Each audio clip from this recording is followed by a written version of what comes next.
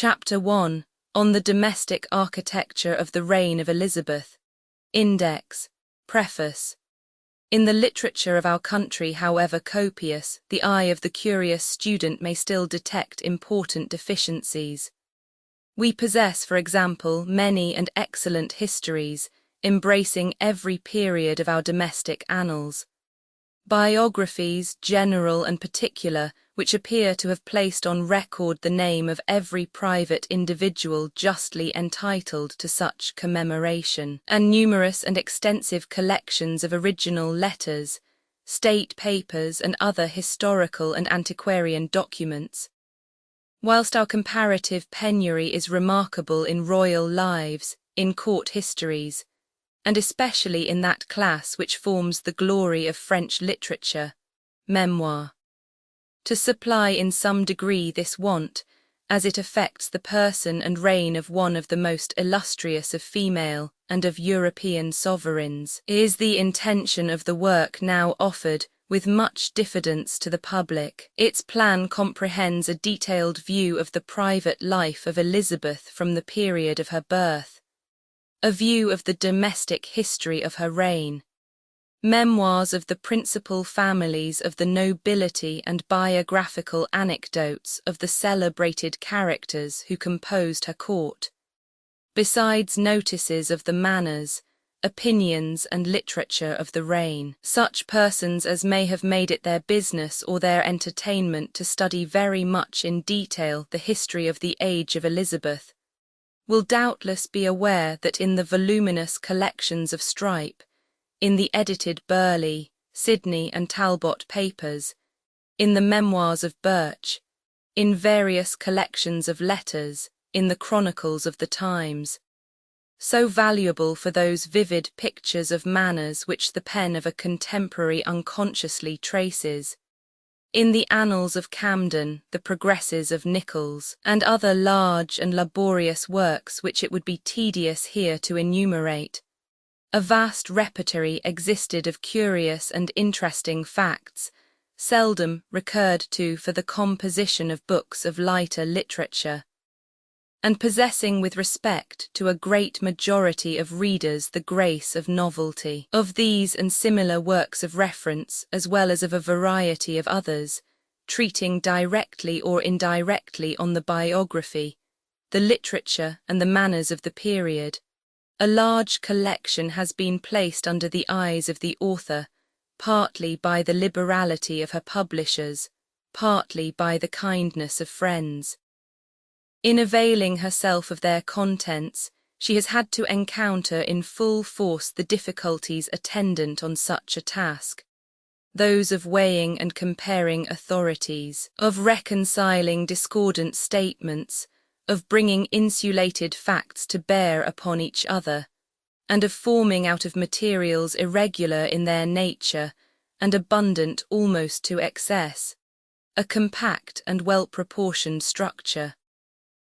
How far her abilities and her diligence may have proved themselves adequate to the undertaking, it remains with a candid public to decide. Respecting the selection of topics, it seems necessary, however, to remark that it has been the constant endeavour of the writer to preserve to her work the genuine character of memoirs, by avoiding as much as possible all encroachments on the peculiar province of history. That amusement of a not illiberal kind has been consulted at least equally with instruction, and that on subjects of graver moment a correct sketch has alone been attempted. By a still more extensive course of reading and research, an additional store of anecdotes and observations might unquestionably have been amassed.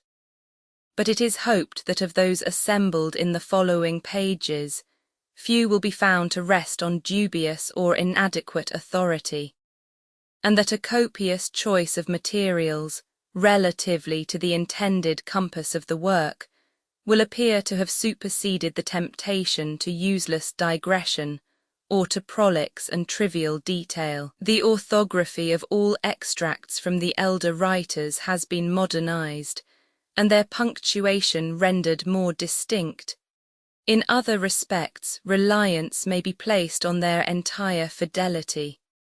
Memoirs of the Court of Queen Elizabeth, Volume I, Chapter 2, Birth of Elizabeth, Circumstances attending the marriage of her parents, Public entry of Anne Boleyn into London, Pageants exhibited, Baptism of Elizabeth, Eminent persons present, Proposal of marriage between Elizabeth and a French prince, Progress of the Reformation, Henry persecutes both parties, Death of Catherine of Aragon, Disgrace of Anne Boleyn, her death confesses an obstacle to her marriage.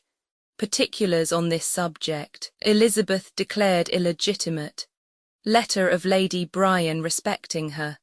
The King marries Jane Seymour. On the 7th of September 1533 at the Royal Palace of Greenwich in Kent, was born under circumstances as peculiar as her afterlife proved eventful and illustrious, Elizabeth, daughter of King Henry Roman VIII, and his Queen Anne Boleyn. Delays and difficulties equally grievous to the impetuous temper of the man and the despotic habits of the prince, had for years obstructed Henry in the execution of his favourite project of repudiating, on the plea of their too near alliance, a wife who had ceased to find favour in his sight, and substituting on her throne the youthful beauty who had captivated his imagination. At length his passion and his impatience had arrived at a pitch capable of bearing down every obstacle. With that contempt of decorum which he displayed so remarkably in some former, and many later transactions of his life, he caused his private marriage with Anne Boleyn to precede the sentence of divorce which he had resolved that his clergy should pronounce against Catherine of Aragon. And no sooner had this judicial ceremony taken place than the new queen was openly exhibited as such in the face of the court and the nation. An unusual ostentation of magnificence appears to have attended the celebration of these august nuptials. The fondness of the king for pomp and pageantry was at all times excessive, and on this occasion his love and his pride would equally conspire to prompt an extraordinary display. Anne, too, a vain, ambitious, and light-minded woman, was probably greedy of this kind of homage from her princely lover, and the very consciousness of the dubious, inauspicious, or disgraceful circumstances attending their union might secretly augment the anxiety of the royal pair to dazzle and impose by the magnificence of their public appearance. Only once before, since the Norman conquest, had a king of England stooped from his dignity to elevate a private gentlewoman and a subject to a partnership of his bed and throne, and the bitter animosities between the Queen's relations on one side and the princes of the blood and great nobles on the other, which had agitated the reign of Edward Roman IV and contributed to bring destruction on the heads of his helpless orphans, stood as a strong warning against a repetition of the experiment. The unblemished reputation and amiable character of Henry's sometime wife had long procured for her the love and respect of the people. Her late misfortunes had engaged their sympathy, and it might be feared that several unfavourable points of comparison would suggest themselves between the high-born and high-minded Catherine and her present rival, once her humble attendant, whose long-known favour with the king, whose open association with him at Calais, whither she had attended him, whose private marriage of uncertain date and already advanced pregnancy afforded so much ground for whispered censures. On the other hand, the personal qualities of the king gave him great power over popular opinion.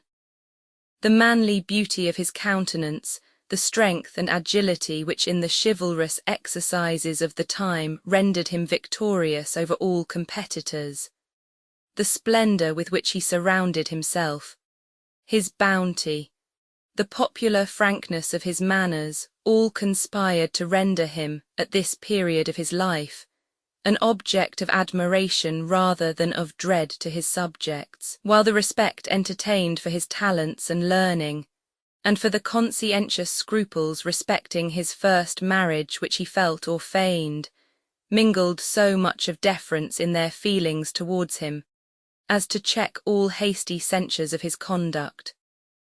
The Protestant party, now considerable by zeal and numbers, foresaw too many happy results to their cause from the circumstances of his present union, to scrutinize with severity the motives which had produced it. The nation at large, justly dreading a disputed succession, with all its long-experienced evils, in the event of Henry's leaving behind him no offspring but a daughter whom he had lately set aside on the ground of illegitimacy, rejoiced in the prospect of a male heir to the crown. The populace of London, captivated as usual by the splendours of a coronation, were also delighted with the youth, beauty, and affability of the new queen. The solemn entry therefore of Anne into the city of London was greeted by the applause of the multitude, and it was probably the genuine voice of public feeling, which in saluting her Queen of England wished her, how much in vain, a long and prosperous life. The pageants displayed in the streets of London on this joyful occasion are described with much minuteness by our chroniclers, and afford ample indications that the barbarism of taste which permitted an incongruous mixture of classical mythology with scriptural allusions was at its height in the learned reign of our 8th Henry. Helicon and Mount Parnassus appeared on one side, St. Anne and Mary, the wife of Cleophas with her children, were represented on the other. Here the three Graces presented the Queen with a golden apple by the hands of their orator Mercury. There the 4 cardinal virtues promised, in set speeches, that they would always be aiding and comforting to her. On the Sunday after her public entry, a day not at this period regarded as improper for the performance of such a ceremonial, Henry caused his queen to be crowned at Westminster with great solemnity, an honour which he never thought proper to confer on any of her successors. In the sex of the child born to them a few months afterwards, the hopes of the royal pair must doubtless have sustained a severe disappointment.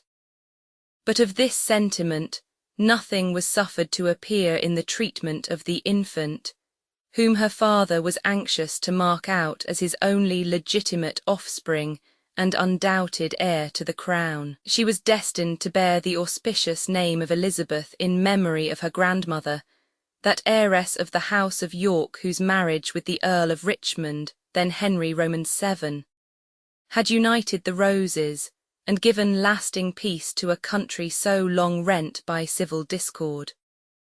The unfortunate Mary, now in her 16th year, was stripped of the title of Princess of Wales, which she had borne from her childhood, that it might adorn a younger sister, one too whose birth her interest, her religion, and her filial affection for an injured mother, alike taught her to regard as base and infamous. A public and princely christening served still further to attest the importance attached to this new member of the royal family. By the king's special command, Cranmer, Archbishop of Canterbury, stood godfather to the princess, and Shakespeare, by a fiction equally poetical and courtly, has represented him as breaking forth on this memorable occasion into an animated vaticination of the glories of the maiden reign. Happy was it for the peace of mind of the noble personages there assembled, that no prophet was empowered at the same time to declare how few of them should live to share its splendours, how awfully large a proportion of their number should fall, or behold their nearest connections falling, untimely victims of the jealous tyranny of Henry himself, or of the convulsions and persecutions of the 2 troubled reigns, destined to intervene before those halcyon days which they were taught to anticipate. For the purpose of illustrating the truth of this remark, and at the same time of introducing to the reader the most distinguished personages of Henry's court, several of whom will afterwards be found exerting different degrees of influence on the character or fortunes of the illustrious subject of this work, it may be worth while to enumerate in regular order the performers in this august ceremonial. The circumstantial Holinshed, to whom we are indebted for their names and offices, will at the same time furnish some of those minute particulars which serve to bring the whole pompous scene before the eye of fancy.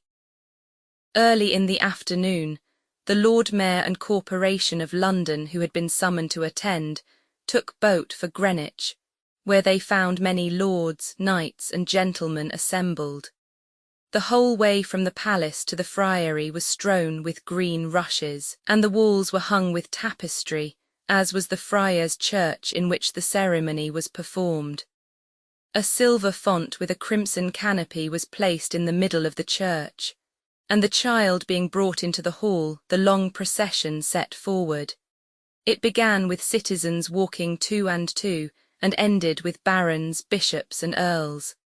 Then came, bearing the gilt basins, Henry Earl of Essex, the last of the ancient name of Berkshire who bore the title. He was a splendid nobleman, distinguished in the martial games and gorgeous pageantries which then amused the court. He also boasted of a royal lineage, being sprung from Thomas of Woodstock, youngest son of Edward Roman III. And perhaps he was apprehensive lest this distinction might hereafter become as fatal to himself as it had lately proved to the unfortunate Duke of Buckingham. But he perished a few years after by a fall from his horse, and leaving no male issue, the king, to the disgust of this great family, conferred the title on the low-bred Cromwell, then his favourite minister. The salt was borne by Henry Marquis of Dorset, the unfortunate father of Lady Jane Grey, who, after receiving the royal pardon for his share in the criminal plot for setting the crown on the head of his daughter, again took up arms in the rebellion of Wyatt, and was brought to expiate this treason on the scaffold. William Courtenay, Marquis of Exeter, followed with the taper of virgin wax, a nobleman who had the misfortune to be very nearly allied to the English throne, his mother being a daughter of Edward Roman IV. He was at this time in high favour with the king his cousin, who, after setting aside his daughter Mary, had even declared him heir apparent to the prejudice of his own sisters. But 3 years after he fell a victim to the jealousy of the king, on a charge of corresponding with his proscribed kinsman Cardinal Pole. His honours and estates were forfeited, and his son, though still a child, was detained in close custody. The chrism was borne by Lady Mary Howard, the beautiful daughter of the Duke of Norfolk, who lived not only to behold, but by the evidence which she gave on his trial to assist in the most unmerited condemnation of her brother, the gallant and accomplished Earl of Surrey. The king, by a trait of royal arrogance, selected this lady, descended from our Saxon monarchs and allied to all the first nobility, for the wife of his base-born son created Duke of Richmond. But it does not appear that the spirit of the Howards was high enough in this reign to feel the insult as it deserved. The royal infant, wrapped in a mantle of purple velvet, having a long train furred with ermine, was carried by one of her godmothers, the Dowager Duchess of Norfolk. Anne Boleyn was this lady's step-granddaughter, but in this alliance with royalty she had little cause to exult, still less in the closer one, which was afterwards formed for her by the elevation of her own granddaughter Catherine Howard. On discovery of the ill conduct of this queen, the aged Duchess was overwhelmed with disgrace. She was even declared guilty of misprision of treason and committed to custody, but was released by the king after the blood of Catherine and her paramours had quenched his fury. The Dowager Marchioness of Dorset was the other godmother at the font. Of the 4 sons of this lady, 3 perished on the scaffold. Her granddaughter Lady Jane Grey shared the same fate, and the surviving son died a prisoner during the reign of Elizabeth, for the offence of distributing a pamphlet asserting the title of the Suffolk line to the crown.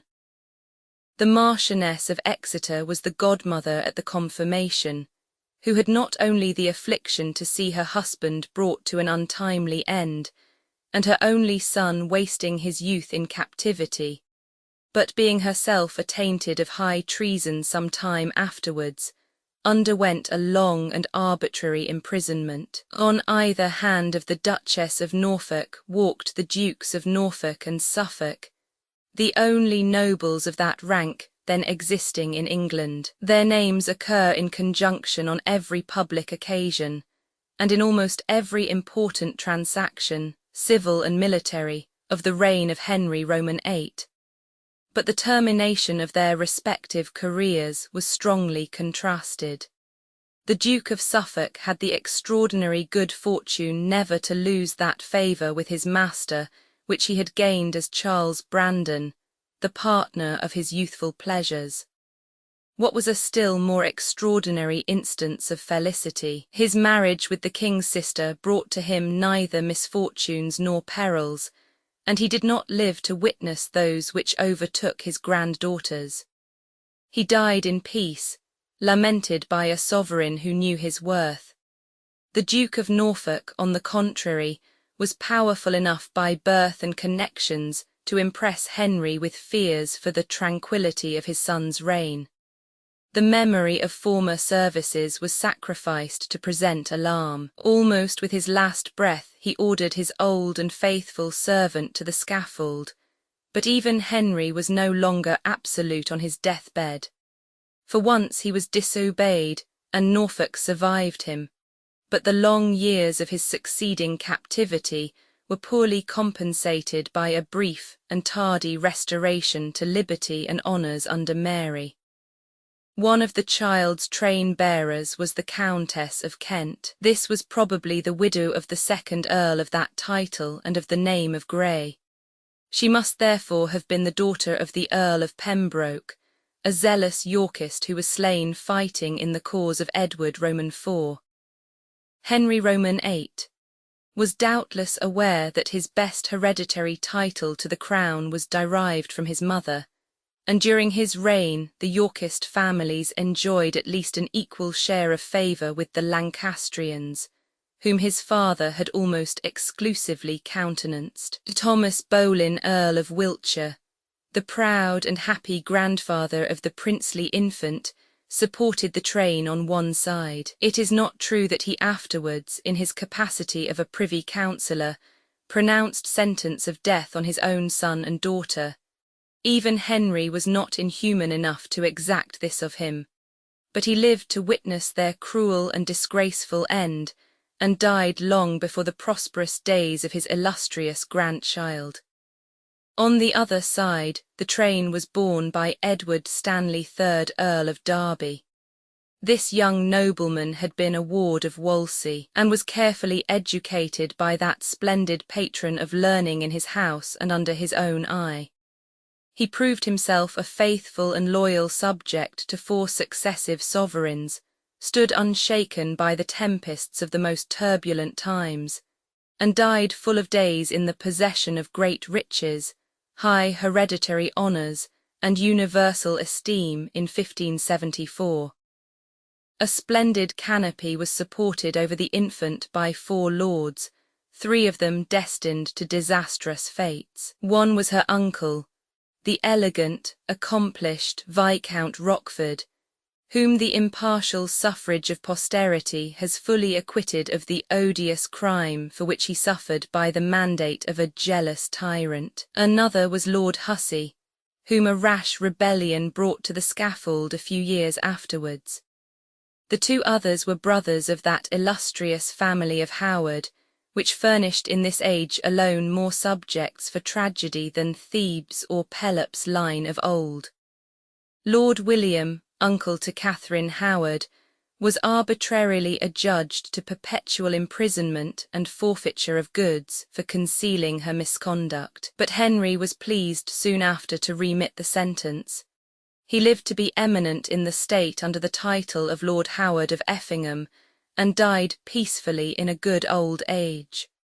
Lord Thomas suffered by the ambition so frequent in his house of matching with the blood royal.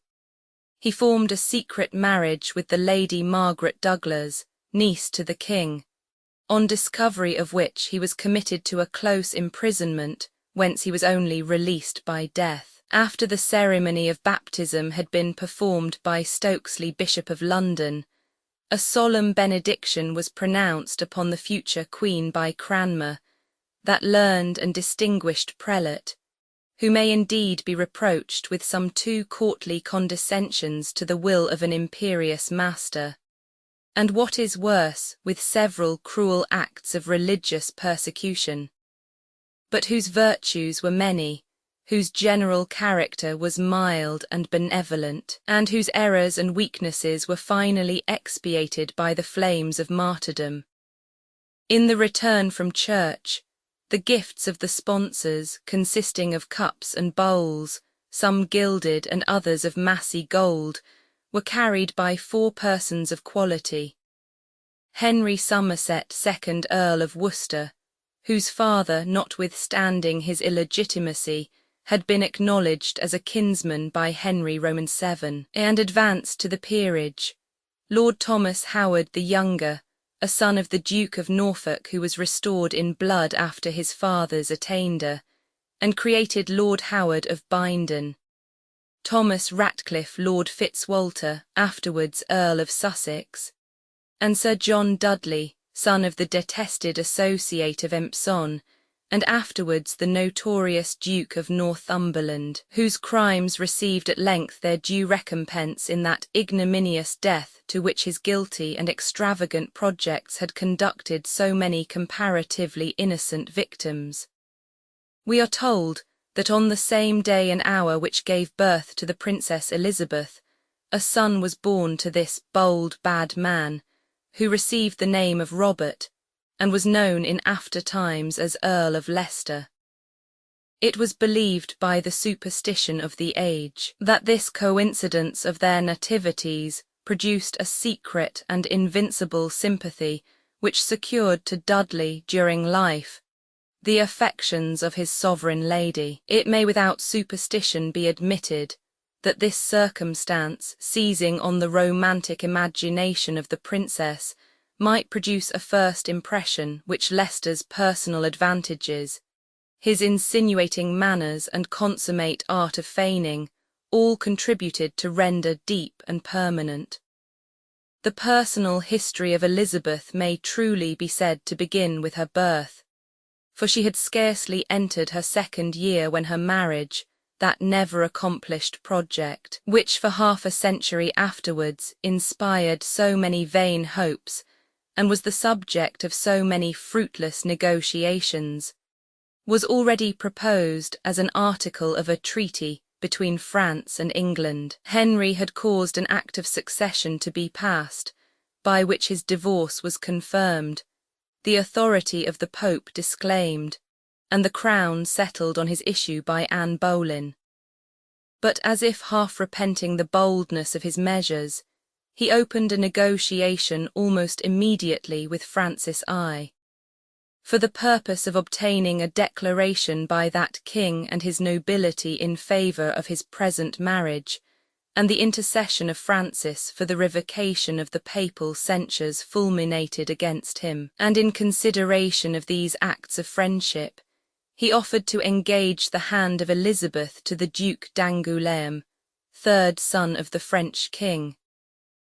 But Francis was unable to prevail upon the new pope to annul the acts of his predecessor, and probably not wishing to connect himself more closely with a prince already regarded as a heretic, he suffered the proposal of marriage to fall to the ground. The doctrines of Zwingle and of Luther had at this time made considerable progress among Henry's subjects, and the great work of reformation was begun in England. Several smaller monasteries had been suppressed. The Pope's supremacy was preached against by public authority, and the Parliament, desirous of widening the breach between the king and the pontiff, declared the former head of the English Church. After some hesitation, Henry accepted the office and wrote a book in defence of his conduct. The Queen was attached, possibly by principle and certainly by interest, to the anti-papal party, which alone admitted the validity of the royal divorce and consequently of her marriage.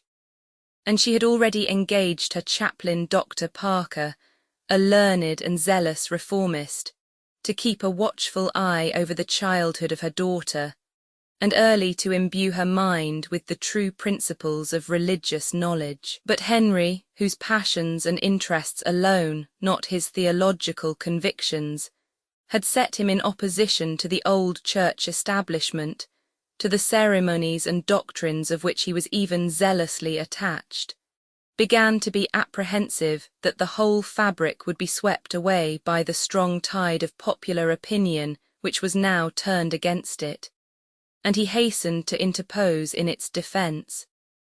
He brought to the stake several persons who denied the real presence, as a terror to the reformers, whilst at the same time he showed his resolution to quell the adherents of popery, by causing Bishop Fisher and Sir Thomas More to be attainted of treason, for refusing such part of the oath of succession as implied the invalidity of the king's first marriage, and thus, in effect, disallowed the authority of the papal dispensation, in virtue of which it had been celebrated. Thus were opened those dismal scenes of religious persecution and political cruelty, from which the mind of Elizabeth was to receive its early and indelible impressions. The year 1536, which proved even more fertile than its predecessor in melancholy incidents and tragical catastrophes, opened with the death of Catherine of Aragon,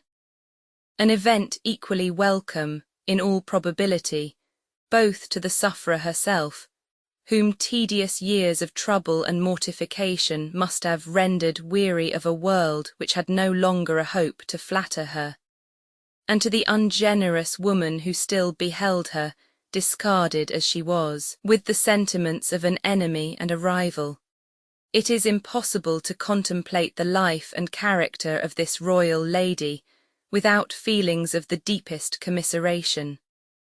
As a wife, the bitter humiliations which she was doomed to undergo were entirely unmerited, for not only was her modesty unquestioned, but her whole conduct towards the king was a perfect model of conjugal love and duty. As a queen and a mother, her firmness, her dignity, and her tenderness deserved a far other recompense than to see herself degraded, on the infamous plea of incest, from the rank of royalty, and her daughter, so long heiress to the English throne, branded with illegitimacy, and cast out alike from the inheritance and the affections of her father. But the memory of this unhappy princess has been embalmed by the genius of Shakespeare, in the noble drama of which he has made her the touching and majestic heroine. And let not the praise of magnanimity be denied to the daughter of Anne Boleyn, in permitting those wrongs and those sufferings which were the price of her glory, nay, of her very existence, to be thus impressively offered to the compassion of her people. Henry was moved to tears on reading the tender and pious letter addressed to him by the dying hand of Catherine, and he marked by several small but expressive acts the respect, or rather the compunction, with which the recollection of her could not fail to inspire him. Anne Boleyn paid to the memory of the Princess Dowager of Wales, such was the title now given to Catherine, the unmeaning compliment of putting on yellow mourning, the colour assigned to queens by the fashion of France, but neither humanity nor discretion restrained her from open demonstrations of the satisfaction afforded her by the melancholy event. Short was her unfeeling triumph. she brought into the world a few days afterwards a dead son. And this second disappointment of his hopes completed that disgust to his queen which satiety, and perhaps also a growing passion for another object, was already beginning to produce in the mind of the king. It is traditionally related that at Jane Seymour's first coming to court, the queen, espying a jewel hung round her neck, wished to look at it, and struck with the young lady's reluctance to submit it to her inspection, snatched it from her with violence, when she found it to contain the king's picture presented by himself to the wearer. From this day she dated her own decline in the affections of her husband and the ascendancy of her rival. However this might be, it is certain that the king about this time began to regard the conduct of his once idolized Anne Boleyn with an altered eye. That easy gaiety of manner which he had once remarked with delight, as an indication of the innocence of her heart and the artlessness of her disposition, was now beheld by him as a culpable levity which offended his pride and alarmed his jealousy. His impetuous temper, with which once to suspect was once to be resolved, disdained to investigate proofs or to fathom motives. A pretext alone was wanting to his rising fury, and this he was not long in finding. On May Day, then observed at court as a high festival, solemn justs were held at Greenwich before the king and queen, in which Viscount Rochford, the queen's brother, was chief challenger, and Henry Norris principal defender. In the midst of the entertainment, the king suddenly rose and quitted the place in anger, but on what particular provocation is not certainly known. Saunders the Jesuit, the great calumniator of Anne Boleyn, says that it was on seeing his consort drop her handkerchief, which Norris picked up and wiped his face with. The queen immediately retired, and the next day was committed to custody. Her earnest entreaties to be permitted to see the king were disregarded, and she was sent to the Tower on a charge of treason and adultery. Lord Rochford Norris, one Smeton a musician, and Brereton and another gentleman of the bedchamber, were likewise apprehended, and brought to trial on the accusation of criminal intercourse with the queen. They were all convicted, but from the few particulars which have come down to us, it seems to be justly inferred that the evidence produced against some at least of these unhappy gentlemen was slight and inconclusive. Lord Rochford is universally believed to have fallen a victim to the atrocious perjuries of his wife, who was very improperly admitted as a witness against him, and whose infamous conduct was afterwards fully brought to light. No absolute criminality appears to have been proved against Weston and Brereton, but Smeton confessed the fact. Norris died much more generously. He protested that he would rather perish 1,000 times than accuse an innocent person, that he believed the queen to be perfectly guiltless. He, at least, could accuse her of nothing, and in this declaration he persisted to the last. His expressions, if truly reported, seem to imply that he might have saved himself by criminating the queen.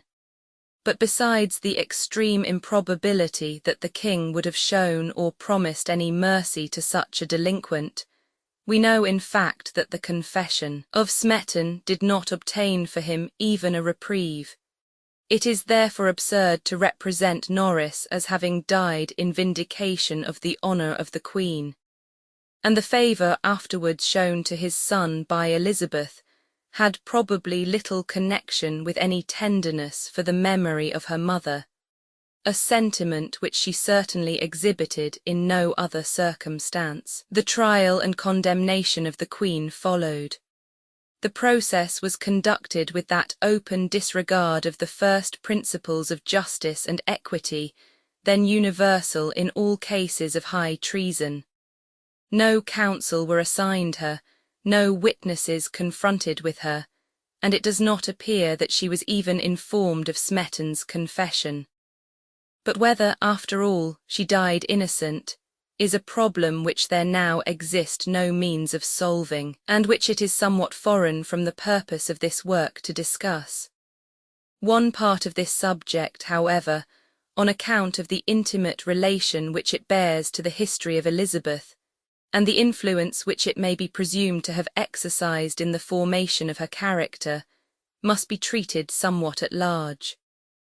The common law of England, by an anomaly truly barbarous, denounced against females only, who should be found guilty of high treason, the punishment of burning, by menaces of putting into execution this horrible sentence, instead of commuting it for decapitation.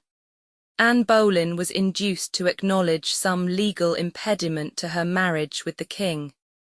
And on this confession alone, Cranmer, with his usual subserviency, gratified his royal master by pronouncing that union null and void, and its offspring illegitimate. What this impediment, real or pretended, might be, we only learn from a public declaration made immediately afterwards by the Earl of Northumberland, stating that whereas it had been pretended that a precontract had subsisted between himself and the late Queen, he has declared upon oath before the Lords of the Council, and taken the sacrament upon it, that no such contract had ever passed between them.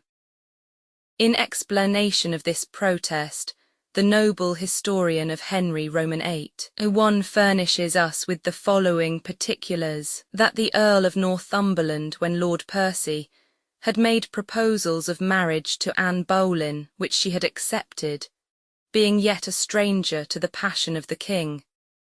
That Henry, unable to bear the idea of losing her, but averse as yet to a declaration of his sentiments, employed Wolsey to dissuade the father of Lord Percy from giving his consent to their union, in which he succeeded. The Earl of Northumberland, probably becoming aware how deeply the personal feelings of the king were concerned. That Lord Percy, however, refused to give up the lady, alleging in the first instance that he had gone too far to recede with honour, but was afterwards compelled by his father to form another matrimonial connection. It should appear by this statement that some engagement had in fact subsisted between Northumberland and Anne, but there is no necessity for supposing it to have been a contract of that solemn nature which, according to the law as it then stood, would have rendered null the subsequent marriage of either party. The protestation of the Earl was confirmed by the most solemn sanctions, which there is no ground for supposing him capable of violating, especially as on this occasion, so far from gaining any advantage by it, he was likely to give high offence to the king. If then, as appears most probable, the confession by which Anne Boleyn disinherited and illegitimatized her daughter was false, a perjury so wicked and cowardly must brand her memory with everlasting infamy. Even should the contrary have been the fact, the transaction does her little honour. In either case it affords ample justification to that daughter in leaving, as she did, her remains without a monument and her conduct without an apology. The precarious and equivocal condition to which the little Elizabeth was reduced by the divorce and death of her mother will be best illustrated by the following extracts of a letter addressed soon after the event, by Lady Bryan, her governess, to Lord Cromwell. It may at the same time amuse the modern reader to remark the minute details on which in that day the first Minister of State was expected to bestow his personal attention. "My lord, when your lordship was last here, it pleased you to say that I should not mistrust the king's grace nor your lordship, which word was more comfort to me than I can write, as God knoweth, and now it boldineth me to show you my poor mind. My lord, when my Lady Mary's grace was born, it pleased the king's grace to appoint me lady mistress, and made me a baroness. And so I have been to the children his grace have had since. Now so it is my Lady Elizabeth is put from that degree she was afore, And what degree she is at now I know not but by hearsay. Therefore I know not how to order her, nor myself, nor none of hers that I have the rule of, that is, her women and her grooms, beseeching you to be good lord to my lady and to all hers, and that she may have some raiment. For she hath neither gown, nor kirtle, nor petticoat, nor no manner of linen, nor forsmocks, nor kerchiefs, nor sleeves, nor rails, nor body stitchets, nor mufflers, nor biggins. All these her grace's mostake to I have driven off as long as I can, that by my troth I cannot drive it no lenger.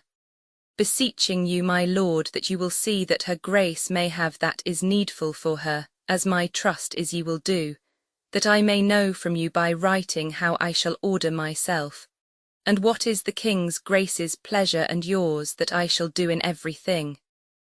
My lord Mr. Shelton saith he is the master of this house. What fashion that shall be I cannot tell, for I have not seen it before. I trust your lordship will see the house honourably ordered, howsoever it hath been ordered aforetime. My lord Mr. Shelton would have my Lady Elizabeth to dine and sup every day at the board of estate. Alas, my lord, it is not meet for a child of her age to keep such rule yet. I promise you, my lord, I dare not take it upon me to keep her in health and she keep that rule. For there she shall see divers meats and fruits and wine, which would be hard for me to restrain her grace from it. Ye know, my lord, there is no place of correction there, and she is yet too young to correct greatly. I know well, and she be there, I shall neither bring her up to the king's grace's honour, nor hers, nor to her health, nor my poor honesty. Wherefore I show your lordship this my desire, beseeching you, my lord, that my lady may have a mess of meat to her own lodging, with a good dish or two, that is meat for her grace to eat of. God knoweth my lady hath great pain with her great teeth, and they come very slowly forth, and causeth me to suffer her grace to have her will more than I would. I trust to God and her teeth were well graft, to have her grace after another fashion than she is yet. So as I trust the king's grace shall have great comfort in her grace, for she is as toward a child, and as gentle of conditions as ever I knew any in my life. Jesu preserve her grace. As for a day or two at a hay time, or whensoever it shall please the king's grace to have her set abroad, I trust so to endeavour me that she shall so do as shall be to the king's honour and hers, and then after to take her ease again. Good my lord, have my lady's grace and us that be her poor servants in your remembrance. From Huntston. No date of time.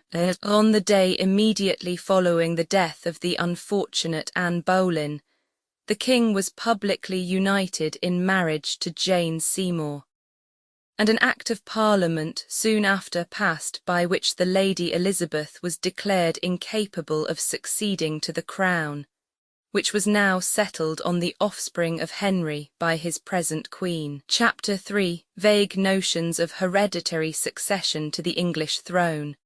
Henry's jealousy of the royal family. Imprisonment of Lord T. Howard and Lady M. Douglas, after fortunes of this lady. Princess Mary reconciled with her father. Dissolution of monasteries' proceeds. Insurrections in Lincolnshire and Yorkshire. Remarkable trait of the power of the nobles. Rebellion of T. Fitzgerald. Romantic adventures of Gerald Fitzgerald. Birth of Prince Edward. Death of the Queen. Rise of the two Seymours. Henry's views in their advancement. His enmity to Cardinal Pole. Causes of it. Geoffrey Pole discloses a plot. Trial and death of Lord Montacute, the Marquis of Exeter, Sir Edward Neville and Sir N. Kerr, particulars of these persons. Attainder of the Marchioness of Exeter and Countess of Salisbury. Application of these circumstances to the history of Elizabeth. Decline of the Protestant party. Its causes. Cromwell proposes the king's marriage with Anne of Cleves. Accomplishments of this lady. Royal marriage. Cromwell made Earl of Essex. Anger of the Berkshire family, justs at Westminster. The king determines to dissolve his marriage. Permits the fall of Cromwell. Is divorced. behaviour of the Queen, marriage of the King to Catherine Howard, ascendancy of the Papists, execution of the Countess of Salisbury of Lord Leonard Grey, discovery of the Queen's ill conduct, attainders passed against her and several others. Nothing could be more opposite to the strict principles of hereditary succession than the ideas entertained, even by the first lawyers of the time of Henry Roman VIII, concerning the manner in which a title to the crown was to be established and recognized. When Rich, the king's solicitor, was sent by his master to argue with Sir Thomas More on the lawfulness of acknowledging the royal supremacy, he inquired in the course of his argument whether Sir Thomas would not own for king any person whatever, himself for example, who should have been declared so by Parliament. He answered that he would. Rich then demanded why he refused to acknowledge a head of the church so appointed. Because, replied More, the Parliament can make a king and depose him, and that every Parliament man may give his consent thereunto. But a subject cannot be bound so in case of supremacy 3. Bold as such doctrine respecting the power of parliaments would now be thought, it could not well be controverted at a time when examples were still recent of kings of the line of York or Lancaster alternately elevated or degraded by a vote of the two houses, and when the father of the reigning sovereign had occupied the throne in virtue of such a nomination more than by right of birth. But the obvious inconveniences and dangers attending the exercise of this power of choice had induced the parliaments of Henry Roman VIII to join with him in various acts for the regulation of the succession. It was probably with the concurrence of this body that in 1532 he had declared his cousin, the Marquis of Exeter, heir to the crown. Yet this very act, by which the king excluded not only his daughter Mary, but his two sisters and their children, every one of whom had a prior right according to the rules at present received, must have caused the sovereignty to be regarded rather as elective in the royal family than properly hereditary.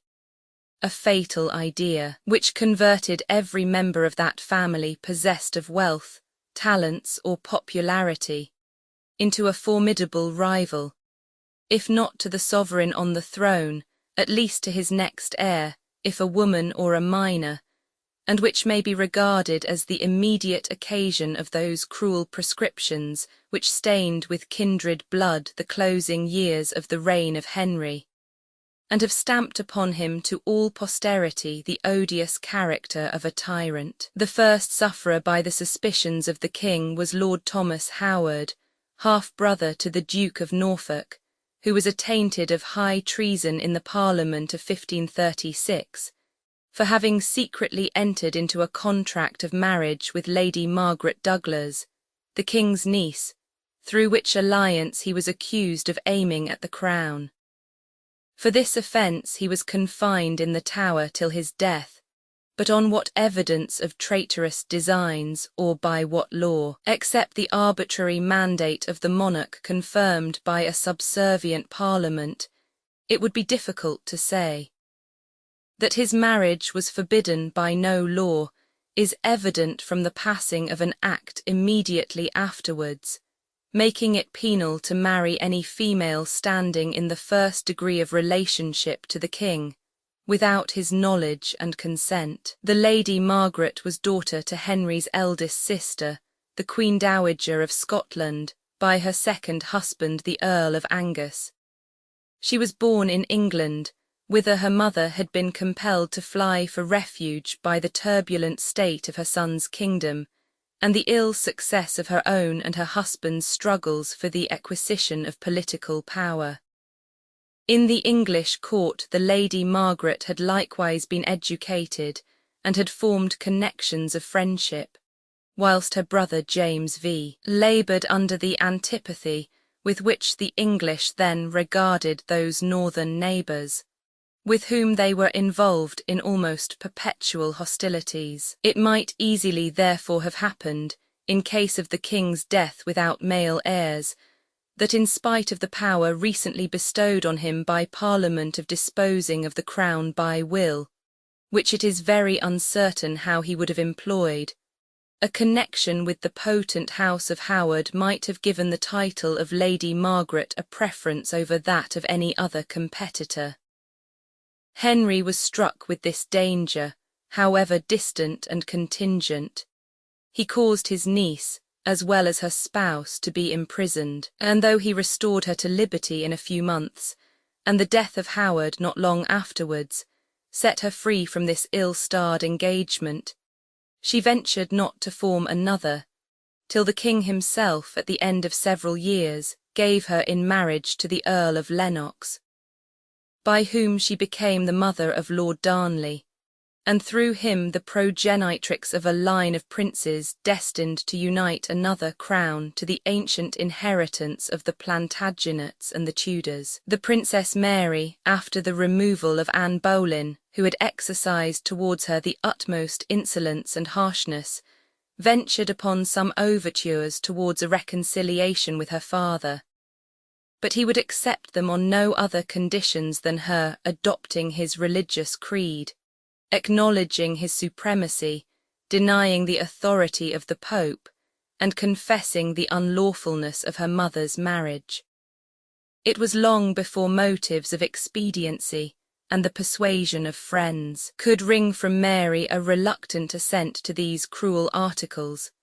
Her compliance was rewarded by the return of her father's affection, but not immediately by her reinstatement in the order of succession. She saw the child of Anne Boleyn still a distinguished object of the king's paternal tenderness. The new queen was likely to give another heir to the crown, and whatever hopes she, with the Catholic party in general, had founded on the disgrace of his late spouse, became frustrated by succeeding events. The death of Catherine of Aragon seemed to have removed the principal obstacles to an agreement between the king and the Pope, and the Holy Father now deigned to make some advances towards a son whom he hoped to find disposed to penitence. But they were absolutely rejected by Henry, who had ceased to dread his spiritual thunders.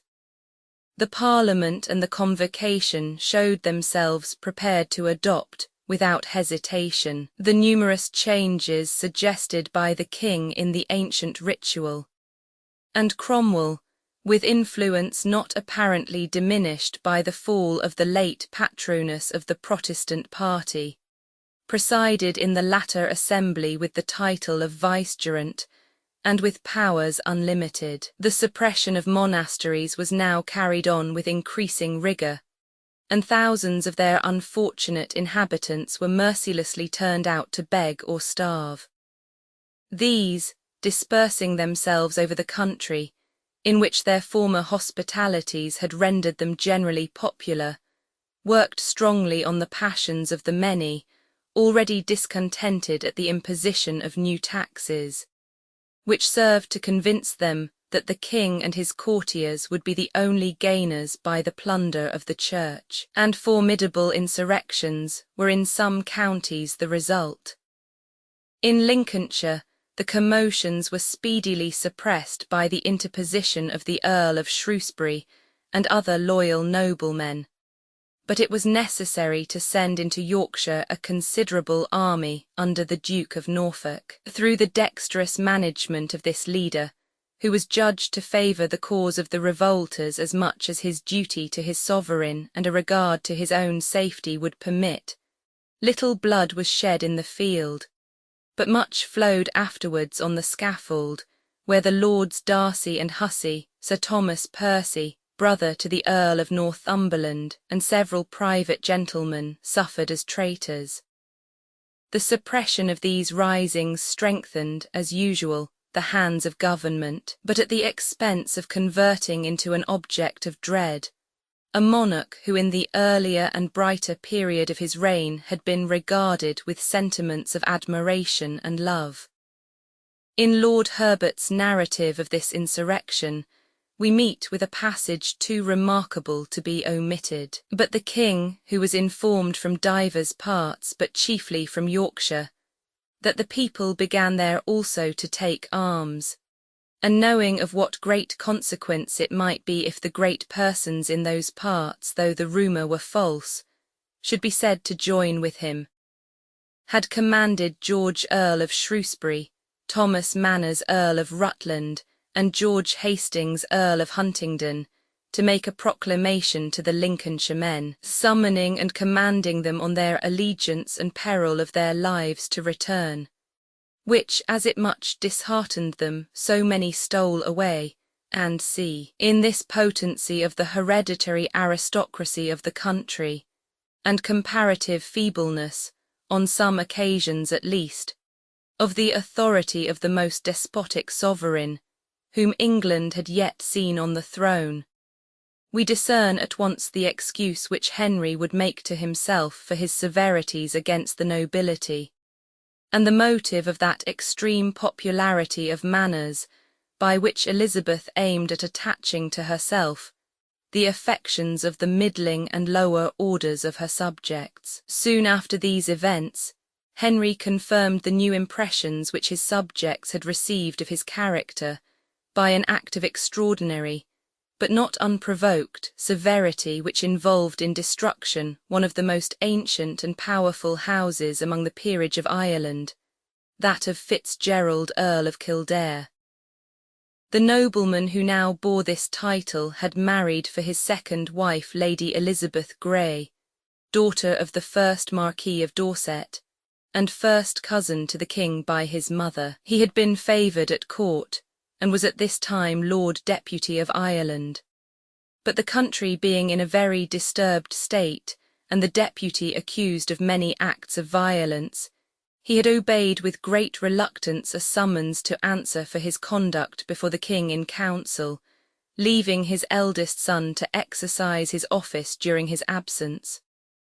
On his arrival, he was committed to the Tower, and his son, alarmed by the false report of his having lost his head, broke out immediately into a furious rebellion. After a temporary success, Thomas Fitzgerald was reduced to great difficulties. At the same time, a promise of pardon was held out to him, and confiding in it, he surrendered himself to Lord Leonard Grey, brother to the Countess, his stepmother. His 5 uncles, also implicated in the guilt of rebellion, were seized by surprise or deceived into submission. The whole 6 were then conveyed to England in the same ship, and all, in spite of the entreaties and remonstrances of Lord Leonard Grey, who considered his own honour as pledged for the safety of their lives, were hanged at Tyburn.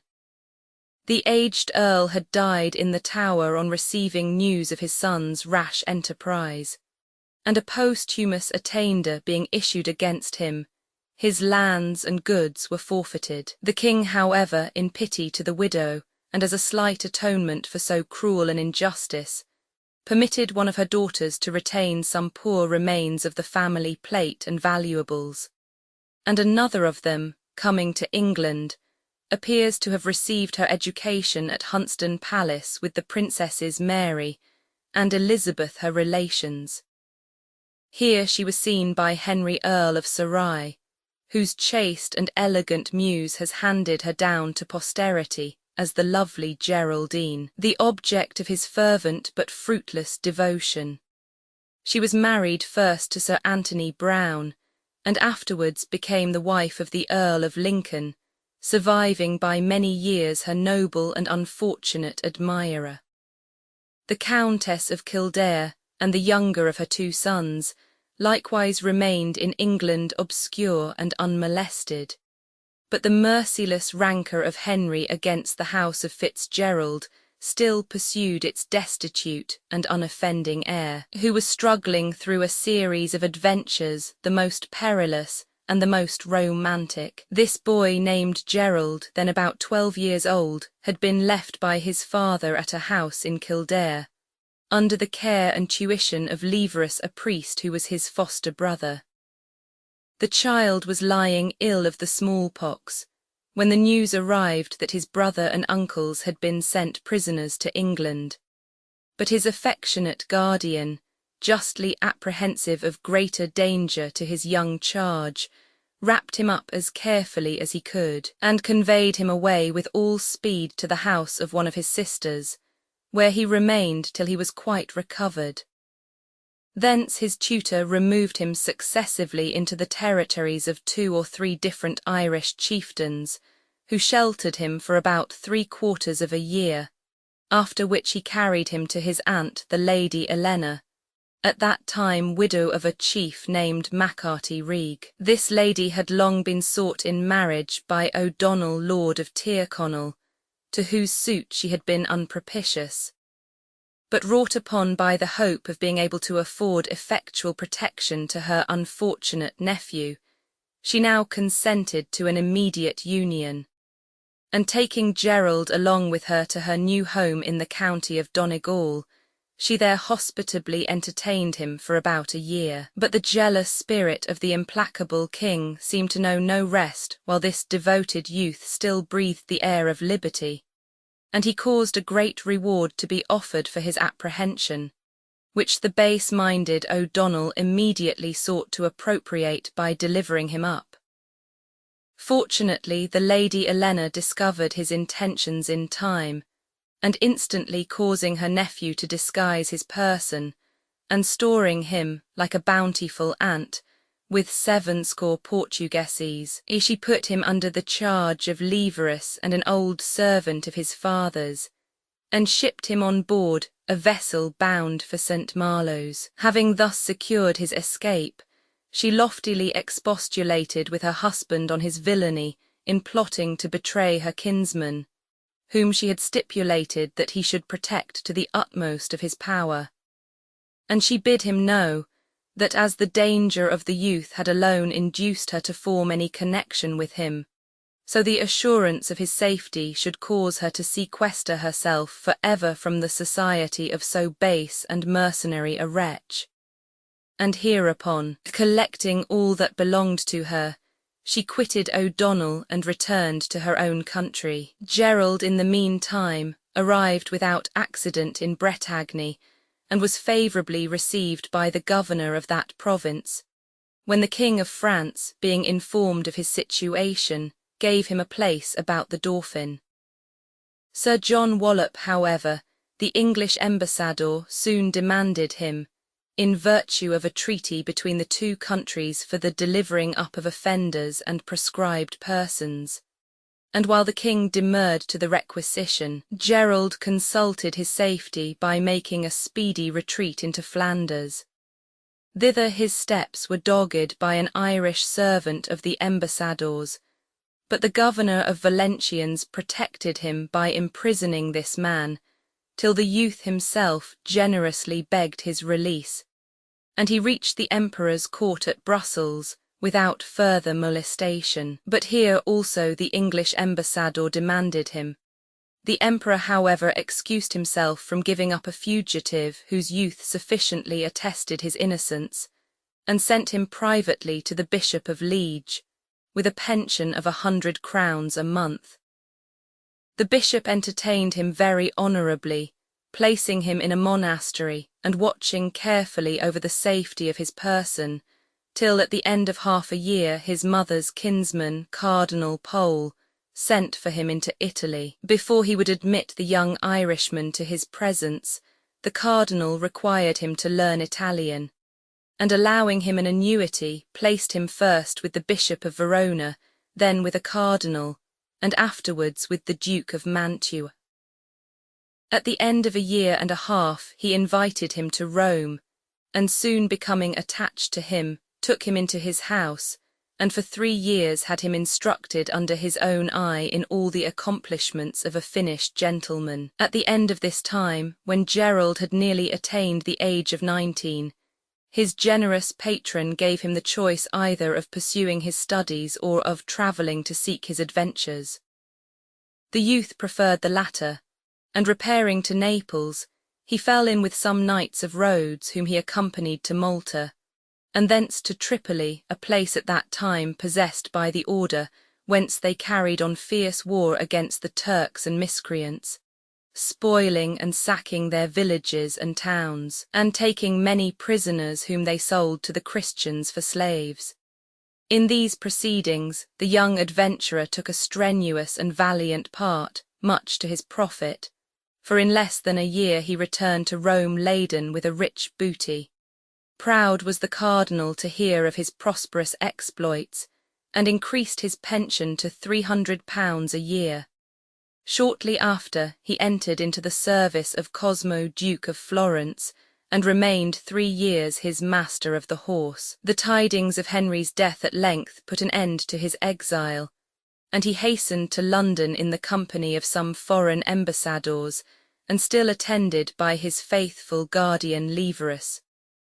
Appearing at King Edward's court in a masque or ball, he had the good fortune to make a deep impression on the heart of a young lady, daughter to Sir Anthony Browne, whom he married, and through the intercession of her friends was restored to a part of his inheritance by the young monarch, who also knighted him. In the next reign, the interest of Cardinal Pole procured his reinstatement in all the titles and honours of his ancestors.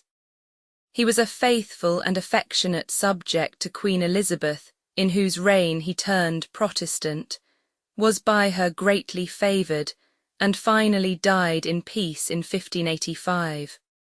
4. That ill-directed restlessness which formed so striking a feature in the character of Henry Roman VIII had already prompted him to interfere, as we have seen, on more than one occasion, with the order of succession, and the dangerous consequences of these capricious acts with respect to the several branches of the royal family have already been observed. To the people at large also, his instability on so momentous a point was harassing and alarming, and they became as much at a loss to conjecture what successor, as what religion he would at last bequeath them. Under such circumstances, great indeed must have been the joy in the court and in the nation on the occurrence of an event calculated to end all doubts and remove all difficulties, the birth of a Prince of Wales. This auspicious infant seemed to strangle in his cradle the serpents of civil discord. Every lip hastened to proffer him its homage, every heart united, or seemed at least to unite, in the general burst of thankfulness and congratulation. The zealous papists formed the party most to be suspected of insincerity in their professions of satisfaction, but the Princess Mary set them an excellent example of graceful submission to what was inevitable by soliciting the office of godmother. Her sister was happily too young to be infected with court jealousies, or to behold in a brother an unwelcome intruder, who came to snatch from her the inheritance of a crown. Between Elizabeth and Edward, an attachment truly fraternal sprung up with the first dawnings of reason. And notwithstanding the fatal blow given to her interests by the act of settlement extorted from his dying hand, this princess never ceased to cherish his memory, and to mention him in terms of affectionate regret. The conjugal felicities of Henry were destined to be of short duration, and before he could receive the felicitations of his subjects on the birth of his son, the mother was snatched away by death. The Queen died deeply regretted, not only by her husband, but by the whole court, whom she had attached by the uncommon sweetness of her disposition. To the Princess Mary, her behaviour had been the reverse of that by which her predecessor had disgraced herself, and the little Elizabeth had received from her marks of a maternal tenderness.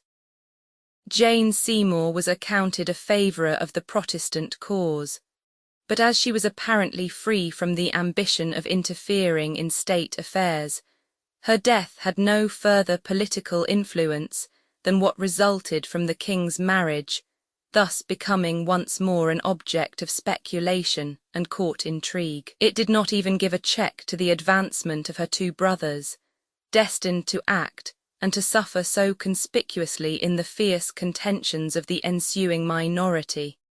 For the king seemed to regard it as a point of policy to elevate those maternal relations of his son, on whose care he relied to watch over the safety of his person in case of his own demise, to a dignity and importance which the proudest nobles of the land might view with respect or fear. Sir Edward Seymour, who had been created Lord Beauchamp the year before, was now made Earl of Hertford, and high places at court and commands in the army attested the favour of his royal brother-in-law.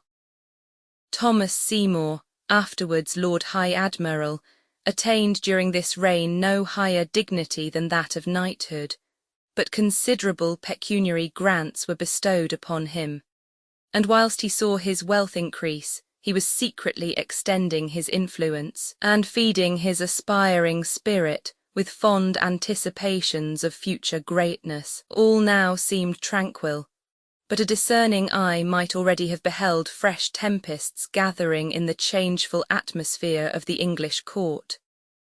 The jealousies of the king, become too habitual to be discarded, had in fact only received a new direction from the birth of his son.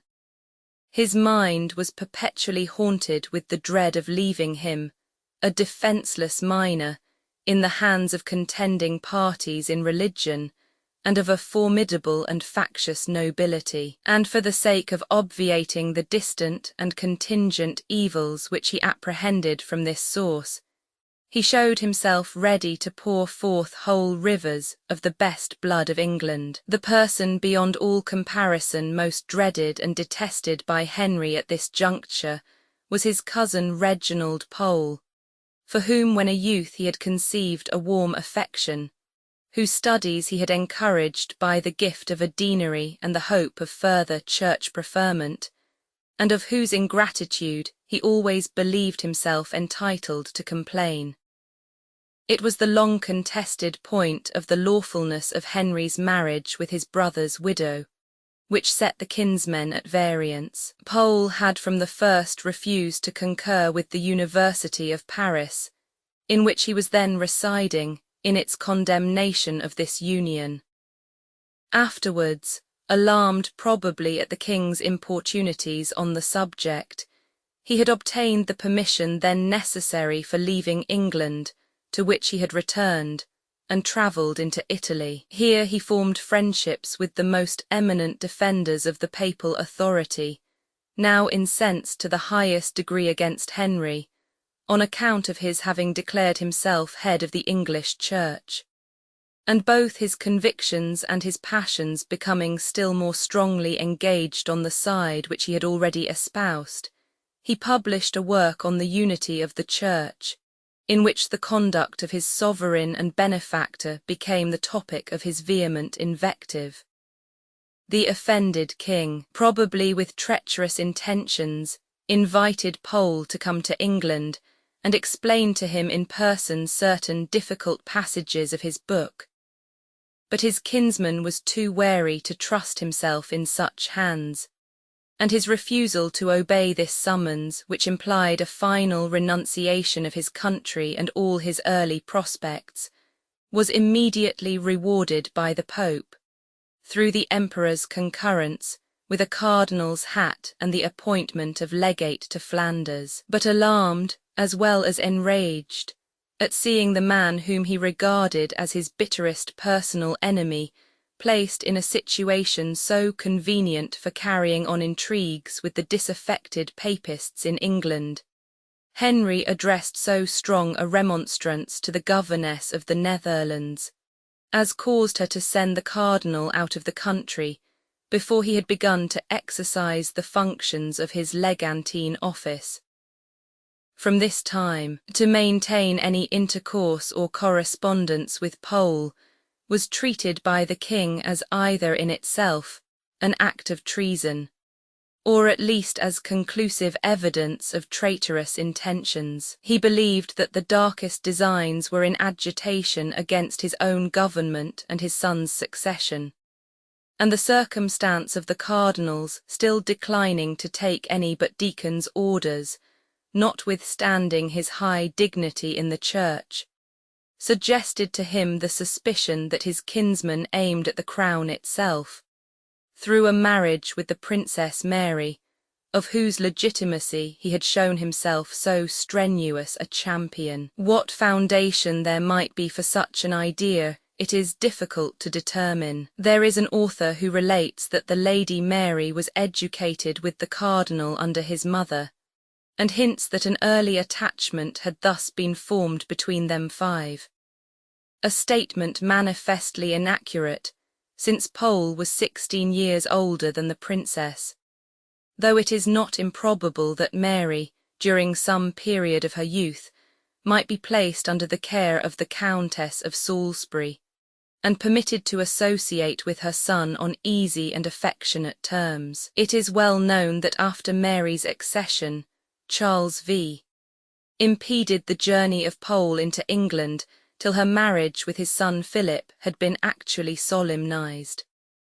But this was probably rather from a persuasion of the inexpediency of the cardinal's sooner opening his legantine commission in England, than from any fear of his supplanting in Mary's affections his younger rival, though some have ascribed to the emperor the latter motive. When, however, it is recollected that in consequence of Henry's having caused a posthumous judgment of treason to be pronounced against the papal martyr Becket, his shrine to be destroyed, his bones burned, and his ashes scattered, the Pope had at length, in 1538, fulminated against him the long-suspended sentence of excommunication, and made a donation of his kingdom to the King of Scots, and thus impressed the sanction of religion on any rebellious attempts of his Roman Catholic subjects.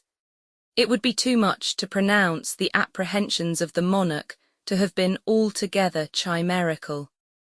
But his suspicion appears, as usual, to have gone beyond the truth, and his anger to have availed itself of slight pretexts to ruin where he feared and hated. Such was the state of his mind when the treachery or weakness of Geoffrey Pole furnished him with intelligence of a traitorous correspondence carried on with his brother the cardinal by several persons of distinction attached to the papal interest, and in which he had himself been a sharer.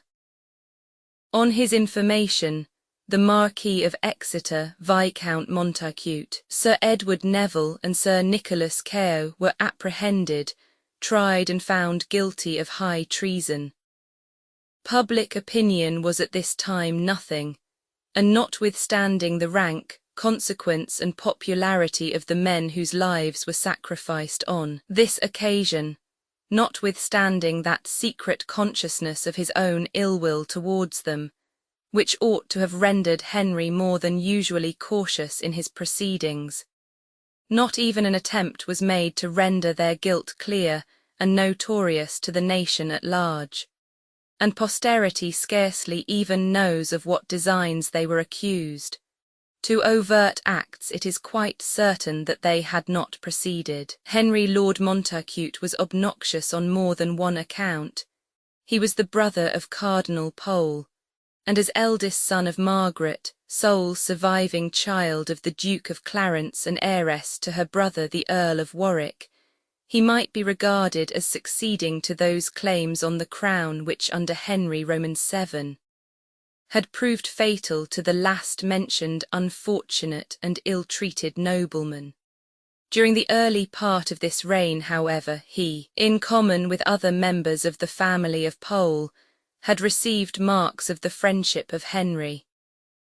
In 1514, his mother was authorized to assume the title of Countess of Salisbury, and he that of Viscount Montacute, notwithstanding the attainder formerly passed against the great house of Neville, from whom these honours were derived. In 1521, Lord Montacute had been indicted for concealing the treasons, real or pretended, of the Duke of Buckingham, but immediately on his acquittal he was restored to the good graces of his sovereign, and 2 years after attended him on an expedition to France. It is probable that Lord Montacute was popular.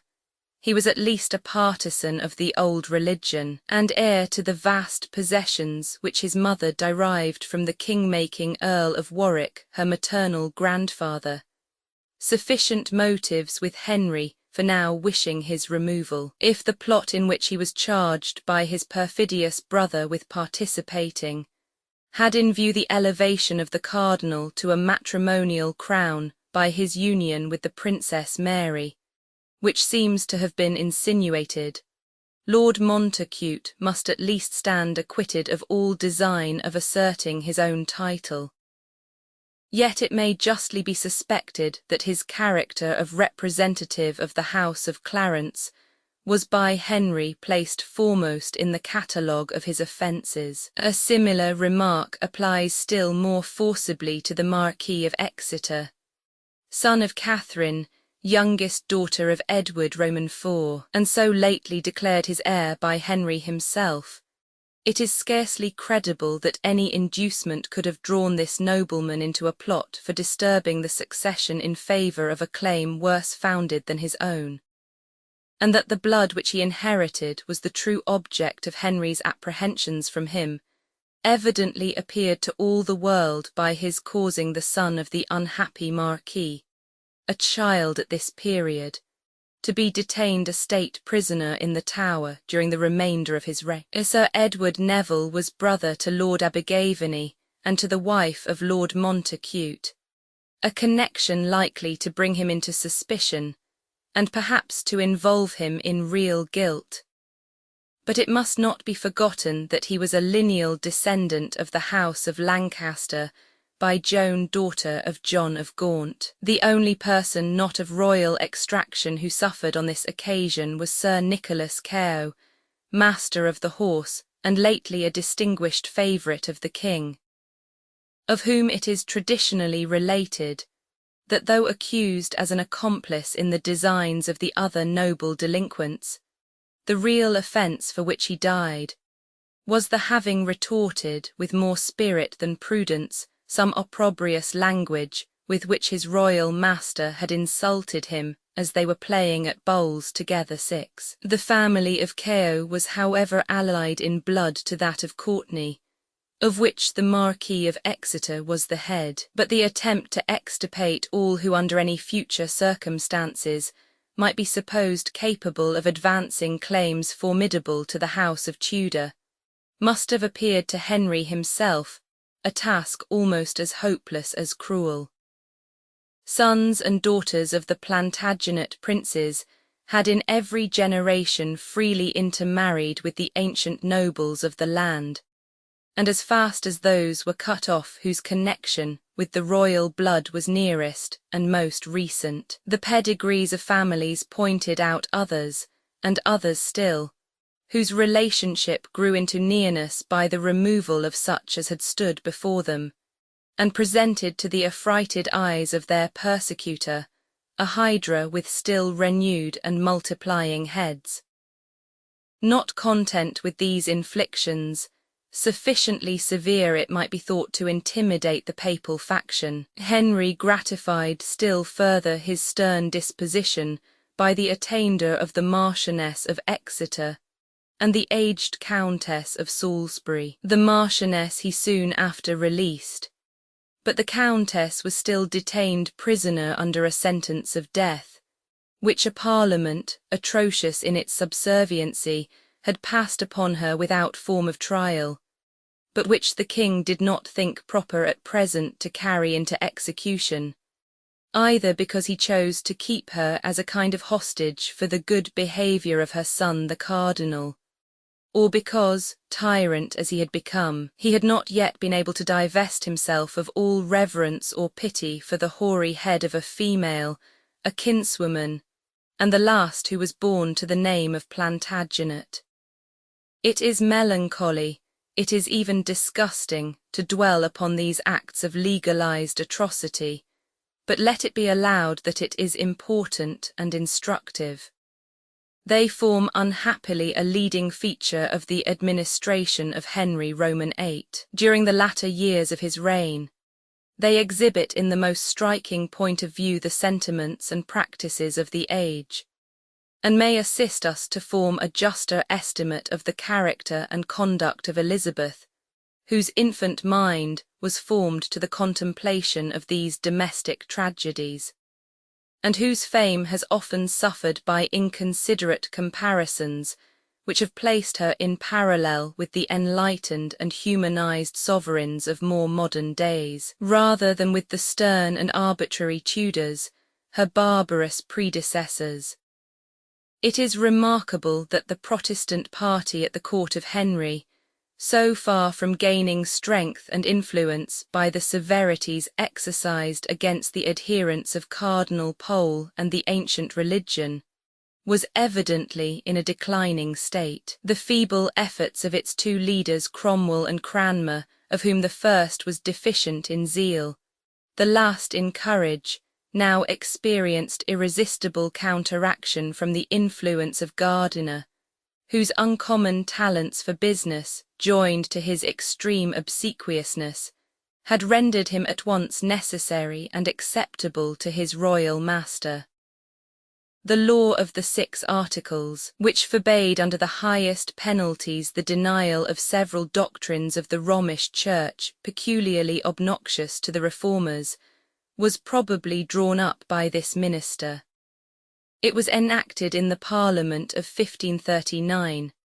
A vast number of persons were soon after imprisoned for transgressing it, and Cranmer himself was compelled, by the clause which ordained the celibacy of the clergy, to send away his wife. Under these circumstances Cromwell began to look on all sides for support, and recollecting with regret the powerful influence exerted by Anne Boleyn in favour of the good cause, and even the gentler and more private aid lent to it by the late Queen, he planned a new marriage for his sovereign, with a lady educated in the very bosom of the Protestant communion. Political considerations favoured the design, since a treaty lately concluded between the Emperor and the King of France rendered it highly expedient that Henry, by way of counterpoise, should strengthen his alliance with the Smalcaldic League. In short, Cromwell prevailed. Holbein, whom the king had appointed his painter on the recommendation of Sir Thomas More, and still retained in that capacity, was sent over to take the portrait of Anne's sister of the Duke of Cleves, and rashly trusting in the fidelity of the likeness, Henry soon after solicited her hand in marriage. The Lady Anne, says a historian, understood no language but Dutch, so that all communication of speech between her and our king was intercluded. Yet our ambassador Nicholas Wotton, Doctor of Law employed in the business, hath it, that she could both read and write in her own language, and so very well. Only for music, he said, it was not the manner of the country to learn it 7. It must be confessed that for a princess this list of accomplishments appears somewhat scanty, and Henry, unfortunately for the Lady Anne, was a great admirer of learning, wit and talents in the female sex, and a passionate lover of music, which he well understood. What was still worse, he piqued himself extremely on his taste in beauty, and was much more solicitous respecting the personal charms of his consorts than is usual with sovereigns. And when, on the arrival of his destined bride in England, he hastened to Rochester to gratify his impatience by snatching a private view of her, he found that in this capital article he had been grievously imposed upon. The uncourteous comparison by which he expressed his dislike of her large and clumsy person is well known. Bitterly did he lament to Cromwell the hard fortune which had allotted him so unlovely a partner, and he returned to London very melancholy. But the evil appeared to be now past remedy. It was contrary to all policy to affront the German princes by sending back their countrywoman after matters had gone so far, and Henry magnanimously resolved to sacrifice his own feelings, once in his life, for the good of his country. Accordingly, he received the princess with great magnificence, and with every outward demonstration of satisfaction, and was married to her at Greenwich in January 1540. 2 or 3 months afterwards, the king, notwithstanding his secret dissatisfaction, rewarded Cromwell for his pains in concluding this union by conferring on him the vacant title of Earl of Essex. A fatal gift, which exasperated to rage the mingled jealousy and disdain which this low-born and aspiring minister had already provoked from the ancient nobility, by intruding himself into the order of the Garter, and which served to heap upon his devoted head fresh coals of wrath against the day of retribution which was fast approaching. The act of transferring this title to a new family could in fact be no otherwise regarded by the great house of Berkshire, which had long enjoyed it, than either as a marked indignity to itself, or as a fresh result of the general Tudor system of depressing and discountenancing the blood of the Plantagenets, from which the Berkshires, through a daughter of Thomas of Woodstock, were descended. The late Earl had left a married daughter, to whom, according to the customary courtesy of English sovereigns in similar circumstances, the title ought to have been continued, and as this lady had no children, the Earl of Bath, as head of the house, felt himself also aggrieved by the alienation of family honours which he hoped to have seen continued to himself and his posterity. In honour, probably, of the recent marriage of the king, unusually splendid justs were opened at Westminster on May Day, in which the challengers were headed by Sir John Dudley, and the defenders by the Earl of Surrey. This entertainment was continued for several successive days, during which the challengers, according to the costly fashion of ancient hospitality, kept open house at their common charge, and feasted the king and queen, the members of both houses, and the Lord Mayor and aldermen with their wives. But scenes of pomp and festivity had no power to divert the thoughts of the king from his domestic grievance, a wife whom he regarded with disgust.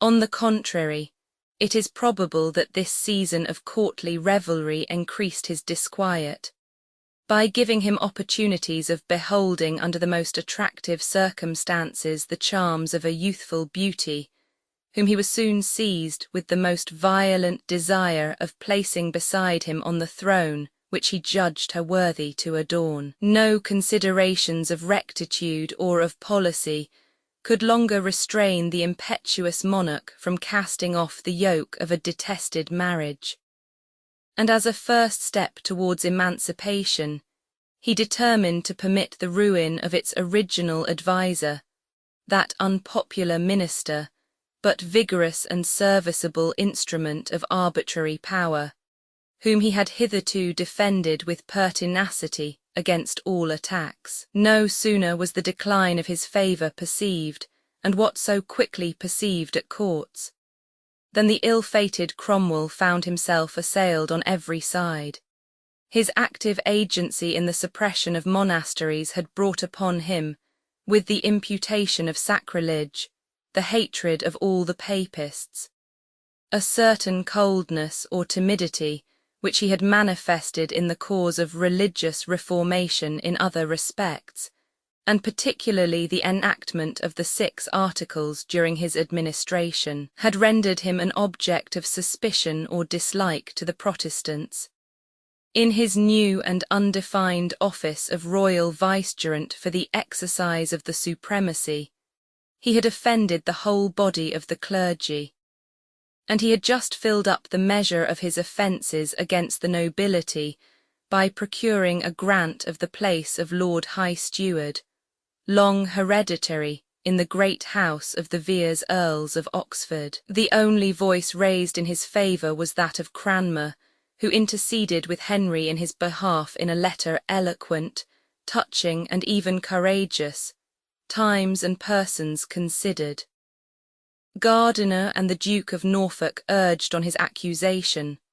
The Parliament, with its accustomed subserviency, proceeded against him by attainder, and having voted him guilty of heresy and treason, left it in the choice of the king to bring him either to the block or the stake for whichever he pleased of these offences, neither of which was proved by evidence or even supported by reasonable probabilities. But against this violation in his person of the chartered rights of Englishmen, however flagrant, the unfortunate Earl of Essex had forfeited all right to appeal, since it was himself who had first advised the same arbitrary mode of proceeding in the cases of the Marchioness of Exeter, of the Countess of Salisbury, and of several persons of inferior rank connected with them, on whom capital punishment had already been inflicted. With many private virtues, Essex, like his great master Wolsey, and like the disgraced ministers of despotic princes in general, perished unpitied. And the king and the faction of Gardiner and of the Howards seemed equally to rejoice in the free course opened by his removal to their further projects. The Parliament was immediately ordered to find valid a certain frivolous pretext of a prior contract, on which its master was pleased to demand a divorce from Anne of Cleves, and the marriage was unanimously declared null, without any opportunity afforded to the Queen of bringing evidence in its support. The fortitude, or rather phlegm, with which her unmerited degradation was supported by the Lady Anne, has in it something at once extraordinary and amusing. There is indeed a tradition that she fainted on first receiving the information that her marriage was likely to be set aside.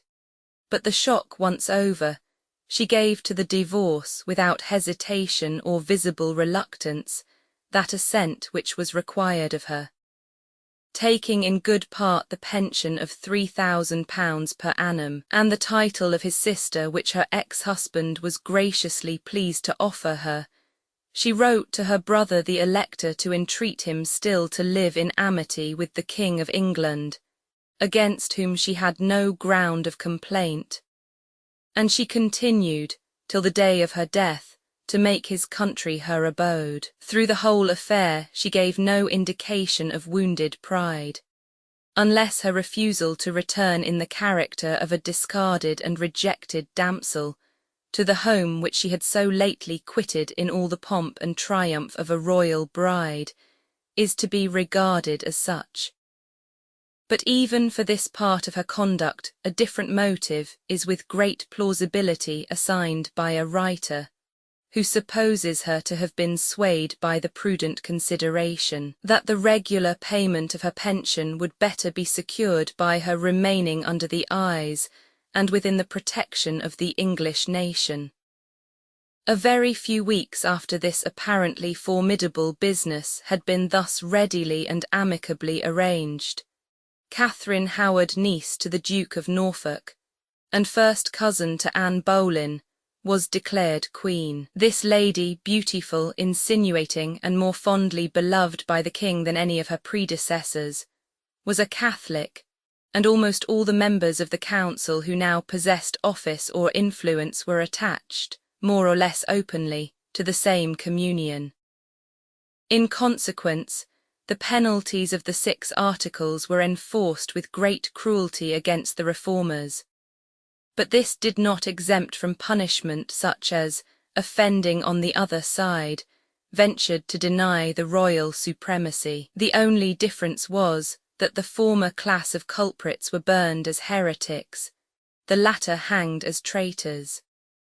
The king soon after seized the occasion of a trifling insurrection in Yorkshire, of which Sir John Neville was the leader, to complete his vengeance against Cardinal Pole, by bringing to a cruel and ignominious end the days of his venerable and sorrow-stricken mother, who had been unfortunate enough thus long to survive the ruin of her family. The strange and shocking scene exhibited on the scaffold by the desperation of this illustrious and injured lady is detailed by all our historians.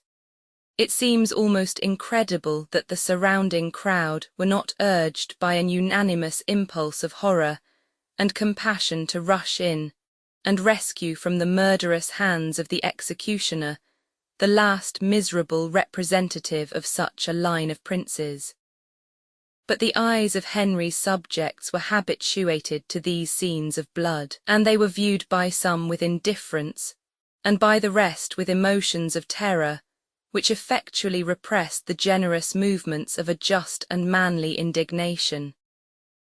In public causes, to be accused and to suffer death were now the same thing, and another eminent victim of the policy of the English Tiberius displayed in a novel and truly portentous manner his utter despair of the justice of the country and the mercy of his sovereign. Lord Leonard Grey, late Deputy of Ireland, was accused of favouring the escape of that persecuted child, his nephew Gerald Fitzgerald, of corresponding with Cardinal Pole, and of various other offences called treasonable. Being brought before a jury of knights, he saved them, says Lord Herbert, the labour of condemning him, and without more ado confessed all. Which, whether this lord, who was of great courage, did out of desperation or guilt, some circumstances make doubtful, and the rather that the articles being so many, he neither denied nor extenuated any of them, though his continual fighting with the king's enemies, where occasion was, pleaded much on his part. Howsoever, he had his head cut off fate, or the queen and her party were daily gaining upon the mind of the king, and Cranmer himself, notwithstanding the high esteem entertained for him by Henry, had begun to be endangered by their machinations, when an unexpected discovery put into his hands the means of baffling all their designs, and producing a total revolution in the face of the court. It was towards the close of the year 1541 that private information was conveyed to the primate of such disorders in the conduct of the Queen before her marriage as could not fail to plunge her in infamy and ruin. Cranmer, if not exceedingly grieved, was at least greatly perplexed by the incident. At first sight there appeared to be equal danger in concealing or discovering circumstances of a nature so delicate, and the Archbishop was timid by nature, and cautious from the experience of a court. At length, all things well weighed, he judiciously preferred the hazard of making the communication at once, without reserve and directly, to the person most interested, and forming into a narrative facts which his tongue dared not utter to the face of a prince whose anger was deadly, he presented it to him and entreated him to peruse it in secret. Love and pride conspired to persuade the king that his Catherine was incapable of having imposed upon him thus grossly, and he at once pronounced the whole story a malicious fabrication. But the strict inquiry which he caused to be instituted for the purpose of punishing its authors not only established the truth of the accusations already brought, but served also to throw the strongest suspicions on the conjugal fidelity of the Queen. The agonies of Henry on this occasion were such as in any other husband would have merited the deepest compassion. With him they were quickly succeeded by the most violent rage, and his cry for vengeance was, as usual, echoed with alacrity by a loyal and sympathizing Parliament. Party animosity profited by the occasion and gave additional impulse to their proceedings. After convicting by attainder the Queen and her paramours, who were soon after put to death, the two houses proceeded also to attaint her uncle, aunt, grandmother, and about 10 other persons, male and female, accused of being accessory or privy to her disorders before marriage. and of not revealing them to the king when they became acquainted with his intention of making her his consort. An offence declared to be misprision of treason by an ex post facto law, but this was an excess of barbarity of which Henry himself was ashamed. The infamous Lady Rochford was the only confidant who suffered capitally. The rest were released after imprisonments of longer or shorter duration. Yet a reserve of bitterness appears to have remained stored up in the heart of the king against the whole race of Howard, which the enemies of that illustrious house well knew how to cherish and augment against a future day. Chapter 4. Rout of Solway and Death of James V of Scotland. Birth of Queen Mary. Henry projects to marry her to his son. Offers the hand of Elizabeth to the Earl of Arran. Earl of Lennox marries Lady M. Douglas. Marriage of the king to Catherine Parr. Her person and acquirements. Influence of her conduct on Elizabeth. Henry joins the Emperor against Francis I. His campaign in France. Princess Mary replaced in order of succession and Elizabeth also. Proposals for a marriage between Elizabeth and Philip of Spain. The Duke of Norfolk and Earl of Hertford heads of the Catholic and Protestant parties. Circumstances which give a preponderance to the latter. Disgrace of the Duke. Trial of the Earl of Surrey. His death and character. Sentence against the Duke of Norfolk. Death of Henry. In the month of December 1542, shortly after the rout of Solway, in which the English made prisoners the flower of the Scottish nobility, the same messenger brought to Henry Roman VIII the tidings that the grief and shame of this defeat had broken the heart of King James V, and that his queen had brought into the world a daughter, who had received the name of Mary, and was now Queen of Scotland. Without stopping to deplore the melancholy fate of a nephew whom he had himself brought to destruction, Henry instantly formed the project of uniting the whole island under one crown, by the marriage of this infant sovereign with the prince his son. All the Scottish prisoners of rank then in London were immediately offered the liberty of returning to their own country on the condition, to which they acceded with apparent alacrity, of promoting this union with all their interest. And so confident was the English monarch in the success of his measures, that previously to their departure, several of them were carried to the palace of Enfield, where young Edward then resided, that they might tender homage to the future husband of their queen. The regency of Scotland at this critical juncture was claimed by the Earl of Arran, who was generally regarded as next heir to the crown, though his legitimacy had been disputed. And to this nobleman, but whether for himself or his son seems doubtful, Henry, as a further means of securing the important object which he had at heart, offered the hand of his daughter Elizabeth.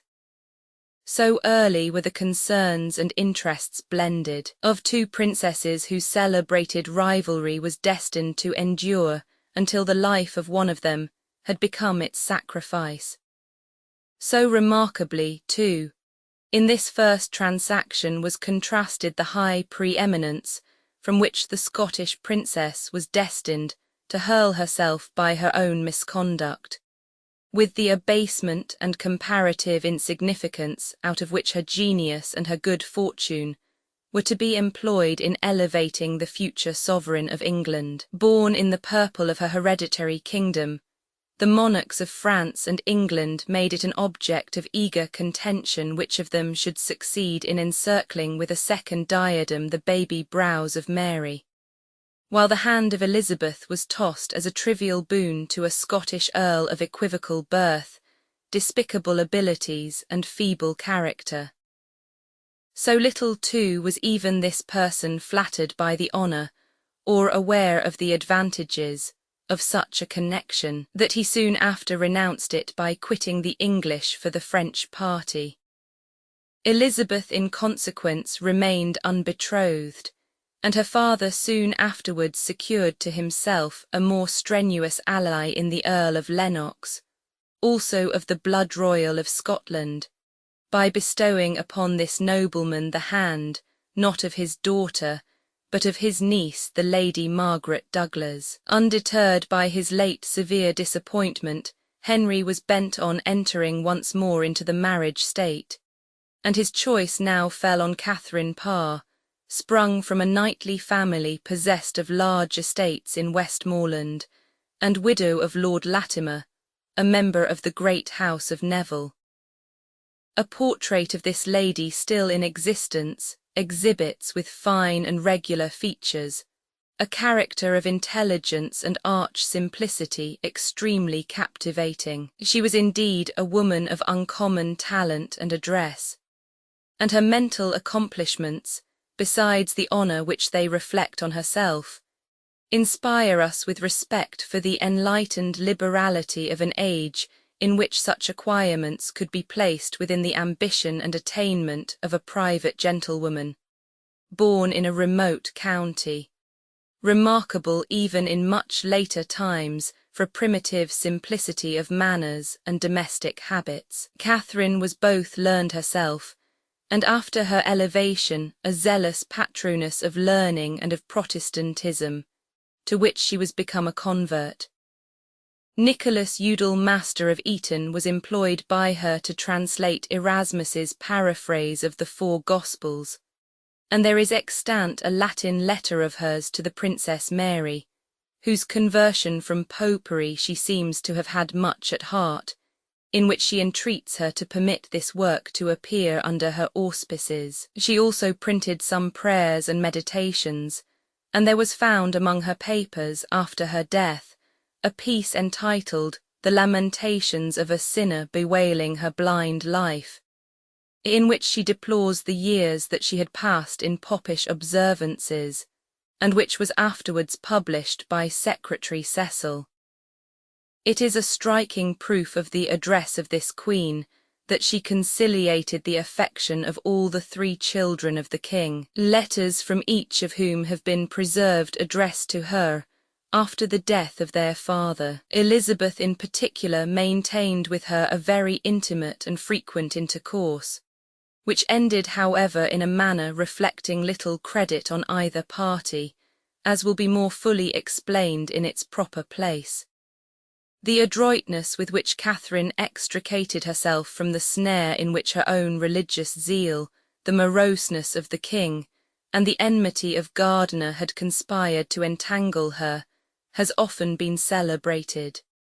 May it not be conjectured that such an example, given by one of whom she entertained a high opinion, might exert no inconsiderable influence on the opening mind of Elizabeth, whose conduct in the many similar dilemmas to which it was her lot to be reduced, partook so much of the same character of politic and cautious equivocation. Henry discovered by experiment that it would prove a much more difficult matter than he had apprehended to accomplish, either by force or persuasion, the marriage of young Edward with the Queen of Scots, and learning that it was principally to the intrigues of Francis I, against whom he had other causes also of complaint, that he was likely to owe the disappointment of this favourite scheme, he determined on revenge. With this design he turned his eyes on the Emperor, and finding Charles perfectly well disposed to forget all ancient animosities in sympathy with his newly conceived indignation against the French king, he entered with him into a strict alliance. War was soon declared against France by the new confederates, and after a campaign in which little was effected, it was agreed that Charles and Henry, uniting their efforts, should assail that kingdom with a force which it was judged incapable of resisting, and without stopping at inferior objects march straight to Paris. Accordingly, in July 1544, preceded by a fine army, and attended by the flower of his nobility splendidly equipped, Henry took his departure for Calais in a ship the sails of which were made of cloth of gold. He arrived in safety, and enjoyed the satisfaction of dazzling with his magnificence the Count de Buren, whom the emperor sent with a body of horse to meet him, quarrelled soon after with that potentate, who found it his interest to make a separate peace, took the towns of Montreuil and Boulogne, neither of them of any value to him, and returned. So foolish and expensive a sally of passion, however characteristic of the disposition of this monarch, would not merit commemoration in this place, but for the important influence which it unexpectedly exerted on the fortune and expectations of Elizabeth through the following train of circumstances. The emperor, whose long enmity with Henry had taken its rise from what he justly regarded as the injuries of Catherine of Aragon, his aunt, in whose person the whole royal family of Spain had been insulted, had required of him as a preliminary to their treaty a formal acknowledgment of the legitimacy of his daughter Mary. This Henry could not, with any regard to consistency, grant, but desirous to accede as far as he conveniently could to the wishes of his new ally, he consented to stipulate that without any explanation on this point, his eldest daughter should by Act of Parliament be reinstated in the order of succession. At the same time, glad to relent in behalf of his favourite child, and unwilling perhaps to give the Catholic party the triumph of asserting that he had virtually declared his first marriage more lawful than his second, he caused a similar privilege to be extended to Elizabeth, who was thus happily restored to her original station and prospects, before she had attained sufficient maturity of age to suffer by the cruel and mortifying degradation to which she had been for several years subjected. Henceforth, though the act which declared null the marriage of the king with Anne Boleyn remained for ever unrepealed, her daughter appears to have been universally recognised on the footing of a princess of England. And so completely were the old disputes concerning the divorce of Catherine consigned to oblivion, that in 1546, when France, Spain and England had concluded a treaty of peace, proposals passed between the courts of London and Madrid for the marriage of Elizabeth with Philip, Prince of Spain. That very Philip, afterwards her brother-in-law, and in adversity her friend and protector, then a second time her suitor, and afterwards again to the end of his days the most formidable and implacable of her enemies. On which side, or on what assigned objections, this treaty of marriage was relinquished, we do not learn. But as the demonstrations of friendship between Charles and Henry after their French campaign were full of insincerity, it may perhaps be doubted whether either party was ever bent in earnest on the completion of this extraordinary union. The Popish and Protestant factions, which now divided the English court, had for several years acknowledged as their respective leaders the Duke of Norfolk and the Earl of Hertford. To the latter of these, the painful impression left on Henry's mind by the excesses of Catherine Howard, the religious sentiments embraced by the present Queen, the King's increasing jealousy of the ancient nobility of the country, and above all the visible decline of his health, which brought into immediate prospect the accession of young Edward under the tutelage of his uncle, had now conspired to give a decided preponderancy. The aged Duke, sagacious, politic, and deeply versed in all the secrets and the arts of courts, saw in a coalition with the Seymours the only expedient for averting the ruin of his house, and he proposed to bestow his daughter the Duchess of Richmond in marriage on Sir Thomas Seymour, while he exerted all his authority with his son to prevail upon him to address one of the daughters of the Earl of Hertford. But Sir Rye's scorn of the new nobility of the House of Seymour, and his animosity against the person of its chief, was not to be overcome by any plea of expedience or threatening of danger. He could not forget that it was at the instance of the Earl of Hertford that he, with some other nobles and gentlemen, had suffered the disgrace of imprisonment for eating flesh in Lent. That when a trifling defeat which he had sustained near Boulogne had caused him to be removed from the government of that town, it was the Earl of Hertford who ultimately profited by his misfortune, in succeeding to the command of the army. Other grounds of offence the haughty Sarai had also conceived against him, and choosing rather to fall than cling for support to an enemy at once despised and hated, he braved the utmost displeasure of his father by an absolute refusal to lend himself to such a scheme of alliance. Of this circumstance his enemies availed themselves to instill into the mind of the king a suspicion that the Earl of Sarai aspired to the hand of the Princess Mary. They also commented with industrious malice on his bearing the arms of Edward the Confessor, to which he was clearly entitled in right of his mother, a daughter of the Duke of Buckingham, but which his more cautious father had ceased to quarter after the attainder of that unfortunate nobleman. The sick mind of Henry received with eagerness all these suggestions, and the ruin of the Earl was determined nigh. An indictment of high treason was preferred against him. His proposal of disproving the charge according to a mode then legal, by fighting his principal accuser in his shirt, was overruled. His spirited, strong and eloquent defence was disregarded. A jury devoted to the crown brought in a verdict of guilty. And in January 1547, at the early age of 27, he underwent the fatal sentence of the law. No one during the whole sanguinary tyranny of Henry Roman VIII fell more guiltless or more generally deplored by all whom personal animosity or the spirit of party had not hardened against sentiments of compassion or blinded to the perception of merit. But much of Sarai has survived the cruelty of his fate. His beautiful songs and sonnets, which served as a model to the most popular poets of the age of Elizabeth, still excite the admiration of every student attached to the early literature of our country.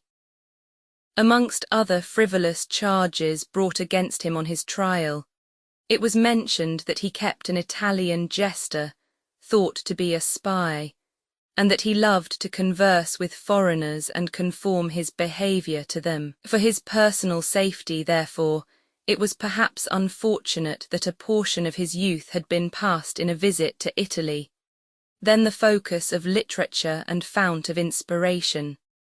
But for his surviving fame, and for the progress of English poetry, the circumstance was eminently propitious, since it is from the return of this noble traveller that we are to date not only the introduction into our language of the Petrarchan sonnet, and with it of a tenderness and refinement of sentiment unknown to the barbarism of our preceding versifiers, but what is much more, that of heroic blank verse, a noble measure, of which the earliest example exists in Sarai's spirited and faithful version of one book of the Aeneid. The exalted rank, the splendid talents, the lofty spirit of this lamented nobleman seemed to destine him to a station second to none among the public characters of his time. And if, instead of being cut off by the hand of violence in the morning of life, he had been permitted to attain a length of days at all approaching to the fourscore years of his father, it is probable that the votary of letters would have been lost to us in the statesman or the soldier. Queen Mary, who sought by her favour and confidence to revive the almost extinguished energies of his father, and called forth into premature distinction the aspiring boyhood of his son, would have entrusted to his vigorous years the highest offices and most weighty affairs of state. Perhaps even the suspicions of her father might have been verified by the event, and her own royal hand might itself have become the reward of his virtues and attachment. Elizabeth, whose maternal ancestry closely connected her with the house of Howard, might have sought and found, in her kinsman the Earl of Sarai, a counsellor and friend deserving of all her confidence and esteem. And it is possible that he, with safety and effect, might have placed himself as a mediator between the Queen and that formidable Catholic party of which his misguided son, fatally for himself, aspired to be regarded as the leader, and was in fact only the instrument. But the career of ambition, ere he had well entered it, was closed upon him for ever. And it is as an accomplished knight, a polished lover, and above all as a poet, that the name of Sarai now lives in the annals of his country. Of the 5 children who survived to feel the want of his paternal guidance, one daughter, married to the Earl of Westmoreland, was honourably distinguished by talents, erudition, and the patronage of letters. But of the 2 sons, the elder was that unfortunate Duke of Norfolk who paid on the scaffold the forfeit of an inconsiderate and guilty enterprise, and the younger, created Earl of Northampton by James I, lived to disgrace his birth and fine talents by every kind of baseness, and died just in time to escape punishment as an accomplice in Overbury's murder.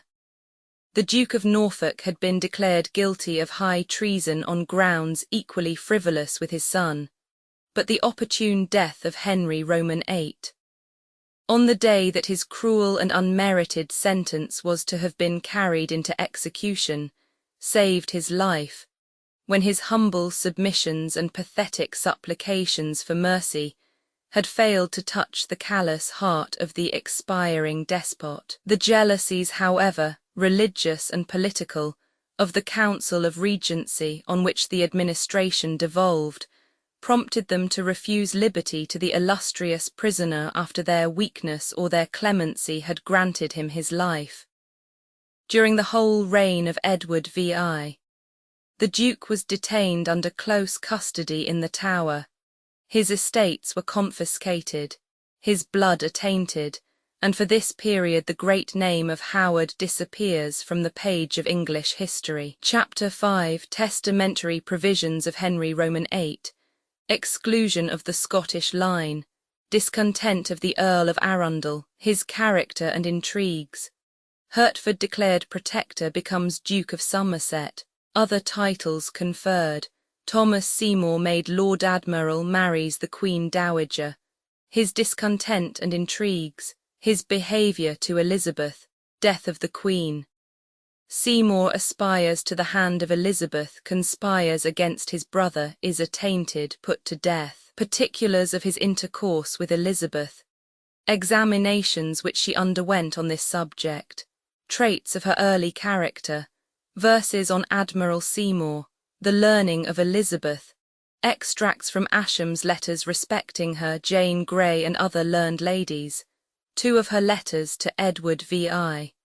The death of Henry Roman VIII, which took place on January 28, 1547, opened a new and busy scene, and affected in several important points the situation of Elizabeth. The testament by which the Parliament had empowered the King to regulate the government of the country during his son's minority, and even to settle the order of succession itself, with as full authority as the distribution of his private property, was the first object of attention, and its provisions were found strongly characteristic of the temper and maxims of its author.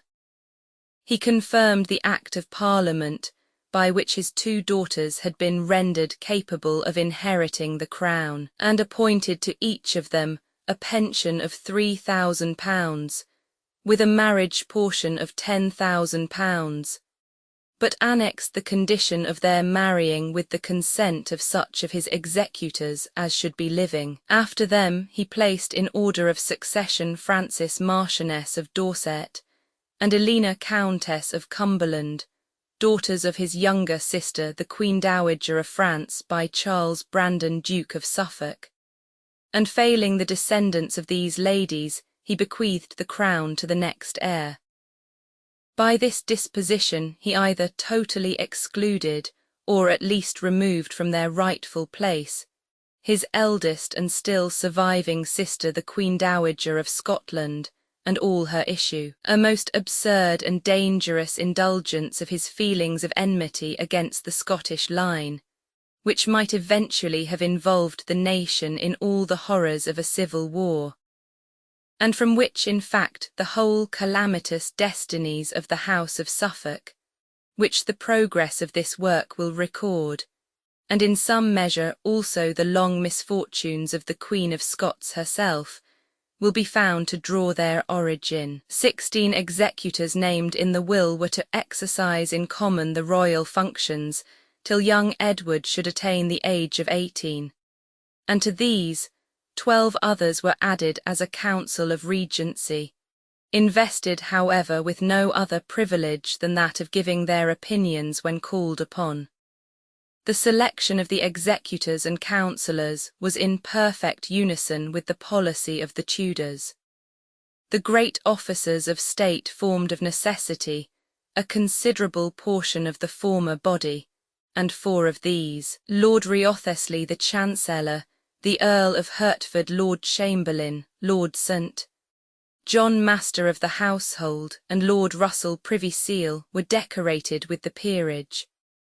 But with the exception of Sir John Dudley, who had lately acquired by marriage the rank of Viscount Lisle, these were the only titled men of the 16. Thus it appeared that not a single individual amongst the hereditary nobility of the country enjoyed in a sufficient degree the favour and confidence of the monarch to be associated in a charge which he had not hesitated to confer on persons of no higher importance than the principal gentleman of the bedchamber, the Treasurer of Calais, and the Dean of Canterbury. Even the council reckoned among its members only 2 peers, one of them the brother of the Queen Dowager, on whom since the fall of Cromwell the title of Earl of Essex had at length been conferred in right of his wife, the heiress of the Berkshires. The other, the Earl of Arundel, Premier Earl of England and last of the ancient name of Fitzalan, a distinguished nobleman whom vast wealth, elegant tastes acquired in foreign travel, and a spirit of magnificence combined to render one of the principal ornaments of the court, while his political talents and experience of affairs qualified him to assume a leading station in the cabinet. The loyalty and prudence of the Fitzalans must have been conspicuous for ages, since no attainder, during so long a period of greatness, had stained the honour of the race, and the moderation or subserviency of the present Earl had been shown by his perfect acquiescence in all the measures of Henry, notwithstanding his private preference of the ancient faith. To crown his merits, his blood appears to have been unmingled with that of the Plantagenets. Notwithstanding all this, the king had thought fit to name him only a counsellor, not an executor. Arundel deeply felt the injury, and impatience of the insignificance to which he was thus consigned, joined to his disapprobation of the measures of the Regency with respect to religion, threw him into intrigues which contributed not a little to the turbulence of this disastrous period. It was doubtless the intention of Henry that the religion of the country, at least during the minority of his son, should be left vibrating on the same nice balance between Protestantism and Popery on which it had cost him so much pains to fix it. And with a view to this object, he had originally composed the Regency with a pretty equal distribution of power between the adherents of the 2 communions. But the suspicion, or disgust, which afterwards caused him to erase the name of Gardiner from the list, destroyed the equipoise, and rendered the scale of reformation decidedly preponderant. In vain did Wriothesley, a man of vigorous talents and aspiring mind, struggle with Hertford for the highest place in the administration. In vain did Tunstall, Bishop of Durham, no bigot but a firm papist, check with all the authority that he could venture to exert the bold career of innovation on which he beheld Cranmer full of eagerness to enter. In vain did the Catholics invoke to their aid the active interference of Dudley.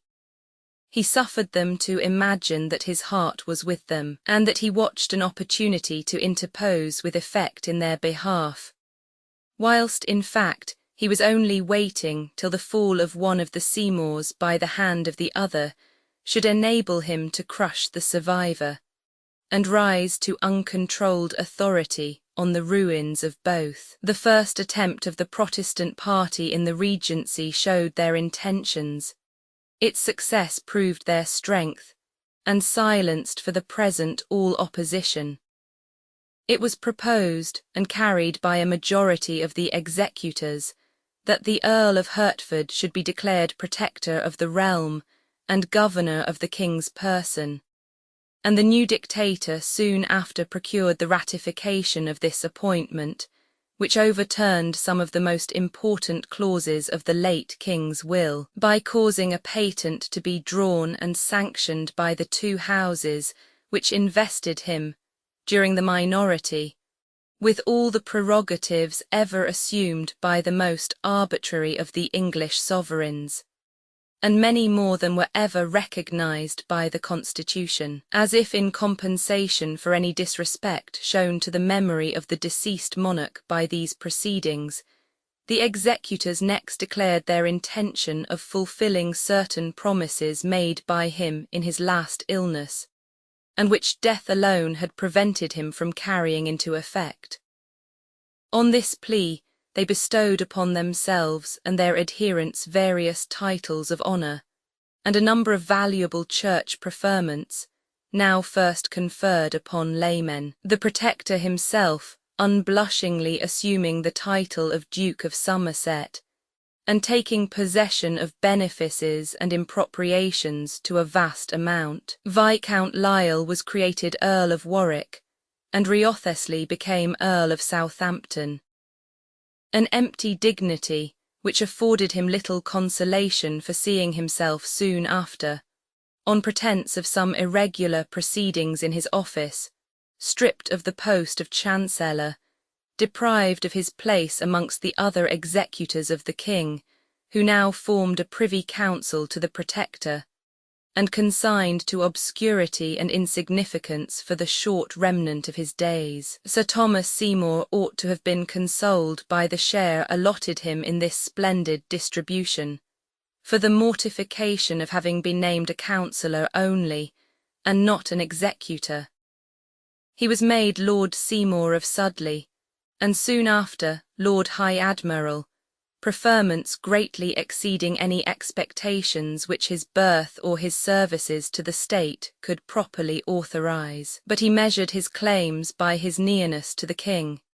He compared these inferior dignities with the state and power usurped by his brother, and his arrogant spirit disdained as a meanness the thought of resting satisfied or appeased. Circumstances soon arose which converted this general feeling of discontent in the mind of Thomas Seymour into a more rancorous spirit of envy and hostility against his brother, and gradually involved him in a succession of dark intrigues, which, on account of the embarrassments and dangers in which they eventually implicated the Princess Elizabeth, it will now become necessary to unravel. The younger Seymour, still in the prime of life, was endowed in a striking degree with those graces of person and manner which serve to captivate the female heart, and his ambition had sought in consequence to avail itself of a splendid marriage. It is said that the Princess Mary herself was at first the object of his hopes or wishes, but if this were really the case, she must speedily have quelled his presumption by the lofty sternness of her repulse. For it is impossible to discover in the history of his life at what particular period he could have been occupied with such a design. Immediately after the death of Henry, he found means to revive with such energy in the bosom of the Queen Dowager an attachment which she had entertained for him before her marriage with the king, that she consented to become his wife with a precipitation highly indecorous and reprehensible. The connection proved unfortunate on both sides, and its first effect was to embroil him with his brother. The Protector, of a temper still weaker than his not very vigorous understanding, had long allowed himself to be governed both in great and small concerns by his wife, a woman of little principle, and of a disposition in the highest degree violent, imperious, and insolent. Nothing could be more insupportable to the spirit of this lady, who prided herself on her descent from Thomas of Woodstock, and now saw her husband governing the kingdom with all the prerogatives and almost all the splendour of royalty, than to find herself compelled to yield precedency to the wife of his younger brother, and unable to submit patiently to a mortification from which, after all, there was no escape. She could not forbear engaging in continual disputes on the subject with the Queen Dowager.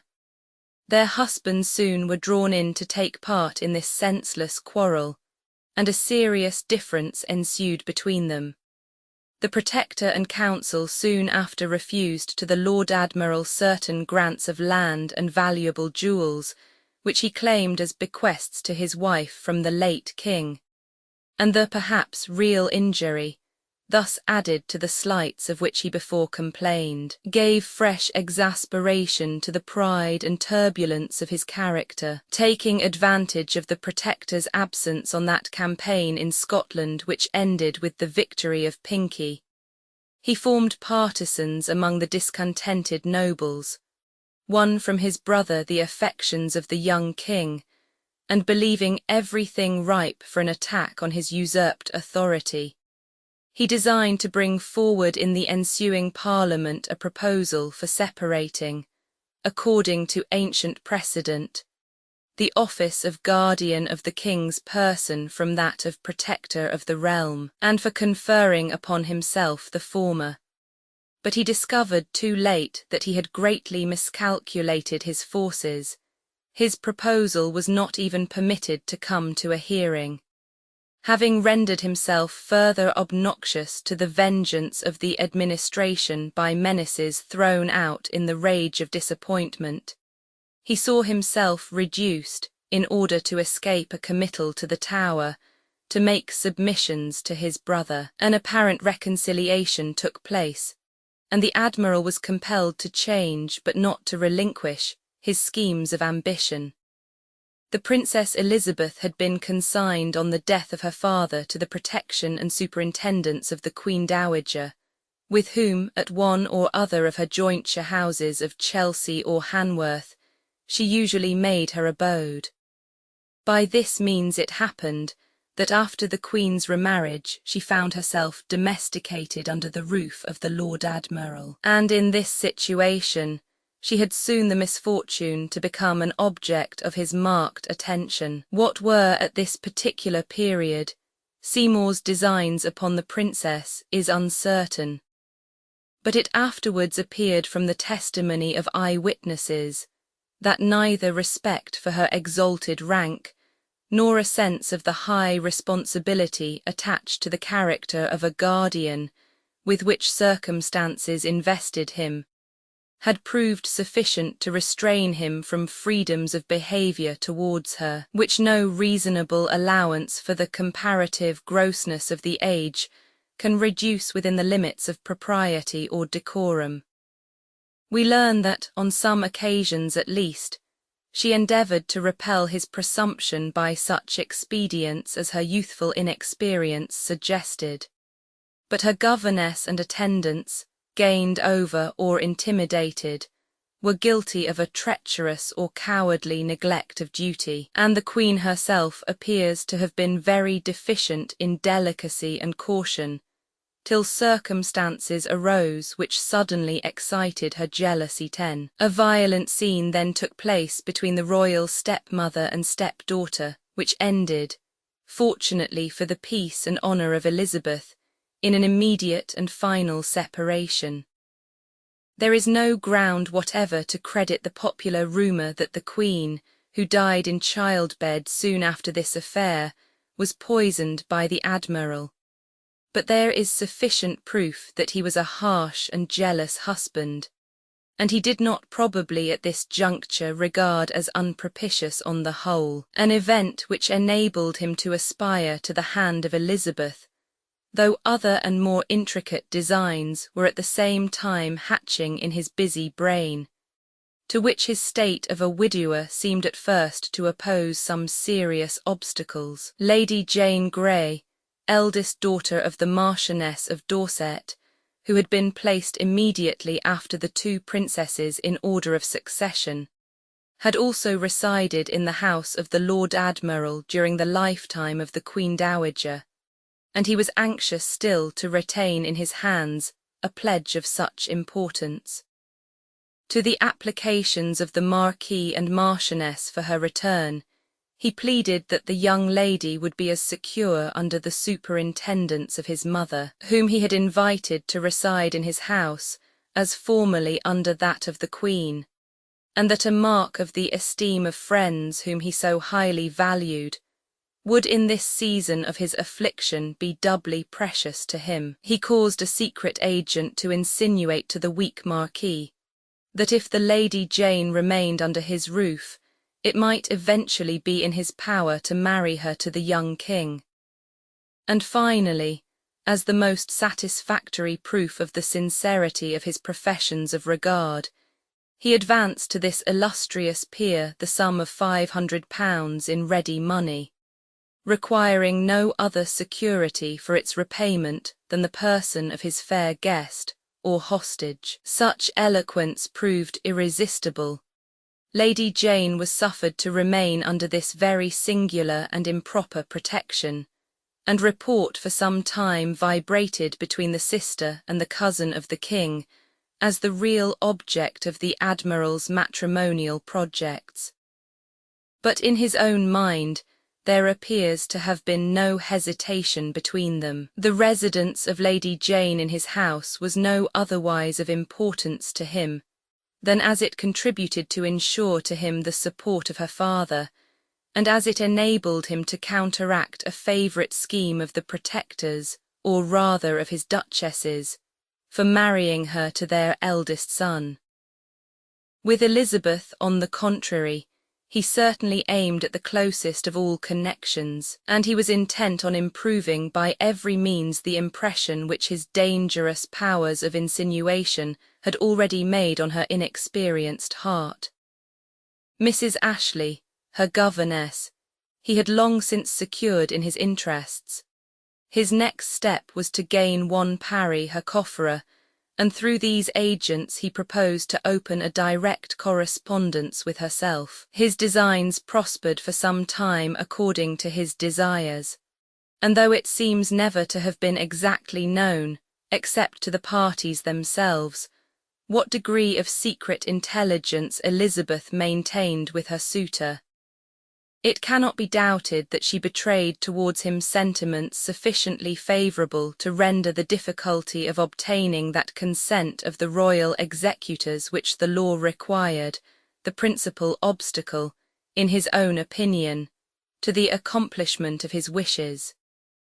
It was one, however, which appeared absolutely insuperable so long as his brother continued to preside over the administration with authority not to be resisted, and despair of gaining his object by fair and peaceful means soon suggested to the Admiral further measures of a dark and dangerous character. By the whole order of nobility, the Protector who affected the love of the Commons was envied and hated, but his brother, on the contrary, had cultivated their friendship with assiduity and success, and he now took opportunities of emphatically recommending it to his principal adherents, the Marquis of Northampton, late Earl of Essex, the Marquis of Dorset, the Earl of Rutland, and others, to go into their counties and make all the strength there which they could. He boasted of the command of men which he derived from his office of High Admiral,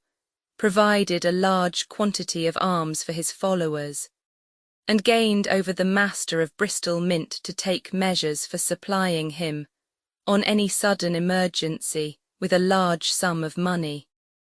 He likewise opened a secret correspondence with the young king, and endeavoured by many accusations, true or false, to render odious the government of his brother. But happily those turbulent dispositions and inordinate desires, which prompt men to form plots dangerous to the peace and welfare of a community, are rarely found to coexist with the sagacity and prudence necessary to conduct them to a successful issue. And to this remark, the Admiral was not destined to afford an exception. Though he ought to have been perfectly aware that his late attempt had rendered him an object of the strongest suspicion to his brother, and that he was surrounded by his spies, such was the violence and presumption of his temper, that he could not restrain himself from throwing out vaunts and menaces which served to put his enemies on the track of the most important discoveries. And in the midst of vain schemes and flattering anticipations, he was surprised on the sudden by a warrant for his committal to the Tower. His principal agents were also seized, and compelled to give evidence before the council. Still the Protector seemed reluctant to proceed to extremities against his brother, but his own impetuous temper and the ill offices of the Earl of Warwick conspired to urge on his fate. Far from submitting himself as before to the indulgence of the Protector, and seeking to disarm his indignation by promises and entreaties, Seymour now stood, as it were, at bay, and boldly demanded a fair and equal trial, the birthright of Englishmen. But this was a boon which it was esteemed on several accounts inexpedient, if not dangerous, to grant. No overt act of treason could be proved against him. Circumstances might come out which would compromise the young king himself, whom a strong dislike of the restraint in which he was held by his elder uncle had thrown pretty decidedly into the party of the younger. The name of the Lady Elizabeth was implicated in the transaction further than it was delicate to declare, an acquittal which the far-extended influence of the Lord Admiral over all classes of men rendered by no means impossible, would probably be the ruin of the Protector. And in the end, it was decided to proceed against him by the arbitrary and odious method of attainder. Several of those peers, on whose support he had placed the firmest reliance, rose voluntarily in their places, and betrayed the designs which he had confided to them. The depositions before the council were declared sufficient ground for his condemnation, and in spite of the opposition of some spirited and upright members of the House of Commons, a sentence was pronounced, in obedience to which, in March 1549, he was conducted to the scaffold. The timely removal of this bad and dangerous man, however illegal and unwarrantable the means by which it was accomplished, deserves to be regarded as the first of those signal escapes with which the life of Elizabeth so remarkably abounds. Her attachment for Seymour, certainly the earliest, was perhaps also the strongest, impression of the tender kind which her heart was destined to receive, and though there may be a probability that in this, as in subsequent instances, where her inclinations seemed most to favour the wishes of her suitors, her characteristic caution would have interfered to withhold her from an irrevocable engagement, it might not much longer have been in her power to recede with honour, or even, if the designs of Seymour had prospered, with safety. The original pieces relative to this affair have fortunately been preserved, and furnish some very remarkable traits of the early character of Elizabeth, and of the behaviour of those about her. The confessions of Mrs. Ashley and of Parry before the Privy Council contain all that is known of the conduct of the Admiral towards their lady during the lifetime of the Queen. They seem to cast upon Mrs. Ashley, the double imputation of having suffered such behaviour to pass before her eyes, as she ought not to have endured for a moment, and of having needlessly disclosed to Parry particulars respecting it, which reflected the utmost disgrace both on herself, the Admiral, and her pupil. Yet we know that Elizabeth, so far from resenting anything that Mrs. Ashley had either done or confessed, continued to love and favour her in the highest degree, and after her accession promoted her husband to a considerable office, a circumstance which affords ground for suspicion that some important secrets were in her possession respecting later transactions between the Princess and Seymour, which she had faithfully kept. It should also be observed in palliation of the liberties which she accused the Admiral of allowing to himself, and the Princess of enduring, that the period of Elizabeth's life to which these particulars relate was only her 14th year. We are told that she refused permission to the Admiral to visit her after he became a widower, on account of the general report that she was likely to become his wife, and not the slightest trace was at this time found of any correspondence between them, though Harrington afterwards underwent an imprisonment for having delivered to her a letter from the Admiral. Yet it is stated that the partiality of the young princess betrayed itself by many involuntary tokens to those around her, who were thus encouraged to entertain her with accounts of the Admiral's attachment, and to inquire whether, if the consent of the council could be obtained, she would consent to admit his addresses. The Admiral is represented to have proceeded with caution equal to her own.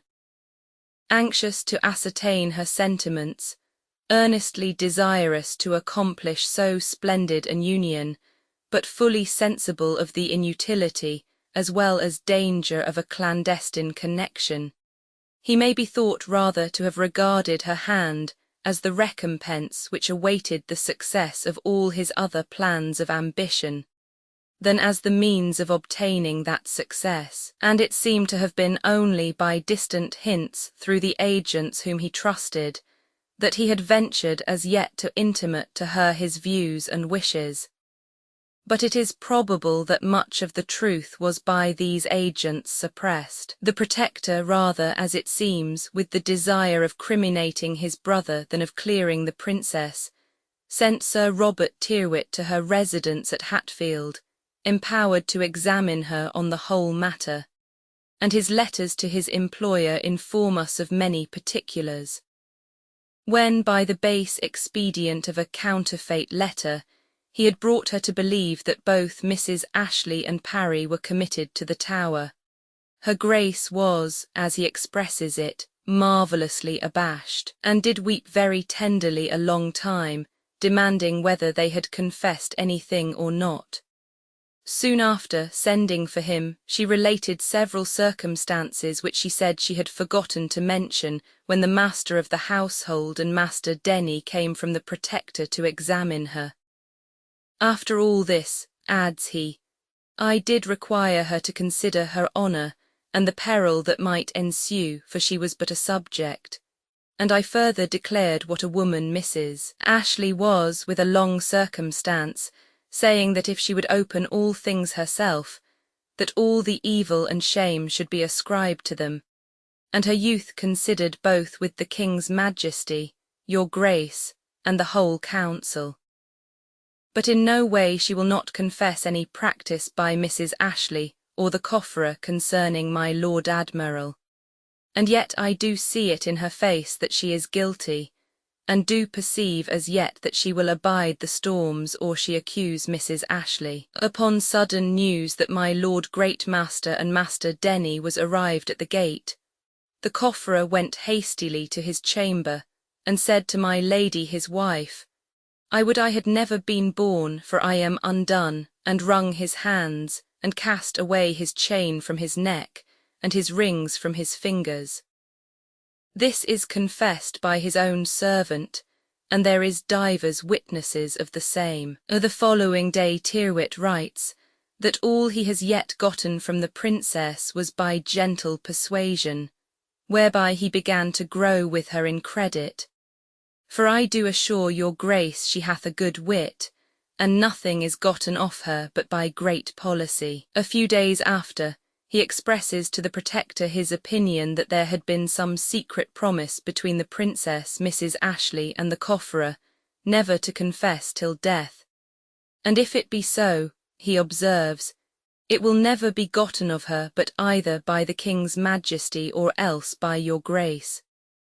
On another occasion he confirms this idea by stating that he had tried her with false intelligence of Parry's having confessed, on which she called him false wretch, and said that it was a great matter for him to make such a promise and break it. He notices the exact agreement between the princess and the other two in all their statements, but represents it as a proof that they had set the knot before. It appears on the whole that Sir Robert, with all his pains, was not able to elicit a single fact of decisive importance. But probably there was somewhat more in the matter than we find acknowledged in a letter from Elizabeth herself to the Protector. She here states that she did indeed send her cofferer to speak with the Lord Admiral, but on no other business than to recommend to him one of her chaplains, and to request him to use his interest that she might have Durham Place for her town house. That Parry on his return informed her that the Admiral said she could not have Durham Place, which was wanted for a mint, but offered her his own house for the time of her being in London, and that Parry then inquired of her whether, if the council would consent to her marrying the Admiral, she would herself be willing. That she refused to answer this question, requiring to know who bade him ask it. He said no one, but from the Admiral's inquiries what she spent in her house, and whether she had gotten her patents for certain lands signed, and other questions of a similar nature, he thought that he was given that way rather than otherwise. She explicitly denies that her governess ever advised her to marry the Admiral without the consent of the council, but relates with great apparent ingenuousness the hints which Mrs. Ashley had thrown out of his attachment to her, and the artful attempts which she had made to discover how her pupil stood affected towards such a connection. The letter concludes with the following wise and spirited assertion of herself. Master Tyrwhitt and others have told me that there goeth rumours abroad which be greatly both against my honour and honesty, which above all things I esteem, which be these, that I am in the Tower, and with child by my Lord Admiral. My lord, these are shameful slanders, for the which, besides the desire I have to see the King's Majesty, I shall most humbly desire your lordship that I may come to the court after your first determination, that I may show myself there as I am. That the cofferer had repeated his visits to the Admiral oftener than was at first acknowledged either by his lady or himself. A confession afterwards addressed by Elizabeth to the Protector seems to show. But even with this confession Tyrwhitt declares himself unsatisfied. Parry, in that part of his confession where he relates what passed between himself and the Lord Admiral when he waited upon him by his lady's command, takes notice of the earnest manner in which the Admiral had urged her endeavouring to procure, by way of exchange, certain crown lands which had been the Queen's, and seemed to have been adjacent to his own, from which, he says, he inferred that he wanted to have both them and his lady for himself.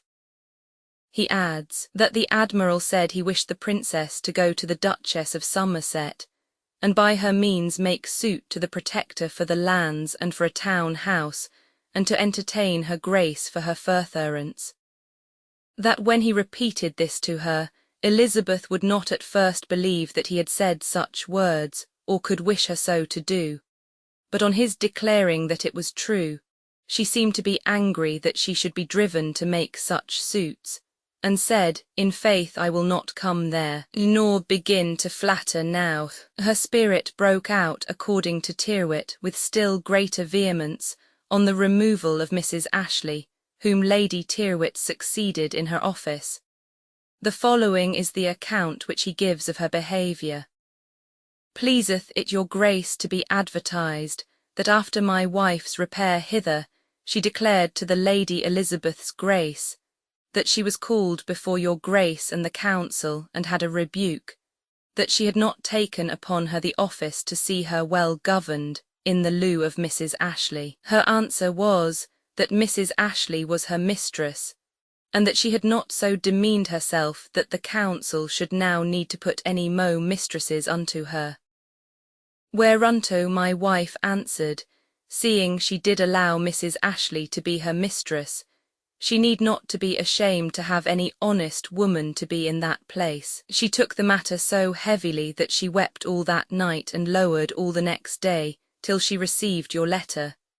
And then she sent for me and asked me whether she was best to write to you again or not. I said, if she would make answer that she would follow the effect of your letter, I thought it well done that she should write. But in the end of the matter I perceived that she was very loth to have a governor, and to avoid the same, said the world would note her to be a great offender, having so hastily a governor appointed her. And all is no more, she fully hopes to recover her old mistress again. The love she yet beareth her is to be wondered at. I told her if she would consider her honour and the sequel thereof, she would, considering her years, make suit to your grace to have one, rather than to make delay to be without 1 hour. She cannot digest such advice in no way, but if I should say my fantasy, it were more meet she should have 2 than 1. She would in any wise write to your grace, wherein I offered her my advice, which she would in no wise follow, but write her own fantasy. She beginneth now a little to droop, by reason she heareth that my Lord Admiral's houses be dispersed. And my wife telleth me now that she cannot hear him discommended, but she is ready to make answer therein. And so she hath not been accustomed to do unless Mrs. Ashley were touched, whereunto she was very ready to make answer vehemently. And c. 11. Parry had probably the same merit of fidelity as Mrs. Ashley. For though Tyrwhitt says he was found faulty in his accounts, he was not only continued at this time by his mistress in his office of cofferer, but raised afterwards to that of comptroller of the royal household, which he held till his death. A gentleman of the name of Harrington, then in the Admiral's service, who was much examined respecting his master's intercourse with the princess, and revealed nothing, was subsequently taken by her into her own household and highly favoured. And so certain did this gentleman, who was a man of parts, account himself of her tenderness for the memory of a lover snatched from her by the hand of violence alone, that he ventured, several years after her accession to the throne, to present her with a portrait of him, under which was inscribed the following sonnet: Of person rare, strong limbs and manly shape, by nature framed to serve on sea or land, in friendship firm, in good state or ill hap, in peace headwise, in war skill great, bold hand. On horse or foot, in peril or in play, none could excel, though many did essay. A subject true to king, a servant great, friend to God's truth, and foe to Rome's deceit. Sumptuous abroad for honour of the land, temperate at home, yet kept great state with stay, and noble house that fed more mouths with meat than some advanced on higher steps to stand. Yet against nature, reason, and just laws, his blood was spilt, guiltless without just cause. The fall of Seymour, and the disgrace and danger in which she had herself been involved, afforded to Elizabeth a severe but useful lesson, and the almost total silence of history respecting her during the remainder of her brother's reign affords satisfactory indication of the extreme caution with which she now conducted herself. This silence, however, is agreeably supplied by documents of a more private nature, which inform us of her studies, her acquirements, the disposition of her time, and the bent of her youthful mind. The Latin letters of her learned preceptor Roger Ascham abound with anecdotes of a pupil in whose proficiency he justly gloried, and the particulars interspersed respecting other females of high rank, also distinguished by the cultivation of classical literature, enhance the interest of the picture by affording objects of comparison to the principal figure, and illustrating the taste, almost the rage, for learning which pervaded the court of Edward VI. Writing in 1550 to his friend John Sturmius, the worthy and erudite rector of the Protestant University of Strasbourg, Ascham has the following passages. Never was the nobility of England more lettered than at present. Our illustrious King Edward in talent, industry, perseverance, and erudition surpasses both his own years and the belief of men. I doubt not that France will also yield the just praise of learning to the Duke of Suffolk 12, and the rest of that band of noble youths educated with the King in Greek and Latin literature, who depart for that country on this very day. Numberless honourable ladies of the present time surpass the daughters of Sir Thomas More in every kind of learning. But amongst them all, my illustrious mistress the Lady Elizabeth shines like a star, excelling them more by the splendour of her virtues and her learning, than by the glory of her royal birth. In the variety of her commendable qualities, I am less perplexed to find matter for the highest panegyric than to circumscribe that panegyric within just bounds. Yet I shall mention nothing respecting her but what has come under my own observation. For 2 years she pursued the study of Greek and Latin under my tuition, but the foundations of her knowledge in both languages were laid by the diligent instruction of William Grindal, my late beloved friend, and 7 years my pupil in classical learning at Cambridge.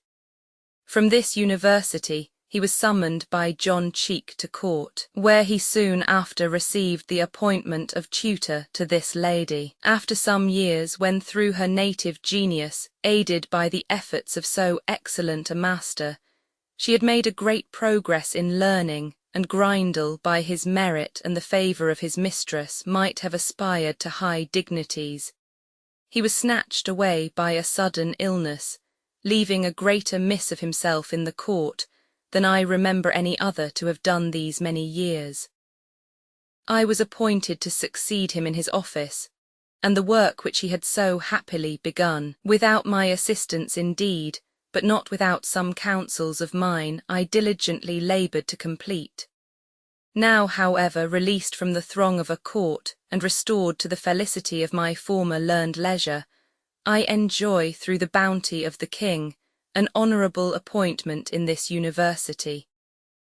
The Lady Elizabeth has accomplished her 16th year, and so much solidity of understanding, such courtesy united with dignity, have never been observed at so early an age. She has the most ardent love of true religion and of the best kind of literature. The constitution of her mind is exempt from female weakness, and she is endued with a masculine power of application. No apprehension can be quicker than hers, no memory more retentive. French and Italian she speaks like English, Latin with fluency, propriety, and judgment. She also spoke Greek with me, frequently, willingly, and moderately well. Nothing can be more elegant than her handwriting, whether in the Greek or Roman character. In music she is very skilful, but does not greatly delight. With respect to personal decoration, she greatly prefers a simple elegance to show and splendour, so despising the outward adorning of plaiting the hair and of wearing of gold, that in the whole manner of her life she rather resembles Hippolyta than Phaedra. She read with me almost the whole of Cicero and a great part of Livy. From these 2 authors, indeed, her knowledge of the Latin language has been almost exclusively derived. The beginning of the day was always devoted by her to the New Testament in Greek, after which she reads select orations of Isocrates, and the tragedies of Sophocles, which I judged best adapted to supply her tongue with the purest diction, her mind with the most excellent precepts, and her exalted station with a defence against the utmost power of fortune. For her religious instruction, she drew first from the fountains of Scripture, and afterwards from St. Cyprian, the common places of Melanchthon, and similar works which convey pure doctrine in elegant language. In every kind of writing, she easily detected any ill-adapted or far-fetched expression. She could not bear those feeble imitators of Erasmus who bind the Latin language in the fetters of miserable proverbs. On the other hand, she approved a style chaste in its propriety and beautiful by perspicuity, and she greatly admired metaphors when not too violent and antitheses when just and happily opposed. By a diligent attention to these particulars, her ears became so practised and so nice that there was nothing in Greek, Latin, or English prose or verse which, according to its merits or defects, she did not either reject with disgust or receive with the highest delight. Had I more leisure, I would speak to you at greater length of the King, of the Lady Elizabeth, and of the daughters of the Duke of Somerset, whose minds have also been formed by the best literary instruction. But there are two English ladies whom I cannot omit to mention. Nor would I have you, my Sturmius, omit them, if you meditate any celebration of your English friends, than which nothing could be more agreeable to me. One is Jane Grey 13, the other is Mildred Cecil, who understands and speaks Greek like English, so that it may be doubted whether she is most happy in the possession of this surpassing degree of knowledge, or in having had for her preceptor and father Sir Anthony Coke, whose singular erudition caused him to be joined with John Cheek in the office of tutor to the King, or finally, in having become the wife of William Cecil, lately appointed Secretary of State. A young man indeed, but mature in wisdom, and so deeply skilled both in letters and in affairs, and endued with such moderation in the exercise of public offices, that to him would be awarded by the consenting voice of Englishmen the fourfold praise attributed to Pericles by his rival Thucydides: to know all that is fitting, to be able to apply what he knows, to be a lover of his country, and superior to money. The learned, excellent, and unfortunate Jane Grey is repeatedly mentioned by this writer with warm and merited eulogium. He relates to Sturmius that in the month of August 1550, taking his journey from Yorkshire to the court, he had deviated from his course to visit the family of the Marquis of Dorset at his seat of Broadgate in Leicestershire. Lady Jane was alone at his arrival, the rest of the family being on a hunting party, and gaining admission to her apartment, he found her reading by herself the Phaedo of Plato in the original, which she understood so perfectly as to excite in him extreme wonder, for she was at this time under 15 years of age. She also possessed the power of speaking and writing Greek, and she willingly promised to address to him a letter in this language. In his English work The Schoolmaster, referring again to this interview with Jane Grey, Ascham adds the following curious and affecting particulars. Having asked her how at her age she could have attained to such perfection both in philosophy and Greek, "I will tell you," said she, "and tell you a truth which perchance you will marvel at. One of the greatest benefits that ever God gave me is that he sent me so sharp and severe parents and so gentle a schoolmaster.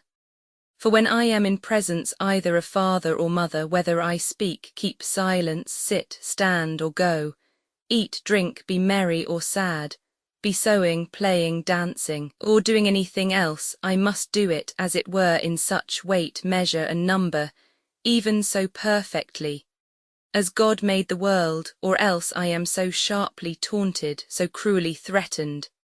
Yea, presently sometimes with pinches, nips, and bobs, and other ways which I will not name, For the honour I bear them so without measure misordered that I think myself in hell, till time come that I must go to Mr. Elmer, who teacheth me so gently, so pleasantly, with such fair allurements to learning, that I think all the time nothing while I am with him. And when I am called from him I fall on weeping, because whatsoever else I do but learning is full of grief, trouble, fear, and whole misliking unto me. And thus my book hath been so much my pleasure, and bringeth daily to me more pleasure and more, that in respect of it, all other pleasures in very deed be but trifles and troubles unto me. The epistles from which the extracts in the preceding pages are with some abridgment translated, and which are said to be the first collection of private letters ever published by any Englishman, were all written during the year 1550, when Ascham, on some disgust, had quitted the court and returned to his situation of Greek reader at Cambridge. And perhaps the eulogiums here bestowed, in epistles which his correspondent lost no time in committing to the press, were not composed without the secret hope of their procuring for him a restoration to that court life, which it seems difficult even for the learned to quit without a sigh. It would be unjust, however, to regard Ascham in the light of a flatterer, for his praises are in most points corroborated by the evidence of history, or by other concurring testimonies. His observations, for instance, on the modest simplicity of Elizabeth's dress and appearance at this early period of her life, which might be received with some incredulity by the reader to whom instances are familiar of her inordinate love of dress at a much more advanced age, and when the cares of a sovereign ought to have left no room for a vanity so puerile, receive strong confirmation from another and very respectable authority. Dr. Elmer, or Aylmer, who was tutor to Lady Jane Grey and her sisters, and became afterwards, during Elizabeth's reign, Bishop of London, thus draws her character when young in a work entitled A Harbour for Faithful Subjects. The king left her rich clothes and jewels, and I know it to be true that in 7 years after her father's death, she never in all that time looked upon that rich attire and precious jewels but once, and that against her will, and that there never came gold or stone upon her head, till her sister forced her to lay off her former soberness, and bear her company in her glittering gayness. And then she so wore it, as every man might see that her body carried that which her heart misliked. I am sure that her maidenly apparel which she used in King Edward's time, made the noblemen's daughters and wives to be ashamed to be dressed and painted like peacocks, being more moved with her most virtuous example than with all that ever Paul or Peter wrote touching that matter. Yea, this I know, that a great man's daughter, Lady Jane Grey, receiving from Lady Mary before she was queen good apparel of tinsel, cloth of gold and velvet, laid on with parchment lace of gold, when she saw it, said, What shall I do with it? Mary, said a gentlewoman, wear it. Nay, quoth she, that were ashamed to follow my Lady Mary against God's word, and leave my Lady Elizabeth which followeth God's word. And when all the ladies at the coming of the Scots Queen Dowager Mary of Guise, she who visited England in Edward's time, went with their hair frounced, curled and double curled, she altered nothing but kept her old maidenly shamefacedness. This extract may be regarded as particularly curious, as an exemplification of the rigid turn of sentiment which prevailed at the court of young Edward, and of the degree in which Elizabeth conformed herself to it. There is a print from a portrait of her when young, in which the hair is without a single ornament, and the whole dress remarkably simple. But to return to Ascham. The qualifications of this learned man as a writer of classical Latin recommended him to Queen Mary, notwithstanding his known attachment to the Protestant faith in the capacity of Latin secretary, and it was in the year 1555, while holding this station, that he resumed his lessons to his illustrious pupil. The Lady Elizabeth and I, writes he to Sturmius, are reading together in Greek the orations of Aikin and Demosthenes. She reads before me, and at first sight she so learnedly comprehends not only the idiom of the language and the meaning of the orator, but the whole grounds of contention, the decrees of the people, and the customs and manners of the Athenians, as you would greatly wonder to hear. Under the reign of Elizabeth, Ascham retained his post of Latin secretary, and was admitted to considerable intimacy by his royal mistress. Addressing Sturmius, he says, "I received your last letters on the 15th of January 1560. 2 passages in them, one relative to the Scotch affairs, the other on the marriage of the Queen, induced me to give them to herself to read. She remarked and graciously acknowledged in both of them your respectful observance of her. Your judgment in the affairs of Scotland as they then stood, she highly approved, and she loves you for your solicitude respecting us and our concerns. The part respecting her marriage she read over thrice, as I well remember, and with somewhat of a gentle smile, but still preserving a modest and bashful silence. Concerning that point indeed, my Sturmius, I have nothing certain to write to you, nor does anyone truly know what to judge. I told you rightly in one of my former letters that in the whole ordinance of her life she resembled not Phaedra but Hippolyta. For by nature, and not by the counsels of others, she is thus averse and abstinent from marriage. When I know anything for certain, I will write it to you as soon as possible. In the meantime I have no hopes to give you respecting the King of Sweden." In the same letter, after enlarging, somewhat too rhetorically perhaps, on the praises of the Queen and her government, Ascham recurs to his favourite theme, her learning, and roundly asserts that there were not 4 men in England distinguished either in the Church or the State, who understood more Greek than Her Majesty. And as an instance of her proficiency in other tongues, he mentions that he was once present at court when she gave answers at the same time to 3 ambassadors, the Imperial, the French and the Swedish, in Italian, in French and in Latin. And all this fluently, without confusion, and to the purpose. A short epistle from Queen Elizabeth to Sturmius, which is inserted in this collection, appears to refer to that of Sturmius which Ascham answers above. She addresses him as her beloved friend, expresses in the handsomest terms her sense of the attachment towards herself and her country, evinced by so eminent a cultivator of genuine learning and true religion, and promises that her acknowledgments shall not be confined to words alone, but for a further explanation of her intentions, she refers him to the bearer. Consequently, we have no data for estimating the actual pecuniary value of these warm expressions of royal favour and friendship, but we have good proof, unfortunately, that no munificent act of Elizabeth's ever interposed to rescue her zealous and admiring preceptor from the embarrassments into which he was plunged, probably indeed by his own imprudent habits, but certainly by no faults which ought to have deprived him of his just claims on the purse of a mistress whom he had served with so much ability, and with such distinguished advantage to herself. The other learned females of this age whom Ascham has complimented by addressing them in Latin epistles are Anne Countess of Pembroke, sister of Queen Catherine Parr, a young lady of the name of Vaughan, Jane Grey, and Mrs. Clark, a granddaughter of Sir Thomas More,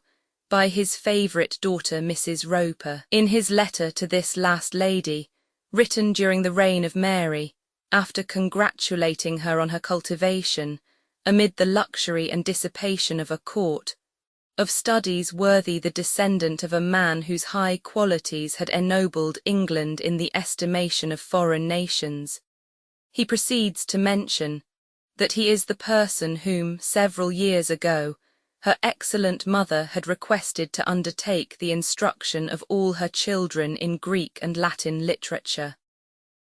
At that time, he says, no offer could tempt him to quit his learned retirement at Cambridge, and he was reluctantly compelled to decline the proposal.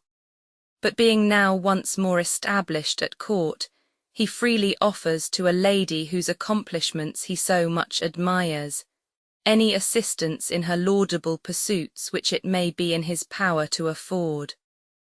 A few more scattered notices may be collected relative to this period of the life of Elizabeth. Her talents, her vivacity, her proficiency in those classical studies to which he was himself addicted, and especially the attachment which she manifested to the Reformed religion, endeared her exceedingly to the young king her brother, who was wont to call her, perhaps with reference to the sobriety of dress and manners by which she was then distinguished, his sweet sister Temperance.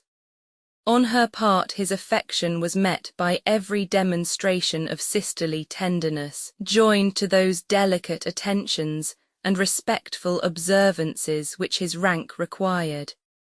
It was probably about 1550 that she addressed to him the following letter on his having desired her picture, which affords perhaps the most favourable specimen extant of her youthful style. Like as the rich man that daily gathereth riches to riches, and to one bag of money layeth a great sort till it come to infinite, so methinks your majesty, not being sufficed with so many benefits and gentleness showed to me afore this time, doth now increase them in asking and desiring where you may bid and command, requiring a thing not worthy the desiring for itself, but made worthy for your highness' request. My picture I mean, in which, if the inward good mind toward your grace might as well be declared, as the outward face and countenance shall be seen, I would not have tarried the commandment but prevented it, nor have been the last to grant but the first to offer it. For the face I grant I might well blush to offer, but the mind I shall never be ashamed to present. But though from the grace of the picture the colours may fade by time, may give by weather, may be spited by chance, yet the other nor time with her swift wings shall overtake, nor the misty clouds with their lowering may darken, nor chance with her slippery foot may overthrow. Of this also yet the proof could not be great, because the occasions have been so small. Notwithstanding, as a dog hath a day, so may I perchance have time to declare it in deeds, which now I do write them but in words. And further, I shall humbly beseech your majesty, that when you shall look on my picture, you will wit safe to think, that as you have but the outward shadow of the body afore you, so my inward mind wisheth that the body itself were oftener in your presence. Howbeit because both my so being I think could do your majesty little pleasure, though myself great good. And again because I see not as yet the time agreeing thereunto, I shall learn to follow this saying of Horace, feras non culps quod vitari non potest. And thus I will, troubling your majesty I fear, end with my most humble thanks, beseeching God long to preserve you to his honour, to your comfort, to the realm's profit, and to my joy. From Hatfield this 15th day of May. Your majesty's most humble sister and servant Elizabeth. An exact memorialist 14 has preserved an instance of the high consideration now enjoyed by Elizabeth in the following passage, which is further curious as an instance of the state which she already assumed in her public appearances. March 17th, 1551. The Lady Elizabeth, the King's sister, rode through London unto St. James's, the King's palace, with a great company of lords, knights, and gentlemen, and after her a great company of ladies and gentlemen on horseback, about 200. On the 19th she came from St. James's through the park to the court, the way from the park gate unto the court spread with fine sand. She was attended with a very honourable confluence of noble and worshipful persons of both sexes, and received with much ceremony at the court gate. The ensuing letter, however, seems to intimate that there were those about the young king who envied her these tokens of favour and credit, and were sometimes but too successful in estranging her from the royal presence, and perhaps in exciting prejudices against her. It is unfortunately without date of year. The Princess Elizabeth to King Edward VI, like as a shipman in stormy weather plucks down the sails tarrying for better wind, so did I, most noble king, in my unfortunate chance a Thursday pluck down the high sails of my joy and comfort. And do trust one day that as troublesome waves have repulsed me backward, so a gentle wind will bring me forward to my haven. Two chief occasions moved me much and grieved me greatly. The one, for that I doubted your Majesty's health, the other, because for all my long tarrying I went without that I came for. Of the first I am relieved in a part, both that I understood of your health, and also that your Majesty's lodging is far from my Lord Mark's chamber. Of my other grief I am not eased. But the best is that whatsoever other folks will suspect, I intend not to fear your Grace's good will, which as I know that I never deserved to faint, so I trust will still stick by me. For if your Grace's advice that I should return, whose will is a commandment, had not been, I would not have made the half of my way the end of my journey. And thus as one desirous to hear of your Majesty's health, though unfortunate to see it, I shall pray God to preserve you. From Hatfield this present Saturday. Your Majesty's humble sister to commandment, Elizabeth. Chapter 6. Decline of the Protector's authority. He is imprisoned, accused of misdemeanours, loses his office, is liberated, reconciled with Dudley who succeeds to his authority. Dudley pushes on the Reformation. The celebration of Mass prohibited. Princess Mary persecuted. The Emperor attempts to get her out of the kingdom, but without success interferes openly in her behalf. Effect of persecution on the mind of Mary. Marriage proposed for Elizabeth with the Prince of Denmark. She declines it. King betrothed to a Princess of France. Sweating sickness. Death of the Duke of Suffolk. Dudley procures that title for the Marquis of Dorset and the Dukedom of Northumberland for himself. Particulars of the last Earl of Northumberland. Trial, conviction and death of the Duke of Somerset. Christmas festivities of the young king. Account of George Ferrers, master of the king's pastimes and his works. Views of Northumberland. Decline of the king's health. Scheme of Northumberland for Lady Jane Grey's succession. 3 marriages contrived by him for this purpose. He procures a settlement of the crown on the Lady Jane. Subserviency of the council. Death of Edward concealed by Northumberland. The princesses narrowly escape falling into his hands. Courageous conduct of Elizabeth. Northumberland deserted by the council and the army. Jane Grey imprisoned. Northumberland arrested. Mary mounts the throne. It was to little purpose that the Protector had stained his hands with the blood of his brother. For the exemption thus purchased from one kind of fear or danger was attended by a degree of public odium, which could not fail to render feeble and tottering an authority based like his, on plain and open usurpation. Other causes conspired to undermine his credit and prepare his overthrow. The hatred of the great nobles, which he augmented by a somewhat too ostentatious patronage of the lower classes against the rich and powerful, continually pursued, and watched the opportunity to ruin him. Financial difficulties pressed upon him, occasioned in great measure by the wars with France and Scotland which he had carried on, in pursuance of Henry's design of compelling the Scotch to marry their young queen to his son. An object which had finally been frustrated, notwithstanding the vigilance of the English fleet, by the safe arrival of Mary in France, and her solemn betrothment to the Dauphin. The great and glorious work of religious reformation, though followed by Somerset, under the guidance of Cranmer, with a moderation and prudence which reflect the highest honour on both, could not be brought to perfection without exciting the rancorous hostility of thousands, whom various motives and interests attached to the cause of ancient superstition, and the abolition by authority of the Mass and the destruction of images and crucifixes had given birth to serious disturbances in different parts of the country.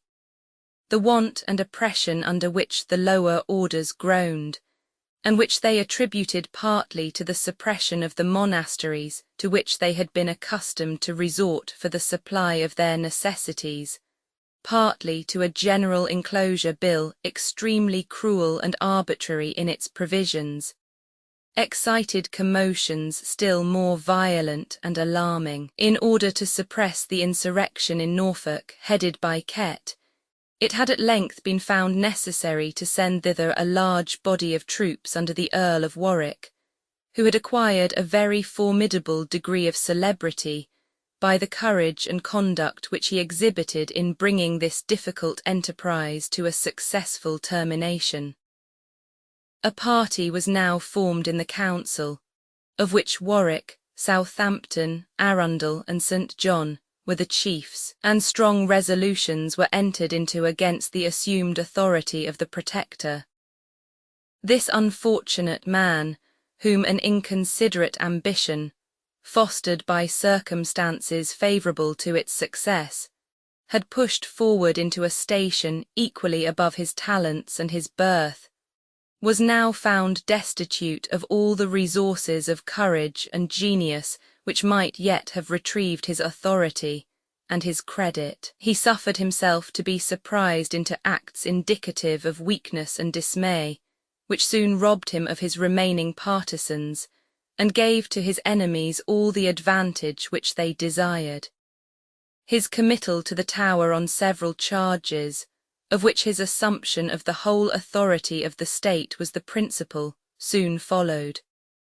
A short time after he was deprived of his high office, which was nominally vested in 6 members of the council, but really in the Earl of Warwick, whose private ambition seems to have been the mainspring of the whole intrigue, and who thus became, almost without a struggle, undisputed master of the king and kingdom. That poorness of spirit which had sunk the Duke of Somerset into insignificance saved him at present from further mischief.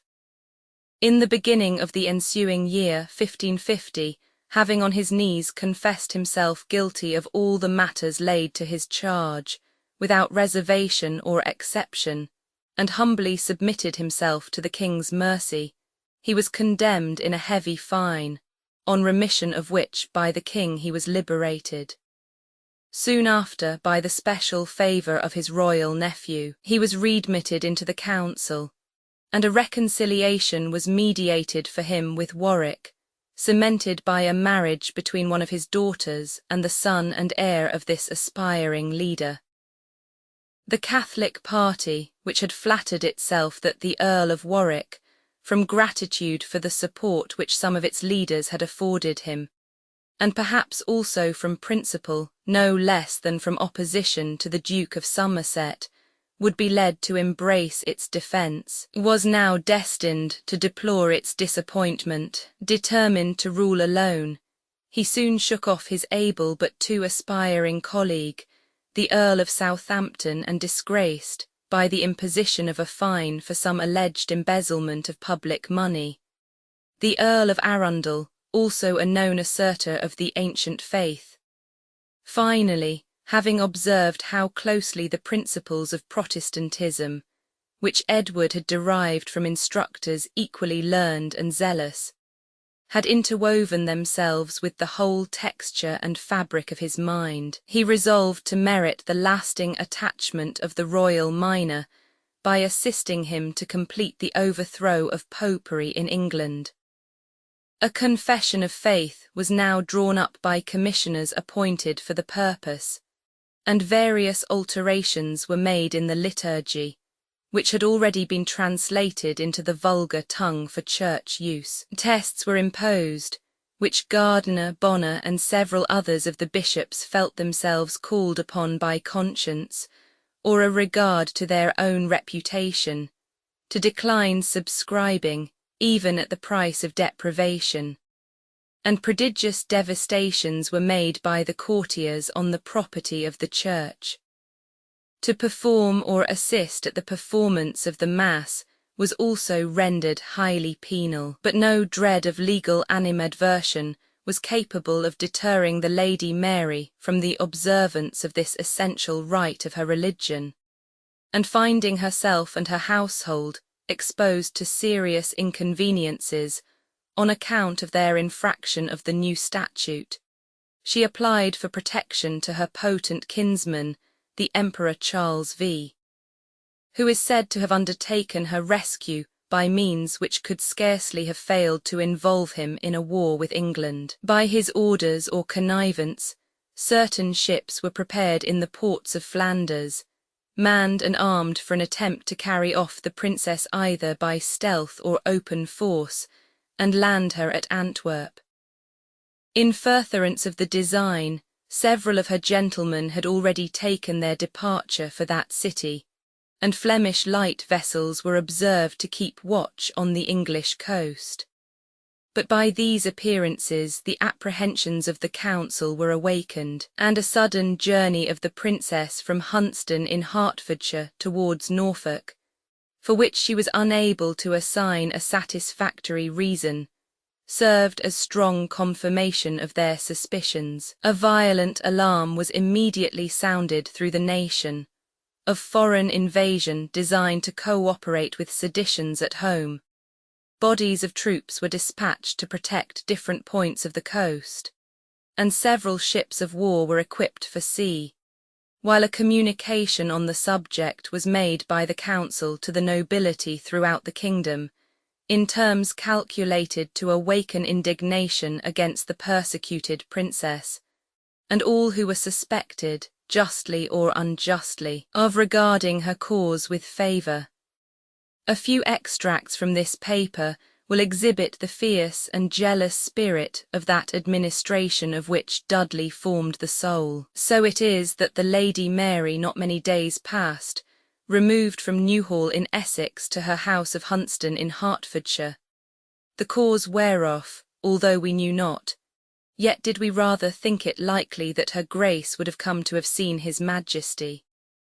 But now upon Tuesday last she hath suddenly, without knowledge given either to us here or to the country there, and without any cause in the world by us to her given, taken her journey from Huntston towards Norfolk and sea. This her doing we be sorry for, both for the evil opinion the King's Majesty our master may conceive thereby of her, and for that by the same doth appear manifestly the malicious rancour of such as provoke her thus to breed and stir up, as much as in her and them lieth, occasion of disorder and unquiet in the realm and sea. It is not unknown to us but some near about the said Lady Mary have very lately in the night seasons had privy conferences with the Emperor's ambassador here being, which counsels can no wise tend to the weal of the King's Majesty our master or his realm, nor to the nobility of this realm.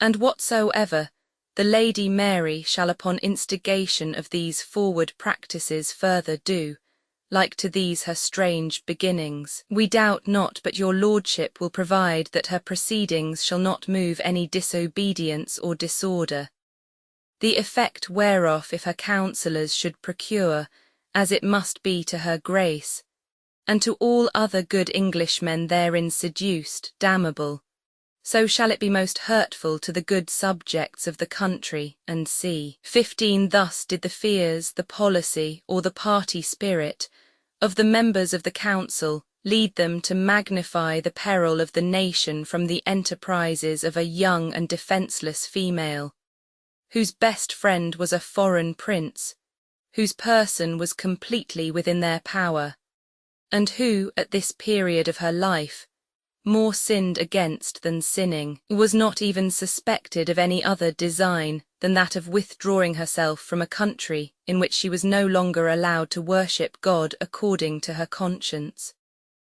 Some slight tumults in Essex and Kent, in which she was not even charged with any participation, were speedily suppressed, and after some conference with the Chancellor and Secretary Petter, Mary obeyed a summons to attend them to the court, where she was now to be detained for greater security. On her arrival she received a reprimand from the council for her obstinacy respecting the Mass, with an injunction to instruct herself by reading in the grounds of Protestant belief.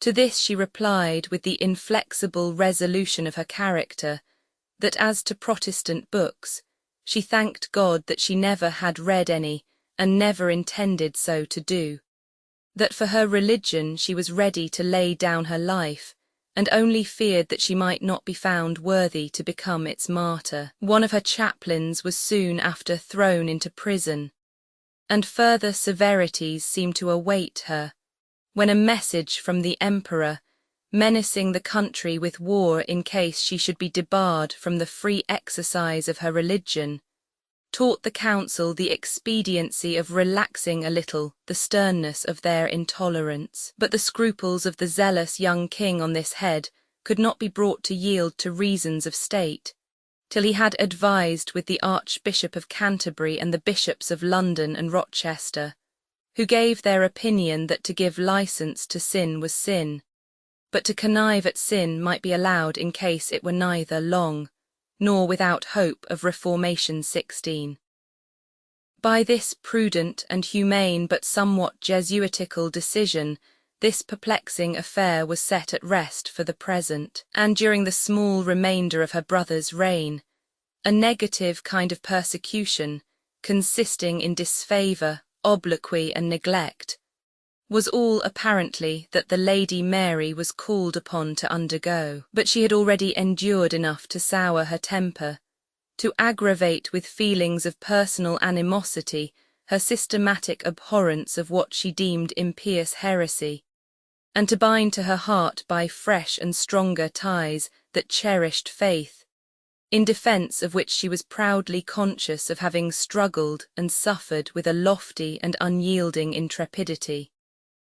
In order to counterbalance the threatened hostility of Spain, and impose an additional check on the Catholic party at home, it was now judged expedient for the king to strengthen himself by an alliance with Christian Roman III, King of Denmark, an able and enlightened prince, who in the early part of his reign had opposed with vigour the aggressions of the Emperor Charles V.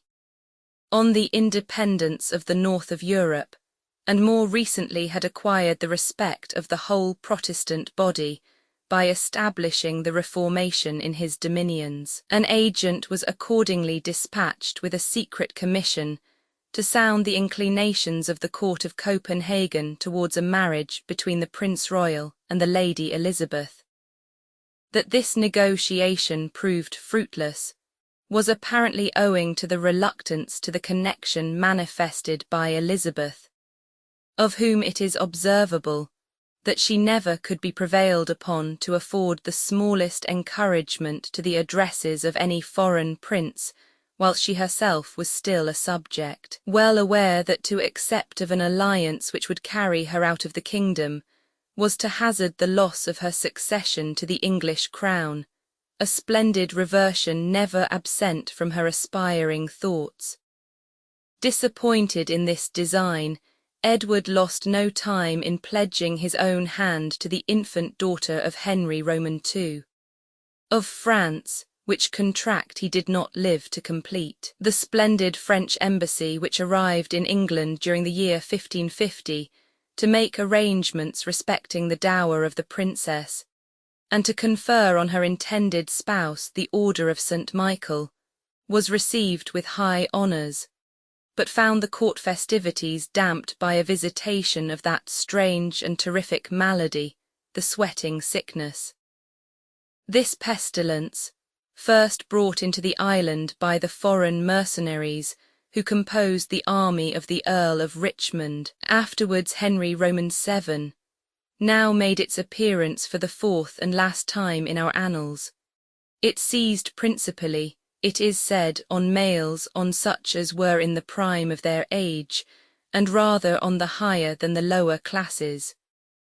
Within the space of 24 hours, the fate of the sufferer was decided for life or death. Its ravages were prodigious, and the general consternation was augmented by a superstitious idea which went forth that Englishmen alone were the destined victims of this mysterious minister of fate, which tracked their steps, with the malice and sagacity of an evil spirit, into every distant country of the earth whither they might have wandered, whilst it left unassailed all foreigners in their own.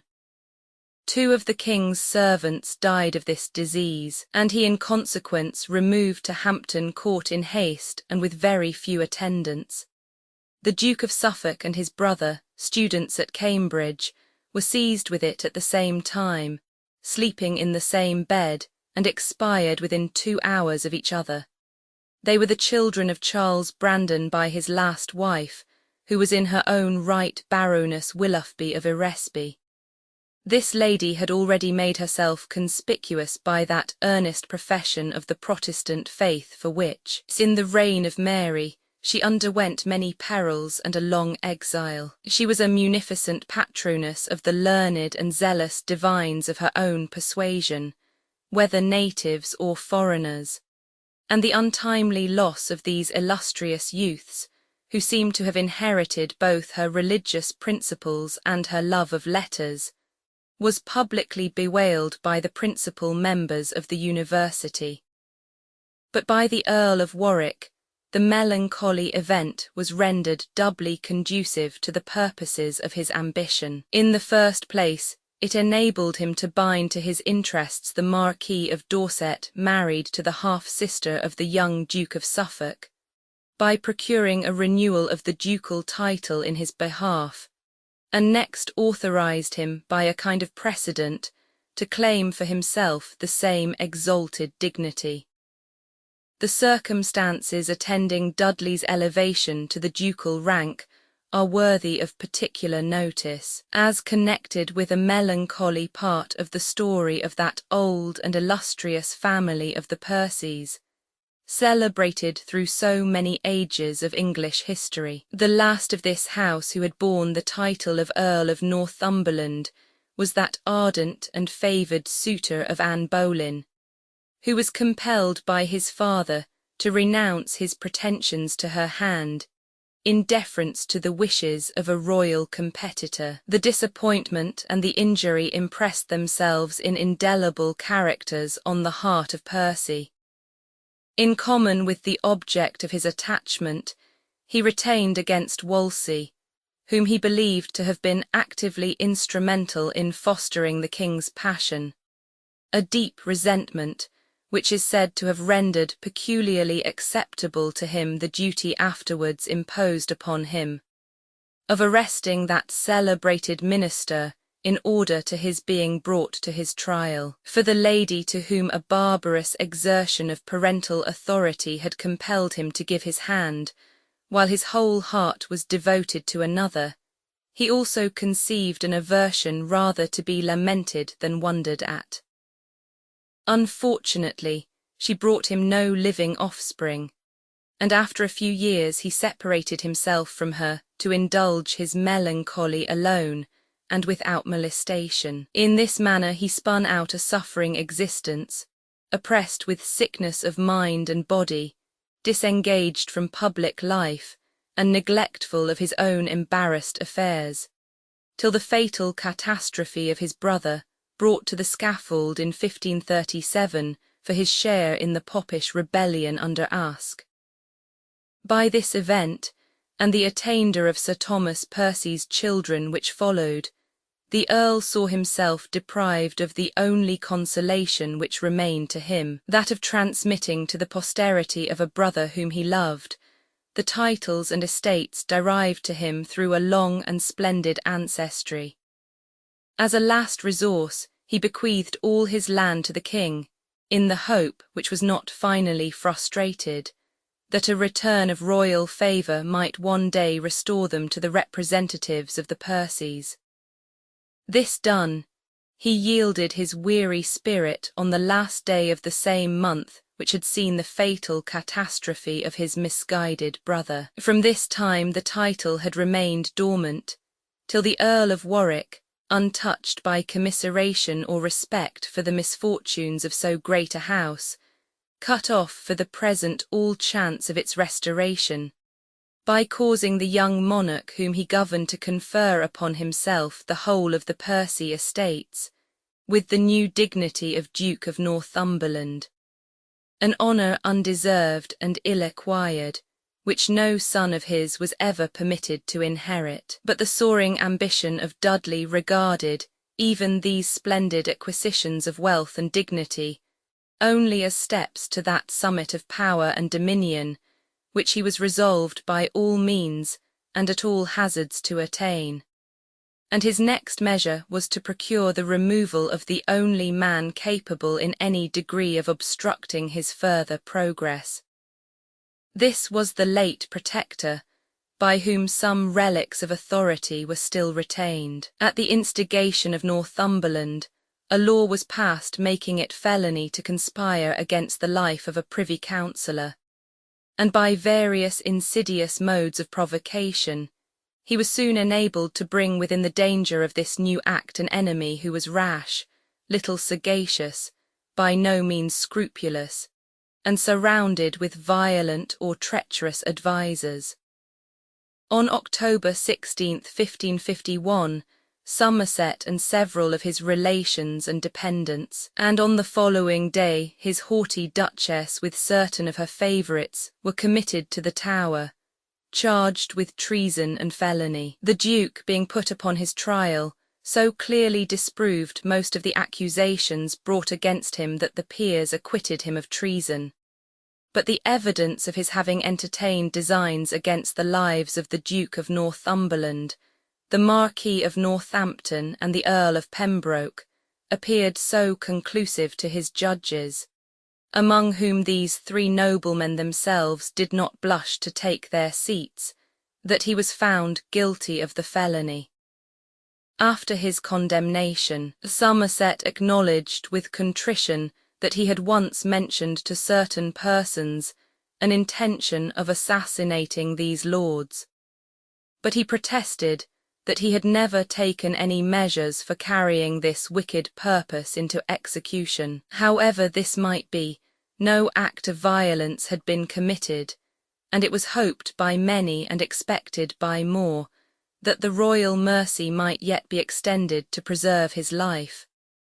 But Northumberland spared no efforts to incense the king against his unhappy uncle. He also contrived by a course of amusements and festivities to divert him from serious thought, and on January 21st, 1552, to the great regret of the common people and the dismay of the Protestant party, the Duke of Somerset underwent the fatal stroke on Tower Hill. During the whole interval between the condemnation and death of his uncle, the king, as we are informed, had been entertained by the nobles of his court with stately masques, brave challenges at tilt and at barriers, and whatsoever exercises or disports they could conjecture to be pleasing to him. Then also he first began to keep Hall 17, and the Christmas time was passed over with banquetings, plays, and much variety of mirth. 18. We learn that it was an ancient custom, not only with the kings of England, but with noblemen and great housekeepers who used liberal feasting in that season, to appoint for the 12 days of the Christmas festival a lord of misrule, whose office it was to provide diversions for their numerous guests. Of what nature these entertainments might be we are not exactly informed. They probably comprised some rude attempts at dramatic representation. But the taste of an age rapidly advancing in literature and general refinement evidently began to disdain the flat and coarse buffooneries which had formed the solace of its barbarous predecessors. And it was determined that devices of superior elegance and ingenuity should distinguish the festivities of the new court of Edward. Accordingly, George Ferrers, a gentleman regularly educated at Oxford and a member of the Society of Lincoln's Inn, was chosen to preside over the merry disports, who, says Holinshed, being of better credit and estimation than commonly his predecessors had been before, received all his commissions and warrants by the name of Master of the King's pastimes, which gentleman so well supplied his office, both in show of sundry sights and devices of rare inventions, and in active divers interludes and matters of pastime played by persons, as not only satisfied the common sort, but also were very well liked and allowed by the council, and other of skill in the like pastimes, but best of all by the young king himself, as appeared by his princely liberality in rewarding that service. On Monday, the 4th day of January, pursues our chronicler, whose circumstantial detail is sometimes picturesque and amusing, the said Lord of Merry Disports came by water to London, and landing at the Tower Wharf entered the Tower, then rode through Tower Street, where he was received by Vaux, Lord of Misrule, to John Maynard, one of the sheriffs of London, and so conducted through the city with a great company of young lords and gentlemen to the house of Sir George Burn Lord Mayor, where he with the chief of his company dined, and after had a great banquet, and at his departure the Lord Mayor gave him a standing cup with a cover of silver and gilt, of the value of £10 for a reward, and also set a hogshead of wine and a barrel of beer at his gate, for his train that followed him. The residue of his gentlemen and servants dined at other aldermen's houses and with the sheriffs, and then departed to the Tower Wharf again, and so to the court by water, to the great commendation of the mayor and aldermen, and highly accepted of the king and council. From this time Ferrers became a composer almost by profession of occasional interludes for the diversion of the court 19. None of these productions of his have come down to posterity, but their author is still known to the student of early English poetry, as one of the contributors to an extensive work entitled The Mirror for Magistrates, which will be mentioned hereafter in speaking of the works of Thomas Sackville Lord Buckhurst. The legends combined in this collection, which came from the pen of Ferrers, are not distinguished by any high flights of poetic fancy, nor by a versification extremely correct or melodious. Their merit is that of narrating after the chronicles, facts in English history, in a style clear, natural, and energetic, with an intermixture of political reflections conceived in a spirit of wisdom and moderation, highly honourable to the author, and well adapted to counteract the turbulent spirit of an age in which the ambition of the high and the discontent of the low were alike apt to break forth into outrages destructive of the public tranquillity. Happy would it have been for England in more ages than one, had the sentiment of the following humble stanza been indelibly inscribed on the hearts of children. Some haply here will move a further doubt, and as for York's part allege an elder right. O brainless heads that so run in and out! When length of time a state hath firmly pight, and good accord hath put all strife to flight, were it not better such titles still to sleep than all a realm about the trial weep? This estimable writer had been a member of Parliament in the time of Henry Roman VIII, and was imprisoned by that despot in 1542, very probably without any just cause. He about the same time translated into English the Great Charter of Englishmen, which had become a dead letter through the tyranny of the Tudors, and he rendered the same public service respecting several important statutes which existed only in Latin or Norman French, proofs of a free and courageous spirit, extremely rare in that servile age. Ferrers lived far into the reign of Elizabeth, finishing his career at Flamstead in his native county of Herts in 1579, from the pleasing contemplation of a life devoted to those honourable arts by which society is cultivated, enlightened and adorned. We must now return to tread with Northumberland the maze of dark and crooked politics. By many a bold and many a crafty step, this adept in his art had wound his way to the highest rank of nobility attainable by a subject, and to a station of eminence and command scarcely compatible with that character. But no sooner had he reached it than a sudden cloud lowered over the splendid prospect stretched around him, and threatened to snatch it for ever from his sight.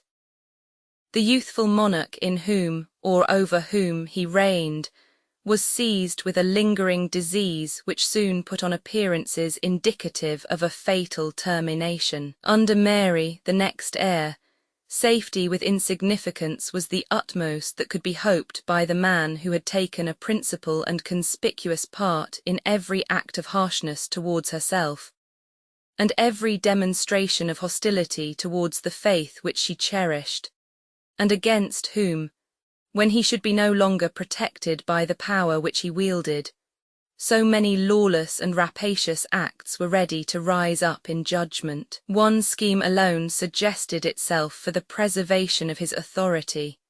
It was dangerous, almost desperate, but loss of power was more dreaded by Dudley than any degree of hazard to others or himself, and he resolved at all adventures to make the attempt.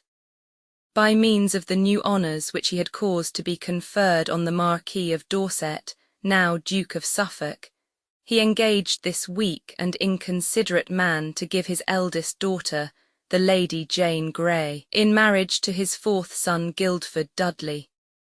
At the same time he procured an union between her sister, the Lady Catherine, and the eldest son of his able but mean-spirited and time-serving associate, the Earl of Pembroke, and a third between his own daughter Catherine and Lord Hastings, son of the Earl of Huntingdon by the eldest daughter and co-heir of Henry Pole Lord Montacute, in whom the claims of the line of Clarence now vested. These nuptials were all celebrated on one day, and with an ostentation of magnificence and festivity, which the people exclaimed against as highly indecorous in the present dangerous state of the king's health.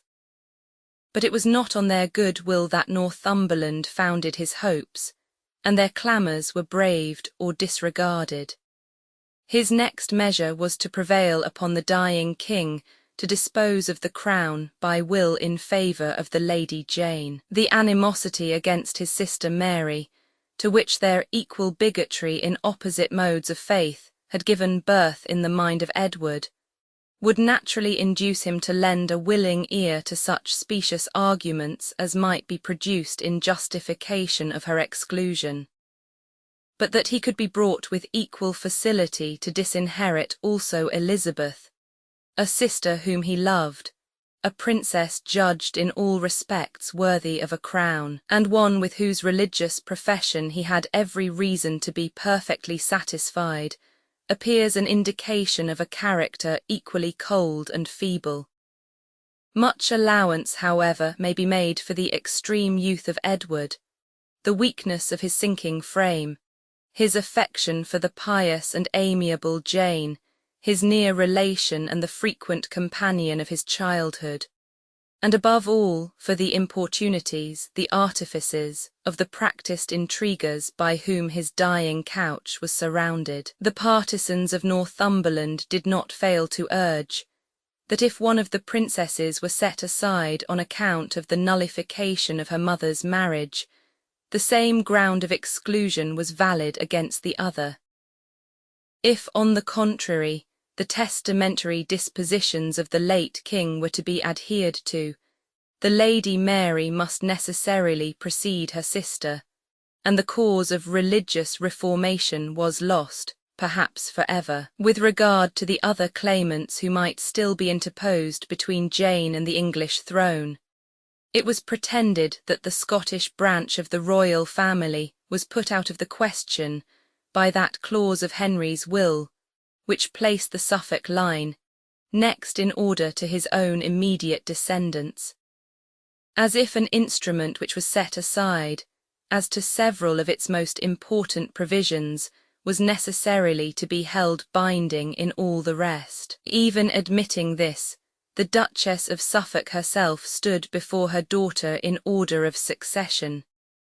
But a renunciation obtained from this lady by the authority of Northumberland, not only of her own title, but of that of any future son who might be born to her, was supposed to obviate this objection. The right of the king, even if he had attained the age of majority, to dispose of the crown by will without the concurrence of Parliament, was absolutely denied by the first law authorities. But the power and violence of Northumberland overruled all objections, and in the end the new settlement received the signature of all the Privy Council, and the whole bench of judges, with the exception of Justice Hales, and perhaps of Cecil, then Secretary of State, who afterwards affirmed that he put his name to this instrument only as a witness to the signature of the king. Cranmer resisted for some time, but was at length won to compliance by the tears and entreaties of Edward. Notwithstanding this general concurrence, it is probable that very few of the council either expected or desired that this act should be sanctioned by the acquiescence of the nation. They signed it merely as a protection from the present effects of the anger of Northumberland, whom most of them hated as well as feared, each privately hoping that he should find opportunity to disavow the act of the body in time to obtain the forgiveness of Mary, should her cause be found finally to prevail. The selfish meanness and political profligacy of such a conduct it is needless to stigmatize, but this was not the age of public virtue in England. A just detestation of the character of Northumberland had rendered very prevalent an idea that the constitution of the king was undermined by slow poisons of his administering, and it was significantly remarked that his health had begun to decline from the period of Lord Robert Dudley's being placed about him as gentleman of the bedchamber. Nothing, however, could be more destitute both of truth and probability than such a suspicion. Besides the satisfactory evidence that Edward's disease was a pulmonary consumption, such as no poison could produce, it has been well remarked that if Northumberland were a sound politician, there could be no man in England more sincerely desirous, for his own sake, of the continuance of the life and reign of this young prince. By a change he had everything to lose and nothing to gain. Several circumstances tend also to show that the fatal event, hastened by the treatment of a female empiric to whom the royal patient had been very improperly confided, came upon Northumberland at last somewhat by surprise, and compelled him to act with a precipitation injurious to his designs. Several preparatory steps were yet wanting, in particular the important one of securing the persons of the two princesses, but this omission it seemed still possible to supply, and he ordered the death of the king to be carefully concealed, while he wrote letters in his name requiring the immediate attendance of his sisters on his person. With Mary, the stratagem had nearly succeeded. She had reached Hoddesdon on her journey to London, when secret intelligence of the truth, conveyed to her by the Earl of Arundel, caused her to change her course. It was probably a similar intimation from some friendly hand, Cecil's perhaps, which caused Elizabeth to disobey the summons, and remain tranquil at one of her houses in Hertfordshire. Here she was soon after waited upon by messengers from Northumberland, who apprised her of the accession of the Lady Jane, and proposed to her to resign her own title in consideration of a sum of money, and certain lands which should be assigned her. But Elizabeth wisely and courageously replied that her elder sister was first to be agreed with, during whose lifetime she, for her part, could claim no right at all, and determined to make common cause with Mary against their common enemies, she equipped with all speed a body of 1,000 horse, at the head of which she went forth to meet her sister on her approach to London. The event quickly proved that she had taken the right part, though the council manifested their present subserviency to Northumberland by proclaiming Queen Jane in the metropolis, and by issuing in her name a summons to Mary to lay aside her pretensions to the crown. This leader was too well practised in the arts of courts to be the dupe of their hollow professions of attachment to a cause unsupported, as he soon perceived, by the favour of the people. The march of Northumberland at the head of a small body of troops to resist the forces levied by Mary in Norfolk and Suffolk was the signal for the defection of a great majority of the council. They broke from the kind of honourable custody in the Tower in which, from a well-founded distrust of their intentions, Northumberland had hitherto held them, and ordering Mary to be proclaimed in London, they caused the hapless Jane, after a nominal reign of 10 days, to be detained as a prisoner in that fortress which she had entered as a sovereign. Not a hand was raised, not a drop of blood was shed, in defence of this pageant raised by the ambition of Dudley. Deserted by his partisans, his soldiers, and himself, the guilty wretch sought as a last feeble resource to make a merit of being the first man to throw up his cap in the market-place of Cambridge, and cry, "God save Queen Mary." But on the following day the Earl of Arundel, whom he had disgraced, and who hated him, though a little before he had professed that he could wish to spend his blood at his feet, came and arrested him in Her Majesty's name, and Mary, proceeding to London, seated herself without opposition on the throne of her ancestors. Chapter 7. Mary affects attachment to Elizabeth, short duration of her kindness. Earl of Devonshire liberated from the Tower, his character. He rejects the love of Mary, shows partiality to Elizabeth, anger of Mary. Elizabeth retires from court, Queen's proposed marriage unpopular. Character of Sir T. Wyatt, his rebellion, Earl of Devonshire remanded to the Tower. Elizabeth summoned to court is detained by illness.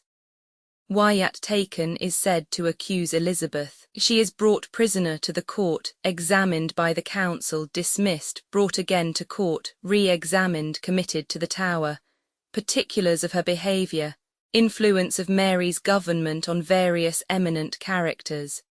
Reinstatement of the Duke of Norfolk in honour and office, his retirement and death, liberation from the Tower of Tunstall, his character and after fortunes, of Gardiner and Bonner, their views and characters, of the Duchess of Somerset and the Marchioness of Exeter, imprisonment of the Dudleys, of several Protestant bishops, of Judge Hales, his sufferings and death, characters and fortunes of Sir John Cheek, Sir Anthony Cook, Dr. Cox, and other Protestant exiles. The conduct of Elizabeth during the late alarming crisis earned for her from Mary, during the first days of her reign, some demonstration of sisterly affection. She caused her to bear her company in her public entry into London, kindly detained her for a time near her own person, and seemed to have consigned for ever to an equitable oblivion all the mortifications and heart-burnings of which the child of Anne Boleyn had been the innocent occasion to her in times past, and under circumstances which could never more return. In the splendid procession which attended Her Majesty from the Tower to Whitehall, previously to her coronation on October 1, 1553, the royal chariot, sumptuously covered with cloth of tissue, and drawn by 6 horses with trappings of the same material, was immediately followed by another, likewise drawn by 6 horses and covered with cloth of silver, in which sat the Princess Elizabeth and the Lady Anne of Cleves, who took place in this ceremony as the adopted sister of Henry Roman VIII.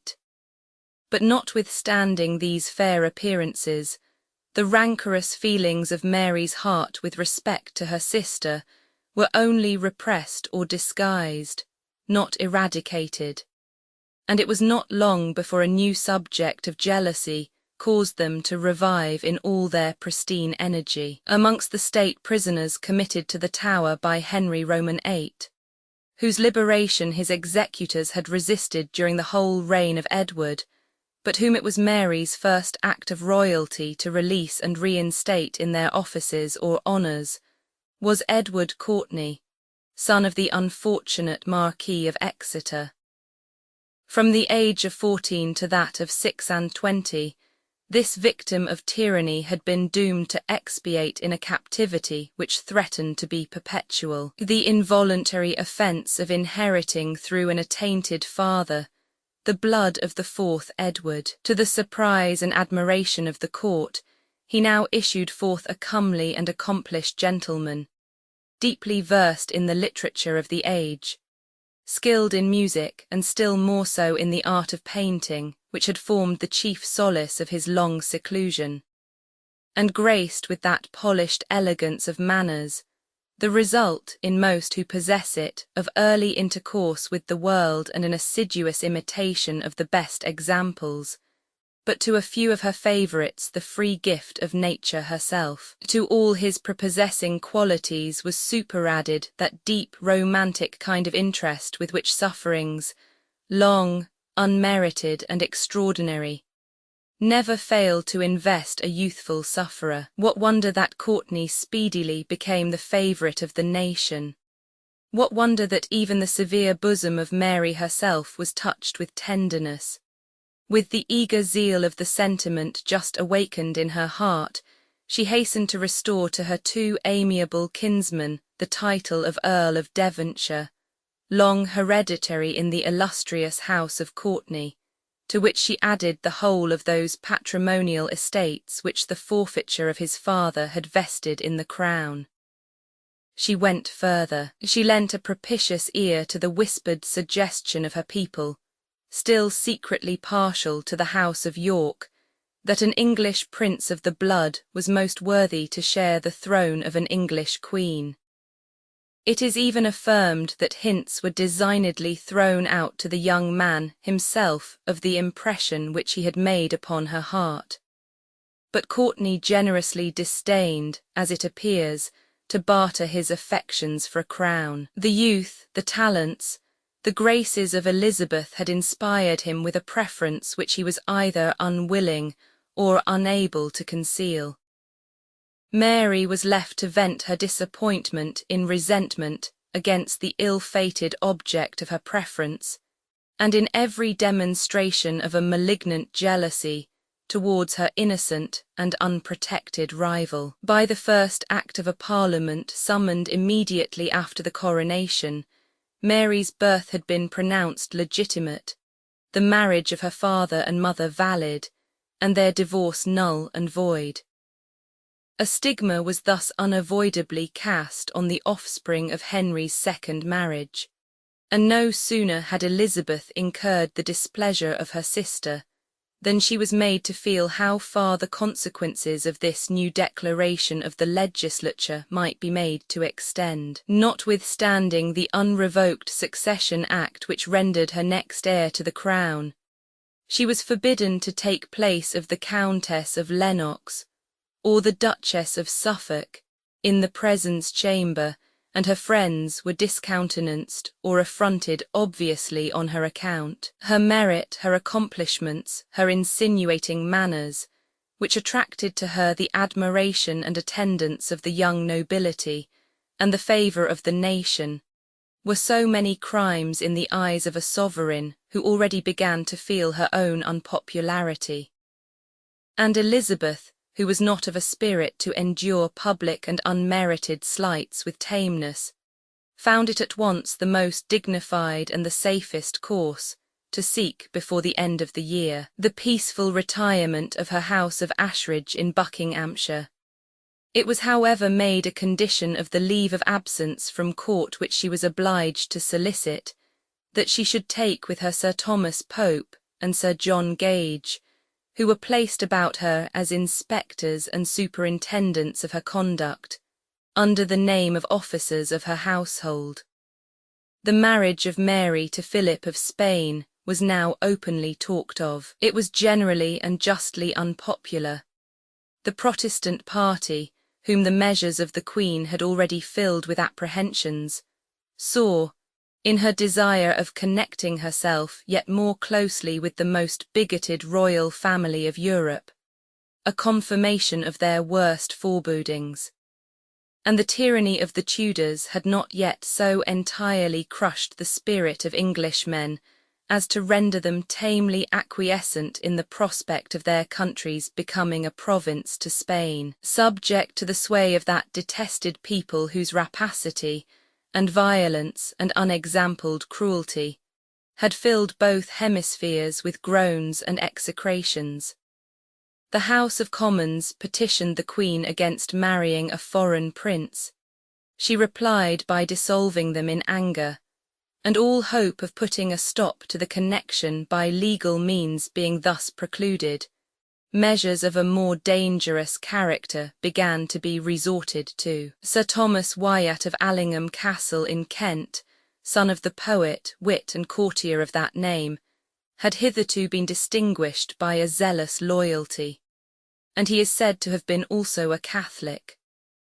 Though allied in blood to the Dudleys, not only had he refused to Northumberland his concurrence in the nomination of Jane Grey, but without waiting a moment to see which party would prevail, he had proclaimed Queen Mary in the market-place at Maidstone, for which instance of attachment he had received her thanks 20. But Wyatt had been employed during several years of his life in embassies to Spain, and the intimate acquaintance which he had thus acquired of the principles and practices of its court filled him with such horror of their introduction into his native country, that, preferring patriotism to loyalty where their claims appeared incompatible, he incited his neighbours and friends to insurrection. In the same cause Sir Peter Carew and Sir Gaughan his uncle endeavoured to raise the West, but with small success, and the attempts made by the Duke of Suffolk, lately pardoned and liberated, to arm his tenantry and retainers in Warwickshire and Leicestershire, proved still more futile. Notwithstanding, however, this want of co-operation, Wyatt's rebellion wore for some time a very formidable appearance. The London trained bands sent out to oppose him went over to him in a body under Brett. Their captain, the Guards, almost the only regular troops in the kingdom, were chiefly Protestants, and therefore little trusted by the Queen, and it was known that the inhabitants of the metropolis, for which he was in full march, were in their hearts inclined to his cause. It was pretty well ascertained that the Earl of Devonshire had received an invitation to join the Western insurgents, and though he appeared to have rejected the proposal, he was arbitrarily remanded to his ancient abode in the Tower. Elizabeth was naturally regarded under all these circumstances of alarm with extreme jealousy and suspicion. It was well known that her present compliance with the religion of the court was merely prudential, that she was the only hope of the Protestant party, a party equally formidable by zeal and by numbers, and which it was resolved to crush. It was more than suspected that though Wyatt himself still professed an inviolable fidelity to the person of the reigning sovereign, and strenuously declared the Spanish match to be the sole grievance against which he had taken arms, many of his partisans had been led by their religious zeal to entertain the further view of dethroning the Queen, in favour of her sister, whom they desired to marry to the Earl of Devonshire. It was not proved that the princess herself had given any encouragement to these designs, but Sir James Croft, an adherent of Wyatt's, had lately visited Ashridge, and held conferences with some of her attendants, and it had since been rumoured that she was projecting a removal to her manor of Donnington Castle in Berkshire, on the south side of the Thames, where nothing but a day's march through an open country would be interposed between her residence and the station of the Kentish rebels. Policy seemed now to dictate the precaution of securing her person, and the Queen addressed to her accordingly the following letter. Right dear and entirely beloved sister, we greet you well, and whereas certain evil-disposed persons, minding more the satisfaction of their own malicious and seditious minds than their duty of allegiance towards us, have of late foully spread divers lewd and untrue rumours, and by that means and other devilish practices do travail to induce our good and loving subjects to an unnatural rebellion against God, us, and the tranquillity of our realm. We, tendering the surety of your person, which might chance to be in some peril if any sudden tumult should arise where you now be, or about Donnington, whither, as we understand, you are minded shortly to remove, do therefore think expedient you should put yourself in good readiness with all convenient speed to make your repair hither to us, which we pray you fail not to do, assuring you that as you may most safely remain here, so shall you be most heartily welcome to us. And of your mind herein, we pray you to return answer by this messenger, given under our signet at our manor of St. James's the 26th of January in the first year of our reign. Your loving sister, Mary the Queen. This summons found Elizabeth confined to her bed by sickness, and her officers sent a formal statement of the fact to the Privy Council, praying that the delay of her appearance at court might not, under such circumstances, be misconstrued either with respect to her or to themselves. Monsieur de Noailles, the French ambassador, in some papers of his, calls this a favourable illness to Elizabeth, since, adds he, it seems likely to save Mary from the crime of putting her sister to death by violence. And true it is, that by detaining her in the country till the insurrection was effectually suppressed, it preserved her from any sudden act of cruelty which the violence of the alarm might have prompted. But other and perhaps greater dangers still awaited her. A few days after the date of the foregoing letter, Wyatt entered Westminster, but with a force very inadequate to his undertaking. He was repulsed in an attack on the palace, and afterwards, finding the gates of London closed against him and seeing his followers slain, taken, or flying in all directions, he voluntarily surrendered himself to one of the Queen's officers and was conveyed to the Tower. It was immediately given out that he had made a full discovery of his accomplices, and named amongst them the Princess and the Earl of Devonshire. And on this pretext, for it was probably no more, 3 gentlemen were sent, attended by a troop horse, with peremptory orders to bring Elizabeth back with them to London. They reached her abode at 10 o'clock at night, and bursting into her sick chamber in spite of the remonstrances of her ladies, abruptly informed her of their errand. Affrighted at the summons, she declared however her entire willingness to wait upon the Queen her sister, to whom she warmly protested her loyal attachment, but she appealed to their own observation for the reality of her sickness, and her utter inability to quit her chamber. The gentlemen pleaded, on the other side, the urgency of their commission, and said that they had brought the Queen's litter for her conveyance. 2 physicians were then called in, who gave it as their opinion that she might be removed without danger to her life, and on the morrow her journey commenced. The departure of Elizabeth from Ashridge was attended by the tears and passionate lamentations of her afflicted household, who naturally anticipated from such beginnings the worst that could befall her. So extreme was her sickness, aggravated doubtless by terror and dejection, that even these stern conductors found themselves obliged to allow her no less than 4 nights' rest, in a journey of only 29 miles. Between Highgate and London, her spirits were cheered by the appearance of a number of gentlemen who rode out to meet her, as a public testimony of their sympathy and attachment. And as she proceeded, the general feeling was further manifested by crowds of people lining the waysides, who flocked anxiously about her litter, weeping and bewailing her aloud. A manuscript chronicle of the time describes her passage on this occasion through Smithfield and Fleet Street, in a litter open on both sides, with 100 velvet coats after her, and 100 others in coats of fine red guarded with velvet. And with this train she passed through the Queen's garden to the court. This open countenancing of the princess by a formidable party in the capital itself seems to have disconcerted the plans of Mary and her advisers, and they contented themselves for the present with detaining her in a kind of honourable custody at Whitehall. Here she underwent a strict examination by the Privy Council respecting Wyatt's insurrection, and the rising in the West under Care, but she steadfastly protested her innocence and ignorance of all such designs, and nothing coming out against her, in about a fortnight she was dismissed and suffered to return to her own house.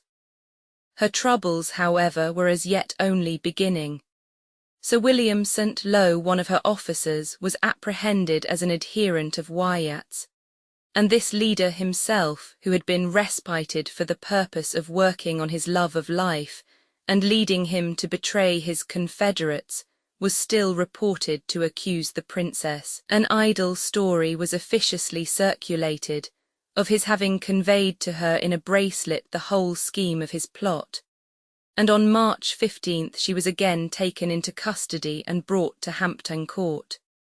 Soon after her arrival, it was finally announced to her by a deputation of the council, not without strong expressions of concern from several of the members, that Her Majesty had determined on her committal to the Tower till the matter could be further investigated. Bishop Gardiner, now a principal councillor, and 2 others came soon after, and, dismissing the princess's attendants, supplied their place with some of the Queen's, and set a guard round the palace for that night. The next day, the Earl of Sussex and another lord were sent to announce to her that a barge was in readiness for her immediate conveyance to the Tower. She entreated first to be permitted to write to the Queen, and the Earl of Sussex assenting, in spite of the angry opposition of his companion, whose name is concealed by the tenderness of his contemporaries, and undertaking to be himself the bearer of her letter, she took the opportunity to repeat her protestations of innocence and loyalty, concluding with an extraordinary vehemence of asseveration in these words: "As for that traitor Wyatt, he might peradventure write me a letter, but on my faith I never received any from him. And as for the copy of my letter to the French king, I pray God confound me eternally, if ever I sent him word, message, token, or letter, by any means." With respect to the last clause of this disavowal, it may be fit to observe that there is indeed no proof that Elizabeth ever returned any answer to the letters or messages of the French king, but that it seems a well-authenticated fact that during some period of her adversity Henry Roman II made her the offer of an asylum in France. The circumstance of the Dauphin's being betrothed to the Queen of Scots, who claimed to precede Elizabeth in the order of succession, renders the motive of this invitation somewhat suspicious.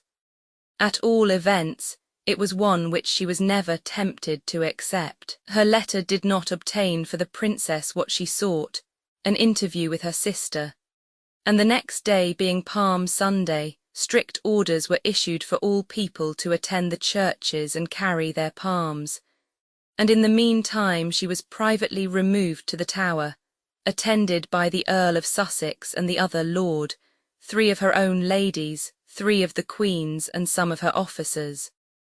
Several characteristic traits of her behaviour have been preserved. On reaching her melancholy place of destination, she long refused to land at Traitor's Gate, and when the uncourteous nobleman declared that she should not choose, offering her, however, at the same time his cloak to protect her from the rain, she retained enough of her high spirit to put it from her, with a good dash. As she set her foot on the ill-omened stairs, she said, "Here landeth as true a subject, being a prisoner, as ever landed at these stairs, and before thee, O God, I speak it, having no other friends but thee alone."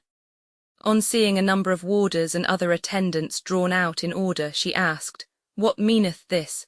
Someone answered that it was customary on receiving a prisoner. "If it be," said she, "I beseech you that for my cause they may be dismissed." Immediately the poor men kneeled down and prayed God to preserve her, for which action they all lost their places the next day. Going a little further, she sat down on a stone to rest herself, and the lieutenant urging her to rise and come in out of the cold and wet, she answered, "Better sitting here than in a worse place, for God knoweth whither you bring me." On hearing these words her gentleman usher wept, for which she reproved him, telling him he ought rather to be her comforter, especially since she knew her own truth to be such that no man should have cause to weep for her. Then rising, she entered the prison, and its gloomy doors were locked and bolted on her. Shocked and dismayed, but still resisting the weakness of unavailing lamentation, she called for her book and devoutly prayed that she might build her house upon the rock. Meanwhile her conductors retired to concert measures for keeping her securely, and her firm friend, the Earl of Sussex, did not neglect the occasion of reminding all whom it might concern that the king their master's daughter was to be treated in no other manner than they might be able to justify whatever should happen hereafter, and that they were to take heed to do nothing but what their commission would bear out. To this the others cordially assented, and having performed their office, the 2 lords departed. Having now conducted the heroine of the Protestant party to the dismal abode which she was destined for a time to occupy, it will be proper to revert to the period of Mary's accession. Little more than 8 months had yet elapsed from the death of Edward, but this short interval had sufficed to change the whole face of the English court, to alter the most important relations of the country with foreign states, and to restore in great measure the ancient religion, which it had been the grand object of the former reign finally and totally to overthrow. It is the business of the historian to record the series of public measures by which this calamitous revolution was accomplished. The humbler but not uninteresting task of tracing its effects on the fortunes of eminent individuals belongs to the compiler of Memoirs, and forms an appropriate accompaniment to the relation of the perils, sufferings, and obloquy, through which the heiress of the English crown passed on safely to the accomplishment of her high destinies. The liberation of the state prisoners confined in the Tower, an act of grace usual on the accession of a prince, was one which the causes of detention of the greater part of them rendered it peculiarly gratifying to Mary to perform. The enemies of Henry's or of Edward's government she regarded with reason as her friends and partisans, and the adherents, open or concealed, of that church establishment which was to be forced back on the reluctant consciences of the nation. The most illustrious of the captives was that aged Duke of Norfolk whom the tyrant Henry had condemned to die without a crime, and who had been suffered to languish in confinement during the whole reign of Edward. Chiefly, it is probable, because the forfeiture of his vast estates afforded a welcome supply to the exhausted treasury of the young king, though the extensive influence of this nobleman and the attachment for the old religion which he was believed to cherish had served as plausible pretexts for his detention. His high birth, his hereditary authority, his religious predilections were so many titles of merit in the eyes of the new queen, who was also desirous of profiting by his abilities and long experience in all affairs civil and military. Without waiting for the concurrence of Parliament, she declared by her own authority his attainder irregular and null, restored to him such of his lands as remained vested in the crown, and proceeded to reinstate him in offices and honours. On August 10th, he took his seat at the council board of the 8th English monarch, whose reign he had survived to witness.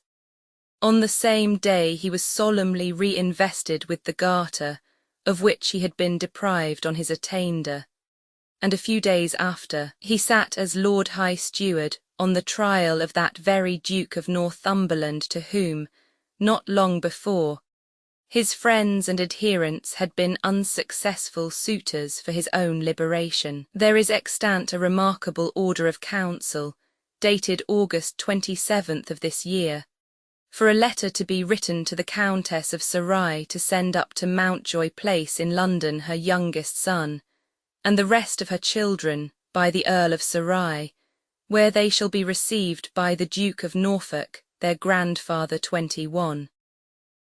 It may be conjectured that these young people were thus authoritatively consigned to the guardianship of the Duke, for the purpose of correcting the Protestant predilections in which they had been educated, and the circumstance seems also to indicate, what indeed might be well imagined, that little harmony or intercourse subsisted between this nobleman and a daughter-in-law whom he had formerly sought to deprive of her husband, in order to form for him a new and more advantageous connection. The eldest son of the Earl of Surrey, now in the 17th year of his age, was honoured with the title of his father, and he began his distinguished though unfortunate career by performing, as deputy to the Duke of Norfolk, the office of Earl Marshal at the Queen's coronation. On the first alarm of Wyatt's rebellion, the veteran Duke was summoned to march out against him, but his measures, which otherwise promised success, were completely foiled by the desertion of the London bands to the insurgents, and the last military expedition of his life was destined to conclude with a hasty and ignominious flight. He soon after withdrew entirely from the fatigues of public life, and after all the vicissitudes of court and camp, palace and prison, with which the lapse of 80 eventful years had rendered him acquainted, calmly breathed his last at his own castle of Framlingham in September 1554. 3 deprived bishops were released from the Tower and restored with honour to their sees. These were Tonstal of Durham, Gardiner of Winchester and Bonner of London. Tonstal, many of whose younger years had been spent in diplomatic missions, was distinguished in Europe by his erudition, which had gained him the friendship and correspondence of Erasmus. He was also mild, charitable, and of unblemished morals. Attached by principle to the faith of his forefathers, but loth either to incur personal hazard or to sacrifice the almost princely emoluments of the See of Durham, he had contented himself with regularly opposing in the House of Lords all the ecclesiastical innovations of Edward's reign, and as regularly giving them his concurrence when once established. It was not, therefore, professedly on a religious account that he had suffered deprivation and imprisonment, but on an obscure charge of having participated in some traitorous or rebellious design. A charge brought against him, in the opinion of most, falsely, and through the corrupt procurement of Northumberland, to whose project of erecting the bishopric of Durham into a county palatine for himself, the deprivation of Tonstal, and the abolition of the see by Act of Parliament were indispensable preliminaries.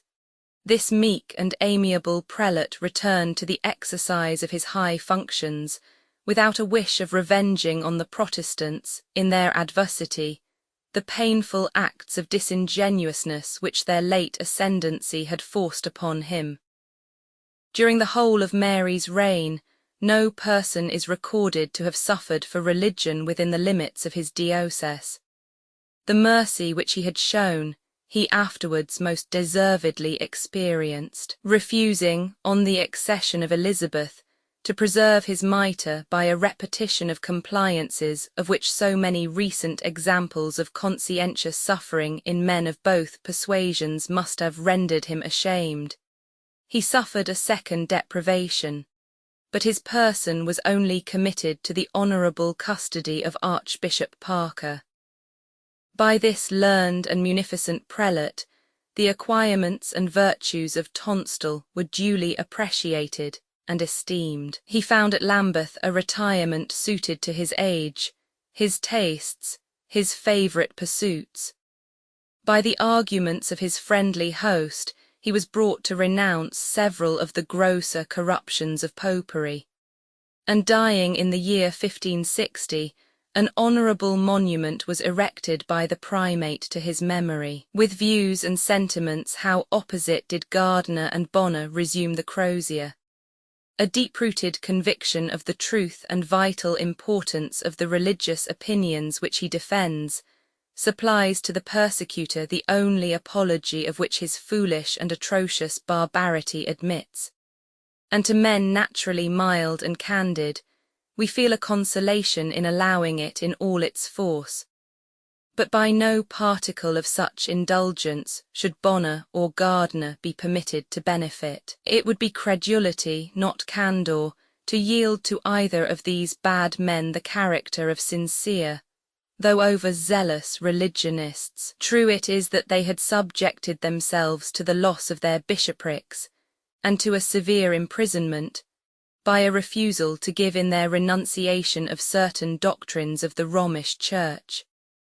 But they had previously gone much further in compliance than conscience would allow to any real Catholic, and they appear to have stopped short in this career only because they perceived in the council such a determination to strip them, under one pretext or another, of all their preferments, as manifestly rendered further compliance useless.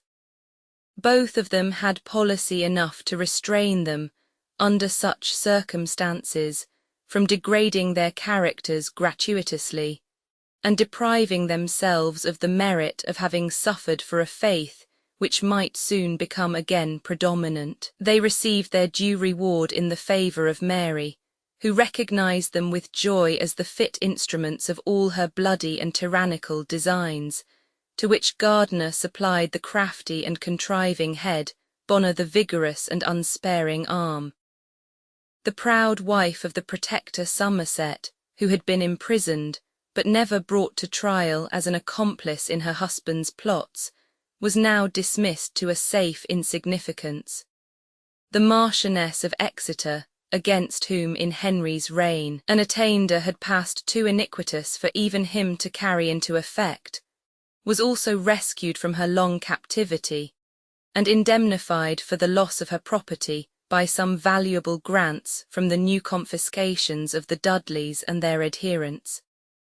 The only state prisoner to whom the door was not opened on this occasion was Geoffrey Pole, that base betrayer of his brother and his friends, by whose evidence Lord Montacute and the Marquis of Exeter had been brought to an untimely end. It is some satisfaction to know that the commutation of death for perpetual imprisonment was all the favour which this wretch obtained from Henry, that neither Edward nor Mary broke his bonds, and that, as far as appears, his punishment ended only with his miserable existence.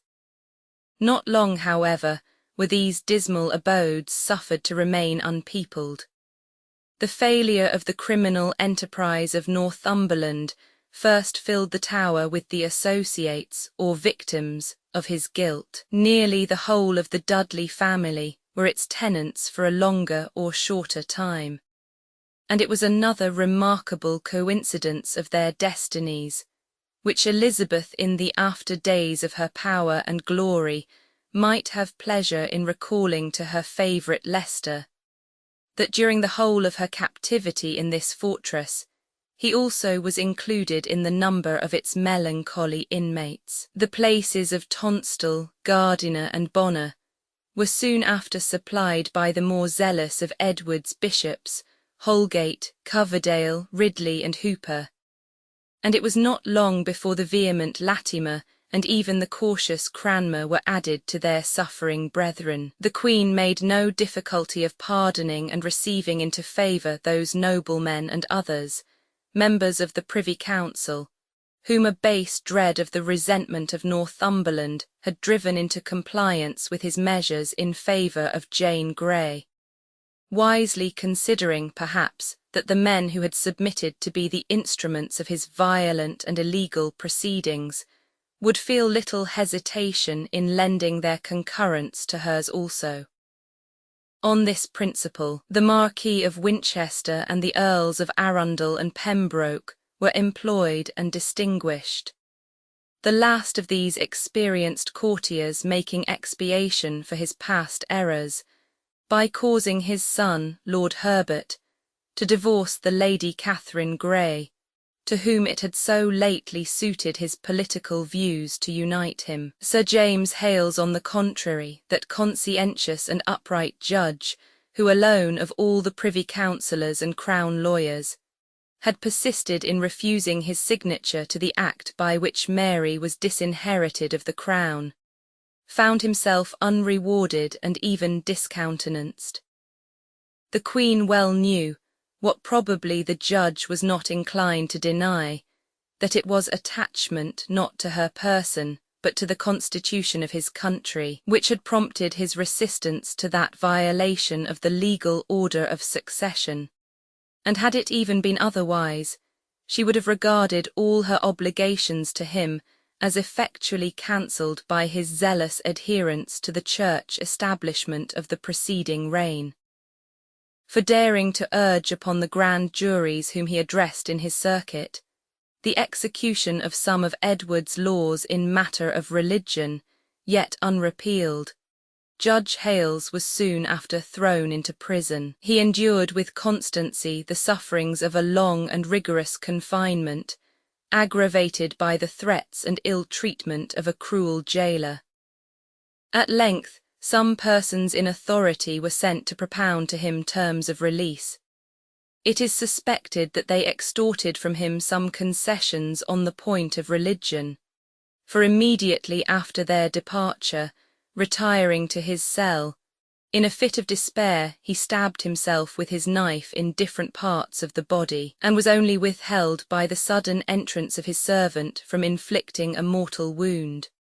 Bishop Gardiner had the barbarity to insult over the agony or distraction of a noble spirit overthrown by persecution. He even converted his solitary act into a general reflection against Protestantism, which he called the doctrine of desperation.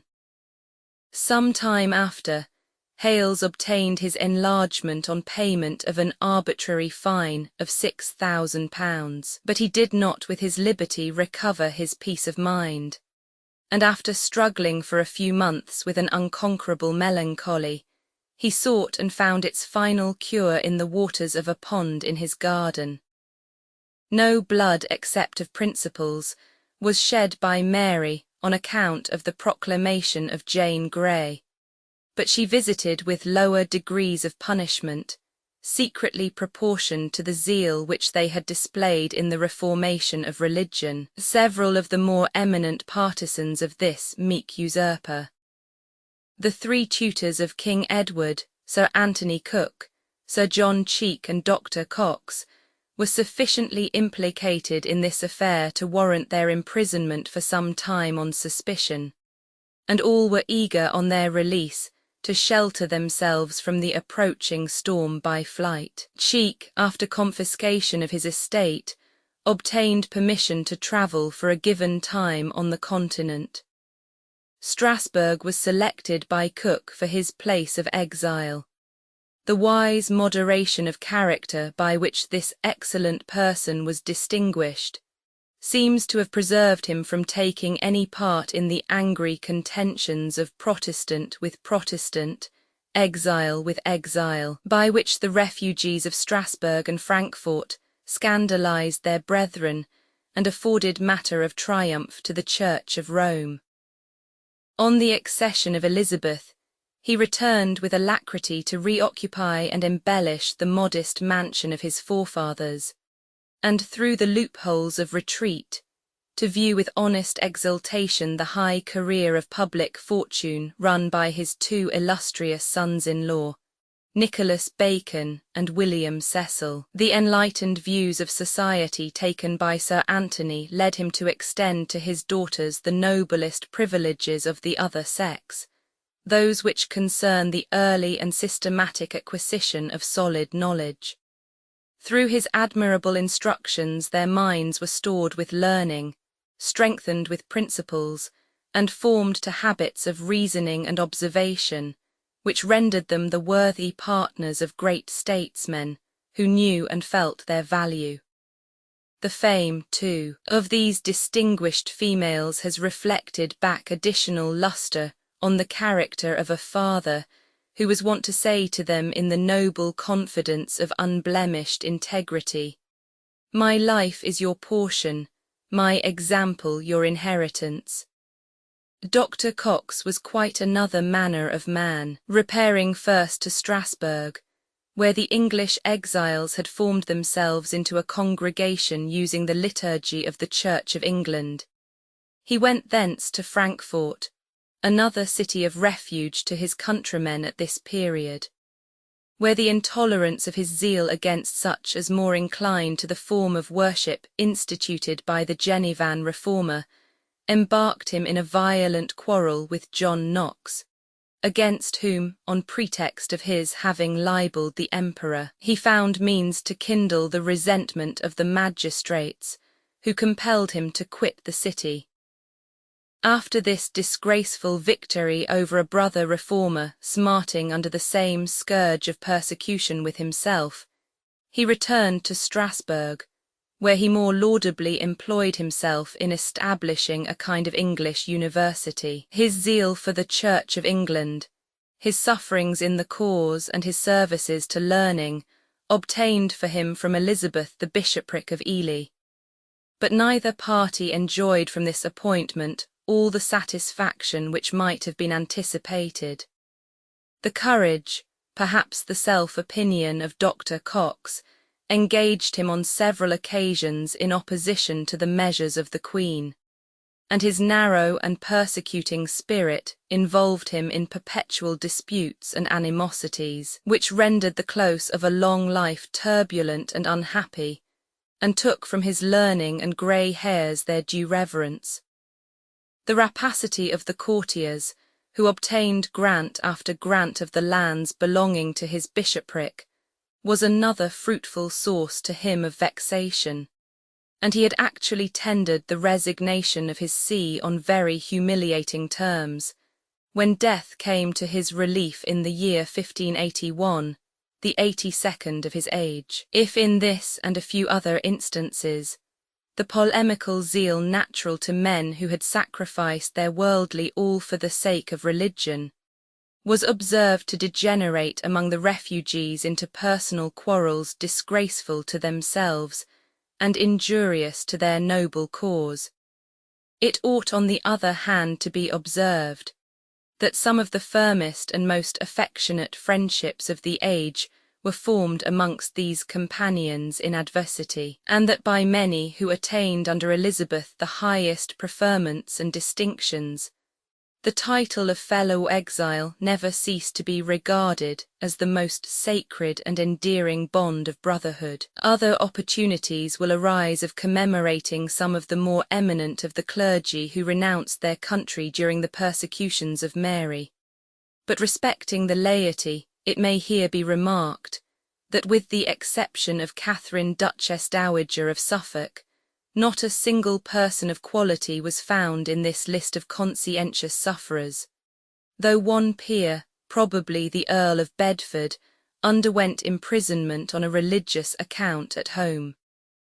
Of the higher gentry, however, there were considerable numbers who either went and established themselves in the Protestant cities of Germany, or passed away the time in travelling.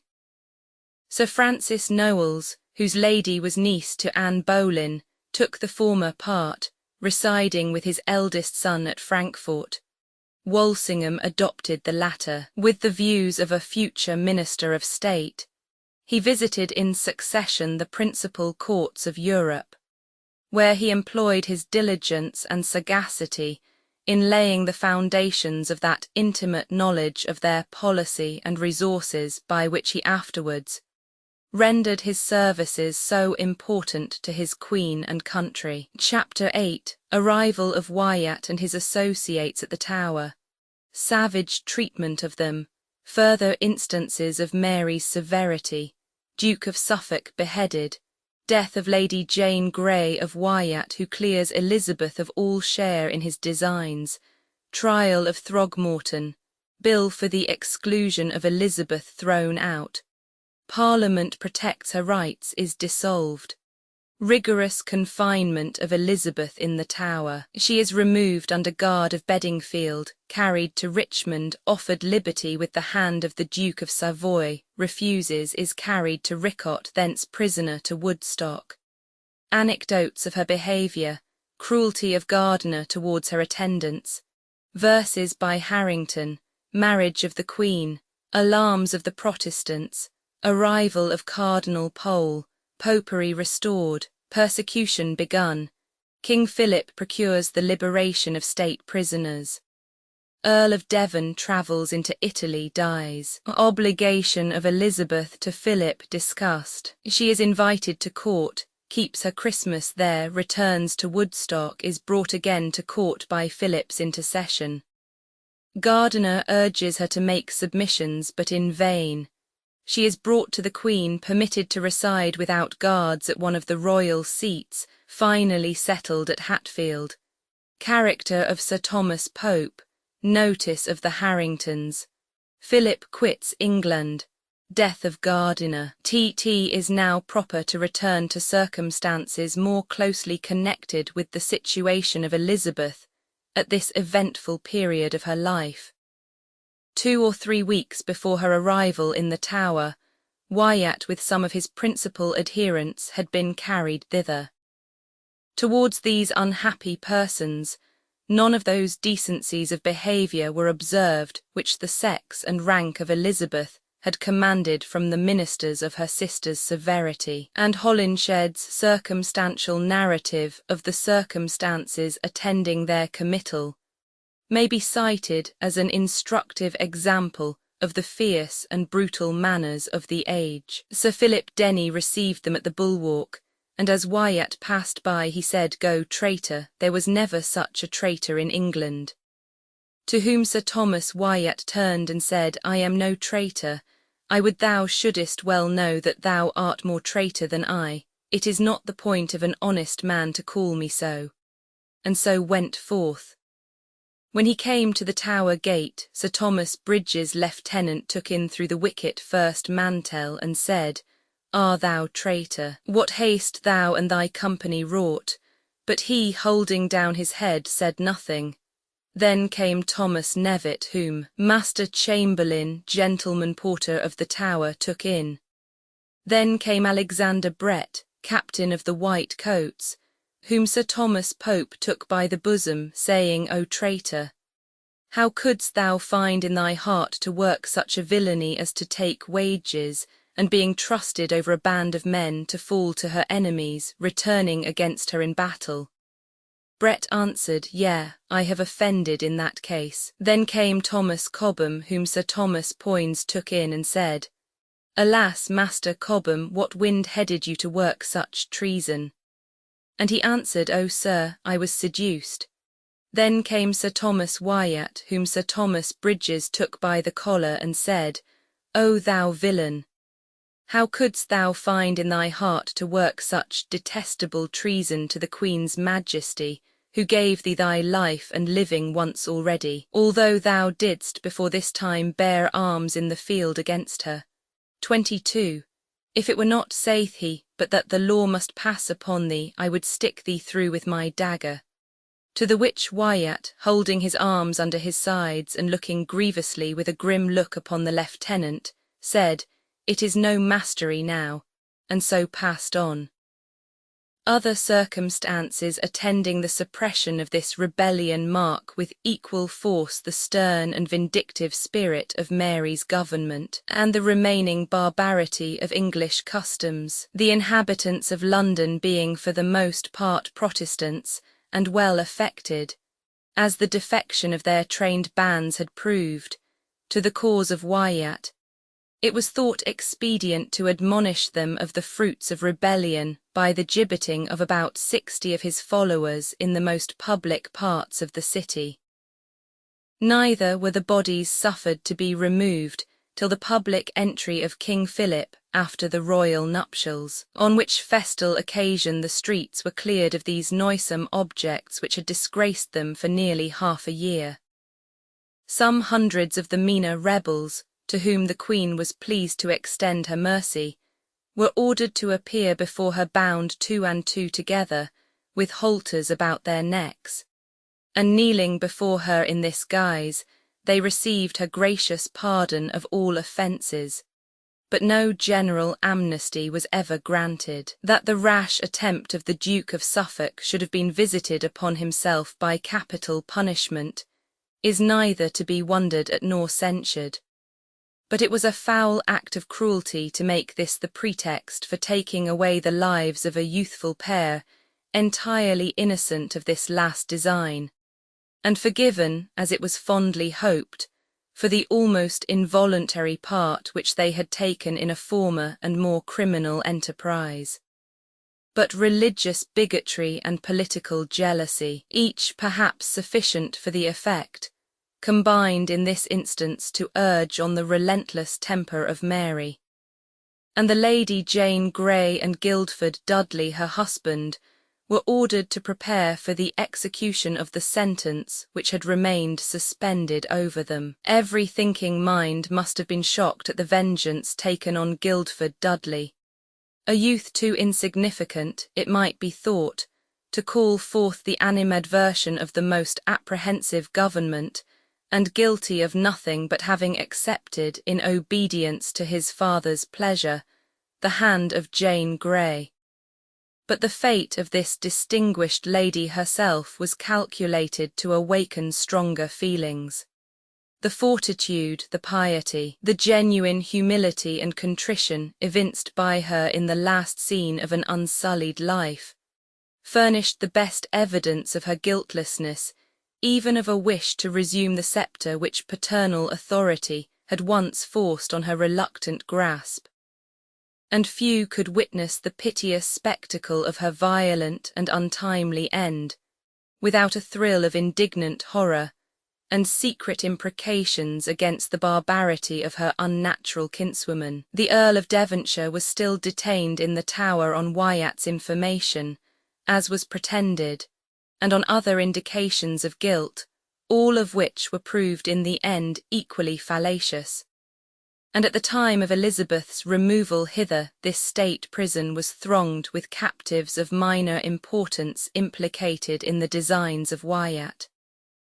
These were assiduously plied on one hand with offers of liberty and reward, and subjected on the other to the most rigorous treatment, the closest interrogatories, and one of them even to the rack, in the hope of eliciting from them some evidence which might reconcile to Mary's conscience, or colour to the nation, the death or perpetual imprisonment of a sister whom she feared and hated. To have brought her to criminate herself would have been better still, and no pains were spared for this purpose.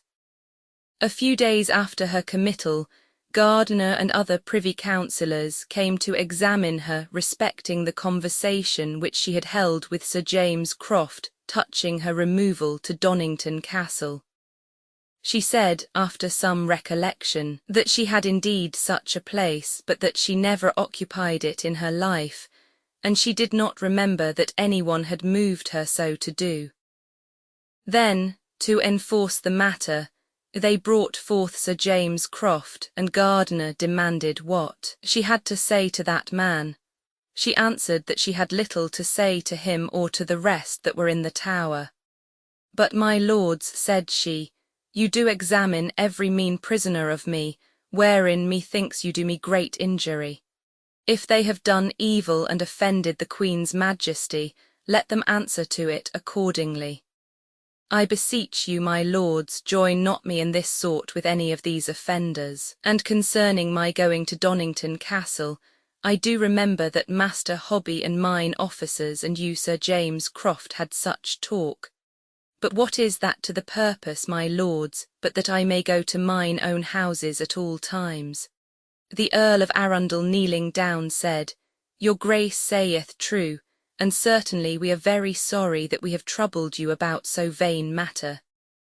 She then said, My lords, you do sift me very narrowly, but I am well assured you shall not do more to me than God hath appointed, and so God forgive you all. Before their departure, Sir James Croft kneeled down before her, declaring that he was sorry to see the day in which he should be brought as a witness against her grace.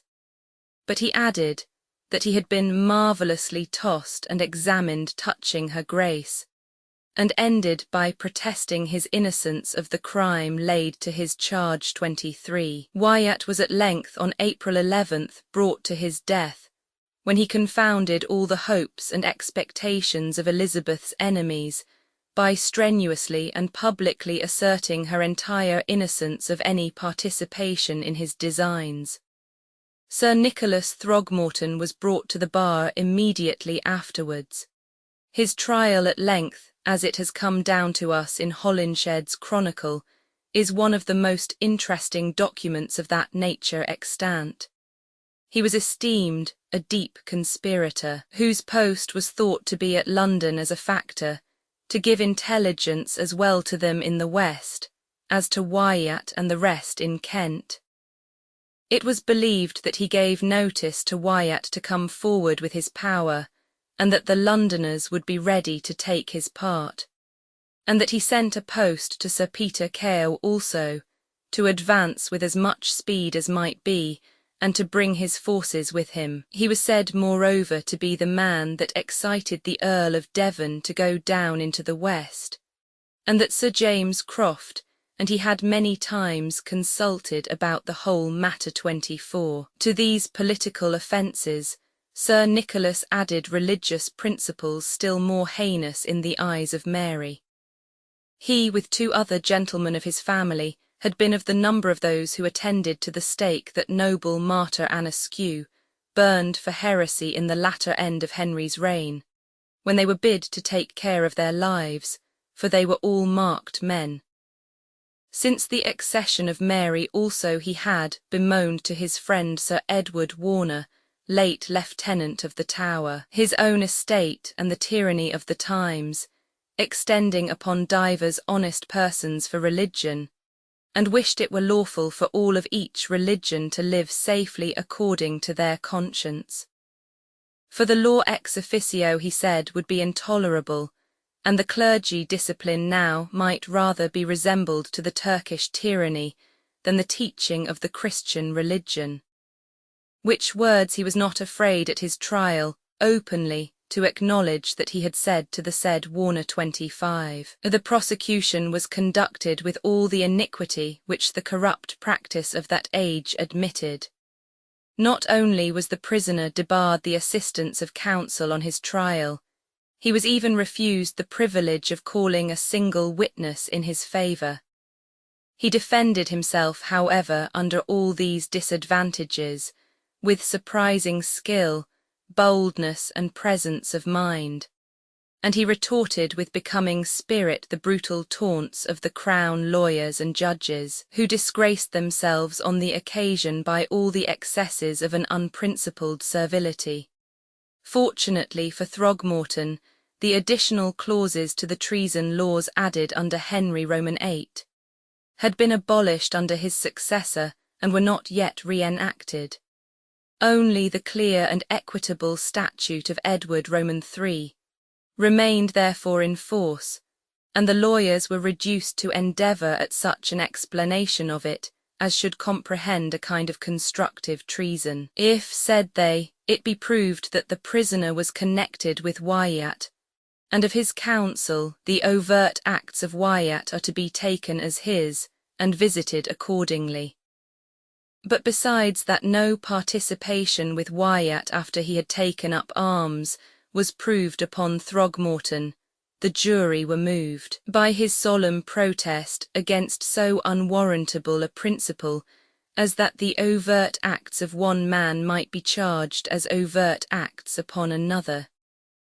They acquitted him therefore with little hesitation, to the inexpressible disappointment and indignation of the Queen and her ministers, who then possessed the power of making their displeasure on such an occasion deeply felt.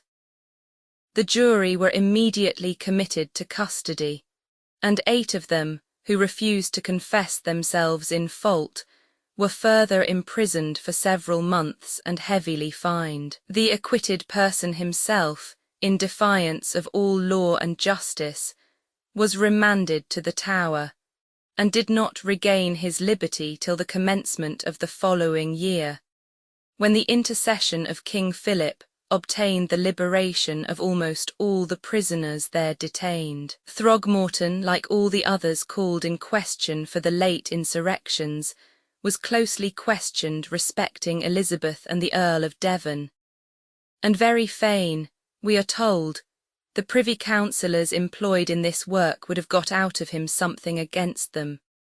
For when at Throgmorton's trial his writing containing his confession was read in open court, he prayed the Queen's serjeant that was reading it to read further, that hereafter, said he, whatsoever become of me, my words may not be perverted and abused to the hurt of some others, and especially against the great personages of whom I have been sundry times, as appears by my answers, examined. For I perceive the net was not cast only for little fishes, but for great ones. 26. This generous concern for the safety of Elizabeth in the midst of his own perils appears not to have been lost upon her, and under the ensuing reign we shall have the satisfaction of seeing the abilities of Sir Nicholas displayed in other scenes, and under happier auspices. All manifestations of popular favour towards those whom the court had proscribed and sought to ruin were at this juncture visited with the extreme of arbitrary severity. 2 merchants of London, for words injurious to the Queen, but principally for having affirmed that Wyatt at his death had cleared the Lady Elizabeth and the Earl of Devonshire, were set in the pillory, to which their ears were fastened with large nails. It was in fact an object of great importance to the Catholic party to keep up the opinion, so industriously inculcated, of the Princess being implicated in the late disturbances, since it was only on this false pretext that she could be detained close prisoner in the Tower, while a fatal stroke was aimed against her rights and interests. Gardiner, now Chancellor and Prime Minister, the most inveterate of Elizabeth's enemies and the most devoted partisan of the Spanish interest, thinking that all was subdued to the wishes of the court, brought before the new Parliament a bill for declaring the Princess illegitimate and incapable of succeeding. It was indignantly rejected, however, by a great majority, but the failure only admonished him to renew the attack in a more indirect and covert manner. Accordingly, the articles of the marriage treaty between Mary and the Prince of Spain, artfully drawn with great seeming advantage to England, had no sooner received the assent of the two houses than he proposed a law for conferring upon the Queen the same power enjoyed by her father, that of naming a successor. But neither could this be obtained from a House of Commons, attached for the most part to the Protestant cause and the person of the rightful heir, and justly apprehensive of the extinction of their few remaining privileges under the yoke of a detested foreign tyrant. Nobody doubted that it was the purpose of the Queen, in default of immediate issue of her own, to bequeath the crown to her husband, whose descent from a daughter of John of Gaunt had been already much insisted on by his adherents. The bill was therefore thrown out, and the alarm excited by its introduction had caused the House to pass several spirited resolutions, one of which declared that Her Majesty should reign as a sole queen without any participation of her authority, while the rest guarded in various points against the anticipated encroachments of Philip. When Mary thought good to put a stop to the further discussion of the subject by a prorogation of Parliament. After these manifold disappointments, the court party was compelled to give up, with whatever reluctance, its deep-laid plots against the unoffending princess. Her own prudence had protected her life, and the independent spirit of a House of Commons, conscious of speaking the sense of the nation, guaranteed her succession. One only resource remained to Gardiner and his faction. They judged that a long-continued absence, while it gradually loosened her hold upon the affections of the people, would afford many facilities for injuring or supplanting her, and it was determined soon to provide for her a kind of honourable banishment. The confinement of the princess in the Tower had purposely been rendered as irksome and comfortless as possible. It was not till after a month's close imprisonment, by which her health had suffered severely, that she obtained, after many difficulties, permission to walk in the royal apartments, and this under the constant inspection of the Constable of the Tower and the Lord Chamberlain, with the attendance of 3 of the Queen's women, the windows also being shut, and she not permitted to look out at them. Afterwards she had liberty to walk in a small garden, the gates and doors being carefully closed, and the prisoners whose rooms looked into it being at such times closely watched by their keepers, to prevent the interchange of any word or sign with the princess. Even a child of 5 years old belonging to some inferior officer in the Tower, who was wont to cheer her by his daily visits, and to bring her flowers, was suspected of being employed as a messenger between her and the Earl of Devonshire, and notwithstanding the innocent simplicity of his answers to the Lord Chamberlain by whom he was strictly examined, was ordered to visit her no more. The next day the child peeped in through a hole of the door as she walked in the garden, crying out, "Mistress, I can bring you no more flowers," for which, it seems, his father was severely chidden and ordered to keep his boy out of the way. From the beginning of her imprisonment, orders had been given that the princess should have mass regularly said in her apartment. It is probable that Elizabeth did not feel any great repugnance to this rite.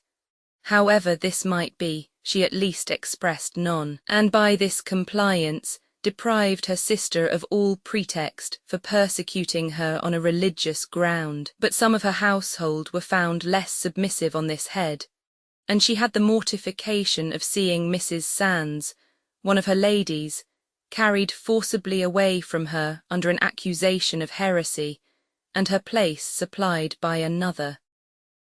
All these severities failed, however, of their intended effect. Neither sufferings nor menaces could bring the princess to acknowledge herself guilty of offending, even in thought, against her sovereign and sister, and as the dying asseverations of Wyatt had fully acquitted her in the eyes of the country, it became evident that her detention in the Tower could not much longer be persisted in. Yet the habitual jealousy of Mary's government, and the apparent danger of furnishing a head to the Protestants rendered desperate by her cruelties, forbade the entire liberation of the princess, and it was resolved to adopt as a middle course the expedient sanctioned by many examples in that age, of committing her to the care of certain persons who should be answerable for her safe keeping, either in their own houses or at some one of the royal seats. Lord Williams of Thame and Sir Henry Bedingfield, Captain of the Guard, were accordingly joined in commission for the execution of this delicate and important trust. The unfortunate prisoner conceived neither hope nor comfort from this approaching change in her situation, nor probably was it designed that she should, for intimidation seems still to have formed an essential feature in the policy of her relentless enemies. Sir Henry Bedingfield entered the Tower at the head of 100 of his men, and Elizabeth, struck with the unexpected sight, could not forbear inquiring with dismay whether the Lady Jane's scaffold were removed. On being informed that it was, she received some comfort, but this was not of long duration. For soon a frightful rumour reached her that she was to be carried away by this captain and his soldiers no one knew whither. She sent immediately for Lord Chandos, Constable of the Tower, whose humanity and courtesy had led him to soften as much as possible the hardships of her situation, though at the hazard of incurring the indignation of the court. And closely questioning him, he at length plainly told her that there was no help for it, orders were given, and she must be consigned to Bedingfield's care to be carried, as he believed, to Woodstock. Anxious and alarmed, she now asked of her attendants what kind of man this Bedingfield was, and whether, if the murdering of her were secretly committed to him, his conscience would allow him to see it executed. None about her could give a satisfactory answer, for he was a stranger to them all, but they bade her trust in God that such wickedness should not be perpetrated against her. At length, on May 19th, after a close imprisonment of 3 months, she was brought out of the Tower under the conduct of Bedingfield and his troop, and on the evening of the same day found herself at Richmond Palace, where her sister then kept her court. She was still treated in all respects like a captive. The manners of Bedingfield were harsh and insolent, and such terror did she conceive from the appearances around her, that sending for her gentleman usher, she desired him and the rest of her officers to pray for her. For this night, said she, I think to die. The gentleman, much affected by her distress, encouraged her as well as he was able. Then going down to Lord Williams, who was walking with Bedingfield, he called him aside and implored him to tell him sincerely whether any mischief were designed against his mistress that night or no, that he and his men might take such part as God should please to appoint. If certainly, added this faithful servant, we will rather die than she should secretly and innocently miscarry. Marry, God forbid, answered Williams, that any such wicked purpose should be wrought, and rather than it should be so, I with my men are ready to die at her feet also. In the midst of her gloomy apprehensions, the princess was surprised by an offer from the highest quarter, of immediate liberty on condition of her accepting the hand of the Duke of Savoy in marriage. Oppressed, persecuted, and a prisoner, sequestered from every friend and counsellor, guarded day and night by soldiers, and in hourly dread of some attempt upon her life, it must have been confidently expected that the young princess would embrace as a most joyful and fortunate deliverance this unhoped-for proposal. And by few women, certainly under all the circumstances, would such expectations have been frustrated. But the firm mind of Elizabeth was not thus to be shaken, nor her penetration deceived. She saw that it was banishment which was held out to her in the guise of marriage. She knew that it was her reversion of an independent English crown which she was required to barter for the matrimonial coronet of a foreign dukedom. and she felt the proposal as what in truth it was: an injury in disguise. Fortunately for herself and her country, she had the magnanimity to disdain the purchase of present ease and safety at a price so disproportionate, and returning to the overture a modest but decided negative, she prepared herself to endure with patience and resolution the worst that her enraged and baffled enemies might dare against her. No sooner was her refusal of the offered marriage made known than orders were given for her immediate removal into Oxfordshire. On crossing the river at Richmond on this melancholy journey, she descried on the other side certain of her poor servants, who had been restrained from giving their attendance during her imprisonment, and were anxiously desirous of seeing her again. "Go to them," said she to one of her men, "and say these words from me, tanquam ovis, like a sheep to the slaughter." As she travelled on horseback, the journey occupied 4 days, and the slowness of her progress gave opportunity for some striking displays of popular feeling. In one place, numbers of people were seen standing by the wayside who presented to her various little gifts, for which Bedingfield did not scruple in his anger to call them traitors and rebels. The bells were everywhere rung as she passed through the villages, in token of joy for her liberation, but the people were soon admonished that she was still a prisoner and in disgrace by the orders of Bedingfield to set the ringers in the stocks. On the 3rd evening she arrived at Ricot, the house of Lord Williams, where its owner, gracefully sinking the character of a watchful superintendent in that of a host who felt himself honoured by her visit, introduced her to a large circle of nobility and gentry, whom he had invited to bid her welcome. The severe or suspicious temper of Bedingfield took violent umbrage at the sight of such an assemblage.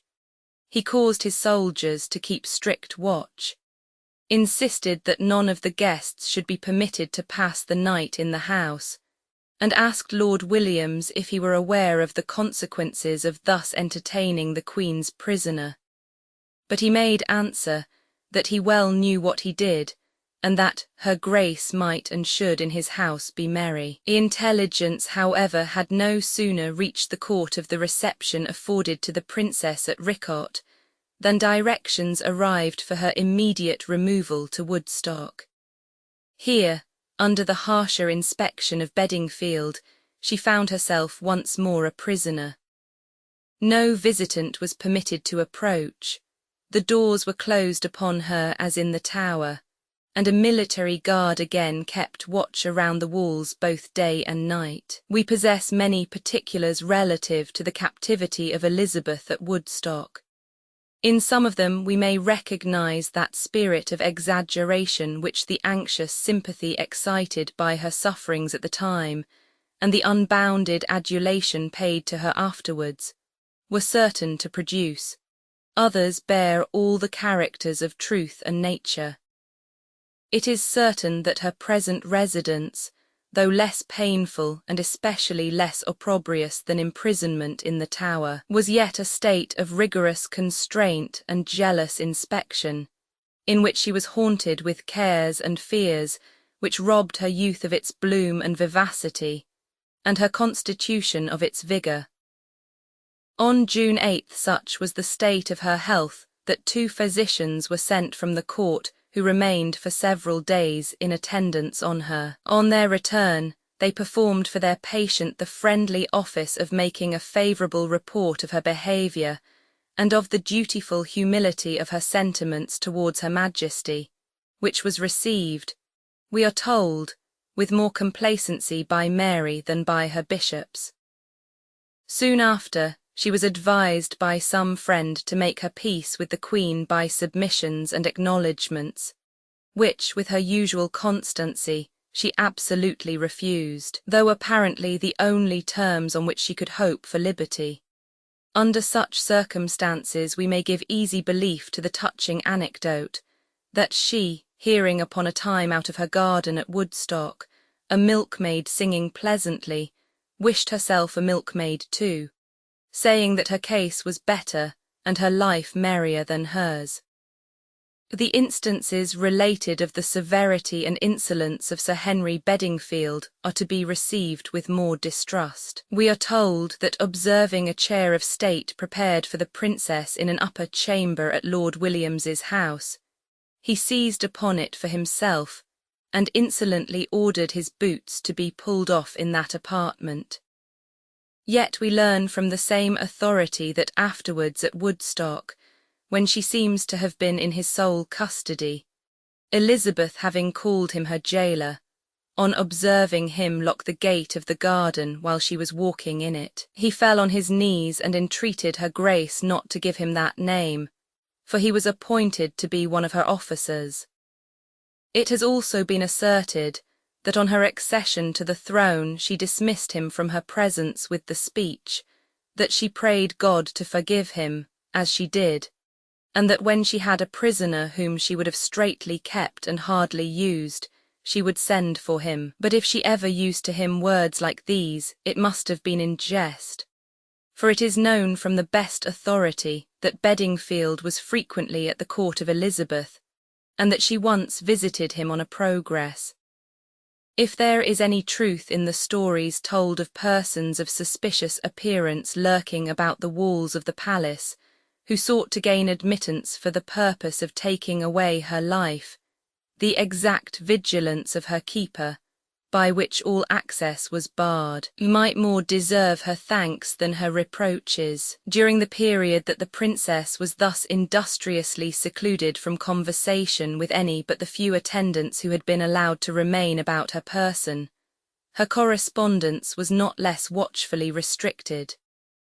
We are told that when, after urgent application to the council, she had at length been permitted to write to the Queen, Bedingfield looked over her as she wrote, took the paper into his own keeping when she paused, and brought it back to her when she chose to resume her task.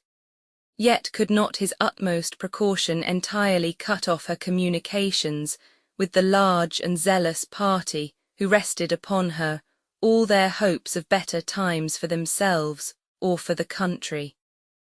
Through the medium of a visitor to one of her ladies, she received the satisfactory assurance that none of the prisoners for Wyatt's business had been brought to utter anything by which she could be endangered. Perhaps it was with immediate reference to this intelligence that she wrote with a diamond on her window the homely but expressive distich, "Much suspected by me nothing proved can be, quoth Elizabeth prisoner."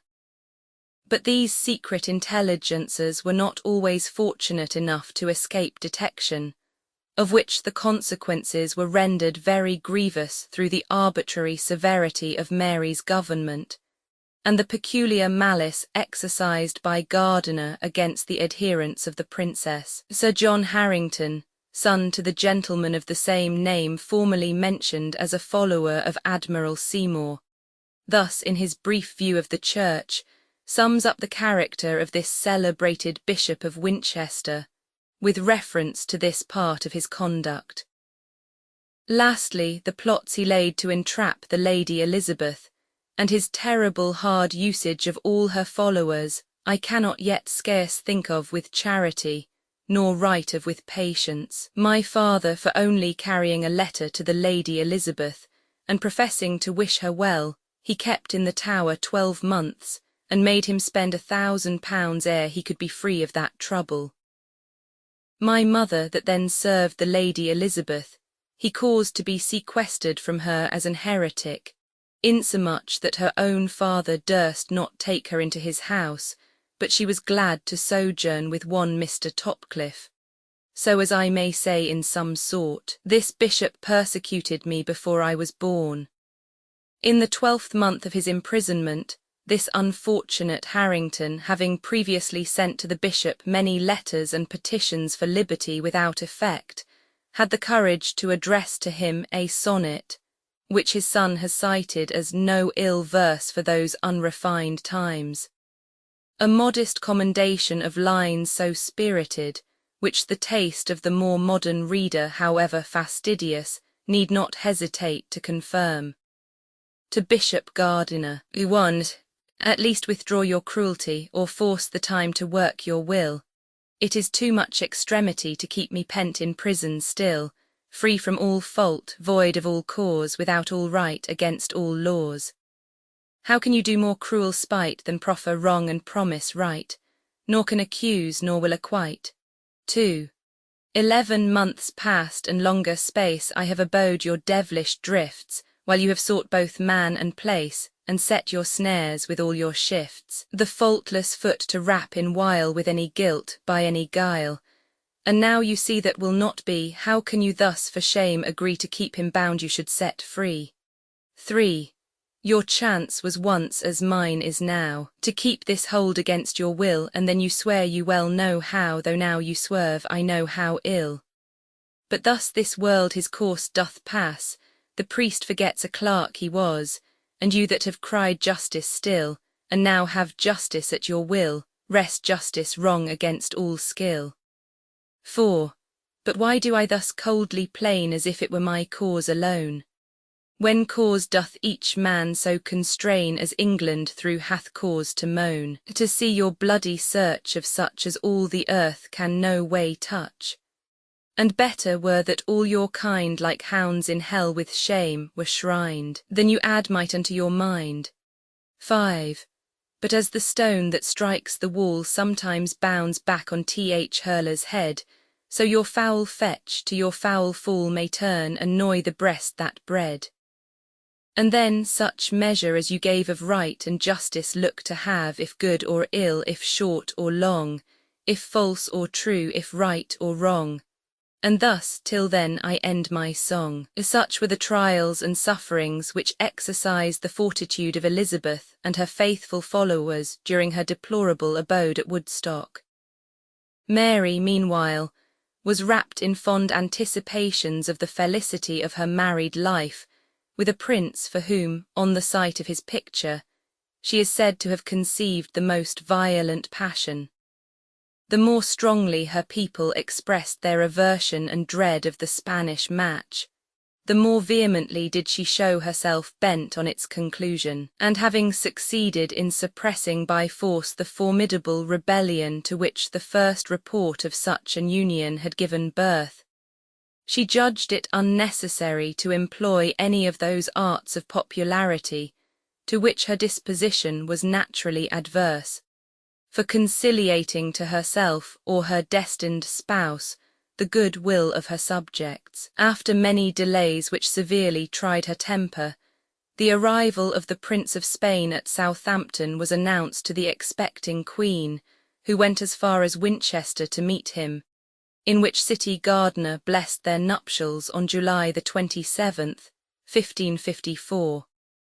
The royal pair passed in state through London a few days after, and the city exhibited by command the outward tokens of rejoicing customary in that age. Bonfires were kindled in the open places, tables spread in the streets at which all passers-by might freely regale themselves with liquor. Every parish sent forth its procession singing Te Deum. The fine cross in Cheapside was beautified and newly gilt, and pageants were set up in the principal streets. But there was little gladness of heart among the people, and one of these festal devices gave occasion to a manifestation of the dispositions of the court respecting religion, which filled the citizens with grief and horror. A large picture had been hung over the conduit in Gracechurch Street representing the 9 worthies, and among them King Henry Roman VIII, made his appearance, according to former drafts of him, holding in his hand a book on which was inscribed Verbum Dei.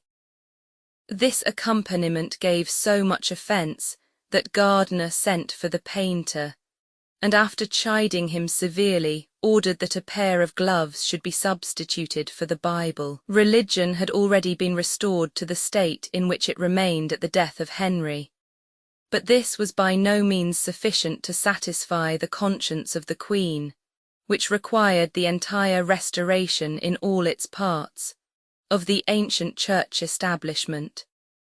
It had been, in fact, one of the first acts of her reign to forward to Rome a respectful embassy, which conveyed to the sovereign pontiff her recognition of the supremacy of the Holy See, and a petition that he would be pleased to invest with the character of his legate for England Cardinal Pole, that earnest champion of her own legitimacy and the Church's unity, who had been for so many years the object of her father's bitterest animosity. Mary's precipitate zeal had received some check in this instance from the worldly policy of the Emperor Charles V, who, either entertaining some jealousy of the influence of Pole with the Queen, or at least judging it fit to secure the great point of his son's marriage before the patience of the people of England should be proved by the arrival of a papal legate, had impeded the journey of the cardinal by a detention of several weeks in his court at Brussels. But no sooner was Philip in secure possession of his bride than Pole was suffered to proceed on his mission. The Parliament, which met early in November 1554, reversed the attainder which had laid him under sentence of death, and on the 24th of the same month he was received at court with great solemnity, and with every demonstration of affection on the part of his royal cousin. From this period, the cause of popery proceeded triumphantly. A reign of terror commenced, and the government gained fresh strength and courage by every exertion of the tyrannic power which it had assumed, after the married clergy had been reduced to give up either their wives or their benefices, and the Protestant bishops deprived, and many of them imprisoned, without exciting any popular commotion in their behalf. The court became emboldened to propose in Parliament a solemn reconciliation of the country to the papal see. A House of Commons more obsequious than the former acceded to the motion, and on November 29th, the legate formally absolved the nation from all ecclesiastical censures, and readmitted it within the pale of the Church. The ancient statutes against heretics were next revived, and the violent counsels of Gardiner proving more acceptable to the Queen than the milder ones of Pole, a furious persecution was immediately set on foot. Bishops Hooper and Rogers were the first victims. Saunders and Taylor, two eminent divines, succeeded, upon all of whom Gardiner pronounced sentence in person, after which he resigned to Bonner, his more brutal but not more merciless colleague, the inglorious task of dragging forth to punishment the heretics of inferior note and humbler station. In the midst, however, of his barbarous proceedings, of which London was the principal theatre, the bench of bishops thought proper in solemn assembly to declare that they had no part in such severities, and Philip, who shrank from the odium of the very deeds most grateful to his savage soul, caused a Spanish friar his confessor to preach before him in praise of toleration, and to show that Christians could bring no warrant from Scripture for shedding the blood of their brethren on account of religious differences. But justly apprehensive that so extraordinary a declaration of opinion from such a person might not of itself suffice to establish in the minds of the English that character of lenity and moderation which he found it his interest to acquire, he determined to add some few deeds to words. About the close of the year 1554, Sir Nicholas Throgmorton, Robert Dudley, and all the other prisoners on account of the usurpation of Jane Grey or the insurrection of Wyatt, were liberated at the intercession, as was publicly declared, of King Philip. And he soon after employed his good offices in the cause of two personages still more interesting to the feelings of the nation, the Princess Elizabeth and the Earl of Devonshire. It is worth while to estimate the value of these boasted acts of generosity. With regard to Courtenay, it may be sufficient to observe that a close investigation of facts had proved him to have been grateful for the liberation extended to him by Mary on her accession, and averse from all schemes for disturbing her government, and that the Queen's marriage had served to banish from her mind some former grounds of displeasure against him. Nothing but an union with Elizabeth could at this time have rendered him formidable, and it was easy to guard effectually against the accomplishment of any such design, without the odious measure of detaining the Earl in perpetual imprisonment at Fotheringay Castle, whither he had been already removed from the Tower. After all, it was but the shadow of liberty which he was permitted to enjoy, and he found himself so beset with spies and suspicion that a very few months after his release he requested and obtained the royal licence to travel. Proceeding into Italy, he shortly after ended at Padua his blameless and unfortunate career. Popular fame attributed his early death to poison administered by the imperialists, but probably, as in a multitude of similar cases, on no sufficient authority. As to Elizabeth, certain writers have ascribed Philip's protection of her at this juncture to the following deduction of consequences: that if she were taken off, and if the Queen should die childless, England would become the inheritance of the Queen of Scots, now betrothed to the Dauphin, and thus go to augment the power of France, already the most formidable rival of the Spanish monarchy. Admitting, however, that such a calculation of remote contingencies might not be too refined to act upon the politic brain of Philip, it is yet plainly absurd to suppose that the life or death of Elizabeth was at this time at all the matter in question. Secret assassination does not appear to have been so much as dreamed of, and Mary and her council, even supposing them to have been sufficiently wicked, were certainly not audacious enough to think of bringing to the scaffold, without form of trial, without even a plausible accusation, the immediate heiress of the crown, and the hope and favourite of the nation. The only question must now have been what degree of liberty it would be advisable to allow her, and a due consideration of the facts that she had already been removed from the Tower, and that after her second release, that namely from Woodstock, she was never, to the end of the reign, permitted to reside in a house of her own without an inspector of her conduct, will reduce within very moderate limits the vaunted claims of Philip to her lasting gratitude. The project of marrying the princess to the Duke of Savoy had doubtless originated with the Spanish court, and it was still persisted in by Philip, from the double motive of providing for the head of the Protestant party in England a kind of honourable exile, and of attaching to himself by the gift of her hand a young prince whom he favoured and destined to high employments in his service.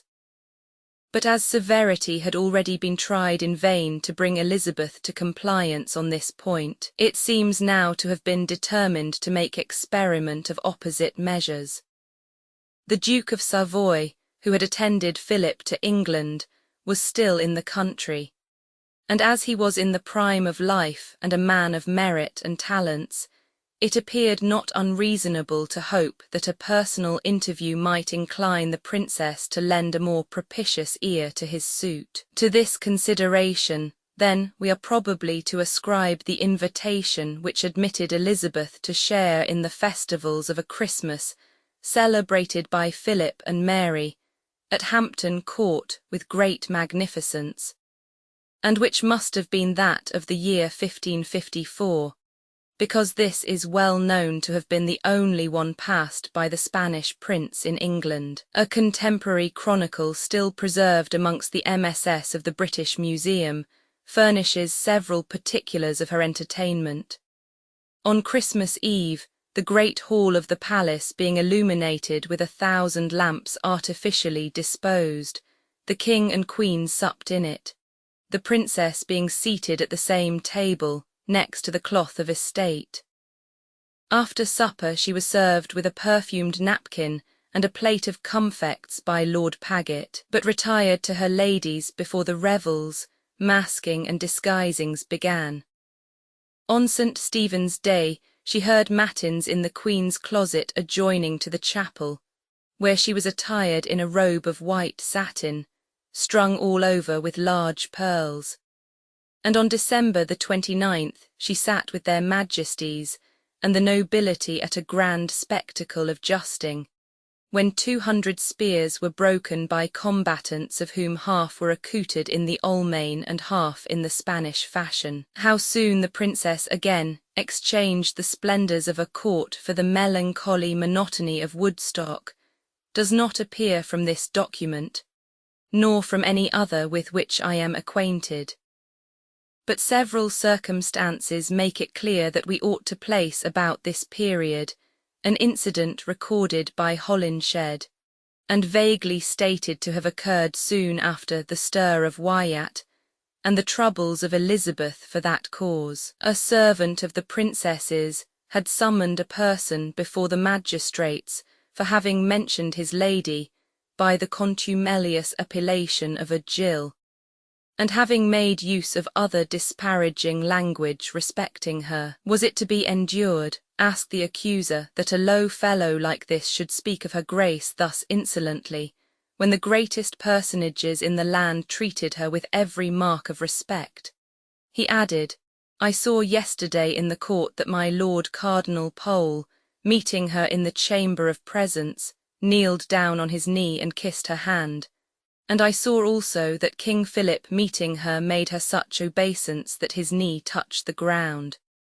If this story be correct, which is not indeed vouched by the chronicler, but which seems to bear internal evidence of genuineness, it will go far to prove that the situation of Elizabeth during her abode at Woodstock was by no means that opprobrious captivity which it has usually been represented. She visited the court, it appears, occasionally, perhaps frequently, and was greeted in public by the king himself with every demonstration of civility and respect. Demonstrations which, whether accompanied or not by the corresponding sentiments, would surely suffice to protect her from all harsh or insolent treatment on the part of those to whom the immediate superintendence of her actions was committed. Her enemies, however, were still numerous and powerful, and it is certain that she found no advocate in the heart of her sister.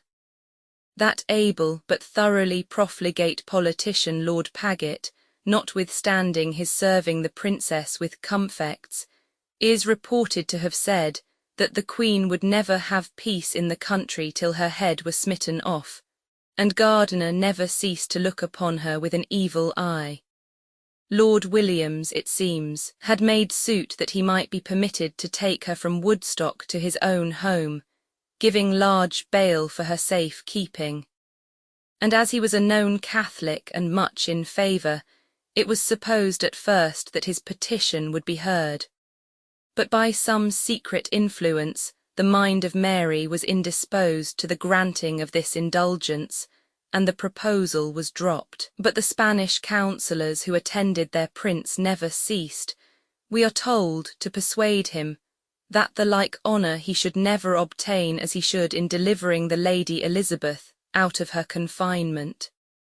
And Philip, who was now labouring earnestly at the design, which he had entertained ever since his marriage, of procuring himself to be crowned King of England, was himself aware of the necessity of previously softening the prejudices of the nation by some act of conspicuous popularity.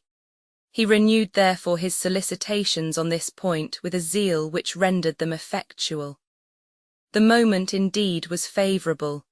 Mary, who now believed herself far advanced in pregnancy, was too happy in her hopes to remain inflexible to the entreaties of her husband, and the Privy Council, in their sanguine expectations of an heir, viewed the princess as less than formerly an object of political jealousy, and thus, by a contrariety of cause and effect by no means rare in the complicated system of human affairs, Elizabeth became indebted for present tranquillity and comparative freedom to the concurrence of projects and expectations the most fatal to all her hopes of future greatness. About the end of April 1555, the princess took at length her final departure from Woodstock, and proceeded, but still under the escort of Bedingfield and his men, to Hampton Court. At Colnbrook she was met by her own gentlemen and yeomen to the number of 60.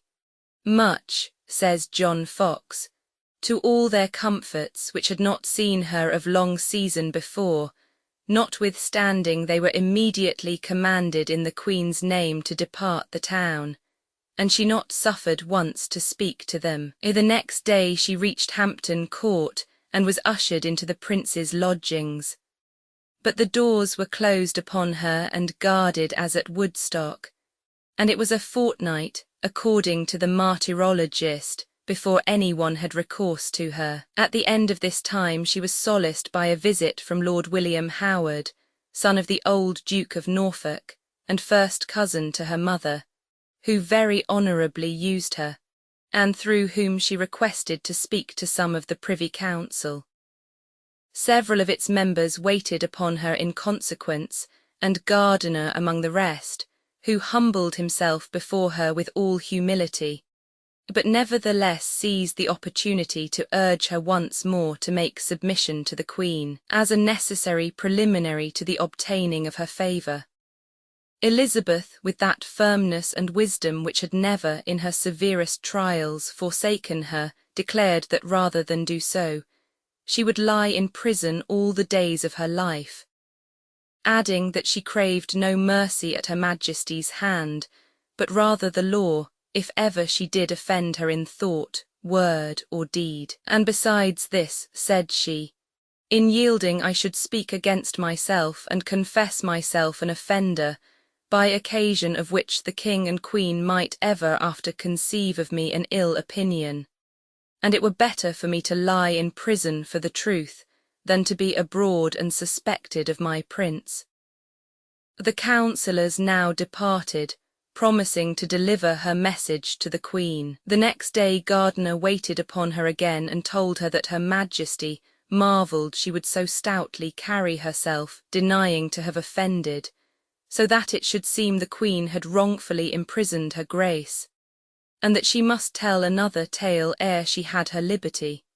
The Lady Elizabeth declared she would stand to her former resolution, for she would never belie herself. Then, said the bishop, your Grace hath the vantage of me and the other councillors for your long and wrong imprisonment. She took God to witness that she sought no vantage against them for their so dealing with her. Gardiner and the rest then kneeled, desiring that all might be forgotten, and so departed, she being locked up again. About a week after the failure of this last effort of her crafty enemy to extort some concession which might afterwards be employed to criminate her or justify himself, she received a sudden summons from the Queen, and was conducted by torchlight to the royal apartments. Mary received her in her chamber, to which she had now confined herself in expectation of that joyful event which was destined never to arrive. The princess on entering kneeled down, and protested herself a true and loyal subject, adding that she did not doubt that her Majesty would one day find her to be such, whatever different report had gone of her. The Queen expressed at first some dissatisfaction at her still persisting so strongly in her assertions of innocence, thinking that she might take occasion to inveigh against her imprisonment as the act of injustice and oppression which in truth it was. But on her sister's replying in a submissive manner that it was her business to bear what the Queen was pleased to inflict, and that she should make no complaints, she appears to have been appeased. Fox's account, however, is that they parted with few comfortable words of the Queen in English, but what she said in Spanish was not known. That it was thought that King Philip was there behind a cloth and not seen, and that he showed himself a very friend in this business. From other accounts we learn that Elizabeth scrupled not the attempt to ingratiate herself with Mary at this interview, by requesting that Her Majesty would be pleased to send her some Catholic tractates for confirmation of her faith, and to counteract the doctrines which she had imbibed from the works of the Reformers. Mary showed herself somewhat distrustful of her professions on this point, but dismissed her at length with tokens of kindness. She put upon her finger, as a pledge of amity, a ring worth 700 crowns, mentioned that Sir Thomas Pope was again appointed to reside with her, and observing that he was already well known to her sister, commended him as a person whose prudence, humanity, and other estimable qualities were calculated to render her new situation perfectly agreeable. To what place the princess was first conveyed from this audience does not appear, but it must have been to one of the royal seats in the neighbourhood of London, to several of which she was successively removed during some time, after which she was permitted to establish herself permanently at the Palace of Hatfield in Hertfordshire. From this auspicious interview, the termination of her prisoner state may be dated. Henceforth she was released from the formidable parade of guards and keepers. No doors were closed, no locks were turned upon her, and though her place of residence was still prescribed, and could not apparently be changed by her at pleasure, she was treated in all respects as at home and mistress of her actions. Sir Thomas Pope was a man of worth and a gentleman, and such were the tenderness and discretion with which he exercised the delicate trust reposed in him, that the princess must soon have learned to regard him in the light of a real friend. It is not a little remarkable at the same time that the person selected by Mary to receive so distinguished a proof of her confidence should have made his first appearance in public life as the active assistant of Cromwell in the great work of the destruction of monasteries, and that from grants of abbey lands, which the Queen esteemed it sacrilege to touch, he had derived the whole of that wealth of which he was now employing a considerable portion in the foundation of Trinity College, Oxford. But Sir Thomas Pope, even in the execution of the arbitrary and rapacious mandates of Henry, had been advantageously distinguished amongst his colleagues by the qualities of mildness and integrity, and the circumstance of his having obtained a seat at the council board of Mary from the very commencement of her reign proves him to have acquired some peculiar merits in her eyes. Certain it is, however, that a furious zeal, whether real or pretended, for the Romish faith was not amongst his courtly arts, for though strictly enjoined to watch over the due performance and attendance of Mass in the family of the princess, he connived at her retaining about her person many servants who were earnest Protestants. This circumstance unfortunately reached the vigilant ears of Gardiner, and it was to a last expiring effort of his indefatigable malice that Elizabeth owed the mortification of seeing two gentlemen from the Queen arrive at Lamer, a house in Hertfordshire which she then occupied, who carried away her favourite Mrs. Ashley and 3 of her maids of honour, and lodged them in the Tower. Isabella Markham, afterwards the wife of that Sir John Harrington whose sufferings in the princess's service have been already adverted to, was doubtless one of these unfortunate ladies. Elizabeth, highly to her honour, never dismissed from remembrance the claims of such as had been faithful to her in her adversity.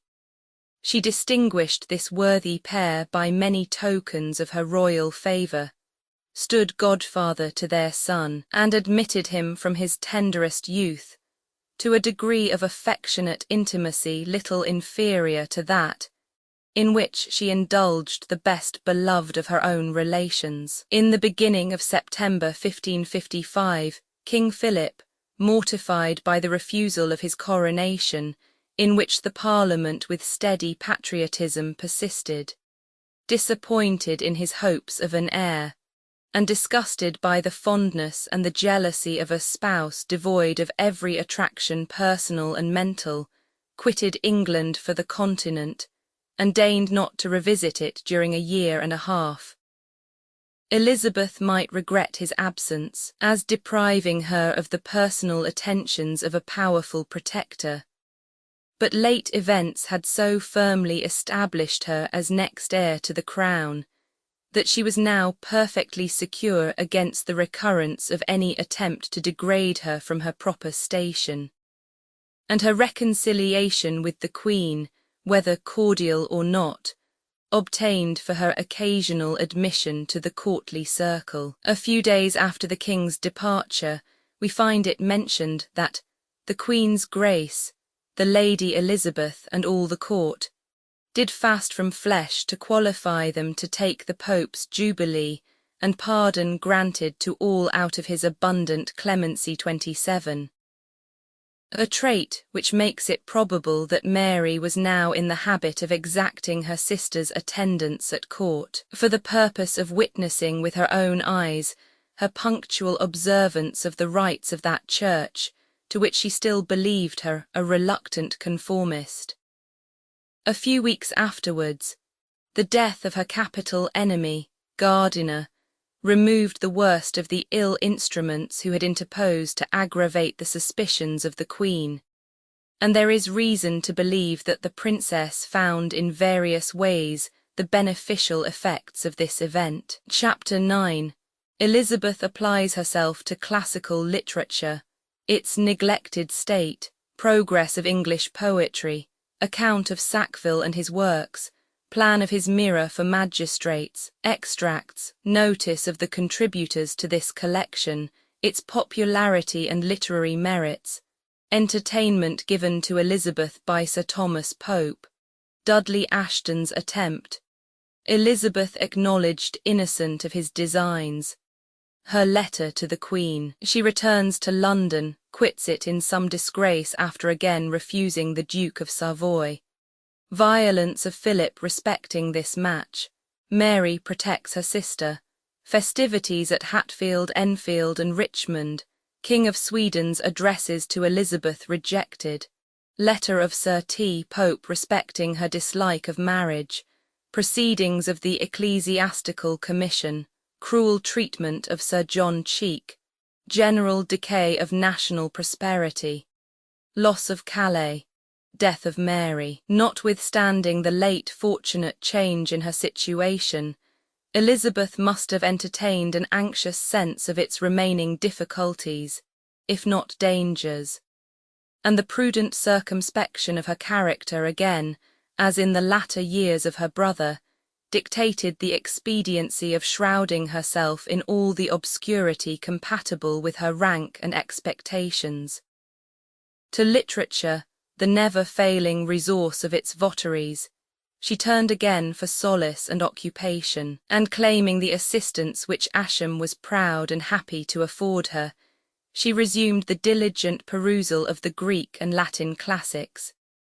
The concerns of the college of which Sir Thomas Pope was the founder likewise engaged a portion of her thoughts, and this gentleman, in a letter to a friend, mentions that the Lady Elizabeth, whom he served, and who was not only gracious but right learned, often asked him of the course which he had devised for his scholars. Classical literature was now daily declining from the eminence on which the two preceding sovereigns had laboured to place it. The destruction of monastic institutions and the dispersion of libraries, with the impoverishment of public schools and colleges through the rapacity of Edward's courtiers, had inflicted far deeper injury on the cause of learning than the studious example of the young monarch and his chosen companions was able to compensate. The persecuting spirit of Mary, by driving into exile or suspending from the exercise of their functions the able and enlightened professors of the Protestant doctrine, had robbed the Church and the universities of their brightest luminaries. And it was not under the auspices of her fierce and ignorant bigotry that the cultivators of the elegant and humanizing arts would seek encouragement or protection. Gardiner, indeed, where particular prejudices did not interfere, was inclined to favour the learned, and Ascham owed to him the place of Latin secretary. Cardinal Pole, also himself a scholar, was desirous to support, as much as present circumstances would permit, his ancient character of a patron of scholars, and he earnestly pleaded with Sir Thomas Pope to provide for the teaching of Greek as well as Latin in his college. But Sir Thomas persisted in his opinion that a Latin professorship was sufficient, considering the general decay of erudition in the country, which had caused an almost total cessation of the study of the Greek language. It was in the department of English poetry alone that any perceptible advance was effected or prepared during this deplorable era, and it was to the vigorous genius of one man, whose vivid personifications of abstract beings were then quite unrivalled, and have since been rarely excelled in our language, and whose clear, copious and forcible style of poetic narrative interested all readers, and inspired a whole school of writers who worked upon his model, that this advance is chiefly to be attributed. This benefactor to our literature was Thomas Sackville, son of Sir Richard Sackville, an eminent member of Queen Mary's Council, and second cousin to the Lady Elizabeth by his paternal grandmother, who was a Boleyn.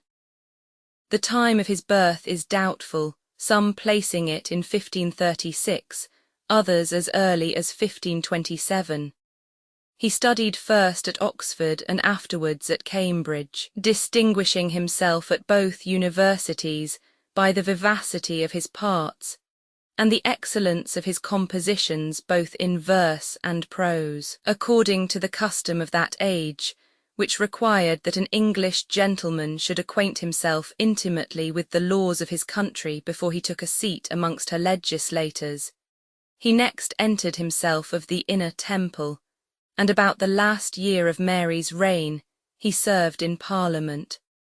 But at this early period of life poetry had more charms for Sackville than law or politics, and following the bent of his genius, he first produced Gorboduc, a confessedly the earliest specimen of regular tragedy in our language, but which will be noticed with more propriety when we reach the period of its representation before Queen Elizabeth. He then, about the year 1557 as is supposed, laid the plan of an extensive work to be called A Mirror for Magistrates, of which the design is thus unfolded in a highly poetical induction. The poet wandering forth on a winter's evening, and taking occasion from the various objects which told the cruel season, to muse on the melancholy changes of human affairs, and especially on the reverses incident to greatness, suddenly encounters a piteous wight, clad all in black, who was weeping, sighing, and wringing her hands in such lamentable guise that never man did see a wight but half so woebegone as she. Struck with grief and horror at the view, he earnestly requires her to unwrap her woes, and inform him who and whence she is, since her anguish, if not relieved, must soon put an end to her life. She answers, "Sorrow am I, in endless torments pained among the furies in infernal lake. From these dismal regions she is come," she says, "to bemoan the luckless lot of those, whom fortune in this maze of misery, of wretched chance most woeful mirrors chose." And she ends by inviting him to accompany her in her return. "Come, come," quoth she, "and see what I shall show. Come hear the plaining and the bitter bale of worthy men by fortune's overthrow. Come thou and see them ruing all in row. They were but shades that erst in mind thou rolled. Come, come with me, thine eyes shall then behold." He accepts the invitation, having first done homage to sorrow as to a goddess, since she had been able to read his thought. The scenery and personages are now chiefly copied from the 6th book of the Aeneid, but with the addition of many highly picturesque and original touches.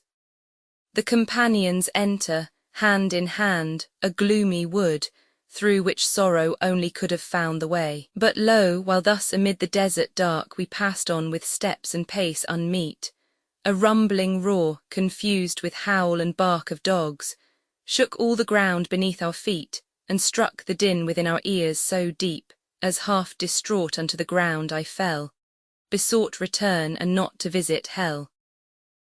His guide however encourages him, and they proceed by the loathly lake Avernus, in dreadful fear amid the dreadful place. And first within the porch and jaws of hell sat deep remorse of conscience, all besprent with tears, and to herself oft would she tell her wretchedness, and cursing never stent to sob and sigh, but ever thus lament with thoughtful care, as she that all in vain should wear and waste continually in pain. Her eyes, unsteadfast, rolling here and there, whirled on each place as place that vengeance brought. So was her mind continually in fear, tossed and tormented with tedious thought of those detested crimes that she had wrought.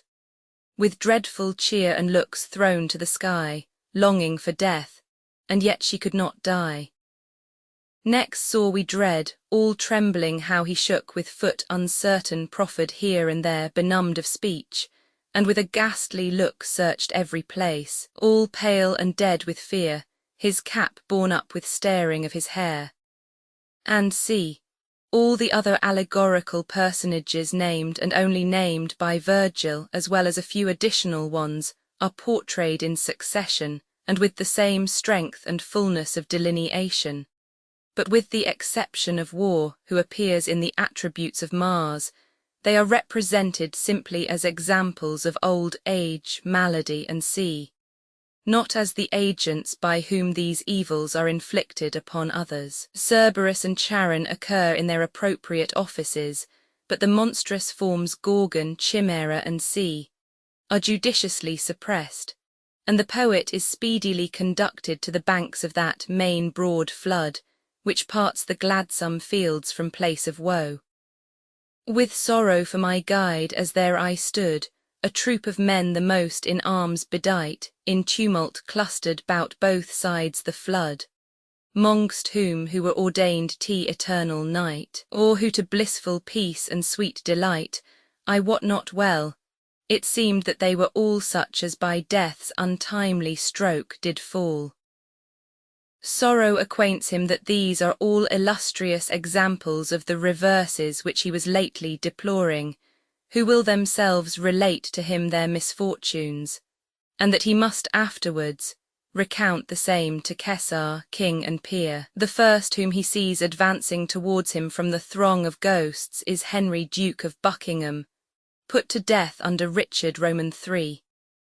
And his legend, or story, is unfortunately the only one which its author ever found leisure to complete. The favour of his illustrious kinswoman on her accession causing him to sink the poet in the courtier, the ambassador, and finally the minister of state. But he had already done enough to earn himself a lasting name amongst the improvers of poetry in England. In tragedy he gave the first regular model. In personification he advanced far beyond all his predecessors, and furnished a prototype to that master of allegory, Spenser. A greater than Spenser has also been indebted to him, as will be evident, I think, to all who compare the description of the figures on the shield of war in his Induction, and especially those of them which relate to the siege of Troy, with the exquisitely rich and vivid description of a picture on that subject in Shakespeare's early poem on Tarquin and Lucretia. The legend of the Duke of Buckingham is composed in a style rich, free and forcible. The examples brought from ancient history, of the suspicion and inward wretchedness to which tyrants have ever been a prey, and afterwards, of the instability of popular favour, might in this age be accounted tedious and pedantic.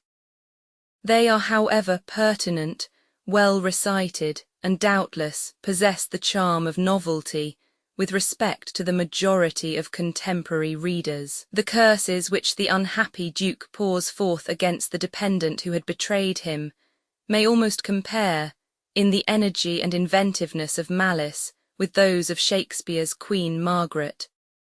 But they lose their effect by being thrown into the form of monologue and ascribed to a departed spirit, whose agonies of grief and rage in reciting his own death have something in them bordering on the burlesque. The mind of Sackville was deeply fraught, as we have seen, with classic stores, and at a time when England possessed as yet no complete translation of Virgil, he might justly regard it as a considerable service to the cause of national taste to transplant into our vernacular poetry some scattered flowers from his rich garden of poetic sweets. Thus he has embellished his legend with an imitation or rather paraphrase of the celebrated description of night in the 4th book of the Aeneid. The lines well merit transcription. Midnight was come, when every vital thing with sweet sound sleep their weary limbs did rest. The beasts were still, the little birds that sing now sweetly slept besides their mother's breast, the old and all were shrouded in their nest. The waters calm, the cruel seas did cease, the woods, the fields, and all things held their peace. The golden stars were whirled amid their race, and on the earth did laugh with twinkling light, when each thing nestled in his resting place forgat day's pain with pleasure of the night. The hare had not the greedy hounds in sight, the fearful deer had not the dogs in doubt, the partridge dreamt not of the falcon's foot. The ugly bear now minded not the stake, nor how the cruel mastiffs do him tear. The stag lay still unroused from the brake, the foamy boar feared not the hunter's spear. All things were still in desert, bush, and brier. With quiet heart now from their travails ceased soundly, they slept in midst of all their rest. The allusion to bear baiting in the concluding stanza may offend the delicacy of a modern reader. But let it be remembered that in the days of Mary, and even of Elizabeth, this amusement was accounted sport for ladies. The mirror for magistrates was not lost to the world by the desertion of Sackville from the service of the Muses. For a similar, or rather perhaps the same design was entertained, and soon after carried into execution, by other and able though certainly inferior hands, during the reign of Mary, but whether before or after the composition of Sackville's induction does not appear. A certain printer, having communicated to several worshipful and honourable persons his intention of republishing Lydgate's translation in verse of Boccaccio's Fall of Princes, was by them advised to procure a continuation of the work, chiefly in English examples, and he applied in consequence to Baldwin, an ecclesiastic and graduate of Oxford. Baldwin declined to embark alone in so vast a design, and one, as he thought, so little likely to prove profitable. But 7 other contemporary poets, of whom George Ferrers has already been mentioned as one, having promised their assistance, he consented to assume the editorship of the work. The general frame agreed upon by these associates was that employed in the original work of Boccaccio, who feigned that a party of friends being assembled, it was determined that each of them should contribute to the pleasure of the company by personating some illustrious and unfortunate character, and relating his adventures in the first person. A contrivance so tame and meagre compared with the descent to the regions of the dead sketched with so much spirit by Sackville, that it must have preceded, in all probability, their knowledge at least of his performance. The first part of the work, almost entirely by Baldwin, was written and partly printed in Mary's time, but its publication was prevented by the interference of the Lord Chancellor, a trait of the mean and cowardly jealousy of the administration, which speaks volumes. In the first year of Elizabeth, Lord Stafford, an enlightened patron of letters, procured a license for its appearance. A second part soon followed, in which Sackville's induction and legend were inserted. The success of this collection was prodigious. Edition after edition was given to the public under the inspection of different poetical revisers, by each of whom copious additions were made to the original work. Its favour and reputation continued during all the reign of Elizabeth, and far into that of James, for Mr. Wharton tells us that in Chapman's May Day, printed in 1611, a gentleman of the most elegant taste for reading and highly accomplished in the current books of the times, is called one that has read Marcus Aurelius, Gesta Romanorum, and the Mirror of Magistrates. 28. The greater part of the contributors to this work were lawyers, an order of men who, in most ages and nations, have accounted it a part of professional duty to stand in opposition to popular seditions on one hand, and to the violent and illegal exertion of arbitrary power on the other. Accordingly, many of the legends are made to exemplify the evils of both these excesses. And though, in more places than one, the unlawfulness on any provocation of lifting a hand against the Lord's anointed is in strong terms asserted, the deposition of tyrants is often recorded with applause, and no mercy is shown to the corrupt judge or minister who wrests law and justice in compliance with the wicked will of his prince. The newly published chronicles of the wars of York and Lancaster by Hall, a writer who made some approach to the character of a genuine historian, furnished facts to the first composers of the Mirror. The later ones might draw also from Holinshed and Stowe. There is some probability that the idea of forming plays on English history was suggested to Shakespeare by the earlier of these legends, and it is certain that his plays, in their turn, furnished some of their brightest ornaments of sentiment and diction to the legends added by later editors.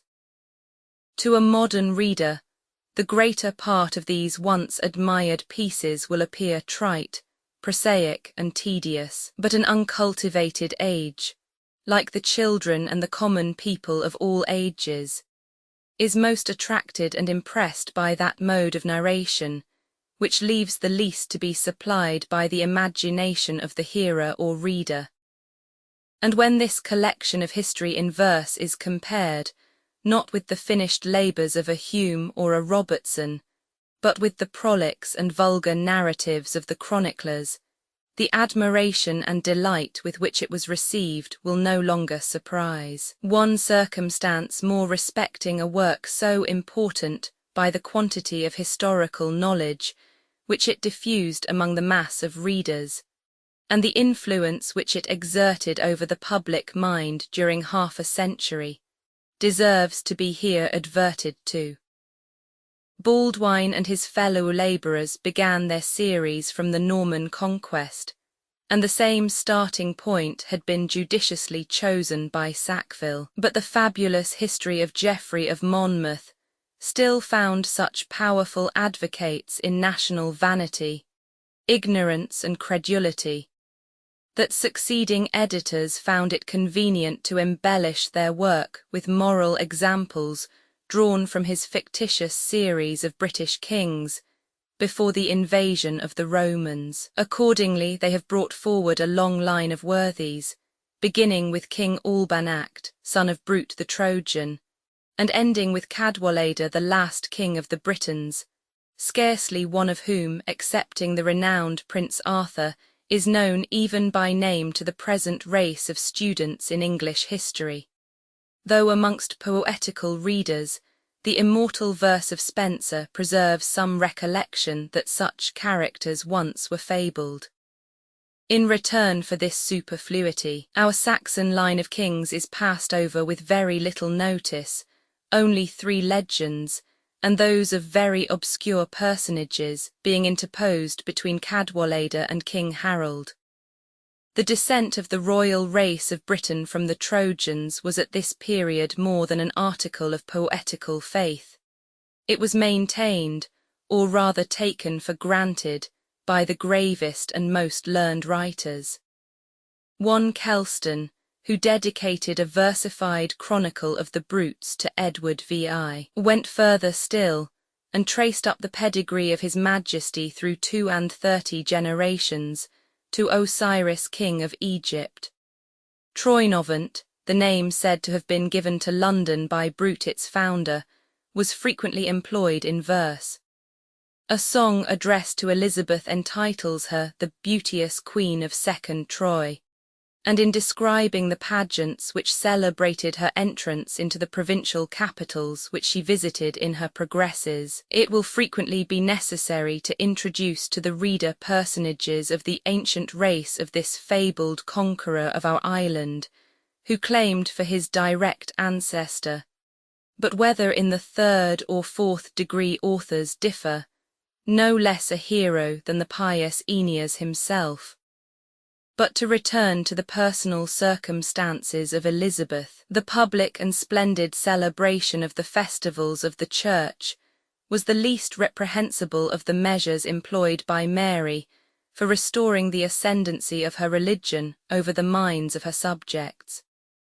She had been profuse in her donations of sacred vestments and ornaments to the churches and the monasteries, of which she had restored several, and these gaudy trappings of a ceremonial worship were exhibited, rather indeed to the scandal than the edification of a dejected people, in frequent processions conducted with the utmost solemnity and magnificence. Court entertainments always accompanied these devotional ceremonies, and Elizabeth seems by assisting at the latter to have purchased admission to the former. The Christmas festivities in which she shared have already been described in the words of a contemporary chronicler, and from the same source we derive the following account of the antique pageantries with which another season of rejoicing was celebrated for her recreation, by the munificence of the indulgent superintendent of her conduct and affairs. In Shrovetide 1556, Sir Thomas Pope made for the Lady Elizabeth, all at his own costs, a great and rich masking in the great hall at Hatfield, where the pageants were marvellously furnished.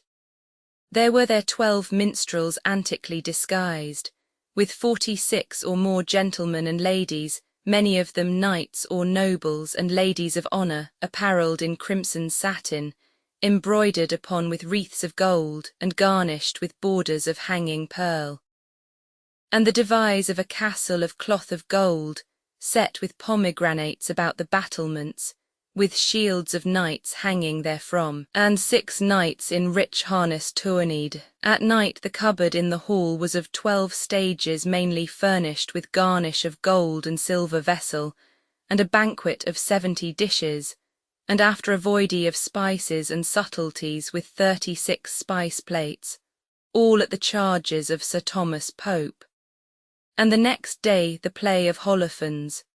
But the Queen Percase misliked these folleries, as by her letters to Sir Thomas it did appear, and so their disguisings ceased. 29. A circumstance soon afterwards occurred calculated to recall past dangers to the mind of the princess, and perhaps to disturb her with apprehensions of their recurrence. Dudley Ashton, formerly a partisan of Wyatt, had escaped into France after the defeat and capture of his leader, whence he was still plotting the overthrow of Mary's government.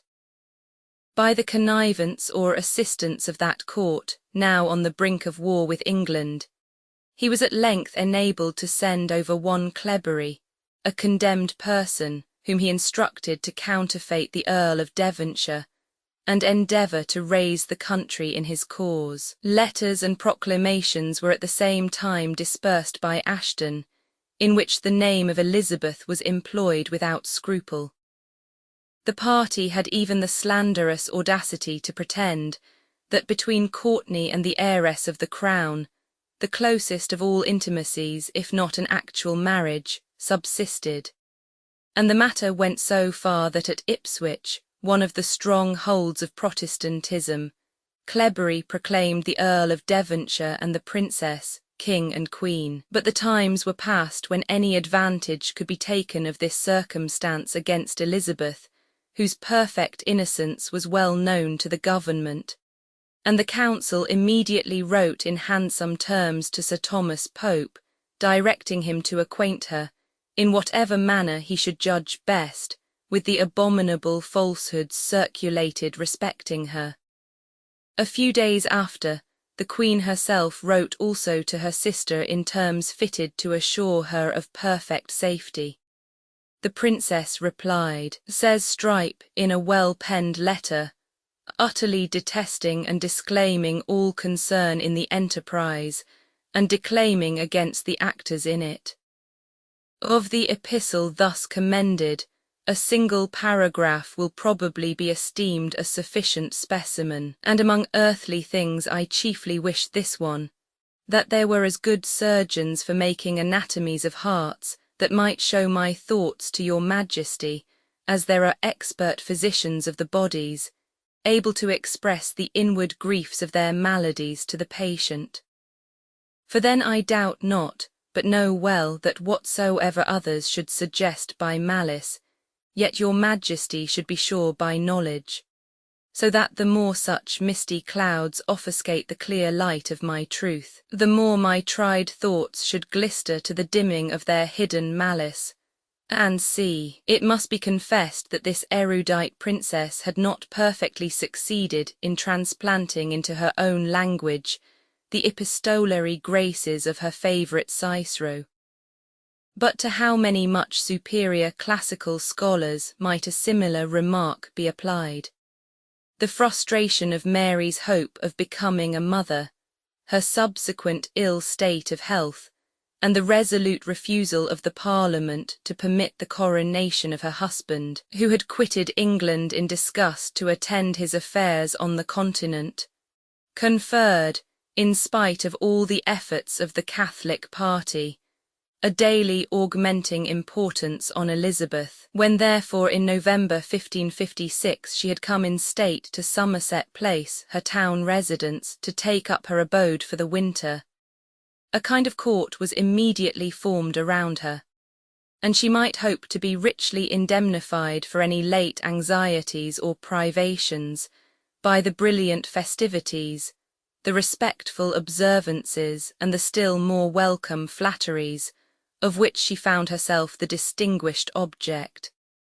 But disappointment awaited her. She had been invited to court for the purpose of receiving a second and more solemn offer of the hand of the Duke of Savoy, whose suit was enforced by the king her brother-in-law with the whole weight of his influence or authority.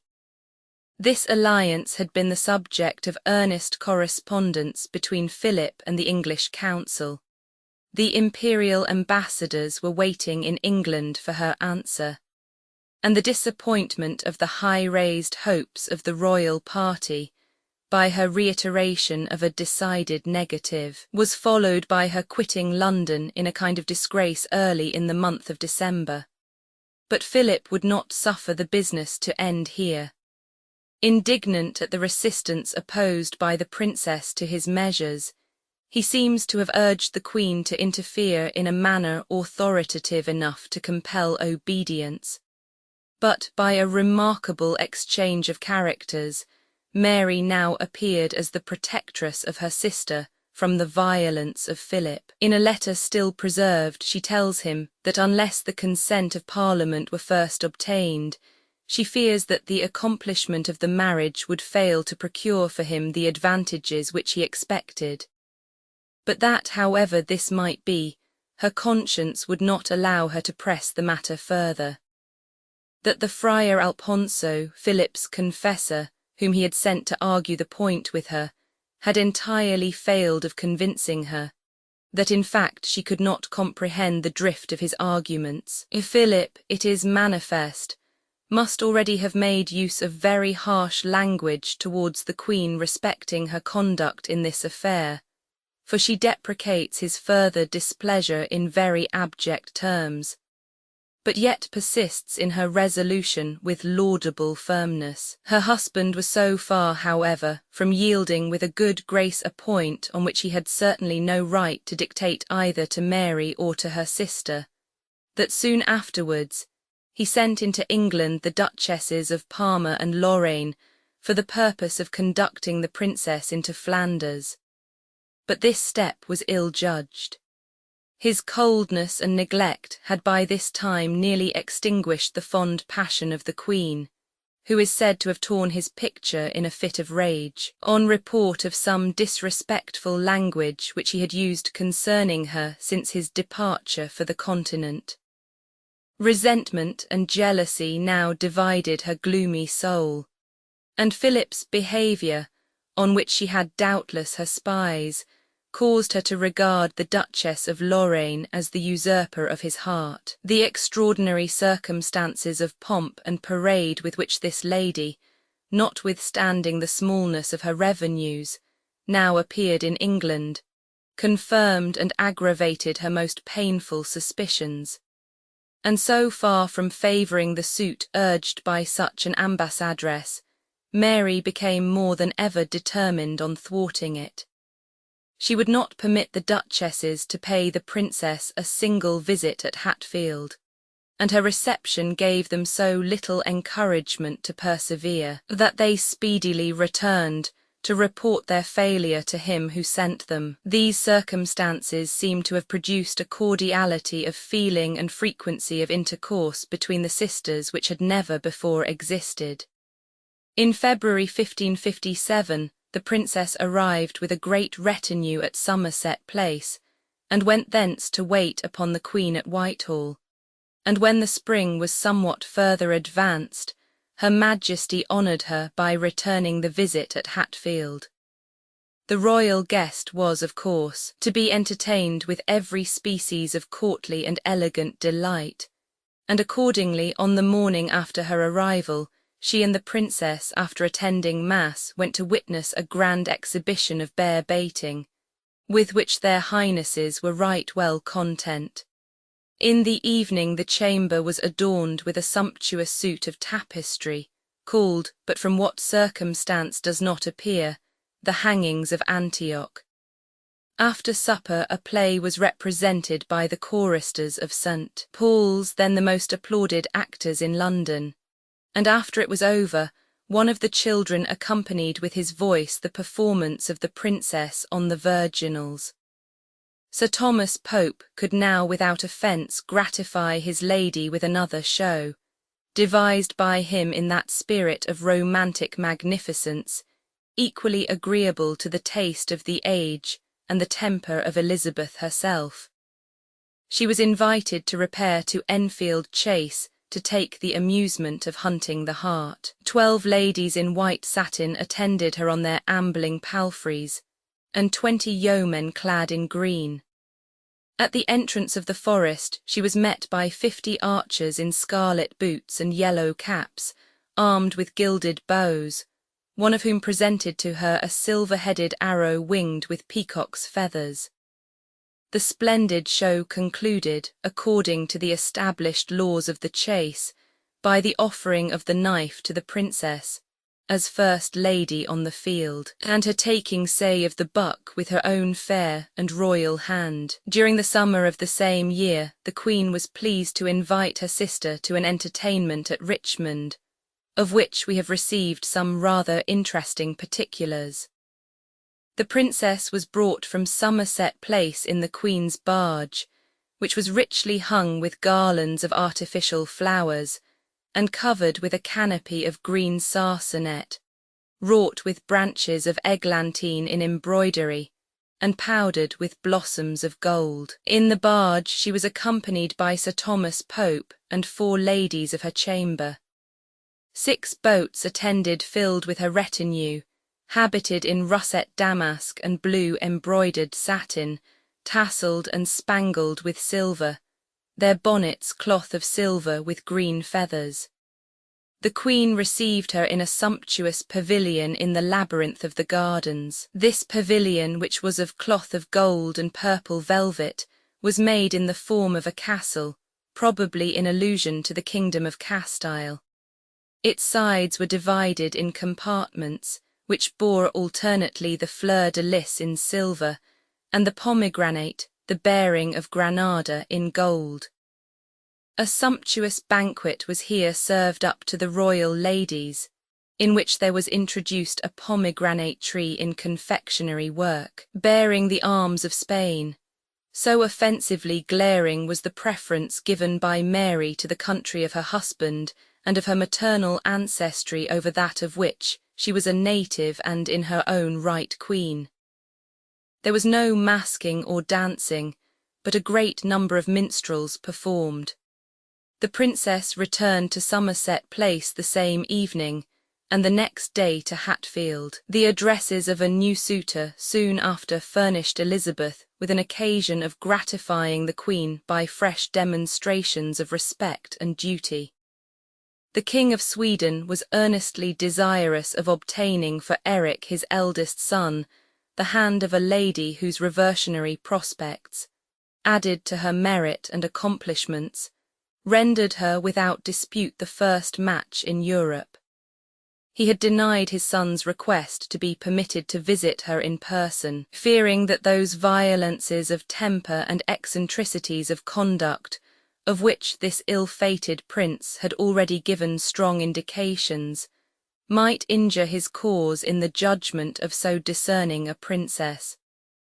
The business was therefore to be transacted through the Swedish ambassador, but he was directed by his sovereign to make his application by a message to Elizabeth herself, in which the Queen and Council were not for the present to participate. The princess took hold of this circumstance as a convenient pretext for rejecting a proposal which she felt no disposition to encourage, and she declared that she could never listen to any overtures of this nature which had not first received the sanction of Her Majesty.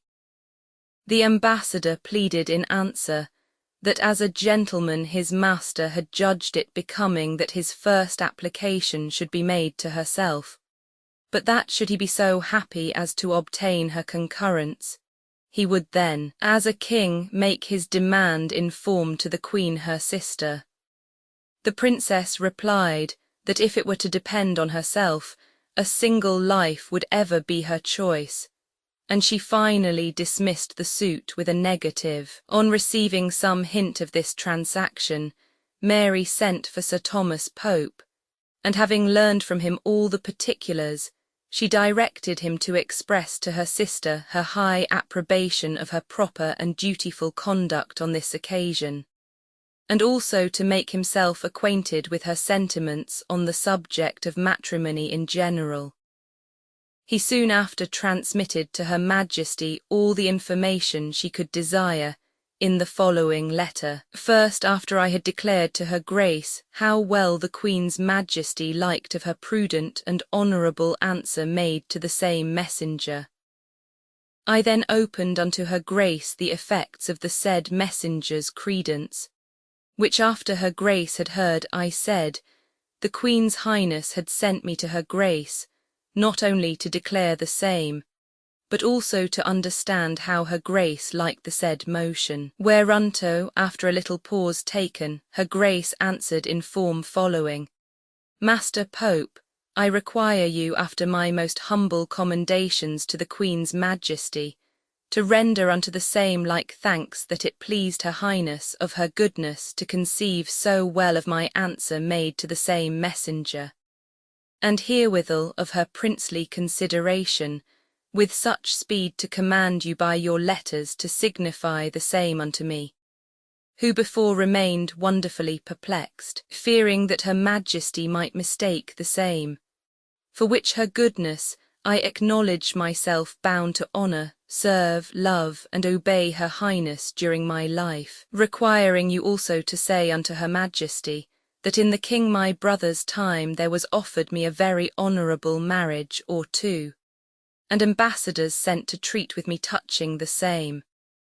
Whereupon I made my humble suit unto his highness, as some of honour yet living can be testimonies, that it would like the same to give me leave with his grace's favour, to remain in that estate I was, which of all others best liked me or pleased me. And in good faith, I pray you say unto her highness, I am even at this present of the same mind, and so intend to continue with her majesty's favour. And assuring her highness I so well like this estate, as I persuade myself there is not any kind of life comparable unto it, and as concerning my liking the said motion made by the said messenger, I beseech you say unto her majesty, that to my remembrance I never heard of his master before this time, and that I so well like both the message and the messenger, as I shall most humbly pray God upon my knees, that from henceforth I never hear of the one nor the other, assure you that if he should eftsoons repair unto me, I would forbear to speak to him. And were there nothing else to move me to mislike the motion, other than that his master would attempt the same without making the Queen's Majesty privy thereunto, it were cause sufficient. And when her grace had thus ended, I was so bold as of myself to say unto her grace, her pardon first required, that I thought few or none would believe but that her grace could be right well contented to marry, so that there were some honourable marriage offered her by the Queen's highness, or by her majesty's assent. Whereunto her grace answered, what I shall do hereafter I know not. But I assure you, upon my truth and fidelity, and as God be merciful unto me, I am not at this time otherwise minded than I have declared unto you, no, though I were offered the greatest prince in all Europe. And yet percase, the Queen's Majesty may conceive this rather to proceed of a maidenly shamefacedness, than upon any such certain determination 30. This letter appears to have been the last transaction which occurred between Mary and Elizabeth. From it, and from the whole of the notices relative to the situation of the latter thrown together in the preceding pages, it may be collected that during the 3 last years of her sister's reign, the period, namely, of her residence at Hatfield, she had few privations and no personal hardships to endure.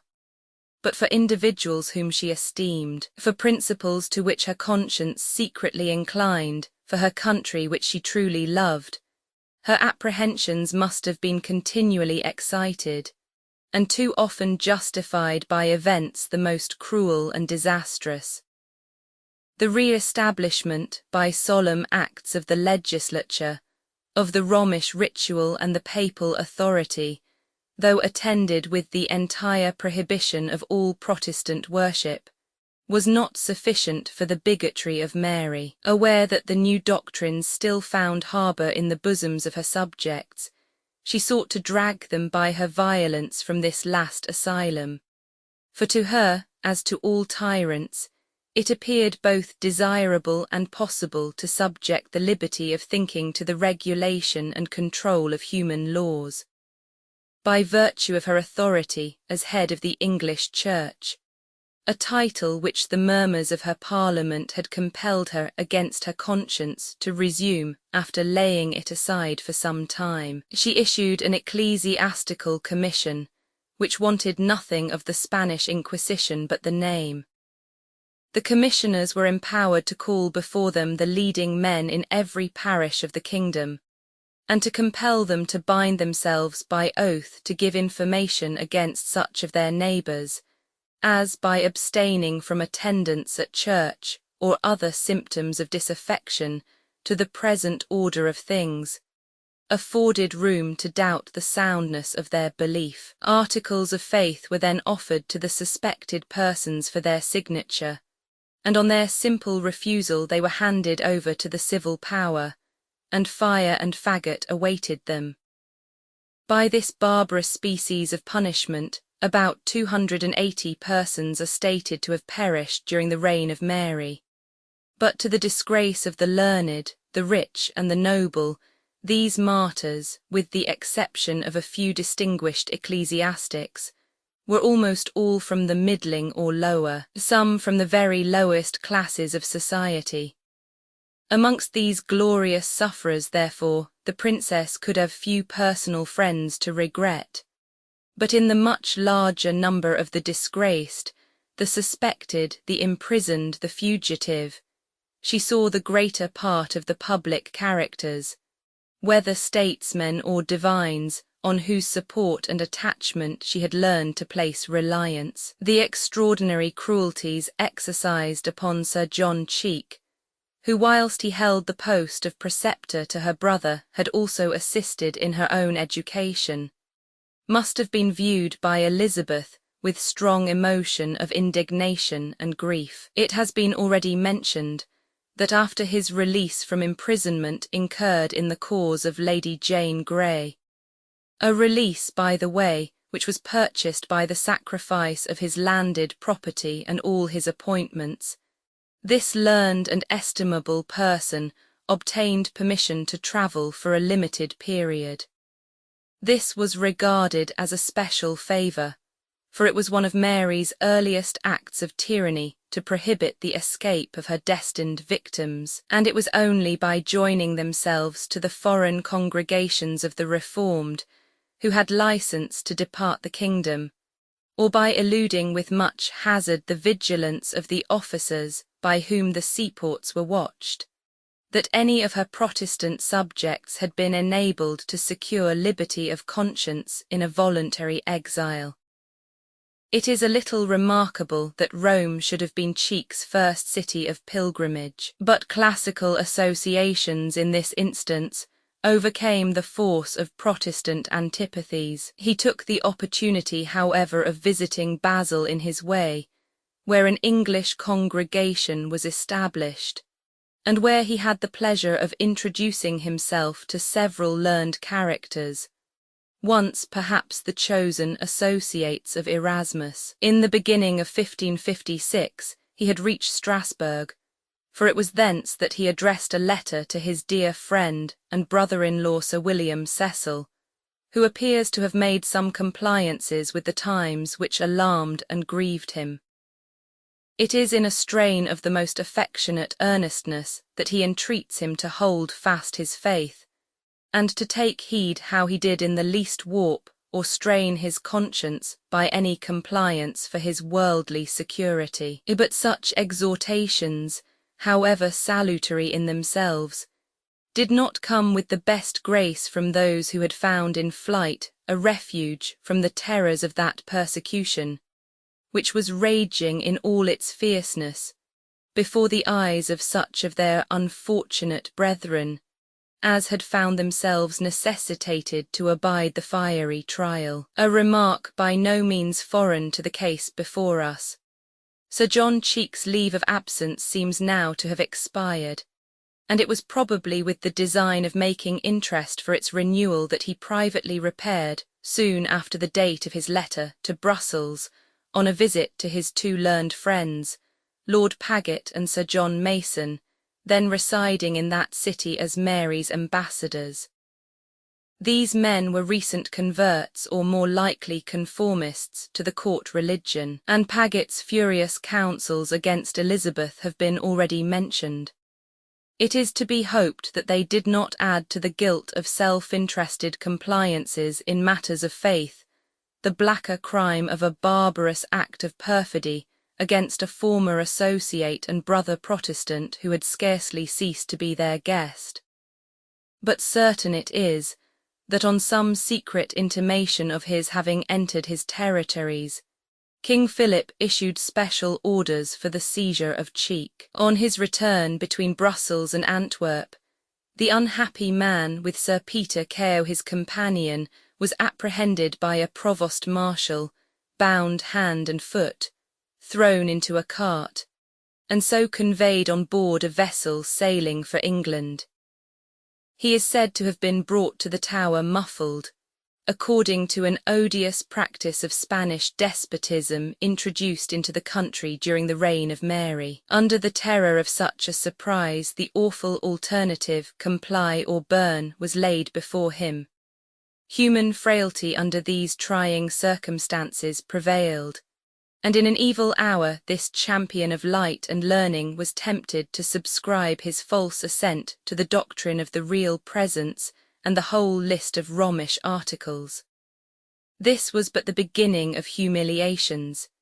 He was now required to pronounce 2 ample recantations, one before the Queen in person, the other before Cardinal Pole, who also imposed upon him various acts of penance. Even this did not immediately procure his liberation from prison, and while he was obliged in public to applaud the mercy of his enemies in terms of the most abject submission, he bewailed in private, with abundance of bitter tears, their cruelty, and still more his own criminal compliance. The savage zealots knew not how to set bounds to their triumph over a man whom learning and acknowledged talents and honourable employments had rendered so considerable. Even when at length he was set free, and flattered himself that he had drained to the dregs his cup of bitterness, he discovered that the masterpiece of barbarity, the refinement of insult, was yet in store. He was required, as evidence of the sincerity of his conversion and a token of his complete restoration to royal favour, to take his seat on the bench by the side of the savage Bonner, and assist at the condemnation of his brother Protestants. The unhappy man did not refuse, so thoroughly was his spirit subdued within him, but it broke his heart, and retiring at last to the house of an old and learned friend, whose door was open to him in Christian charity, he there ended within a few months his miserable life, a prey to shame, remorse, and melancholy. A sadder tale the annals of persecution do not furnish, or one more humbling to the pride and confidence of human virtue.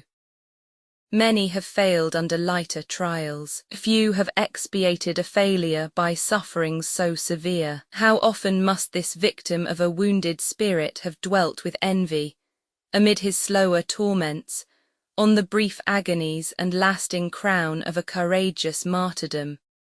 It is happily not possible for a kingdom to flourish under the crushing weight of such a tyranny as that of Mary. The retreat of the foreign Protestants had robbed the country of hundreds of industrious and skilful artificers. The arbitrary exactions of the Queen impoverished and discouraged the trading classes, against whom they principally operated. Tumults and insurrections were frequent, and afforded a pretext for the introduction of Spanish troops. The treasury was exhausted in efforts for maintaining the power of the sovereign, restoring the church to opulence and splendour, and re-edifying the fallen monasteries. To add to these evils, a foreign marriage rendered both the Queen and country subservient to the interested or ambitious projects of the Spanish sovereign. For his sake a needless war was declared against France, which, after draining entirely an already failing treasury, ended in the loss of Calais, the last remaining trophy of the victories by which the Edwards and the Henrys had humbled in the dust the pride and power of France. This last stroke completed the dejection of the nation, and Mary herself, who was by no means destitute of sensibility where the honour of her crown was concerned, sunk into an incurable melancholy. "When I die," said she to her attendants who sought to discover the cause of her despondency, "Calais will be found at my heart." The unfeeling desertion of her husband, the consciousness of having incurred the hatred of her subjects, the unprosperous state of her affairs, and the well-founded apprehension that her successor would once more overthrow the whole edifice of papal power which she had laboured with such indefatigable ardour to restore, may each be supposed to have infused its own drop of bitterness into the soul of this unhappy princess. The long and severe mortifications of her youth, while they soured her temper, had also undermined her constitution, and contributed to bring upon her a premature old age. Dropsical symptoms began to appear, and after a lingering illness of nearly half a year, she sunk into the grave on the 17th day of November 1558, in the 44th year of her age. Chapter 10. General joy on the accession of Elizabeth.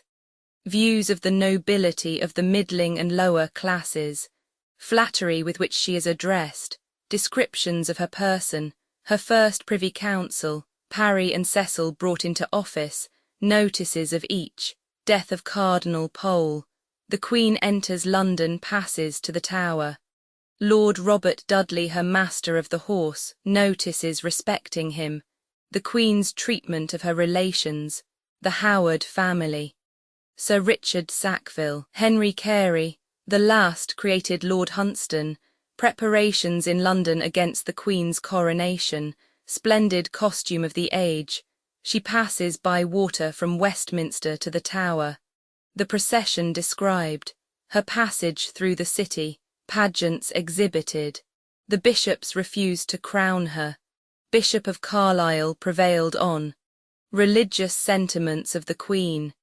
prohibition of preaching, of theatrical exhibitions. Never perhaps was the accession of any prince the subject of such keen and lively interest to a whole people as that of Elizabeth.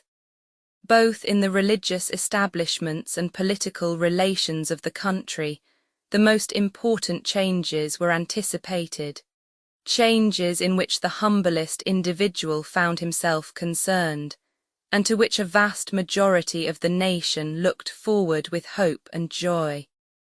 With the courtiers and great nobles, whose mutability of faith had so happily corresponded with every ecclesiastical vicissitude of the last 3 reigns, political and personal considerations may well be supposed to have held the first place.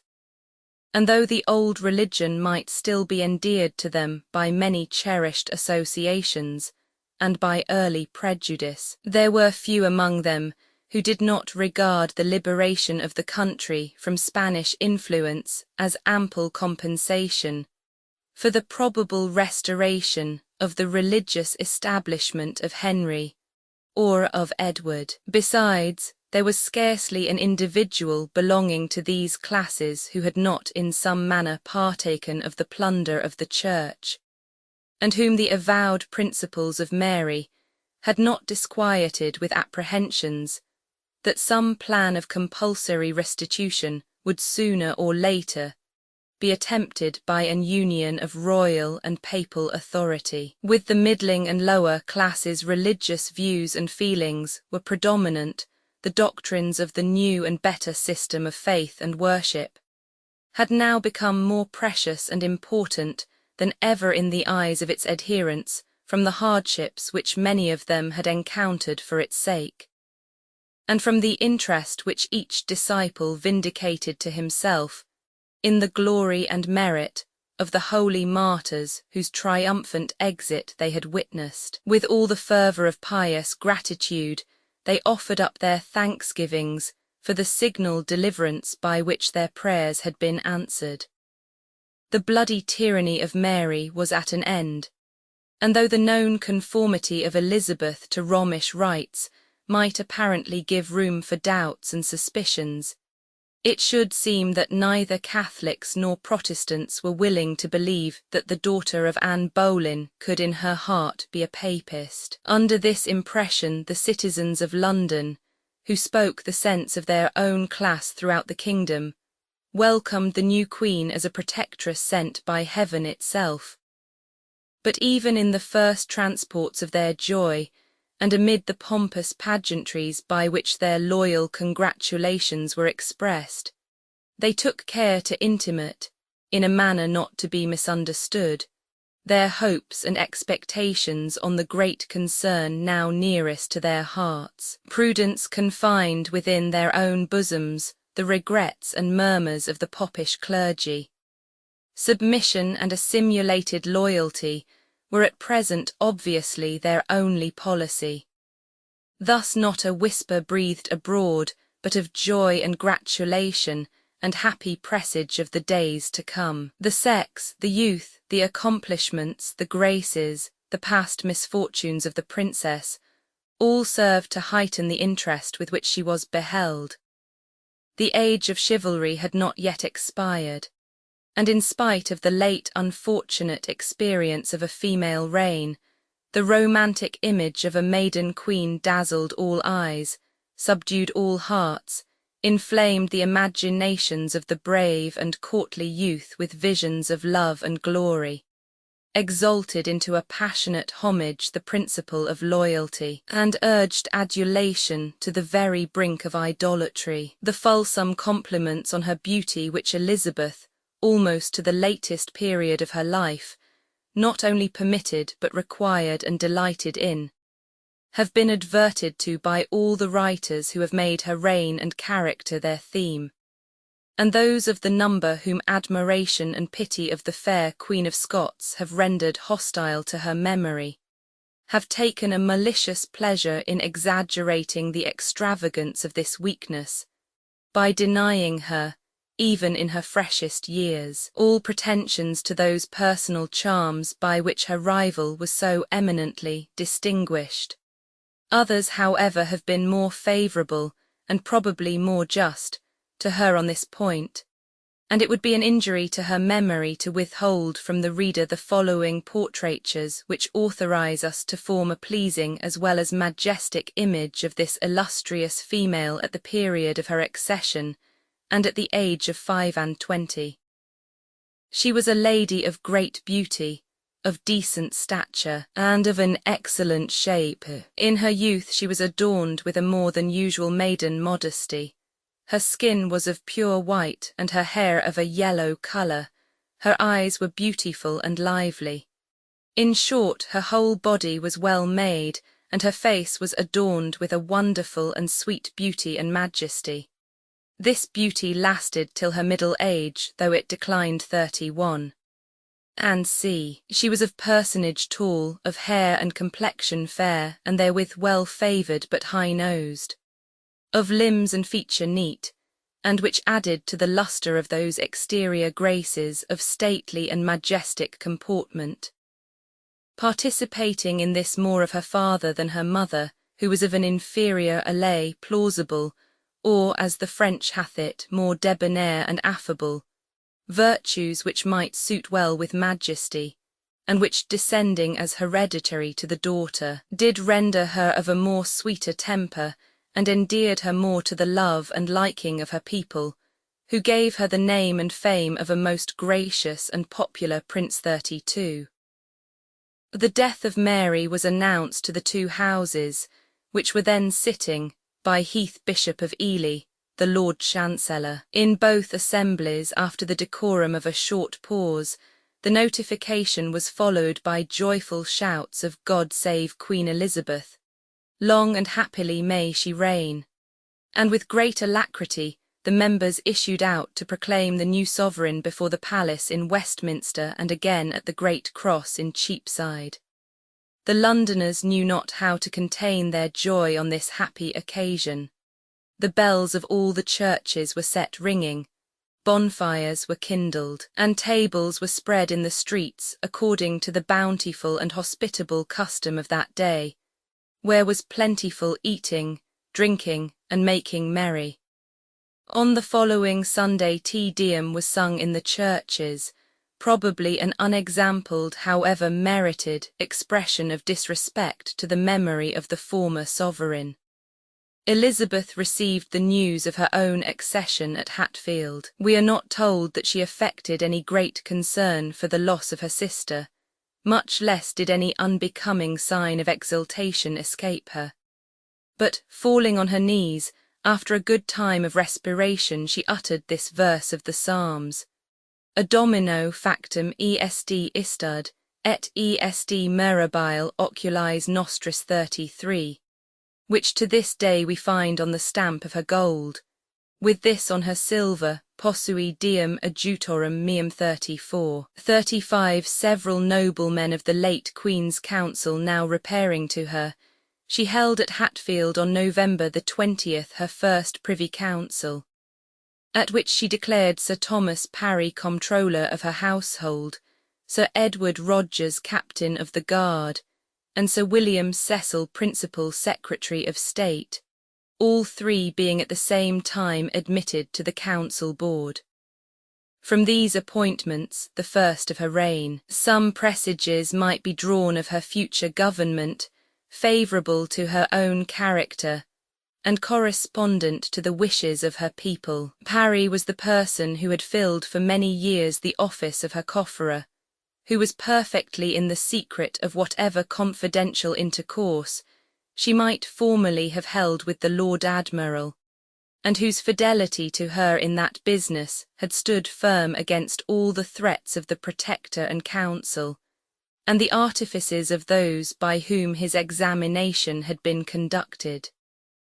That mindfulness of former services, of which the advancement of this man formed by no means a solitary instance in the conduct of Elizabeth, appeared the more commendable in her, because she accompanied it with a generous oblivion of the many slights and injuries to which her defenceless and persecuted condition had so long exposed her from others. The merit of Cecil was already in part known to the public, and his promotion to an office of such importance was a happy omen for the Protestant cause.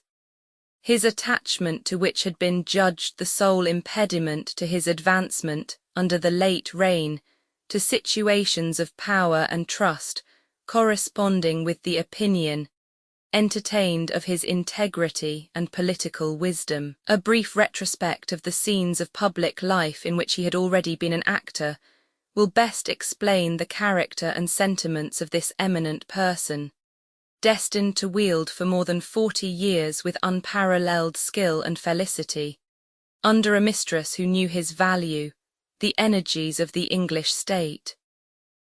Born in 1520, the son of the Master of the Royal Wardrobe, Cecil early engaged the notice of Henry Roman VIII by the fame of a religious dispute which he had held in Latin with two popish priests, attached to the Irish chieftain O'Neill. A place in reversion freely bestowed on him by the king at once rewarded the zeal of the young polemic, and encouraged him to desert the profession of the law, in which he had embarked for the political career. His marriage with the sister of Sir John Cheek strengthened his interest at court by procuring him an introduction to the Earl of Hertford, and early in the reign of Edward this powerful patronage obtained for him the office of Secretary of State. In the first disgrace of the Protector he lost his place, and was for a short time a prisoner in the Tower, but his compliant conduct soon restored him to favour.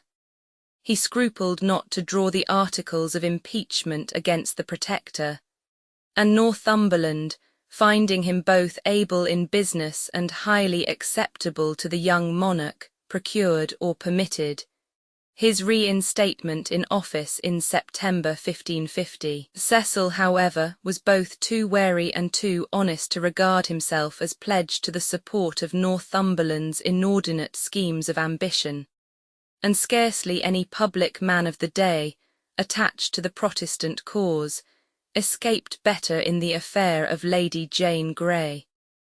It is true that one writer accuses him of having drawn all the papers in her favour, but this appears to be, in part at least, either a mistake or a calumny, and it seems, on the contrary, that he refused to Northumberland some services of this nature.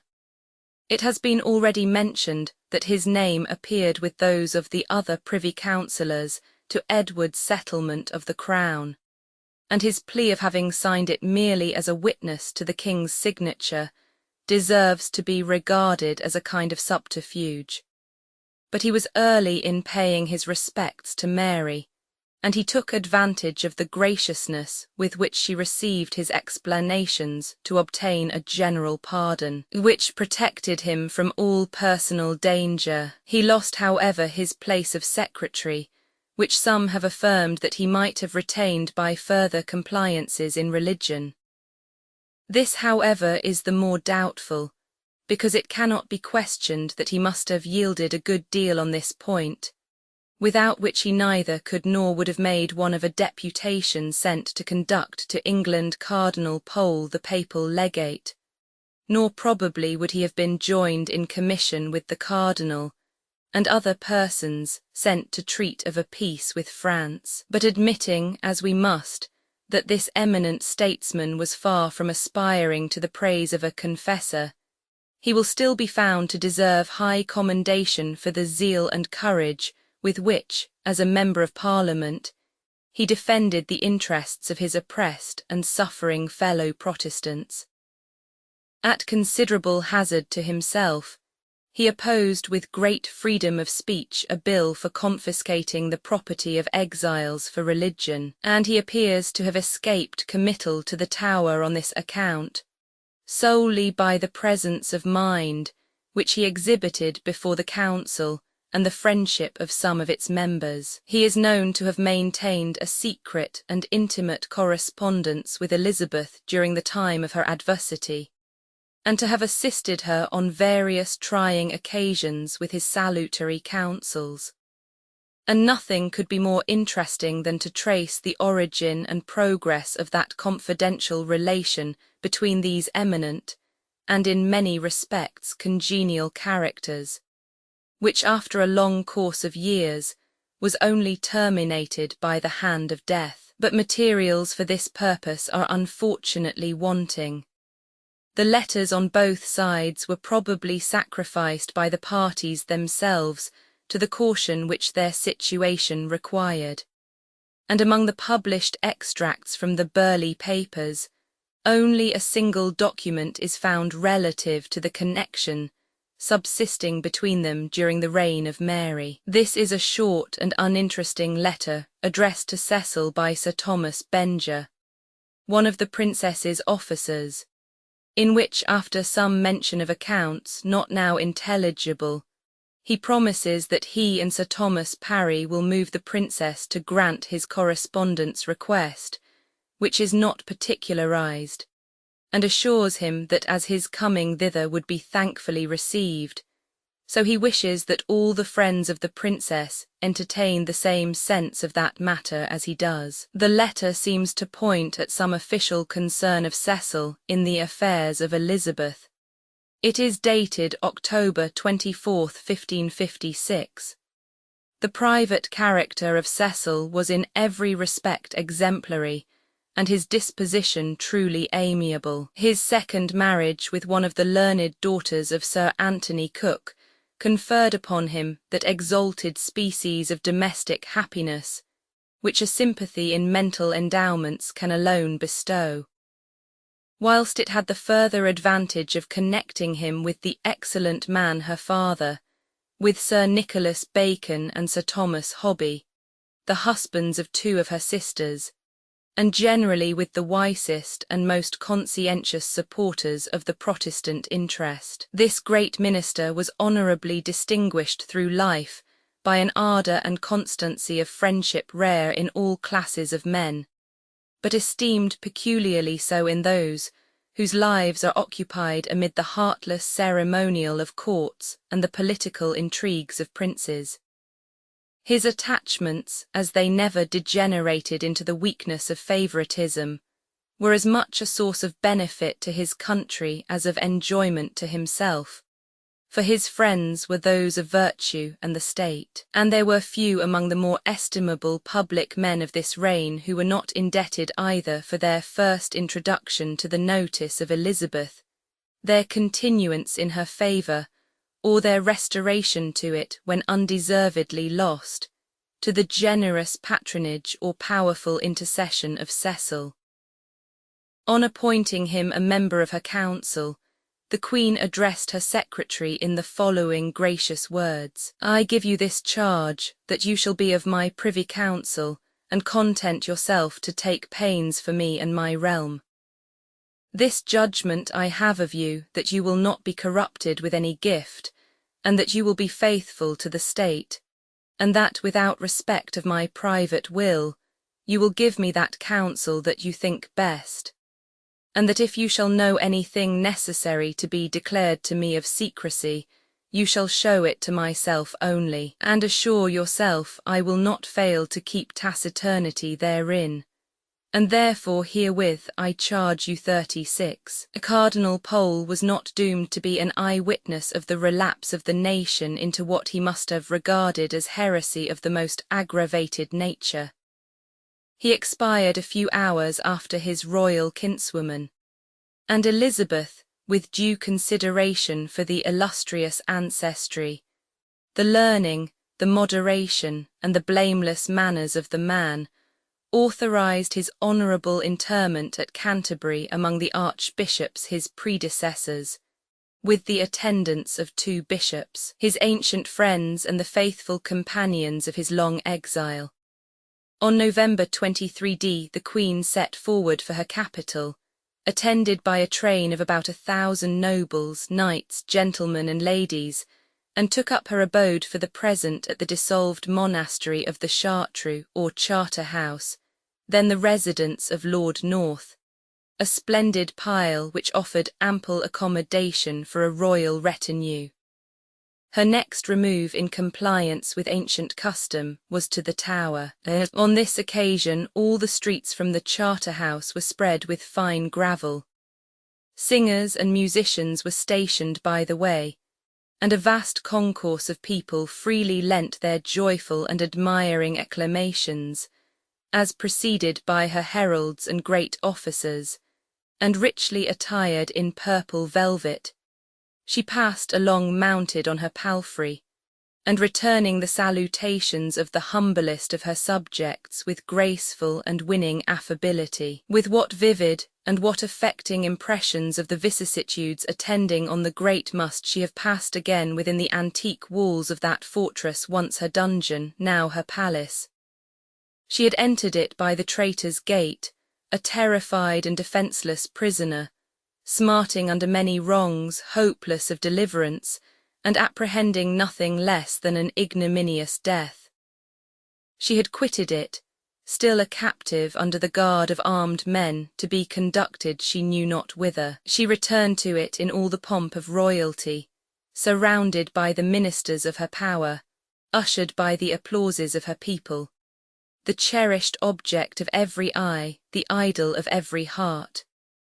Devotion alone could supply becoming language to the emotions which swelled her bosom, and no sooner had she reached the royal apartments than, falling on her knees, she returned humble and fervent thanks to that Providence which had brought her in safety, like Daniel from the den of lions, to behold this day of exultation.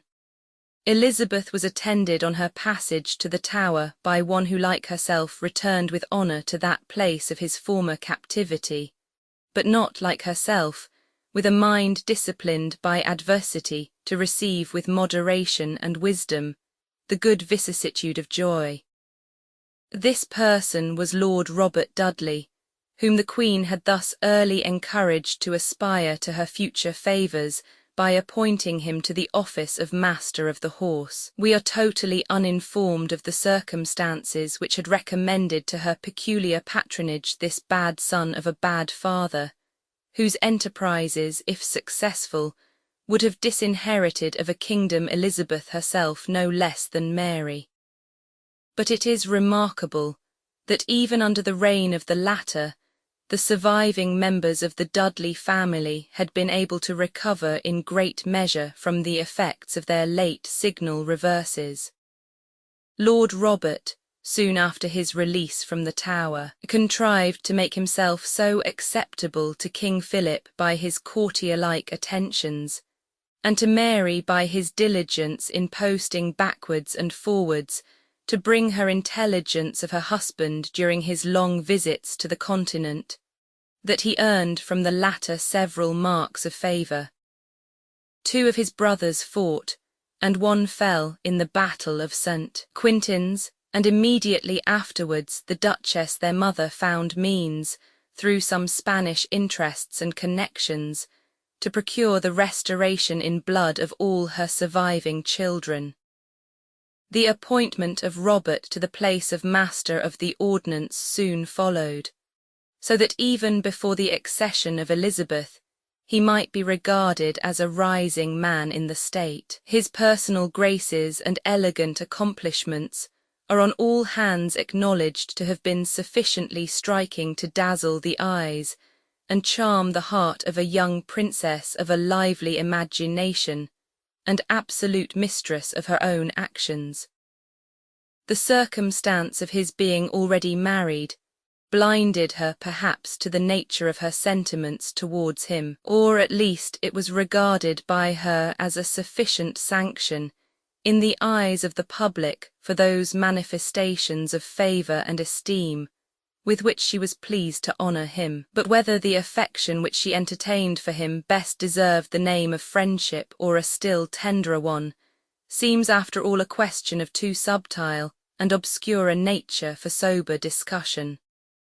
Though in a French cœur d'amour it might have furnished pleas and counterpleas of exquisite ingenuity, prodigious sentimental interest, and length interminable. What is unfortunately too certain is that he was a favourite, and in the common judgment of the court of the nation, and of posterity, an unworthy one, but calumny and prejudice alone have dared to attack the reputation of the Queen. Elizabeth had no propensity to exalt immoderately her relations by the mother's side, for she neither loved nor honoured that mother's memory, but several of the number may be mentioned, whose merits towards herself, or whose qualifications for the public service, justly entitled them to share in her distribution of offices and honours, and whom she always treated with distinction. The whole illustrious family of the Howards were her relations, and in the first year of her reign she conferred on the Duke of Norfolk, her second cousin, the Order of the Garter. Her great-uncle Lord William Howard, created Baron of Effingham by Mary, was continued by her in the high office of Lord Chamberlain, and soon after appointed one of the commissioners for concluding a peace with France. Lord Thomas Howard, her mother's first cousin, who had treated her with distinguished respect and kindness on her arrival at Hampton Court from Woodstock, and had the further merit of being indulgent to Protestants during the persecutions of Mary, received from her the title of Viscount Bindon, and continued much in her favour to the end of his days. Sir Richard Sackville, also her mother's first cousin, had filled different fiscal offices under the 3 last reigns. He was a man of abilities, and derived from a long line of ancestors great estates and extensive influence in the county of Sussex. The people, who marked his growing wealth, and to whom he was perhaps officially obnoxious, nicknamed him Phil Sack.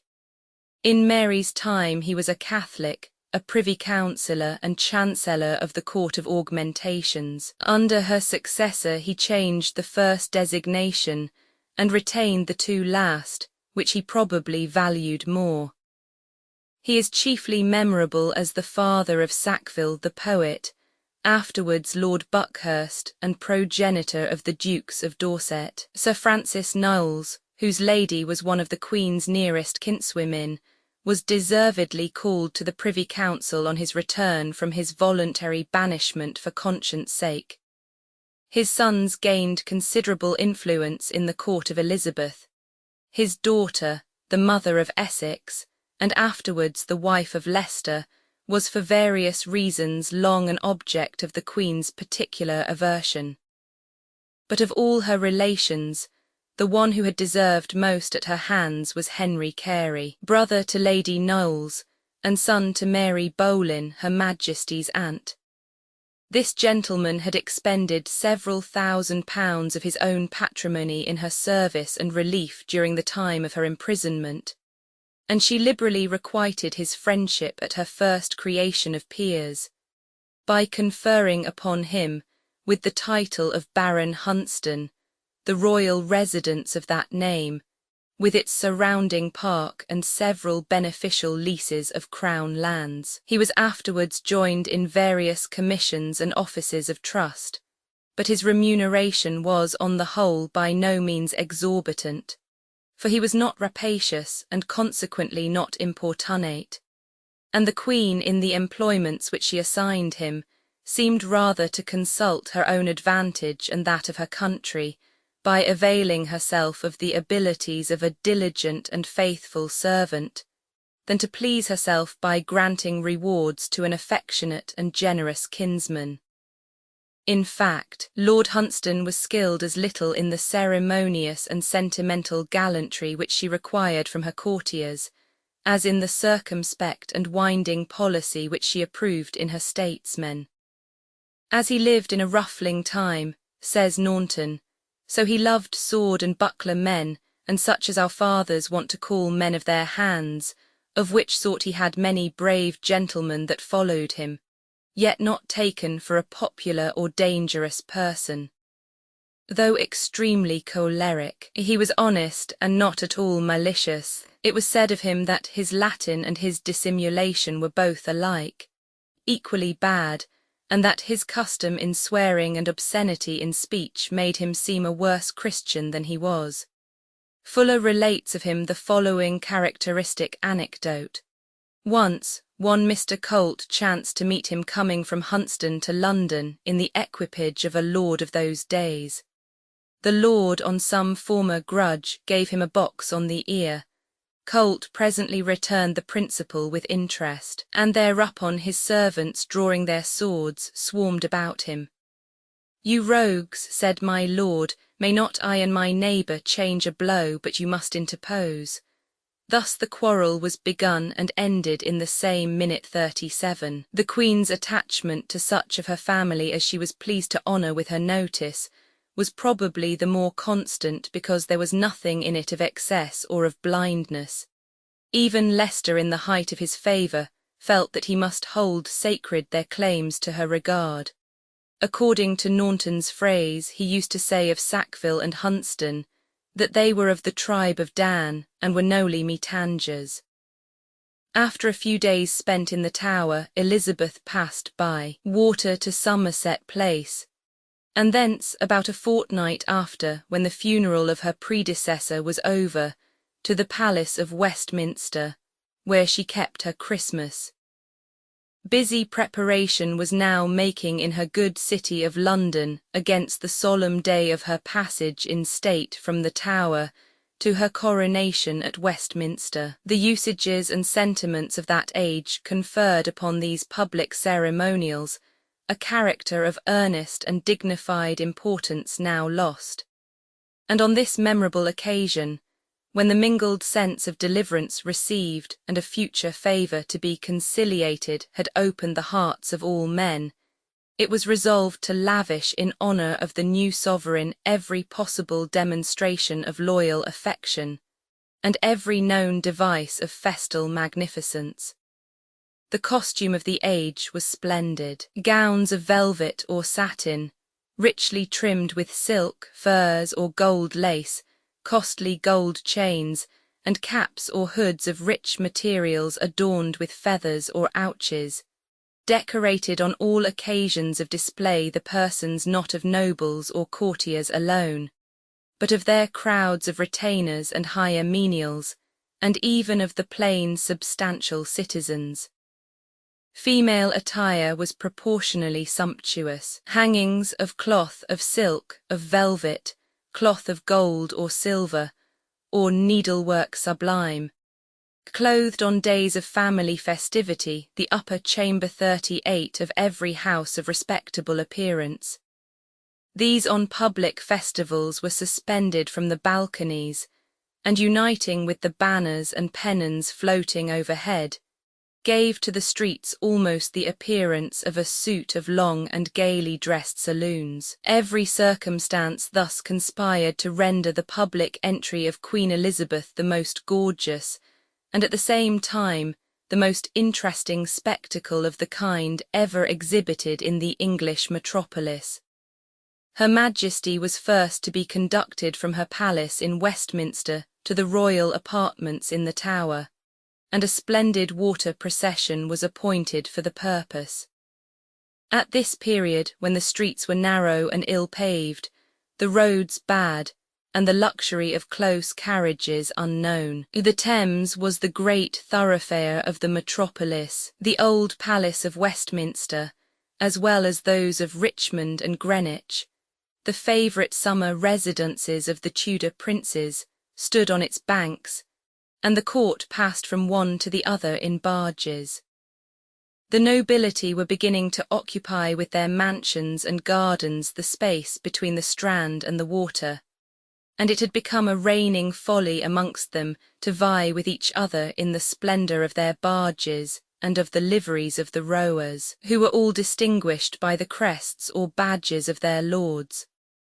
The corporation and trading companies of London possessed, as now, their state barges enriched with carved and gilded figures, and decked and trimmed with targets and banners of their mysteries. On the 12th of January 1559, these were all drawn forth in grand array. And to enliven the pomp, the bachelor's barge of the Lord Mayor's company, to wit the mercers, had their barge with a foist trimmed with 3 tops and artillery aboard, gallantly appointed to wait upon them, shooting off lustily as they went, with great and pleasant melody of instruments, which played in most sweet and heavenly manner. In this state they rode up to Westminster and attended Her Majesty with the royal barges back to the Tower. Her passage through the city took place 2 days after. She issued forth drawn in a sumptuous chariot, preceded by trumpeters and heralds in their coat armour, and most honourably accompanied as well with gentlemen, barons, and other the nobility of this realm, as also with a notable train of goodly and beautiful ladies, richly appointed. The ladies were on horseback, and both they and the lords were habited in crimson velvet, with which their horses were also trapped. Let it be remarked, by the way, that the retinue of fair equestrians constantly attendant on the person of the maiden queen in all her public appearances was a circumstance of prodigious effect. The gorgeousness of royal pomp was thus heightened, and at the same time rendered more amiable and attractive by the alliance of grace and beauty, and a romantic kind of charm, comparable to that which seizes the imagination in the splendid fictions of chivalry, was cast over the heartless parade of courtly ceremonial. It was a very different spirit, however, from that of romance or of knight-errantry, which inspired the bosoms of the citizens whose acclamations now rent the air on her approach. They beheld in the princess whom they welcomed the daughter of that Henry who had redeemed the land from papal tyranny and extortion, the sister of that young and godly Edward, the Josiah of English story, whose pious hand had reared again the altars of pure and primitive religion, and they had bodied forth for her instruction and admonition, in a series of solemn pageants, the maxims by which they hoped to see her equal or surpass these deep-felt merits of her predecessors. These pageants were erections placed across the principal streets in the manner of triumphal arches. Illustrative sentences in English and Latin were inscribed upon them, and a child was stationed in each, who explained to the Queen in English verse the meaning of the whole. The first was of 3 stories and represented by living figures. First, Henry Roman VII, and his royal spouse Elizabeth of York, from whom Her Majesty derived her name. Secondly, Henry Roman VIII, and Anne Boleyn, and lastly Her Majesty in person, all in royal robes. The verses described the felicity of that union of the houses to which she owed her existence, and of concord in general. The second pageant was styled the Seat of Worthy Governance, on the summit of which sat another representative of the Queen. Beneath were the cardinal virtues trampling under their feet the opposite vices, among whom ignorance and superstition were not forgotten. The third exhibited the 8 Beatitudes, all ascribed with some ingenuity of application to Her Majesty. The fourth ventured upon a more trying topic, its opposite sides represented in lively contrast the images of a decayed and of a flourishing commonwealth. And from a cave below issued Time, leading forth his daughter Truth, who held in her hand an English Bible, which she offered to the Queen's acceptance. Elizabeth received the volume, and reverently pressing it with both hands to her heart and to her lips, declared aloud, amid the tears and grateful benedictions of her people, that she thanked the city more for that gift than for all the cost they had bestowed upon her, and that she would often read over that book. The last pageant exhibited a seemly and meet personage, richly apparelled in Parliament robes, with a sceptre in her hand over whose head was written Deborah, the judge and restorer of the house of Israel. To render more palatable these grave moralities, the Recorder of London, approaching Her Majesty's chariot near the further end of Cheapside, where ended the long array of the city companies, which had lined the streets all the way from Fenchurch, presented her with a splendid and ample purse containing 1,000 marks in gold. The Queen graciously received it with both hands and answered his harangue marvellous pithily. To crown the whole, those two grisly personages vulgarly called Gog and Magog, but described by the learned as Gogmagog the Albion and Corineus the Briton, deserted on this memorable day that accustomed station in Guildhall, where they appear as the tutelary genii of the city, and were seen rearing up their stately height on each side of Temple Bar. With joined hands they supported above the gate a copy of Latin verses, in which they obligingly expounded to Her Majesty the sense of all the pageants which had been offered to her view, concluding with compliments and felicitations suitable to the happy occasion. The Queen, in few but cordial words, thanked the citizens for all their cost and pains, assured them that she would stand their good Queen, and passed the gate amid a thunder of applause. Elizabeth possessed in a higher degree than any other English prince who ever reigned the innocent and honest arts of popularity, and the following traits of her behaviour on this day are recorded by our chroniclers with affectionate delight. "Yonder is an ancient citizen," said one of the knights attending on her person, "which weepeth and turneth his face backward. How may it be interpreted? That he doth so for sorrow or for gladness?" With a just and pleasing confidence the Queen replied, "I warrant you it is for gladness. How many nosegays did her Grace receive at poor women's hands? How many times stayed she her chariot when she saw any simple body offer to speak to her Grace? A branch of rosemary given her Grace with a supplication by a poor woman about Fleetbridge was seen in her chariot, till her Grace came to Westminster 39. The reader may here be reminded that 25 years before, when the mother of this Queen passed through London to her coronation, the pageants exhibited derived their personages and allusions chiefly from pagan mythology or classical fiction. But all was now changed. The earnestness of religious controversy in Edward's time, and the fury of persecution since, had put to flight Apollo, the Muses, and the Graces. Learning indeed had kept her station and her honours, but she had lent her lamp to other studies, and whether in the tongue of ancient Rome or modern England, Elizabeth was hailed in Christian strains, and as the sovereign of a Christian country. A people filled with earnest zeal in the best of causes implored her to free them once again from popery, to overthrow the tyranny of error and of superstition, to establish gospel truth, and to accept at their hands, as the standard of her faith and the rule of her conduct, that holy book of which they regarded the free and undisturbed possession as their brightest privilege. How tame, how puerile, in the midst of sentiments serious and profound as these, would have appeared the intrusion of classical imagery, however graceful in itself or ingenious in its application. Frigid must have been the spectator who could even have remarked its absence, while shouts of patriotic ardour and of religious joy were bursting from the lips of the whole assembled population. The august ceremonies of the coronation, which took place on the following day, merit no particular description.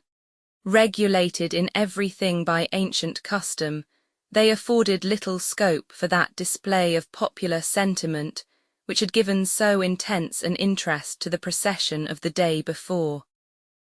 Great perplexity was occasioned by the refusal of the whole bench of bishops to perform the coronation service, but at length, to the displeasure of his brethren, Oglethorpe, Bishop of Carlisle, suffered himself to be gained over, and the rite was duly celebrated. This refractoriness of the episcopal order was wisely overlooked for the present by the new government, but it proceeded no doubt from the principle that the marriage of Henry Roman VIII, with Catherine of Aragon having been declared lawful and valid, the child of Anne Boleyn must be regarded as illegitimate and incapable of the succession. The compliance of Oglethorpe could indeed be censured by the other bishops on no other ground than their disallowance of the title of the sovereign. In the office itself, as he performed it, there was nothing to which the most rigid Catholic could object, for the ancient ritual is said to have been followed without the slightest modification. This circumstance has been adduced among others, to show that it was rather by the political necessities of her situation than by her private judgment and conscience in religious matters that Elizabeth was impelled finally to abjure the Roman Catholic system and to declare herself the general protectress of the Protestant cause. Probably, had she found herself free to follow entirely the dictates of her own inclinations, she would have established in the church of which she found herself the head, a kind of middle scheme like that devised by her father, for whose authority she was impressed with the highest veneration. To the end of her days she could never be reconciled to married bishops. Indeed, with respect to the clergy generally, a sagacious writer of her own time observes that ceteris paribus and sometimes imparibus too, she preferred the single man before the married 40. She would allow no one to speak irreverently of the sacrament of the altar, that is, to enter into discussions respecting the real presence. She enjoined the like respectful silence concerning the intercession of saints, and we learn that one Patch, who had been Wolsey's fool, and had contrived, like some others, to keep in favour through all the changes of 4 successive reigns, was employed by Sir Francis Knowles to break down a crucifix which she still retained in her private chapel, to the scandal of all good Protestants. A remarkable incident soon served to intimate the coolness and caution with which it was her intention to proceed in re-establishing the maxims of the Reformers. Lord Bacon thus relates the anecdote. Queen Elizabeth, on the morrow of her coronation, it being the custom to release prisoners at the inauguration of a prince, went to the chapel, and in the great chamber one of her courtiers, who was well known to her, either out of his own motion, or by the instigation of a wiser man, presented her with a petition, and before a great number of courtiers besought her with a loud voice that now this good time there might be 4 or 5 more principal prisoners released. These were the 4 evangelists and the apostle St. Paul, who had been long shut up in an unknown tongue as it were in prison, so as they could not converse with the common people. The Queen answered very gravely that it was best first to inquire of themselves whether they would be released or not. 41. It was not long, however, ere this happy deliverance was fully effected.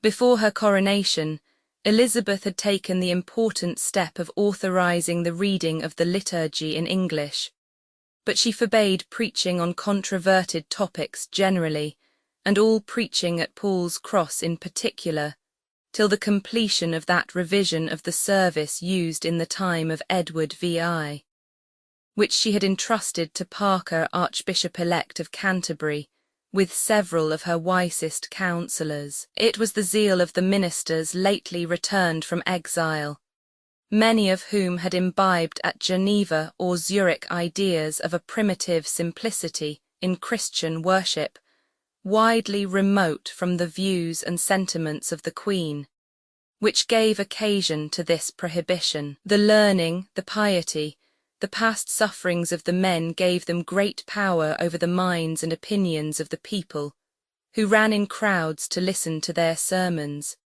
And Elizabeth began already to apprehend that the hierarchy which she desired to establish would stand as much in need of protection from the disciples of Calvin and Zwingle on one hand, as from the adherents of Popery on the other.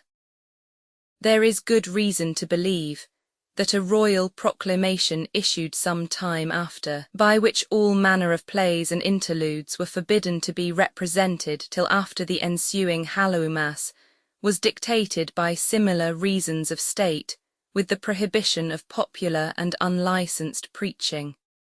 From the earliest beginnings of the Reformation under Henry Roman VIII, the stage had come in aid of the pulpit, not according to the practice of its purer ages, as the teacher best of moral wisdom with delight received, but as the vehicle of religious controversy, and not seldom of polemical scurrility. Several times already had this dangerous novelty attracted the jealous eyes of authority, and measures had in vain been taken for its suppression. In 1542 Henry added to an edict for the destruction of Tyndale's English Bible, with all the controversial works on both sides of which it had been the fertile parent, an injunction that the kingdom should be purged and cleansed of all religious plays, interludes, rhymes, ballads, and songs, which are equally pestiferous and noisome to the peace of the Church.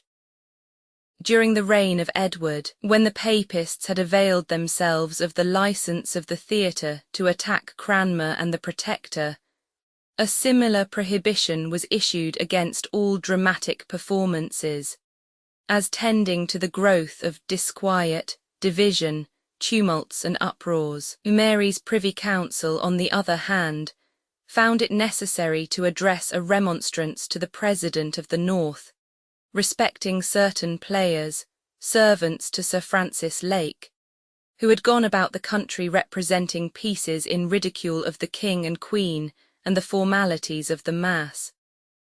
And the design of the proclamation of Elizabeth was rendered evident by a solemn enactment of heavy penalties against such as should abuse the common prayer in any interludes, songs, or rhymes. 42. Chapter 11. Meeting of Parliament, Prudent Counsel of Sir N. Bacon, Act declaratory of the Queen's title, her answer to an address praying her to marry. Philip Roman II offers her his hand, motives of her refusal, proposes to her the Archduke Charles. The King of Sweden renews his addresses by the Duke of Finland. Honourable reception of the Duke. Addresses of the Duke of Holstein. The Duke of Norfolk, Lord R. Dudley, the Marquis of Northampton, the Earl of Rutland made Knights of the Garter. Notices of the two last. Queen visits the Earl of Pembroke, his life and character. Arrival and entertainment of a French embassy. Review of the London trained bands, tilt in Greenwich Park, band of gentlemen pensioners. Royal progress to Dartford, Cobham Hall, Eltham and Nonsuch. The Earl of Arundel entertains her at the latter place. Obsequies for the King of France. Death of Frances, Duchess of Suffolk. Sumptuary law respecting apparel. Fashions of dress. Law against witchcraft. In the Parliament which met in January 1559, two matters personally interesting to the Queen were agitated: her title to the crown and her marriage, and both were disposed of in a manner calculated to afford a just presage of the maxims by which the whole tenor of her future life and reign was to be guided.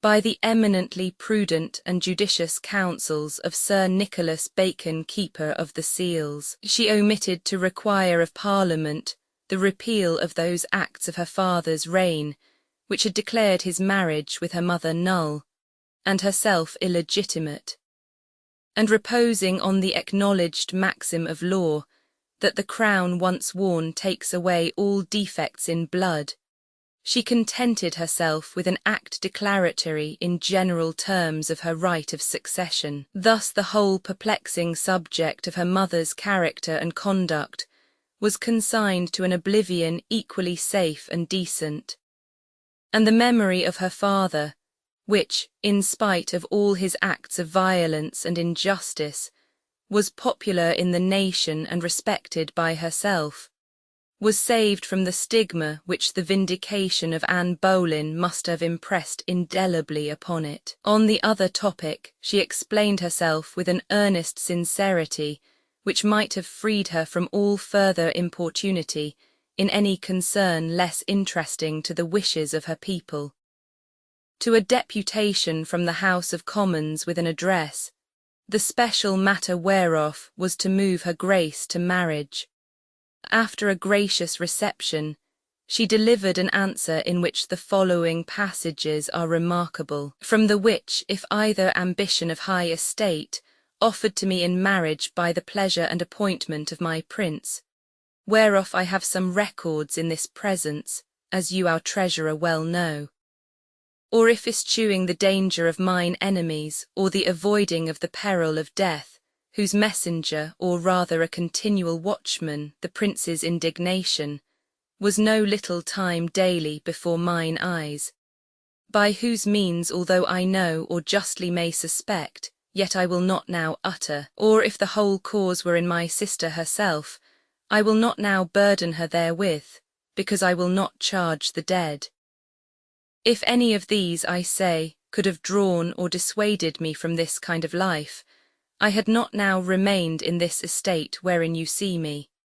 But so constant have I always continued in this determination, although my youth and words may seem to some hardly to agree together, yet it is most true that at this day I stand free from any other meaning that either I have had in times past, or have at this present day, from my years of understanding, sith I first had consideration of my life, to be born a servitor of Almighty God, I happily chose this kind of life, in the which I yet live, which I assure you for mine own part hath hitherto best contented myself, and I trust hath been most acceptable unto God. After a somewhat haughty assurance that she takes the recommendation of the Parliament in good part, because it contains no limitation of place or person, which she should have regarded as great presumption in them, whose duties are to obey, and not to require them that may command.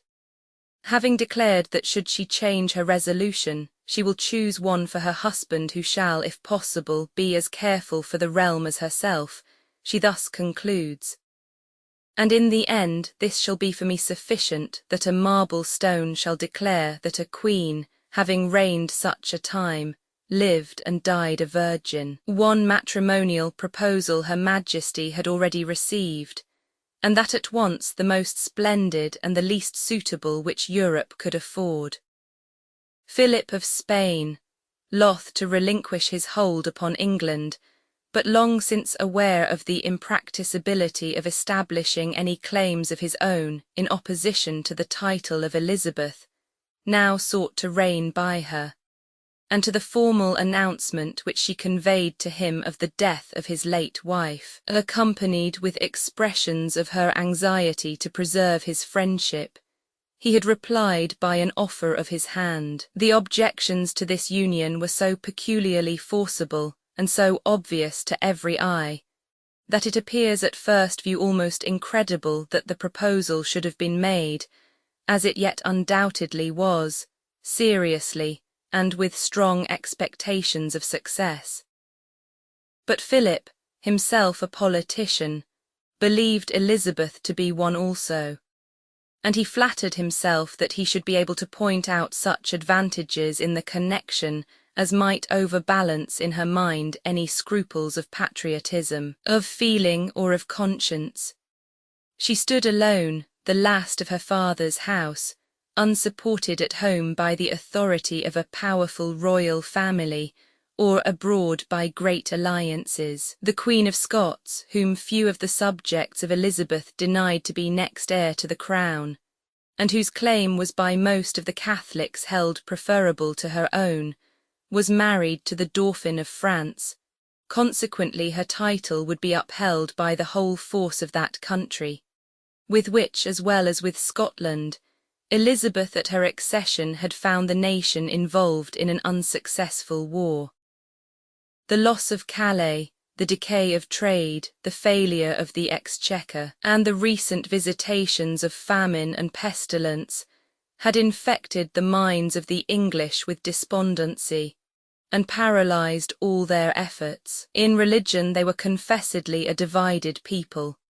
But it is probable that Philip, misled by his own zeal and that of the Catholic clergy, confidently anticipated the extirpation of heresy and the final triumph of the papal system, if the measures of salutary rigour which had distinguished the reign of Mary should be persisted in by her successor, and that he actually supposed the majority of the nation to be at this time sincerely and cordially Catholic. In offering therefore his hand to Elizabeth, he seemed to lend her that powerful aid against her foreign foe and rival without which her possession of the throne could not be secure, and that support against domestic faction without which it could not be tranquil. He readily undertook to procure from the Pope the necessary dispensation for the marriage, which he was certain would be granted with alacrity, and before the answer of Elizabeth could reach him, he had actually dispatched envoys to Rome for this purpose. A princess, in fact, of a character less firm and less sagacious than Elizabeth, might have found in these seeming benefits temptations not to be resisted. The splendour of Philip's rank and power would have dazzled and overawed. The difficulties of her own situation would have affrighted her, and between ambition and alarm she would probably have thrown herself into the arms and abandoned her country to the mercy of a gloomy, calculating, relentless tyrant. But Elizabeth was neither to be deceived nor intimidated. She well knew how odious this very marriage had rendered her unhappy sister. She understood and sympathized in the religious sentiments of the great mass of her subjects.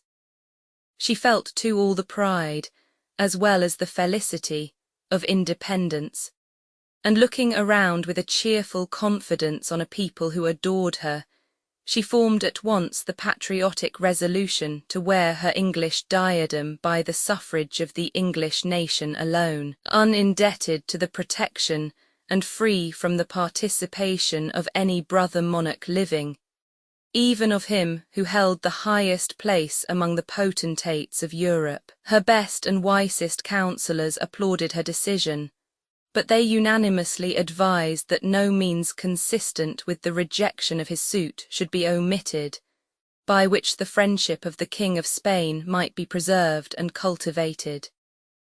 Expedients were accordingly found, without actually encouraging his hopes, for protracting the negotiation till a peace was concluded with France and with Scotland, and finally of declining the marriage without a breach of amity. Yet the Duke de Feria, the Spanish ambassador, had not failed to represent to the Queen that as the addresses of his master were founded on personal acquaintance and high admiration of her charms and merit, a negative could not be returned without wounding equally his pride and his feelings. Philip, however, soon consoled himself for this disappointment by taking to wife the daughter of the King of France, and before the end of the year we find him recommending to Elizabeth as a husband his cousin the Archduke Charles, son of the Emperor Ferdinand. The overture was at this time declined by the Queen without hesitation, but some time afterwards, circumstances arose which caused the negotiation to be resumed with prospect of success, and the pretensions and qualifications of the Austrian prince became, as we shall see, an object of serious discussion. Eric, who had now ascended the throne of Sweden, sent his brother the Duke of Finland to plead once more with the English princess in his behalf, and the King of Denmark, unwilling that his neighbour should bear off without a contest so glorious a prize, lost no time in sending forth on the same high adventure his nephew the Duke of Holstein. It is more than probable that Shakespeare, in his description of the wooers of all countries who contend for the possession of the fair and wealthy Portia 43, satirically alludes to several of these royal suitors, whose departure would often be accounted by his sovereign a gentle riddance, since she might well exclaim with the Italian heiress, "While we shut the gate on one wooer, another knocks at the door." The Duke of Finland was received with high honours. The Earl of Oxford and Lord Robert Dudley repaired to him at Colchester and conducted him into London.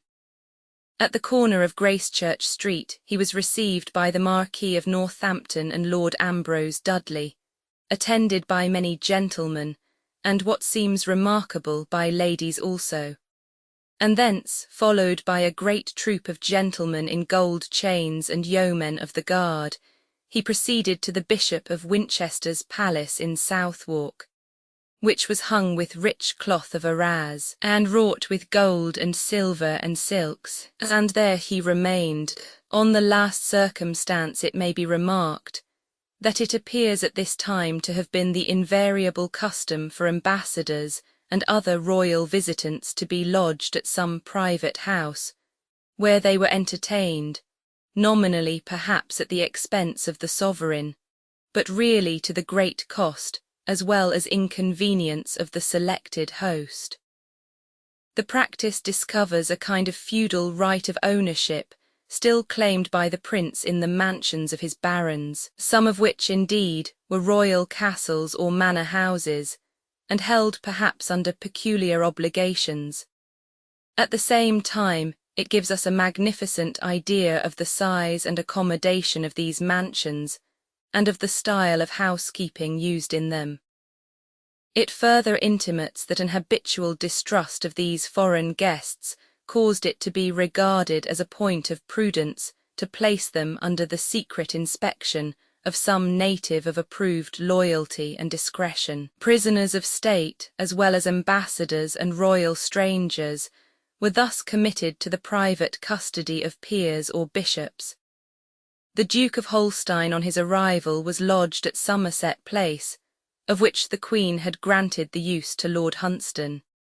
He came, it seems, with sanguine expectations of success in his suit, but the royal fair one deemed it sufficient to acknowledge his pains by an honourable reception, the Order of the Garter, and the grant of a yearly pension. Meantime the Queen herself, with equal assiduity and better success than awaited these princely wooers, was applying her cares to gain the affections of her subjects of every class, and if possible of both religious denominations, on her young kinsman the Duke of Norfolk, the first peer of the realm by rank, property, and great alliances, and the most popular by his known attachment to the Protestant faith.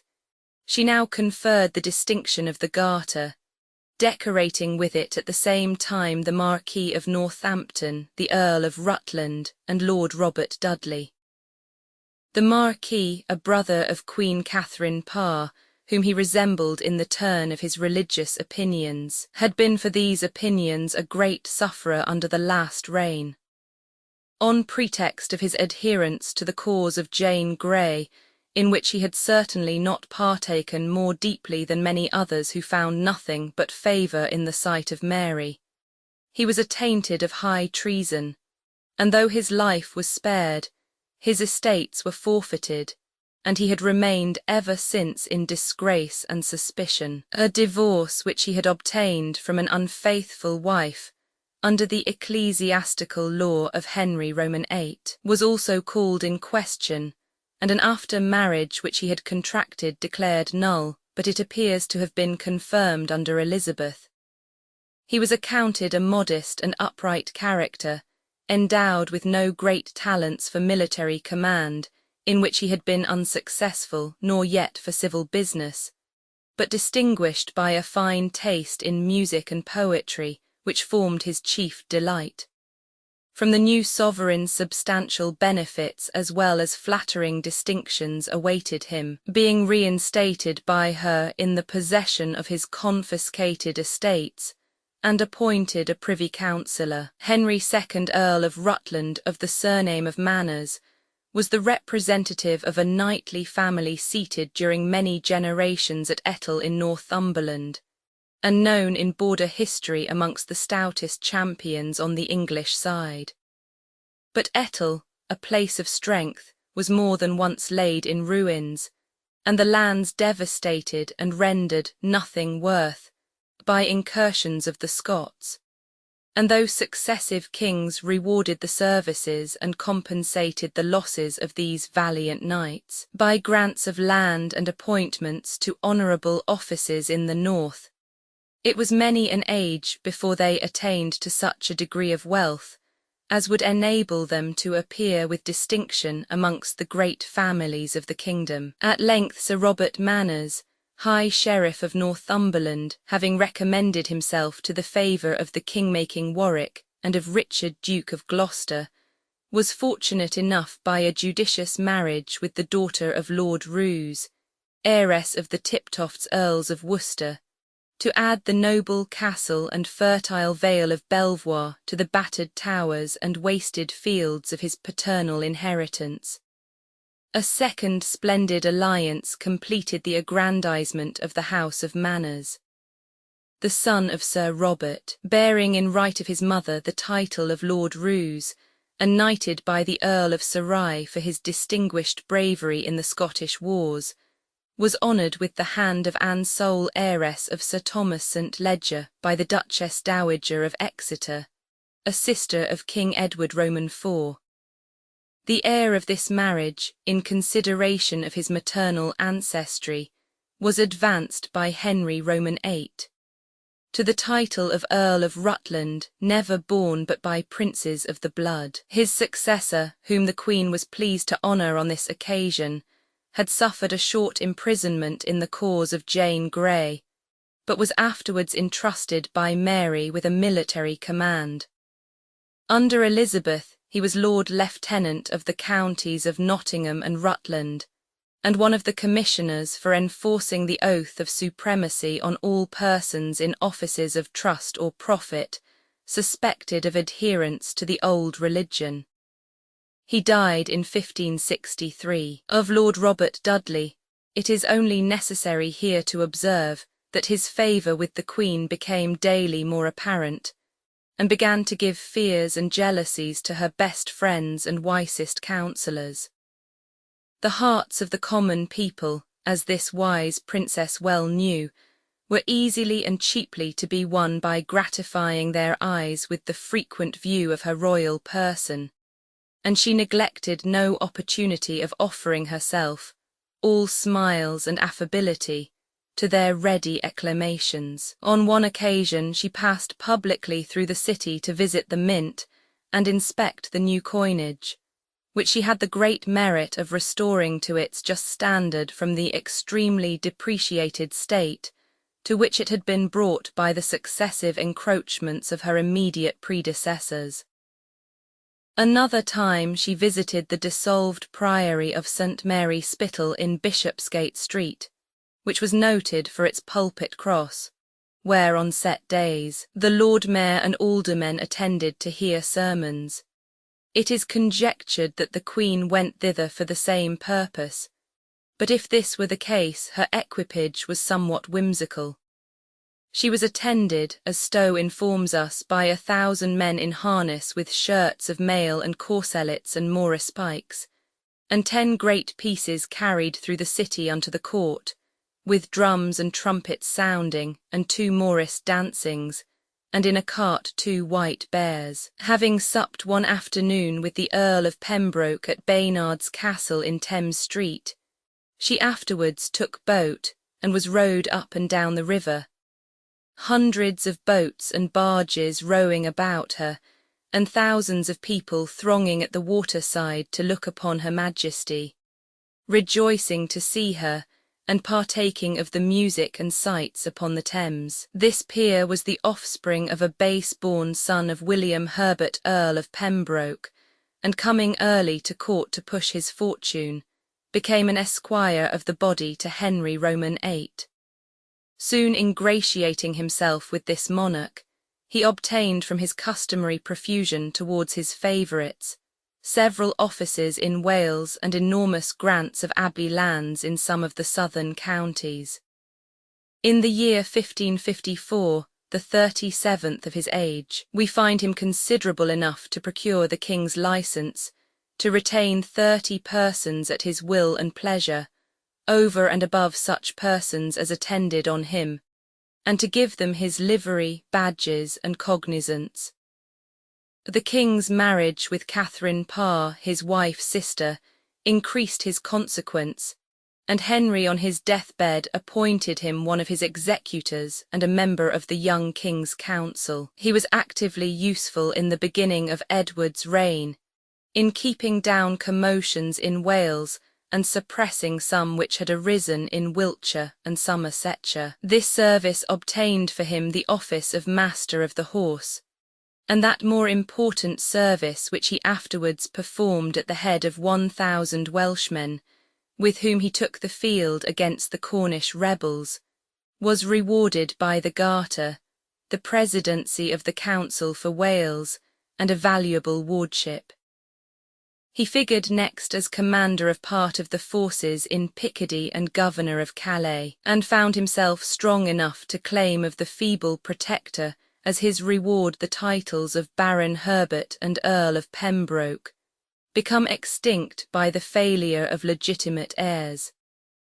As soon as his sagacity prognosticated the fall of Somerset, he judiciously attached himself to the rising fortunes of Northumberland. With this aspiring leader, it was an object of prime importance to purchase the support of a nobleman who now appeared at the head of 300 retainers, and whose authority in Wales and the southern counties was equal, or superior, to the hereditary influence of the most powerful and ancient houses.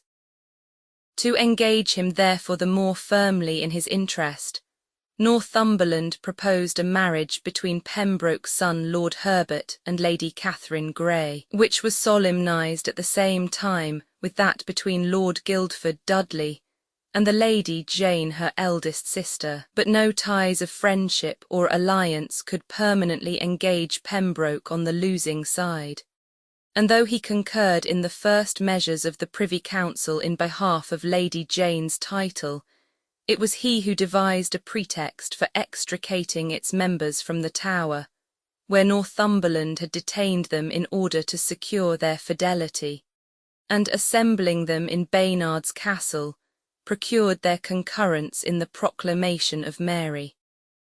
By this act he secured the favour of the new queen, whom he further propitiated by compelling his son to repudiate the innocent and ill-fated Lady Catherine, whose birth caused her to be regarded at court with jealous eyes.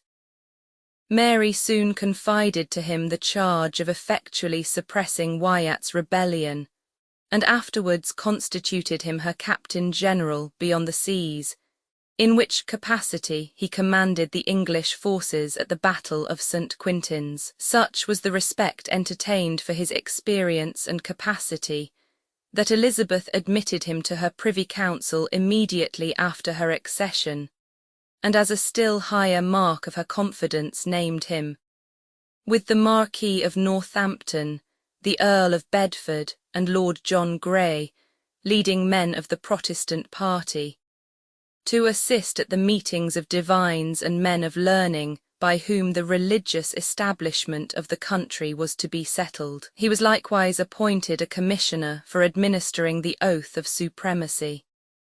In short, he retained to his death, which occurred in 1570, in the 63d year of his age, the same high station among the confidential servants of the crown which he had held unmoved through all the mutations of the eventful period of his public life. Naunton, in his Fragmenta Regalia, speaking of Paulet Marquis of Winchester and Lord Treasurer, who, he says, had then served 4 princes in as various and changeable season that well I may say, neither time nor age hath yielded the like precedent, thus proceeds: this man being noted to grow high in her, Queen Elizabeth's, favour, as his place and experience required, was questioned by an intimate friend of his, how he stood up for 30 years together amidst the changes and reigns of so many chancellors and great personages.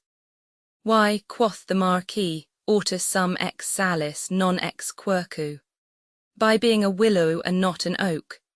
And truly the old man hath taught them all, especially William Earl of Pembroke, for they too were ever of the king's religion and overzealous professors. Of these it is said, that both younger brothers, yet of noble houses, they spent what was left them and came on trust to the court, where, upon the bare stock of their wits, they began to traffic for themselves, and prospered so well that they got, spent, and left more than any subjects from the Norman conquest to their own times, whereunto it hath been prettily replied that they lived in a time of dissolution. Of any of the former reign, it is said that these two lived and died chiefly in the Queen's favour. Among the means employed by Pembroke for preserving the good graces of the new Queen, the obvious one of paying court to her prime favourite Robert Dudley was not neglected, and Lord Herbert, whose first marriage had been contracted in compliance with the views of the father, now formed a third in obedience to the wishes of the son. The lady to whom he was thus united by motives in which inclination had probably no share on either side, was the niece of Dudley and sister of Sir Philip Sidney, one of the most accomplished women of her age, celebrated during her life by the wits and poets whom she patronized, and preserved in the memory of posterity by an epitaph from the pen of Ben Jonson, which will not be forgotten whilst English poetry remains. The arrival of ambassadors of high rank from France, on occasion of the peace recently concluded with that country, afforded the Queen an opportunity of displaying all the magnificence of her court, and their entertainment has furnished for the curious inquirer in later times some amusing traits of the half-barbarous manners of the age. The Duke de Montmorency, the head of the embassy, was lodged at the Bishop of London's, and the houses of the Dean and Canons of St. Paul's were entirely filled with his numerous retinue. The gorgeousness of the ambassador's dress was thought remarkable even in those gorgeous times. The day after their arrival they were conducted in state to court, where they supped with the Queen, and afterwards partook of a goodly banquet, with all manner of entertainment till midnight. The next day Her Majesty gave them a sumptuous dinner, followed by a baiting of bulls and bears. The Queen's Grace herself stood with them in a gallery looking on the pastime till 6 o'clock, when they returned by water to sup with the bishop their host. On the following day they were conducted to the Paris Garden, then a favourite place of amusement on the Surrey side of the Thames, and they regaled with another exhibition of bull and bear baiting. 2 days afterwards they departed, taking their barge towards Gravesend, highly delighted, it is to be hoped, with the elegant taste of the English in public diversions, and carrying with them a number of mastiffs, given them to hunt wolves in their own country. But notwithstanding all outward shows of amity with France, Elizabeth had great cause to apprehend that the pretensions of the Queen of Scots and her husband the Dauphin, who had openly assumed the royal arms of England, might soon re-involve her in hostilities with that country and with Scotland. and it consequently became a point of policy with her to animate by means of military spectacles, graced with her royal presence and encouragement, the warlike preparations of her subjects. She was now established for a time in her favourite summer palace of Greenwich, and the London companies were ordered to make a muster of their men at arms in the adjoining park. The employment of firearms had not as yet consigned to disuse either the defensive armour or the weapons of offence of the Middle Ages, and the military arrays of that time amused the eye of the spectator with a rich variety of accoutrement far more picturesque in its details, and probably more striking even in its general effect, than that magnificent uniformity which, at a modern review, dazzles but soon satiates the sight. Of the 1,400 men whom the metropolis sent forth on this occasion, 800, armed in fine corselets, bore the long Moorish pike. 200 were halberdiers wearing a different kind of armour called Almain rivets, and the gunners or musketeers were equipped in shirts of mail, with morions or steel caps. Her Majesty, surrounded by a splendid court, beheld all their evolutions from a gallery over the park gate, and finally dismissed them, confirmed in loyalty and valour by praises, thanks, and smiles of graciousness.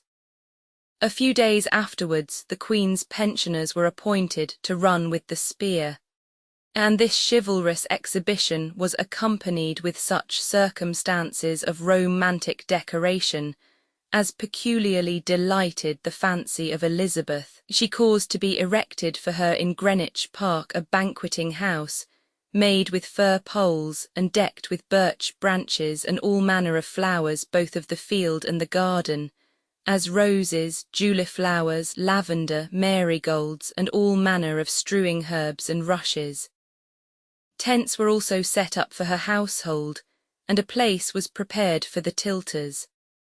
After the exercises were over, the Queen gave a supper in the banqueting house, succeeded by a masque, and that by a splendid banquet. And then followed great casting of fire and shooting of guns till midnight. This band of gentlemen pensioners, the boast and ornament of the court of Elizabeth, was probably the most splendid establishment of the kind in Europe.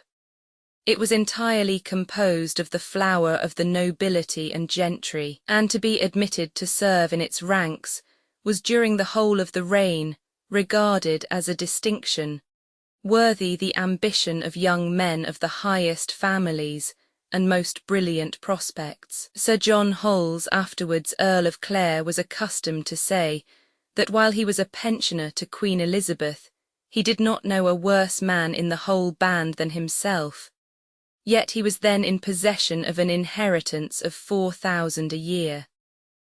It was the constant custom of that queen, pursues the Earl's biographer, to call out of all counties of the kingdom the gentlemen of the greatest hopes and the best fortunes and families, and with them to fill the more honourable rooms of her household servants, by which she honoured them, obliged their kindred and alliance, and fortified herself 44. On this point of policy it deserves to be remarked, that however it might strengthen the personal influence of the sovereign to enroll amongst the menial servants of the crown gentlemen of influence and property, it is chiefly perhaps to this practice that we ought to impute that baseness of servility which infected, with scarcely one honourable exception, the public characters of the reign of Elizabeth. On July 17th, the Queen set out on the first of those royal progresses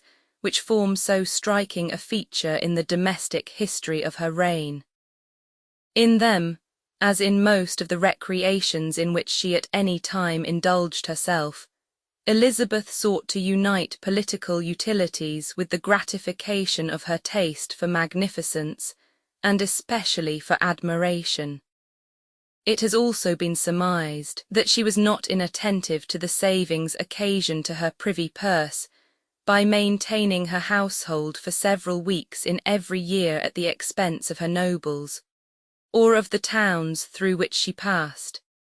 And it must be admitted that more than one disgraceful instance might be pointed out, of a great man obliged to purchase the continuance or restoration of her favour by soliciting the almost ruinous honour of a royal visit. On the whole, however, her deportment on these occasions warrants the conclusion that an earnest and constant desire of popularity was her principal motive for persevering to the latest period of her life to encounter the fatigue of these frequent journeys, and of the acts of public representation which they imposed upon her.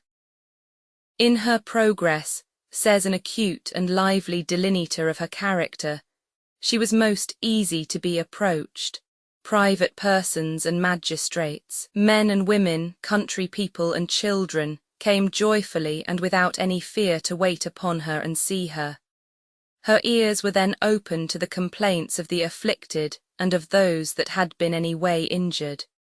She would not suffer the meanest of her people to be shut out from the places where she resided, but the greatest and the least were then in a manner levelled. She took with her own hand, and read with the greatest goodness, the petitions of the meanest rustics, and she would frequently assure them that she would take a particular care of their affairs, and she would ever be as good as her word.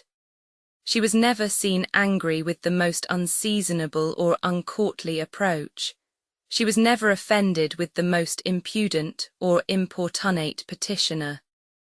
Nor was there anything in the whole course of her reign that more won the hearts of the people than this, her wonderful facility, condescension, and the sweetness and pleasantness with which she entertained all that came to her 45. The first stage of the Queen's progress was to Dartford in Kent, where Henry Roman VIII, whose profusion in the article of royal residences was extreme, had fitted up a dissolved priory as a palace for himself and his successors. Elizabeth kept this mansion in her own hands during the whole of her reign, and once more, after an interval of several years, it is recorded to have passed 2 days under its roof. James I granted it to the Earl of Salisbury. The Lords Darcy were afterwards its owners. The embattled gatehouse with an adjoining wing, all that remains in habitable condition, are at the present time occupied as a farm-house, while foundations of walls running along the neighbouring fields to a considerable distance alone attest the magnitude, and leave to be imagined the splendour, of the ancient edifice. Such is at this day the common fate of the castles of our ancient barons, the mansions of our nobles of a following age, and the palaces of the Plantagenets, the Tudors, and the Stuarts. From Dartford she proceeded to Cobham Hall, an exception to the general rule, for this venerable mansion is at present the noble seat of the Earl of Darnley. And though the centre has been rebuilt in a more modern style, the wings remain untouched, and in one of them the apartment occupied by the Queen on this visit is still pointed out to the stranger.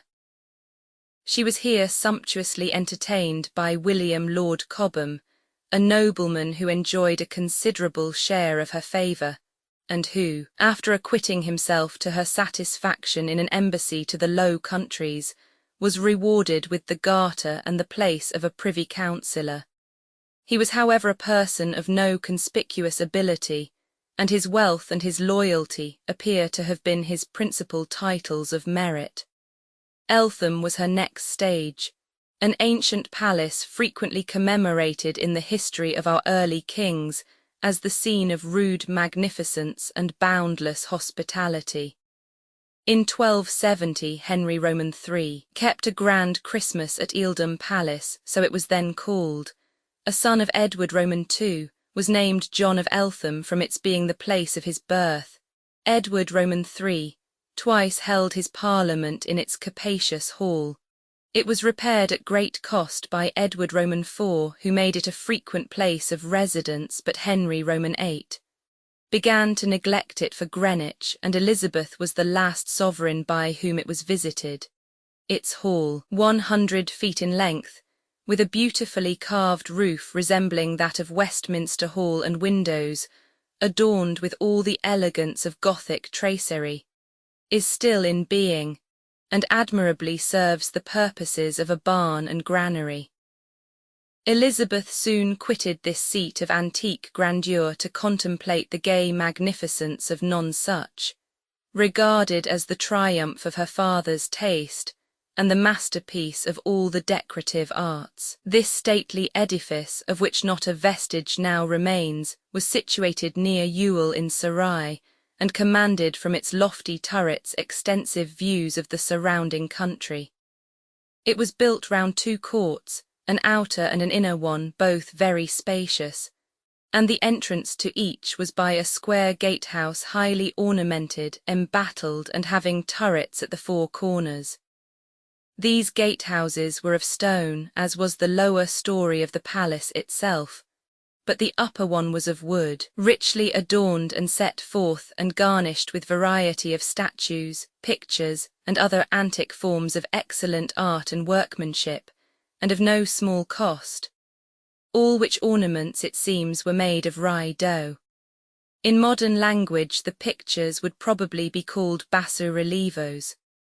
From the eastern and western angles of the inner court rose 2 slender turrets 5 stories high, with lanthorns on the top, which were leaded and surrounded with wooden balustrades. These towers of observation, from which the 2 parks attached to the palace and a wide expanse of champaign country beyond might be surveyed as in a map, were celebrated as the peculiar boast of Nonsuch. Henry was prevented by death from beholding the completion of this gaudy structure, and Queen Mary had it in contemplation to pull it down to save further charges.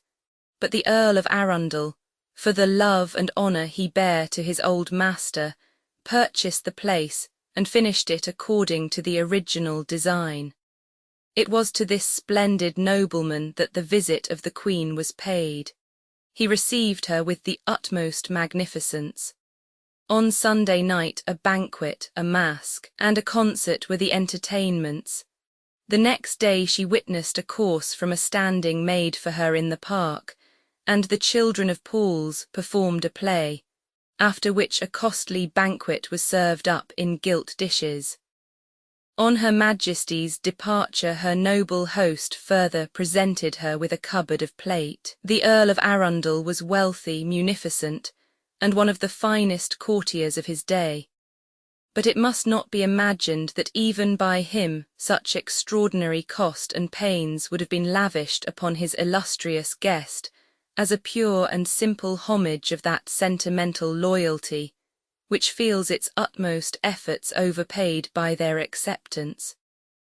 He looked in fact to a high and splendid recompense, one which as yet perhaps he dared not name, but which the sagacity of his royal mistress would, as he flattered himself, be neither tardy nor reluctant to divine.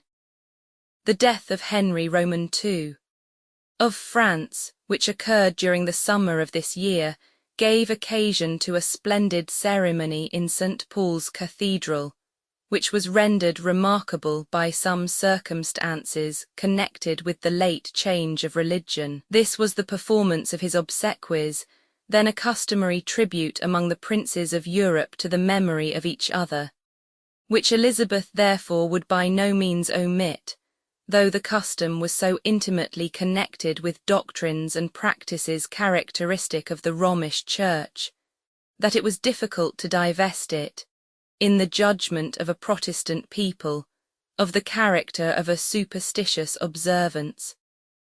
A hearse magnificently adorned with the banners and scutcheons of the deceased was placed in the church. A great train of lords and gentlemen attended as mourners, and all the ceremonies of a real funeral were duly performed, not excepting the offering at the altar of money, originally designed, without doubt, for the purchase of masses for the dead. The herald, however, was ordered to substitute other words in place of the ancient request, to all present to pray for the soul of the departed, and several reformations were made in the service, and in the communion with which this stately piece of pageantry concluded.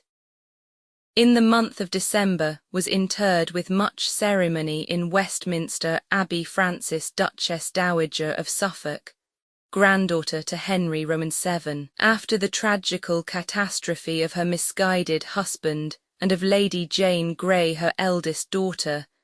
The Duchess was suffered to remain in unmolested privacy, and she had since rendered herself utterly insignificant, not to say contemptible, by an obscure marriage with one Stoke, a young man who was her master of the horse. There is a tradition that on Elizabeth's exclaiming with surprise and indignation when the news of this connection reached her ears, "What, hath she married her horse-keeper?"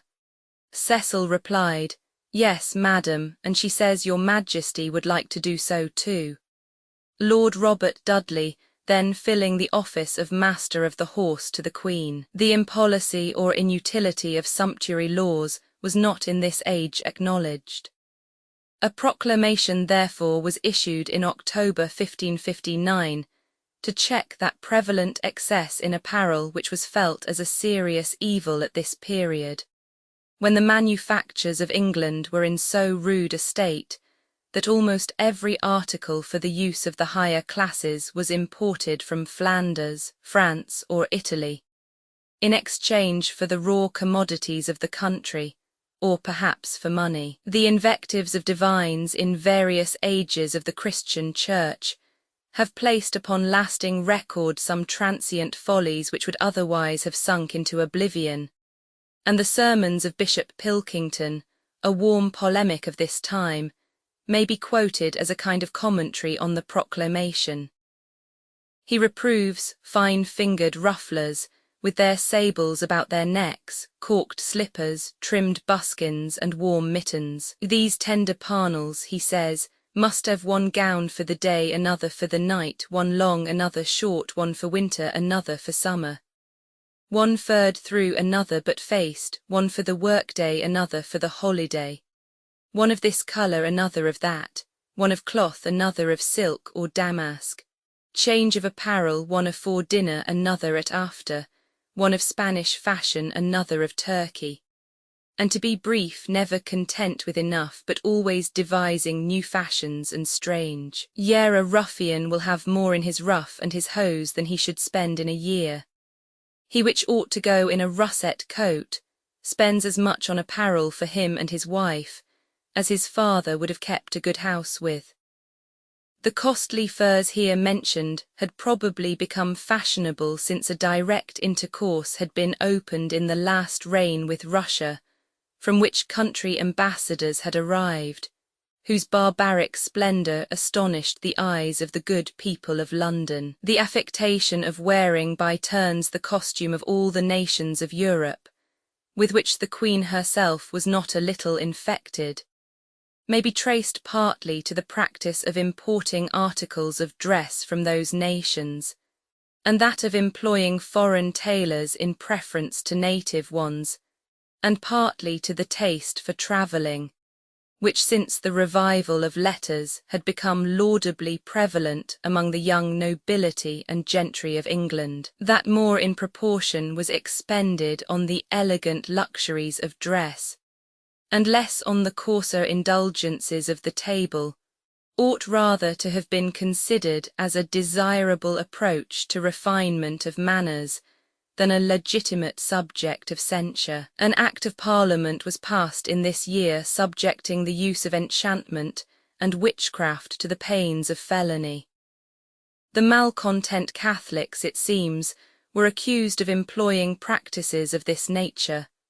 Their predictions of Her Majesty's death had given uneasiness to government by encouraging plots against her government, and it was feared, by many good and sober men, that these dealers in the black art might even bewitch the Queen herself, that it was the learned Bishop Jewel who had led the way in inspiring these superstitious terrors, to which religious animosities lent additional violence, may fairly be inferred from the following passage of a discourse which was delivered by him in the Queen's presence the year before.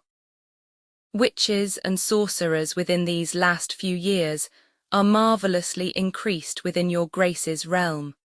These eyes have seen most evident and manifest marks of their wickedness. Your Grace's subjects pine away even unto the death.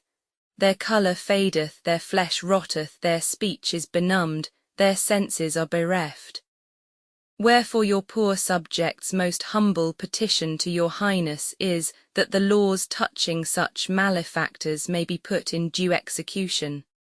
For the shoal of them is great, their doing horrible, their malice intolerable, the examples most miserable.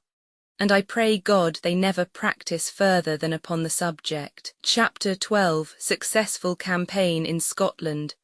Embassy of Viscount Montacute to Spain of Sir T. Challoner to the Emperor. Account of Challoner. Letter of his respecting Dudley and the Queen. Dudley loses his wife. Mysterious manner of her death. Suspicion cast upon her husband. Dudley and several other courtiers aspire to the hand of their sovereign. Tournaments in her honour. Impresses. Sir W. Pickering. Rivalry of Arundel and Dudley. The accession of Francis Roman II, husband to the Queen of Scots, to the French throne had renewed the dangers of Elizabeth from the hostility of France and of Scotland. And in the politic resolution of removing from her own territory to that of her enemies the seat of a war which she saw to be inevitable, she levied a strong army, and sent it under the command of the Duke of Norfolk and Lord Grey de Wilton to the frontiers of Scotland. She also entered into a close connection with the Protestant party in that country, who were already in arms against the Queen Regent and her French auxiliaries.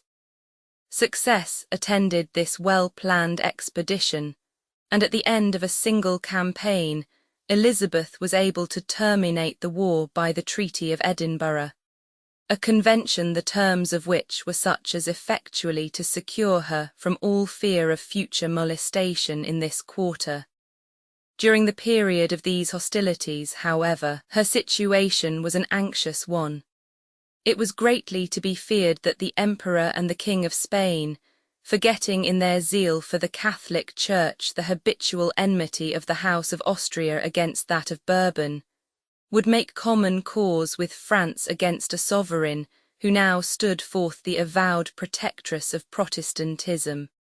And such a combination of the great powers of Europe, seconded by a large Catholic party at home, England was by no means in a condition to withstand. By skillful negotiation it seemed possible to avert these evils, and Elizabeth, by her selection of diplomatic agents on this important occasion, gave striking evidence of her superior judgment. To plead her cause with the King of Spain, she dispatched Anthony Brown Viscount Montacute, a nobleman who, to the general recommendation of wisdom and experience in public affairs, added the peculiar one, for this service, of a zealous attachment to the Romish faith, proved by his determined opposition in the House of Lords to the Bill of Uniformity lately carried by a great majority. The explanations and arguments of the Viscount prevailed so far with Philip that he ordered his ambassador at Rome to oppose the endeavours of the French court to prevail on the Pope to fulminate his ecclesiastical censures against Elizabeth. It was found impracticable, however, to bring him to terms of cordial amity with a heretic sovereign, whose principles he both detested and dreaded. And by returning, some time after, the decorations of the Order of the Garter, he distinctly intimated to the Queen that motives of policy alone restrained him from becoming her open enemy. For ambassador to the Emperor she made choice, at the recommendation probably of Cecil, of his relation and beloved friend Sir Thomas Challoner the elder, a statesman, a soldier, and a man of letters. And in these three characters, so rarely united, one of the distinguished ornaments of his age. He was born in 1515 of a good family in Wales, and being early sent to Cambridge, became known as a very elegant Latin poet, and generally as a young man of the most promising talents. After a short residence at court, his merit caused him to be selected to attend into Germany Sir Henry Knevet, the English ambassador, with a view to his qualifying himself for future diplomatic employment. At the court of Charles V, he was received with extraordinary favour, and after waiting upon that monarch in several of his journeys, he was at length induced, by admiration of his character, to accompany him as a volunteer in his rash expedition against Algiers. He was shipwrecked in the storm which almost destroyed the fleet, and only escaped drowning by catching in his mouth, as he was struggling with the waves, a cable by which he was drawn up into a ship with the loss of several of his teeth. Returning home, he was made Clerk of the Council, which office he held during the remainder of Henry's reign. Early in the next he was distinguished by the Protector, and having signalized his valour in the Battle of Pinkie, was knighted by him on the field. The fall of his patron put a stop to his advancement, but he solaced himself under this reverse by the cultivation of literature, and a friendship with such men as Cook, Smith, Cheek, and Cecil. The strictness of his Protestant principles rendered his situation under the reign of Mary both disagreeable and hazardous, and he generously added to its perils by his strenuous exertions in behalf of the unfortunate Cheek. But the services which he had rendered in Edward's time to many of the oppressed Catholics now interested their gratitude in his protection, and were thus the means of preserving him unhurt for better times. Soon after his return from his embassy to the Emperor Ferdinand, we find him engaged in a very perplexing and disagreeable mission to the unfriendly court of Philip Roman II, where the mortifications which he encountered, joined to the insalubrity of the climate, so impaired his health that he found himself obliged to solicit his recall, which he did in an Ovidian elegy addressed to the Queen. The petition of the poet was granted, but too late. He sunk under a lingering malady in October 1565, a few months after his return. The poignant grief of Cecil for his loss found its best alleviation in the exemplary performance of all the duties of surviving friendship. He officiated as chief mourner at his funeral, and superintended with solicitude truly paternal the education of his son, Thomas Challoner the younger, afterwards a distinguished character. By his encouragement, the Latin poems of his friend, chiefly consisting of epitaphs and panegyrics on his most celebrated contemporaries, were collected and published, and it was under his patronage, and prefaced by a Latin poem from his pen in praise of the author, that a new and complete edition appeared of the principal work of this accomplished person. A tractate on the right ordering of the English Republic, also in Latin. Sir Thomas Challoner was the first ambassador named by Elizabeth, a distinction of which he proved himself highly deserving. Wisdom and integrity he was already known to possess, and in his negotiations with the imperial court, where it was his business to draw the bonds of amity as close as should be found practicable, without pledging his mistress to the acceptance of the hand of the Archduke Charles, he also manifested a degree of skill and dexterity, which drew forth the warmest commendations from Elizabeth herself. His conduct, she said, had far exceeded all her expectations of his prudence and abilities.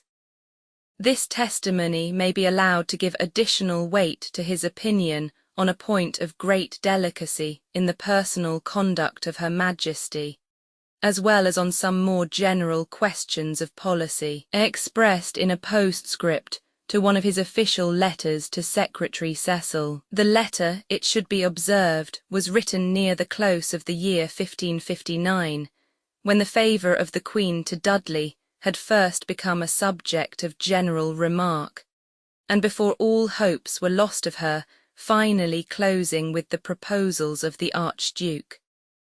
I assure you, sir, these folks are broad-mouthed where I spake of one too much in favour as they esteem. I think ye guess whom they named. If ye do not, I will upon my next letters write further, to tell you what I conceive, as I count the slander most false, so a young princess cannot be too wary what countenance or familiar demonstration she maketh, more to one than another. I judge no man's service in the realm worth the entertainment with such a tale of obloquy, or occasion of speech to such men as of evil will are ready to find faults. This delay of ripe time for marriage, besides the loss of the realm, for without posterity of her highness what hope is left unto us, ministereth matter to these lewd tongues to descant upon and breedeth contempt. I would I had but 1 hour's talk with you. Think if I trusted not your good nature, I would not write thus much, which nevertheless I humbly pray you to reserve as written to yourself. Consider how ye deal now in the Emperor's matter, much dependeth on it. Here they hang in expectation as men desirous it should go forward, but yet they have small hope. In mine opinion, be it said to you only, the affinity is great and honourable, the amity necessary to stop and cool many enterprises. You need not fear his greatness should overrule you. He is not a Philip, but better for us than a Philip. Let the time work for Scotland as God will, for sure the French, I believe, shall never long enjoy them.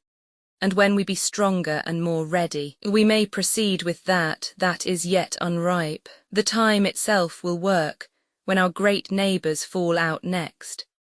In the meantime settle we things begun, and let us arm and fortify our frontiers. And see, 46 sufficient evidence remains that the sentiments of Cecil respecting the Queen's behaviour to Dudley coincided with those of his friend, and that fears for her reputation gave additional urgency about this period to those pleadings in favour of matrimony, which her counsel were doomed to press upon her attention so often and so much in vain. But a circumstance occurred soon after which totally changed the nature of their apprehensions respecting her future conduct, and rendered her anticipated choice of a husband no longer an object of hope and joy, but of general dissatisfaction and alarm, just when the whispered scandal of the court had apprised him how obvious to all beholders the partiality of his sovereign had become, just when her rejection of the proposals of so many foreign princes had confirmed the suspicion that her heart had given itself at home, just, in short, when everything conspired to sanction hopes which under any other circumstances would have appeared no less visionary than presumptuous. At the very juncture most favourable to his ambition, but most perilous to his reputation, Lord Robert Dudley lost his wife, and by a fate equally sudden and mysterious. This unfortunate lady had been sent by her husband, under the conduct of Sir Richard Verney, one of his retainers, but for what reason or under what pretext does not appear, to Cumnor House in Berkshire, a solitary mansion inhabited by Anthony Foster, also a dependent of Dudley's and bound to him by particular obligations. Here she soon after met with her death, and Verney and Foster, who appear to have been alone in the house with her, gave out that it happened by an accidental fall downstairs. But this account, from various causes, gained so little credit in the neighbourhood that reports of the most sinister import were quickly propagated. These discourses soon reached the ears of Thomas Lever, a prebendary of Coventry and a very conscientious person, who immediately addressed to the Secretaries of State an earnest letter, still extant, beseeching them to cause strict inquiry to be made into the case, as it was commonly believed that the lady had been murdered. But he mentioned no particular grounds of this belief, and it cannot now be ascertained whether any steps were taken in consequence of his application. If there were, they certainly produced no satisfactory explanation of the circumstance. For not only the popular voice, which was ever hostile to Dudley, continued to accuse him as the contriver of her fate, but Cecil himself, in a memorandum drawn up some years after of reasons against the Queen's making him her husband, mentions among other objections that he is infamed by the death of his wife. Whether the thorough investigation of this matter was evaded by the artifices of Dudley, or whether his enemies, finding it impracticable to bring the crime home to him, found it more advisable voluntarily to drop the inquiry, certain it is that the Queen was never brought in any manner to take cognizance of the affair, and that the credit of Dudley continued as high with her as ever. But in the opinion of the country, the favourite passed ever after for a dark designer, capable of perpetrating any secret villainy in furtherance of his designs, and skilful enough to conceal his atrocity under a cloak of artifice and hypocrisy, impervious to the partial eyes of his royal mistress, though penetrated by all the world besides. This idea of his character caused him afterwards to be accused of practising against the lives of several other persons who were observed to perish opportunely for his purposes. Each of these charges will be particularly examined in its proper place, but it ought here to be observed that not one of them appears to be supported by so many circumstances of probability as the first, and even in support of this, no direct evidence has ever been adduced. Under all the circumstances of his situation, Dudley could not venture as yet openly to declare himself the suitor of his sovereign, but she doubtless knew how to interpret both the vehemence of his opposition to the pretensions of the Archduke, and the equal vehemence with which those pretensions were supported by an opposite party in her council, of which the Earl of Sussex was the head. Few could yet be persuaded that the avowed determination of the Queen in favour of the single state would prove unalterable. Most, therefore, who observed her averseness to a foreign connection, believed that she was secretly meditating to honour with her hand some subject of her own, who could never have a separate interest from that of his country, and whose gratitude for the splendid distinction would secure to her the possession of his lasting attachment. This idea long served to animate the assiduities of her nobles and courtiers, and 2 or 3 besides Dudley were bold enough to publish their pretensions. Secret hopes or wishes were cherished in the bosoms of others, and it thus became a fashion to accost her in language where the passionate homage of the lover mingled with the base adulation of the menial. Her personal vanity, triumphant over her good sense and her perceptions of regal dignity, forbade her to discourage a style of address equally disgraceful to those who employed and to her who permitted it.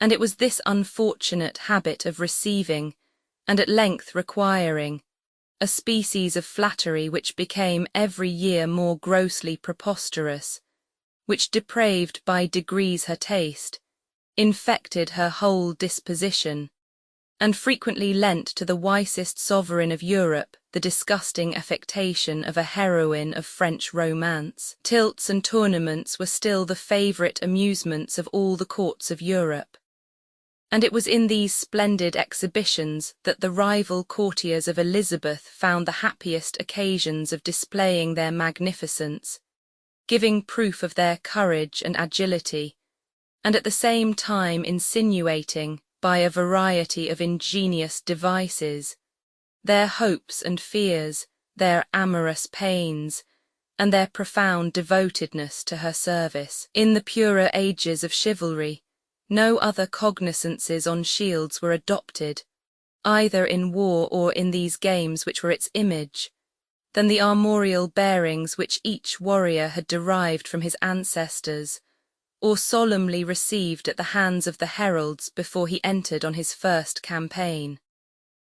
But as the spirit of the original institution declined, and the French fashion of gallantry began to be engrafted upon it, an innovation had taken place in this matter, which is thus commemorated and deplored by the worthy Camden, Clarencieux King-at-Arms, who treats the subject with a minuteness and solemnity truly professional. Whoever, says he, would note the manners of our progenitors, in wearing their coat armour over their harness, and bearing their arms in their shields, their banners and pennons, and in what formal manner they were made bannerets, and had licence to rear their banner of arms, which they presented rolled up unto the prince, who unfolded and redelivered it with happy wishes. I doubt not but he will judge that our ancestors were as valiant and gallant as they have been since they left off their arms, and used the colours and curtains of their mistress' bed instead of them.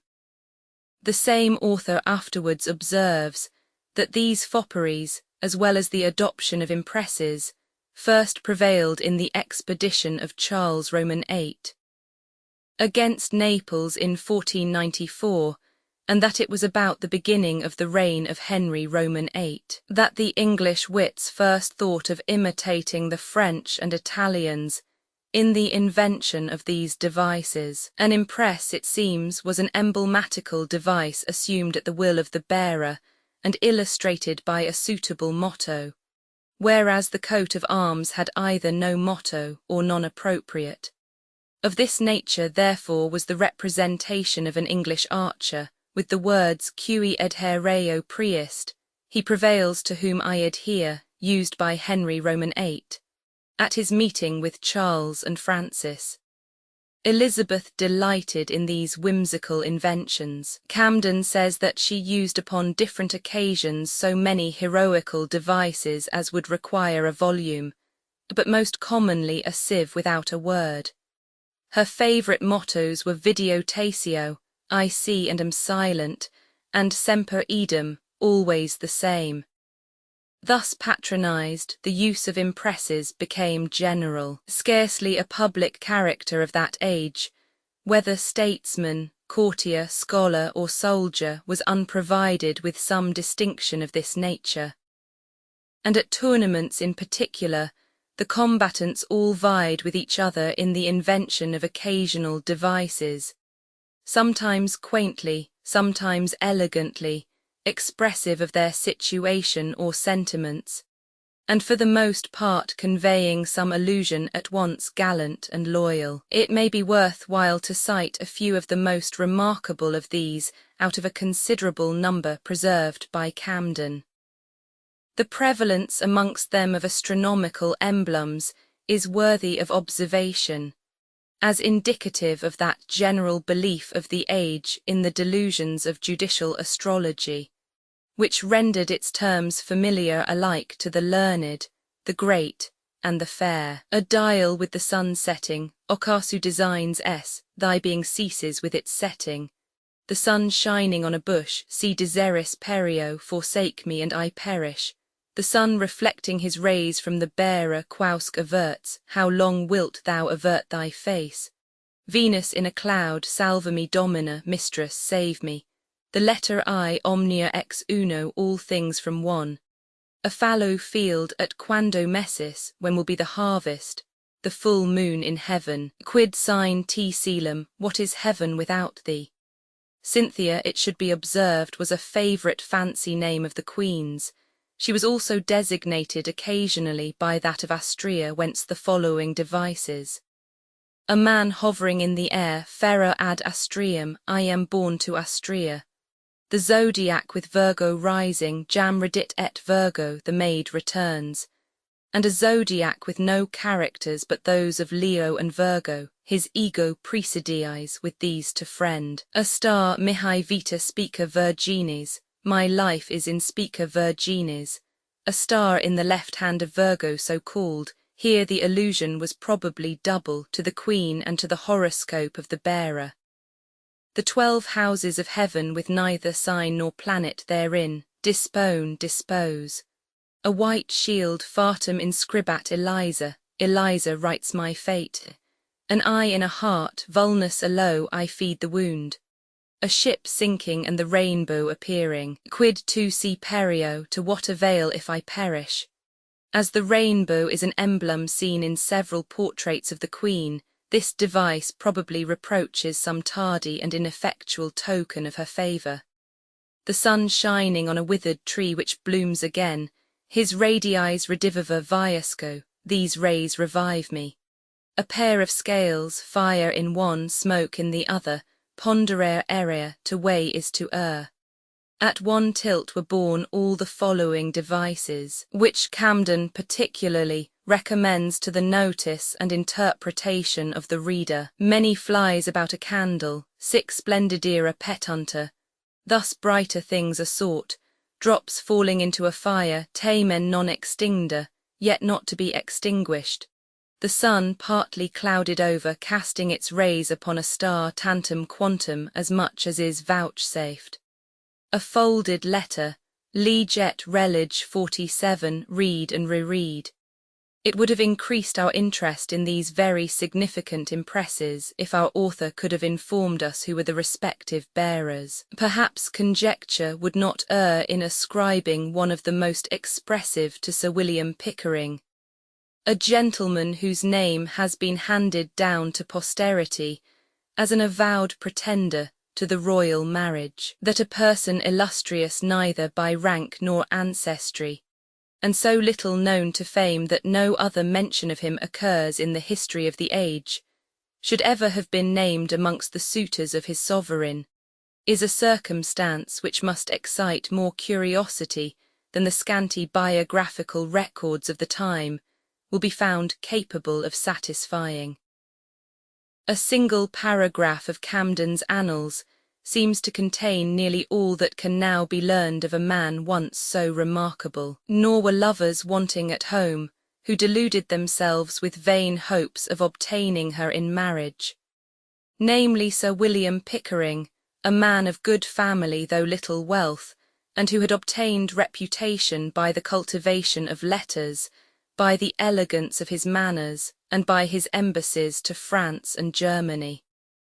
And c. Rapin speaks of him as one who was encouraged to hope by some distinguished mark of the Queen's favour, which he does not however particularize. Lloyd in his Worthies adds nothing to Camden's information but the epithet comely applied to his person, the vague statement that his embassies in France and Germany were so well managed, that in King Edward's days he was by the council pitched upon as the oracle whereby our agents were to be guided abroad, and a hint that he soon retired from the court of Elizabeth to devote himself to his studies. The Earl of Arundel might be the bearer of another of these devices. We have already seen with what magnificence of homage this nobleman had endeavoured to bespeak the favourable sentiments of his youthful sovereign. And if illustrious ancestry, vast possessions, established consequence in the state, and long experience in public affairs might have sufficed to recommend a subject to her choice, none could have advanced fairer pretensions than the representative of the ancient house of Fitzalan. The advanced age of the Earl was indeed an objection of considerable and daily increasing weight. He persevered, however, in his suit, notwithstanding the Queen's visible preference of Dudley and every other circumstance of discouragement, till the year 1566. Losing then all hopes of success, and becoming sensible at length of pecuniary difficulties from the vast expense which he had lavished on this splendid courtship, he solicited the permission of his royal mistress to retire for a time into Italy. While it lasted, however, the rivalry of Arundel and Dudley, or rather in the heraldic phraseology of the day, that of the white horse and the bear, divided the court, inflamed the passions of the numerous retainers of the respective candidates, and but for the impartial vigilance of Cecil might have ended in deeds of blood. In the Burleigh papers is a confession of one Guntor, a servant or retainer of the Earl of Arundel, who was punished for certain rash speeches relative to this competition, from which we learn some curious particulars.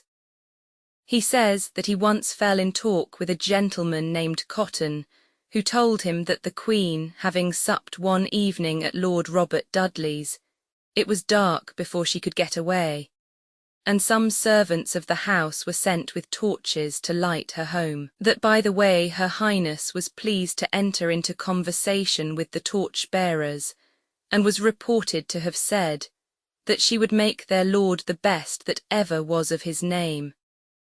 As the father of Lord Robert was a duke, this promise was understood to imply nothing less than her design of marrying him. On this Guntor answered that he prayed all men might take it well, and that no trouble might arise thereof. Afterwards he said that he thought if a parliament were held, some men would recommend Lord Robert and some his own master to the Queen for a husband, and so it might fortune there would rise trouble among the noblemen, adding, I trust the white horse will be in quiet, and so shall we be out of trouble. It is well known his blood as yet was never a taint, nor was he ever man of war, wherefore it is likely that we shall sit still, but if he should stomach it, he were able to make a great power. In his zeal for the cause of his lord, he also wished that his rival had been put to death with his father, or that some ruffian would have dispatched him by the way as he hath gone, with some dag, pistol, or gun. So high did words run on occasion of this great contest. Chapter 13. On the conduct of Elizabeth as head of the Church. Sketch of the history of the Reformation in England. Notices of Parker, Grindal, and Jewell. There was no part of the regal office the exercise of which appeared so likely to expose Elizabeth to invidious reflections as that which comprehended the management of ecclesiastical affairs. Few divines, though Protestant, could behold without a certain feeling of mingled jealousy and disdain a female placed at the head of the religion of the country, and by the whole papal party such a supremacy was regarded perhaps as the most horrible, certainly as the most preposterous, of all the prodigies which heresy had yet brought forth. I have seen the head of the English Church dancing, exclaimed, it is said, with a sarcastic air, an ambassador from one of the Catholic courts of Europe. A more striking incongruity indeed could scarcely be imagined than between the winning manners and sprightly disposition of this youthful princess, as they displayed themselves amid the festivities of her court and the homage of her suitors, and the grave and awful character of governess of the Church, with which she had been solemnly invested. In virtue of this office, it was the right and duty of the Queen to choose a religion for the country, to ordain its rites and ceremonies, discipline, and form of church government, and to fix the rank, offices, and emoluments of its ministers. She was also to exercise this power entirely at her own discretion, free from the control of Parliament or the interference of the clerical body, and assisted only by such commissioners, lay or ecclesiastical, as it should please herself to appoint. This exorbitant authority was first assumed by her arbitrary father when it became his will that his people should acknowledge no other pope than himself, and the servile spirit of the age, joined to the ignorance and indifference on religious subjects then general, had caused it to be submitted to without difficulty. In consequence, the title of head of the Church had quietly devolved upon Edward VI, as part of his regal style, and while the duties of the office were exercised by Cranmer and the Protector, the nation, now generally favourable to the cause of reform, was more inclined to rejoice in its existence than to dispute the authority by which it had been instituted. Mary abhorred the title, as a badge of heresy and a guilty usurpation on the rights of the sovereign pontiff, and in the beginning of her reign she laid it aside, but was afterwards prevailed upon to resume it, because there was a convenience in the legal sanction which it afforded to her acts of tyranny over the consciences of men.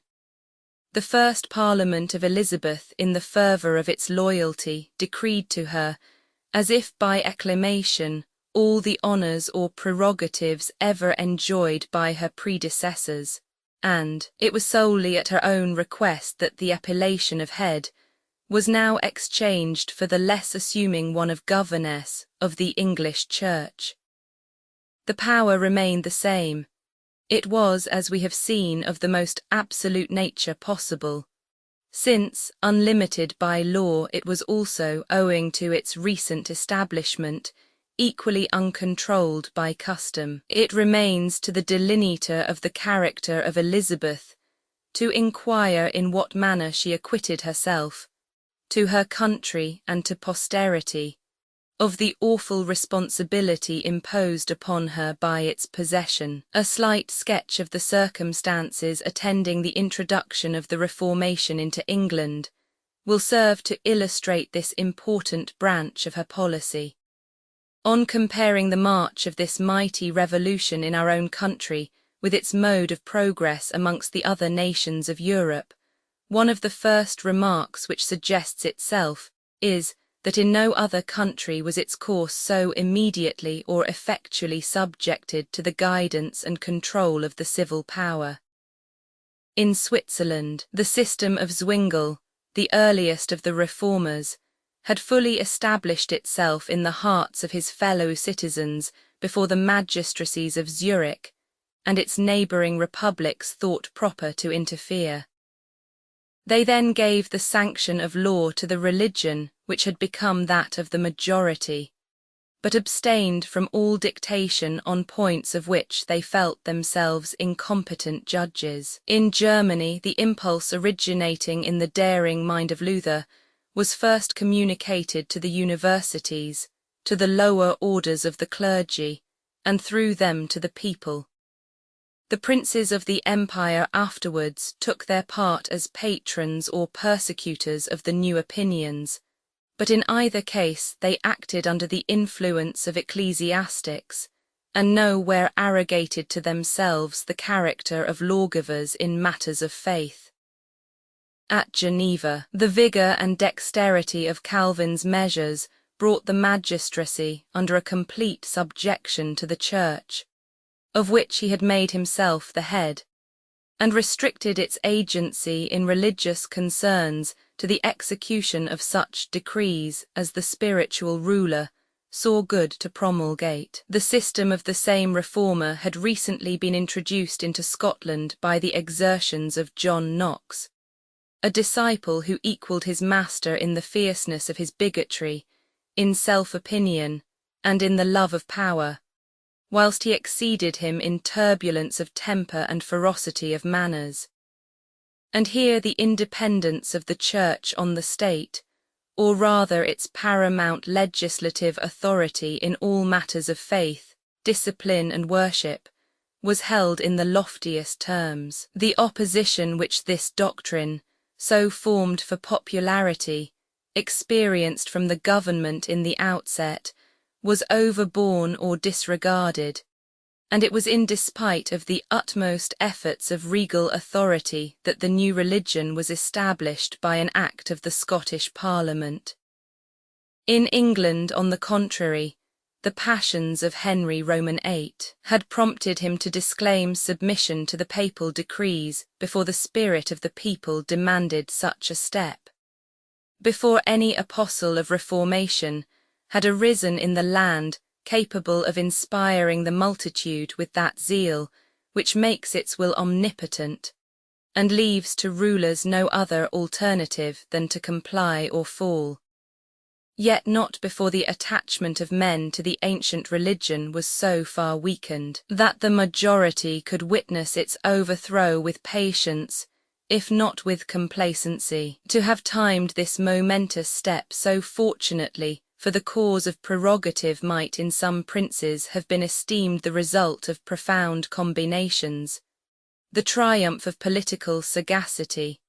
In Henry it was the pure effect of accident, but the advantages which he derived from the quiescent state of the public mind were not on this account the less real or the less important, nor did he suffer them to go unimproved. On one hand, no considerable opposition was made to his assumption of the supremacy.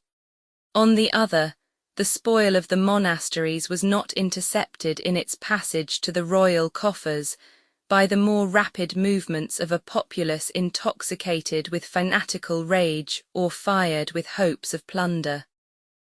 What appeared still more extraordinary, he found it practicable to the end of his reign to keep the nation suspended, as to doctrine and the forms of worship, in that nice equilibrium between Protestant and Papist, which happened best to accord with his individual views or prejudices. Cranmer, who has a better title than any other to be revered as the father of the Anglican Church, showed himself during the life of Henry the most cautious and complacent of reformers. Aware that any rashness or precipitation on the part of the favourers of new opinions might expose them to all the fury of persecution from a prince so dogmatical and violent, he constantly refrained from every alarming appeal to the sense of the people on theological questions, and was content to proceed in his great work step by step, with a slow, uncertain, and interrupted progress, at the will of that capricious master whose vacillations of humour or opinion he watched with the patience, and improved with the skill, of a finished courtier. Administered in so qualified and mitigated a form, the spirit of reformation exhibited in this country little of its stronger and more turbulent workings. No sect at that time arose purely and peculiarly English. Our native divines did not embrace exclusively, or with vehemence, the tenets of any one of the great leaders of reform on the continent, and a kind of eclectic system became that of the Anglican Church from its earliest institution. The respective contributions to this system of the most celebrated theologians of the age may be thus stated. It was chiefly from Zwingle, the first in point of time, of all the reformers of the 16th century, and the one whose doctrine on the Eucharist and on several other points diverged most widely from the tenets of the Church of Rome, that our principal opponents of popery in the reign of Henry Roman VIII derived their notions. Latimer, Ridley, Cranmer himself were essentially his disciples.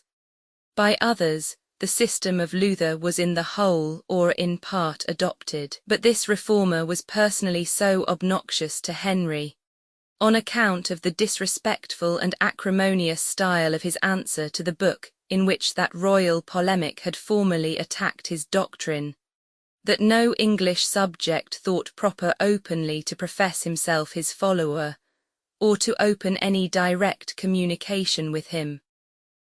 Thus the Confession of Augsburg, though more consonant to the notions of the English monarch than any other scheme of Protestant doctrine, failed to obtain the sanction of that authority which might have rendered it predominant in this country. A long and vehement controversy on the subject of the Eucharist had been maintained between the German and Swiss divines during the later years of Henry.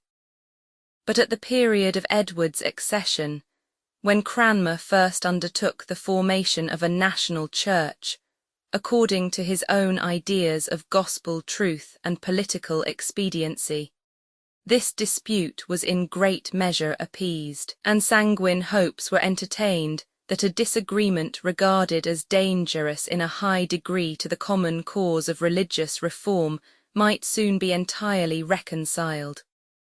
Luther, the last survivor of the original disputants, was lately dead, and to the post which he had held in the University of Wittenberg, as well as to the station of head of the Protestant Church, Melanchthon had succeeded. This truly excellent person, who carried into all theological debates a spirit of conciliation equally rare and admirable, was earnestly labouring at a scheme of comprehension. His laudable endeavours were met by the zealous co-operation of Calvin, who had by this time extended his influence from Geneva over most of the Helvetic congregations, and was diligent in persuading them to recede from the unambiguous plainness of Zwingle's doctrine, which reduced the Lord's Supper to a simple commemoration, and to admit so much of a mystical though spiritual presence of Christ in that rite, as might bring them to some seeming agreement with the less rigid of the followers of the Lutheran opinion.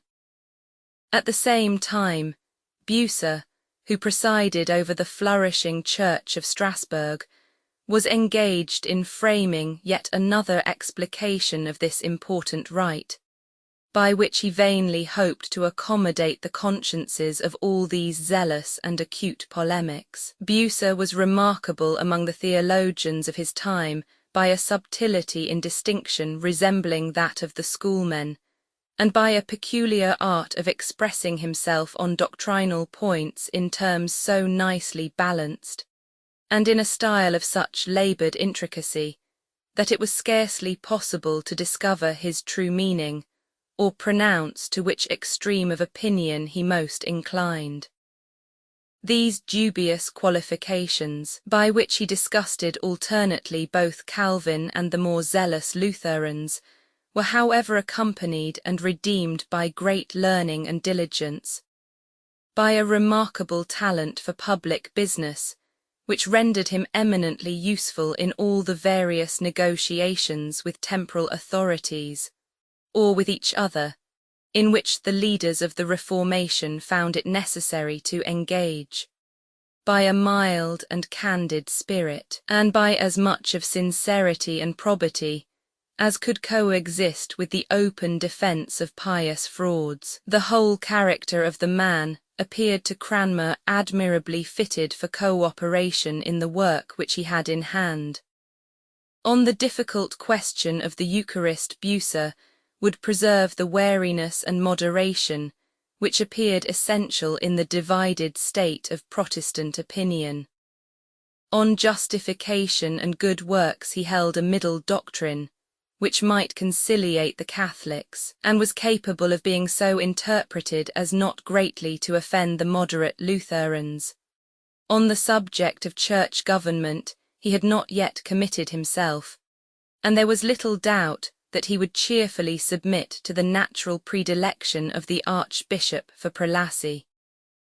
His erudition and his morals could not fail to prove serviceable and creditable to the great cause of national instruction and reformed religion. Accordingly, an invitation was sent to him, in the name of the young king, to come and occupy the theological chair in the University of Cambridge. And in the year 1549 he reached England, and began to discharge with much assiduity the duties of his office. The name and influence of Bucer became very considerable in this country, though his career was terminated by death within 2 years after his arrival. A public funeral, attended by all the members of the university and many other persons of eminence, attested the consideration in which he was held by Edward's ministers. The subsequent disinterment of his remains by order of Cardinal Pole, for the purpose of committing his bones to the flames, gave further evidence of his merits in the Protestant cause. And in the composition of our national articles, it has been said that no hand has left more distinguishable traces of itself than that of Bucer. From Strasbourg also the University of Oxford was destined to receive a professor of divinity in the person of the celebrated Peter Martyr. This good and learned man, a Florentine by birth and during some years principal of a college of Augustines at Naples, having gradually become a convert to the doctrines of the Reformers, and afterwards proceeding openly to preach them, was compelled to quit his country in order to avoid persecution. Passing into Switzerland, he was received with affectionate hospitality by the disciples of Zwingli at Zurich, and after making some abode there he repaired to Basel, whence Bucer caused him to be invited to fill the station of theological professor at Strasbourg. He was also appointed the colleague of this divine in the ministry, and their connection had subsisted about 5 years in perfect harmony, when the offers of Cranmer induced the two friends to remove into England. It is to be presumed that no considerable differences of opinion on points deemed by themselves essential could exist between associates so united, but a greater simplicity of character and of views, and superior boldness in the enunciation of new doctrines, strikingly distinguished the proceedings of Peter Martyr from those of his friend.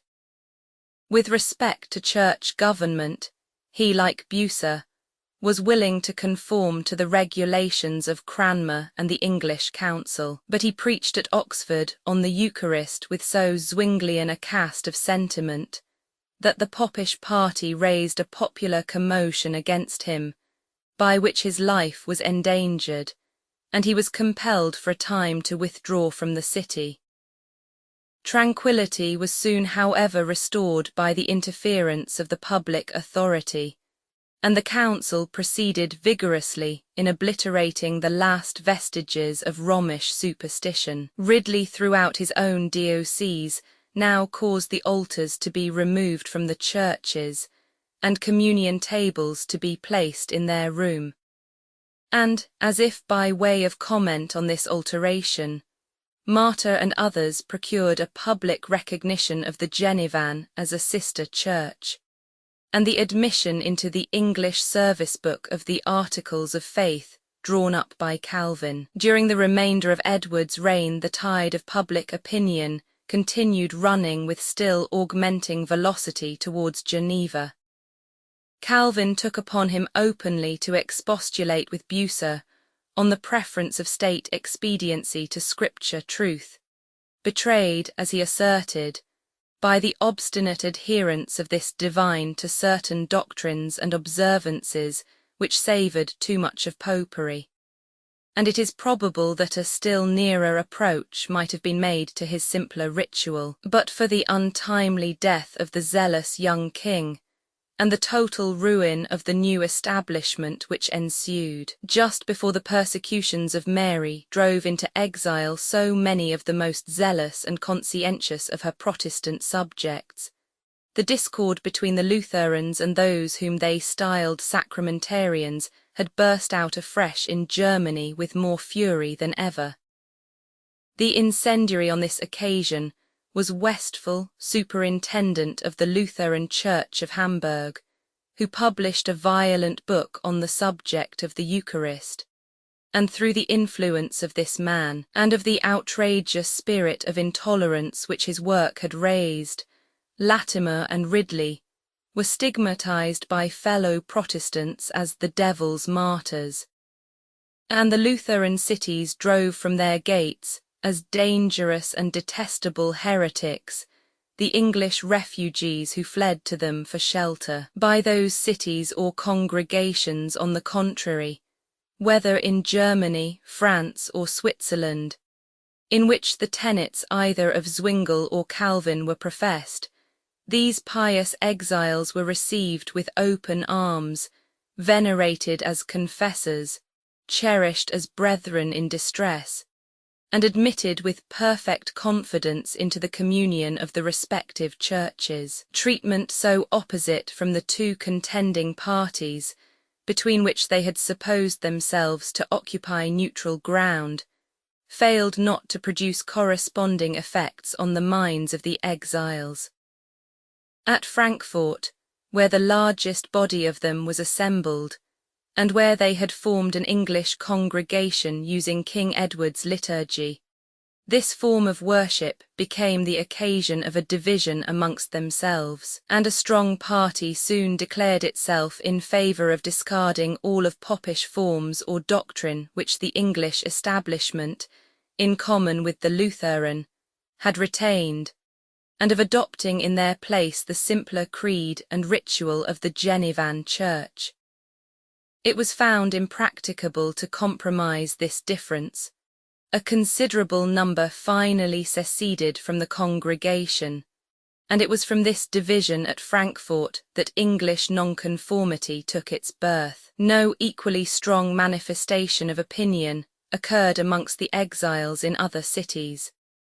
But on the whole it may be affirmed that the majority of these persons returned from their wanderings with their previous predilection for the Calvinistic model, confirmed and augmented by the united influence of the reasonings and persuasions of its ablest apostles, and of those sentiments of love and hatred from which the speculative opinions of most men receive an irresistible though secret bias. Their more unfortunate brethren in the meantime, who, unwilling to resign their country or unable to escape from it, had been compelled to look persecution in the face and deliberately acquaint themselves with all its horrors, were undergoing other and in some respects opposite influences. An overpowering dread and abhorrence of the doctrines of the Church of Rome must so have absorbed all other thoughts and feelings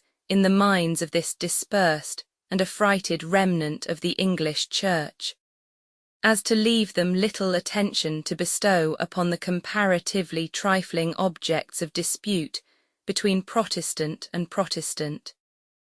They might even be disposed to regard such squabbles with emotions of indignation and disgust, and to ask how brethren in affliction could have the heart to nourish animosities against each other. The memory of Edward VI was deservedly dear to them, and they would contemplate the restoration of his ritual by the successor of Mary as an event in which they ought to regard all their prayers as fulfilled. Yet the practice, forced upon them by the vigilance of persecution, of holding their assemblies for divine worship in places unconsecrated, with the omission of every customary ceremonial, and under the guidance frequently of men whom zeal and piety alone had ordained to the office of teachers and ministers of religion, must amongst them also have been producing a secret alienation from established forms and rituals, and a propensity to those extemporaneous effusions of devotion, or urgencies of supplication, which seem best adapted to satisfy the wants of the pious soul under the fiery trial of persecution and distress. The Calvinistic model, therefore, as the freest of all, and that which most industriously avoided any resemblance of popish forms, might be the one most likely to obtain their suffrage also. Such being the state of religious opinion in England at the accession of Elizabeth, it will not appear wonderful that the Genevan reformer should have begun to indulge the flattering expectation of seeing his own scheme established in England as in Scotland, and himself revered throughout the island as a spiritual director from whose decisions there could be no appeal. Emboldened at once by zeal and ambition, he hastened to open a communication with the new government, in the shape of an exhortation to the Queen to call a Protestant council for establishing uniformity of doctrine and of church government.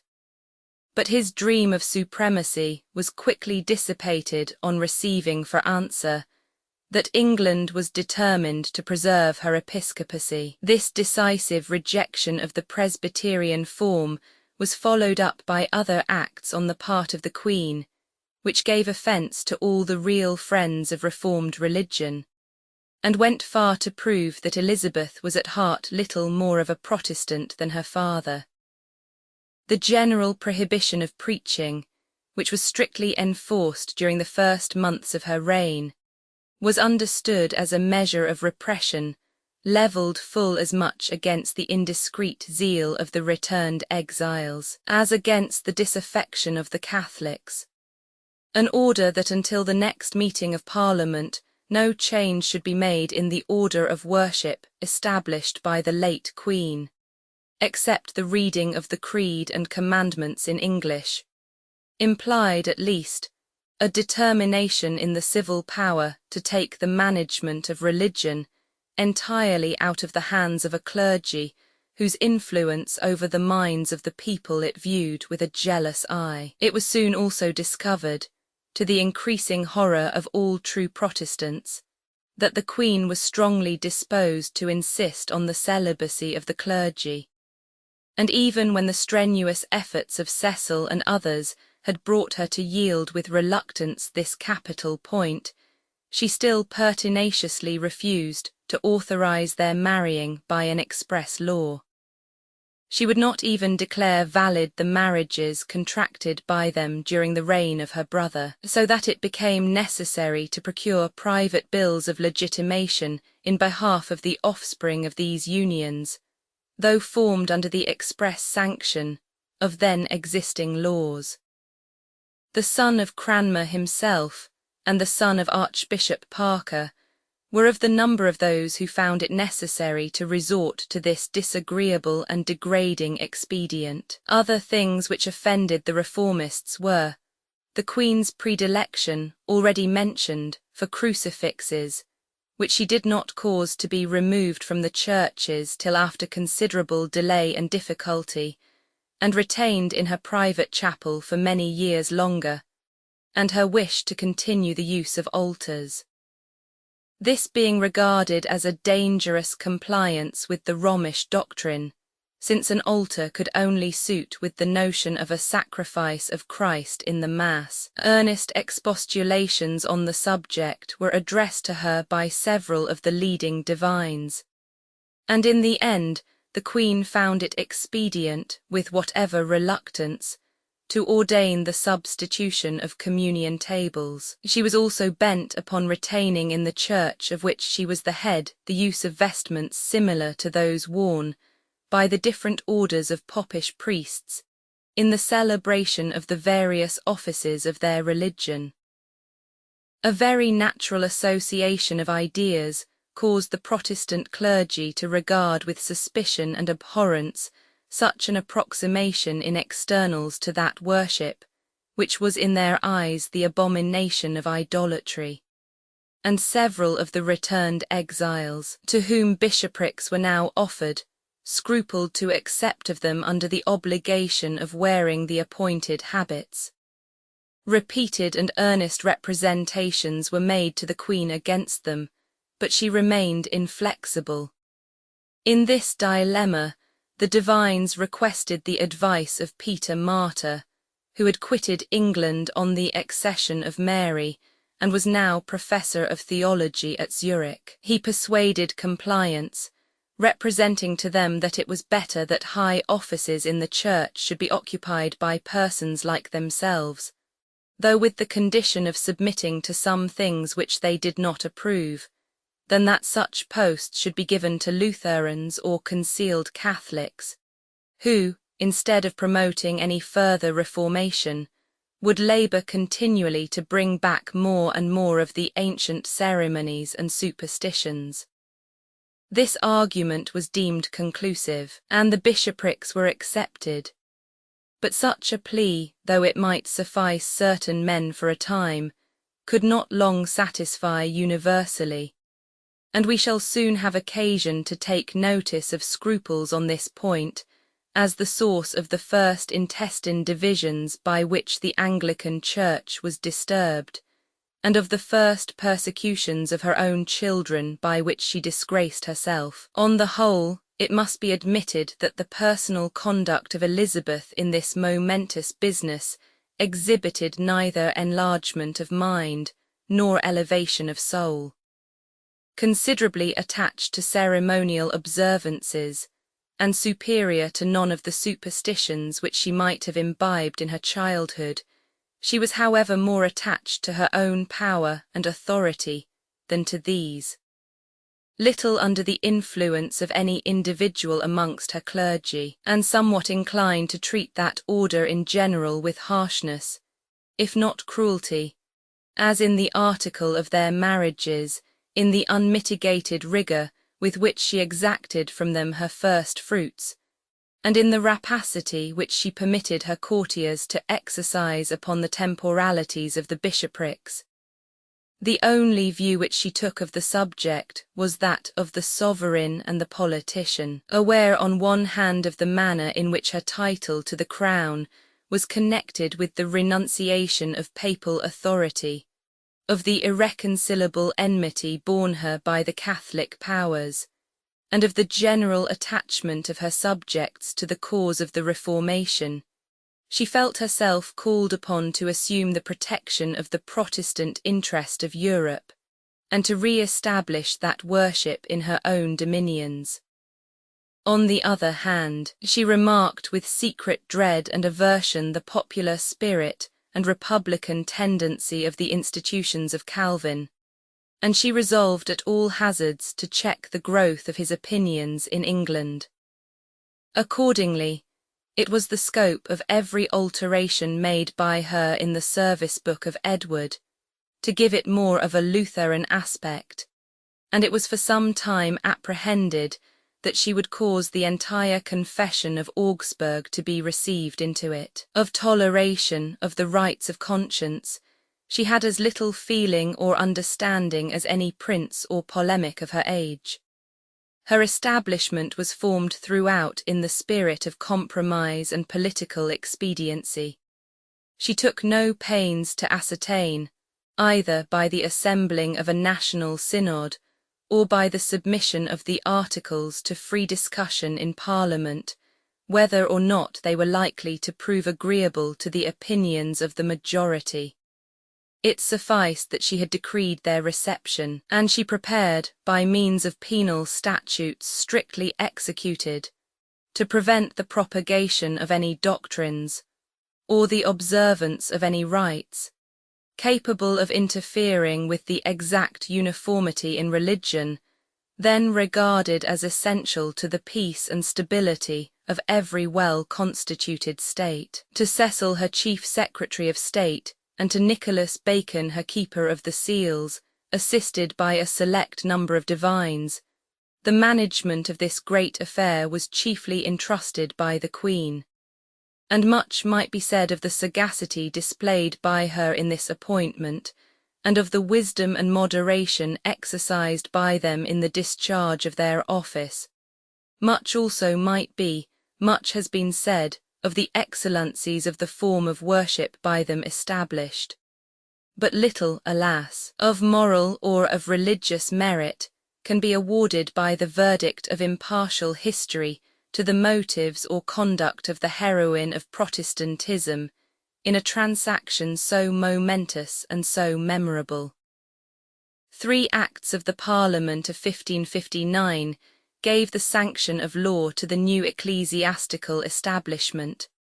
They were those of supremacy, of uniformity, and a third empowering the Queen to appoint bishops. By the first, the authority of the Pope was solemnly renounced, and the whole government of the Church vested in the Queen, her heirs and successors, and an important clause further enabled her and them to delegate their authority to commissioners of their own appointment, who amongst other extraordinary powers were to be invested with the cognizance of all errors and heresies whatsoever.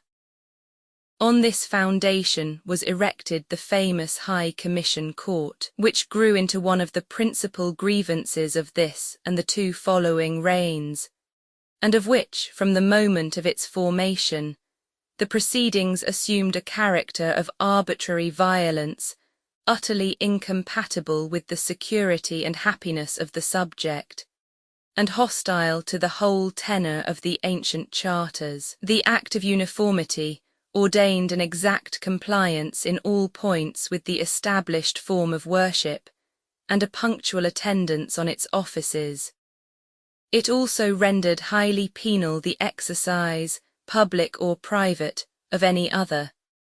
And of this law, It was not long before several unfortunate Catholics were doomed to experience the utmost rigour. Many parish priests who had been open and violent papists in the last reign permitted themselves to take the oath of supremacy and retain their cures under the new order of things. A kind of compliance with the times which the court of Rome is said sometimes to have permitted, sometimes even to have privately enjoined, on the principle of Peter Martyr, that it was better that its secret adherents should continue to occupy the churches, on whatever conditions, than that they should be surrendered entirely into the hands of an opposite party. The bishops, on the contrary, considered themselves as called upon by the dignity of their character and office to bear a public testimony against the defection of England from the Holy See, and those of them who had not previously been deprived on other grounds, now in a body refused the oaths and submitted themselves to the consequences. All were deprived, a few imprisoned, several committed to honourable custody. The policy of Elizabeth, unlike the genuine bigotry of her sister, contented itself with a kind of negative intolerance, and as long as the degraded bishops abstained from all manifestations, by words or deeds, of hostility against her government and ecclesiastical establishment, and all celebration of the peculiar rites of their religion, they were secure from molestation.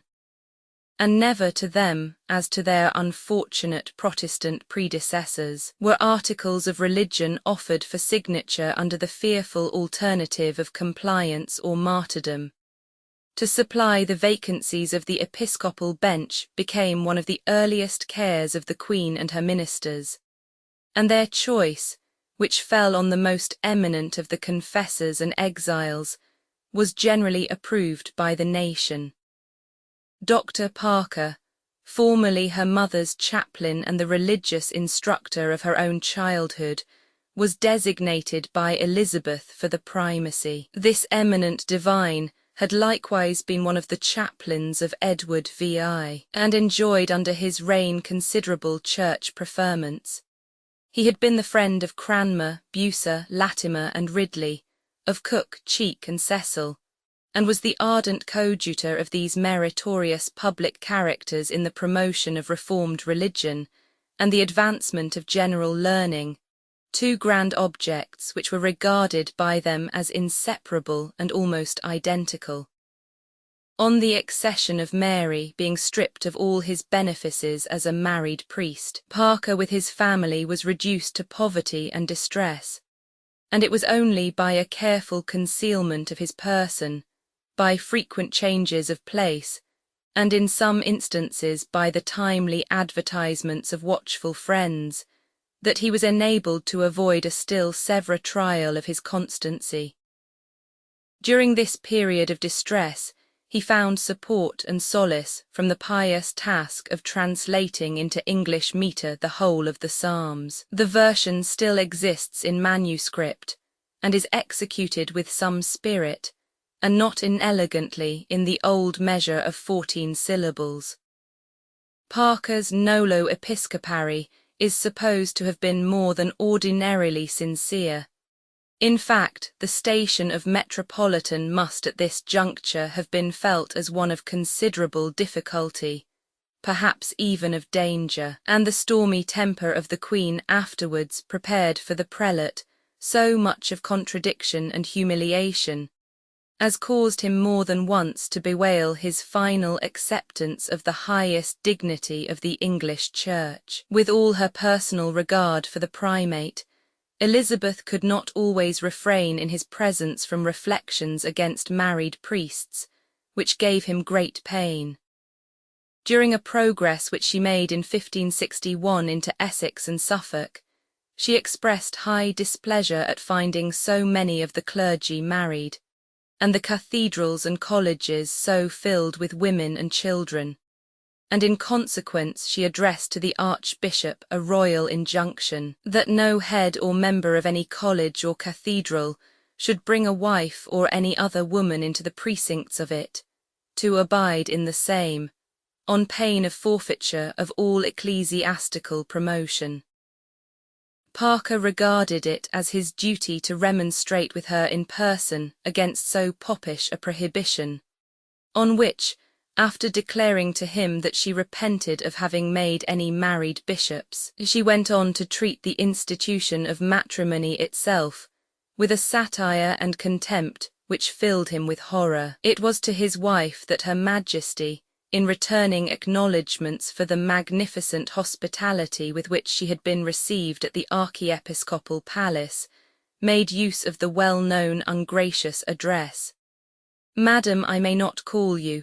Mistress, I am ashamed to call you, and so I know not what to call you. But howsoever I thank you." But these fits of ill humour were transient, for Parker learned the art of dispelling them by submissions, or soothing them by the frequent and respectful tender of splendid entertainments and costly gifts.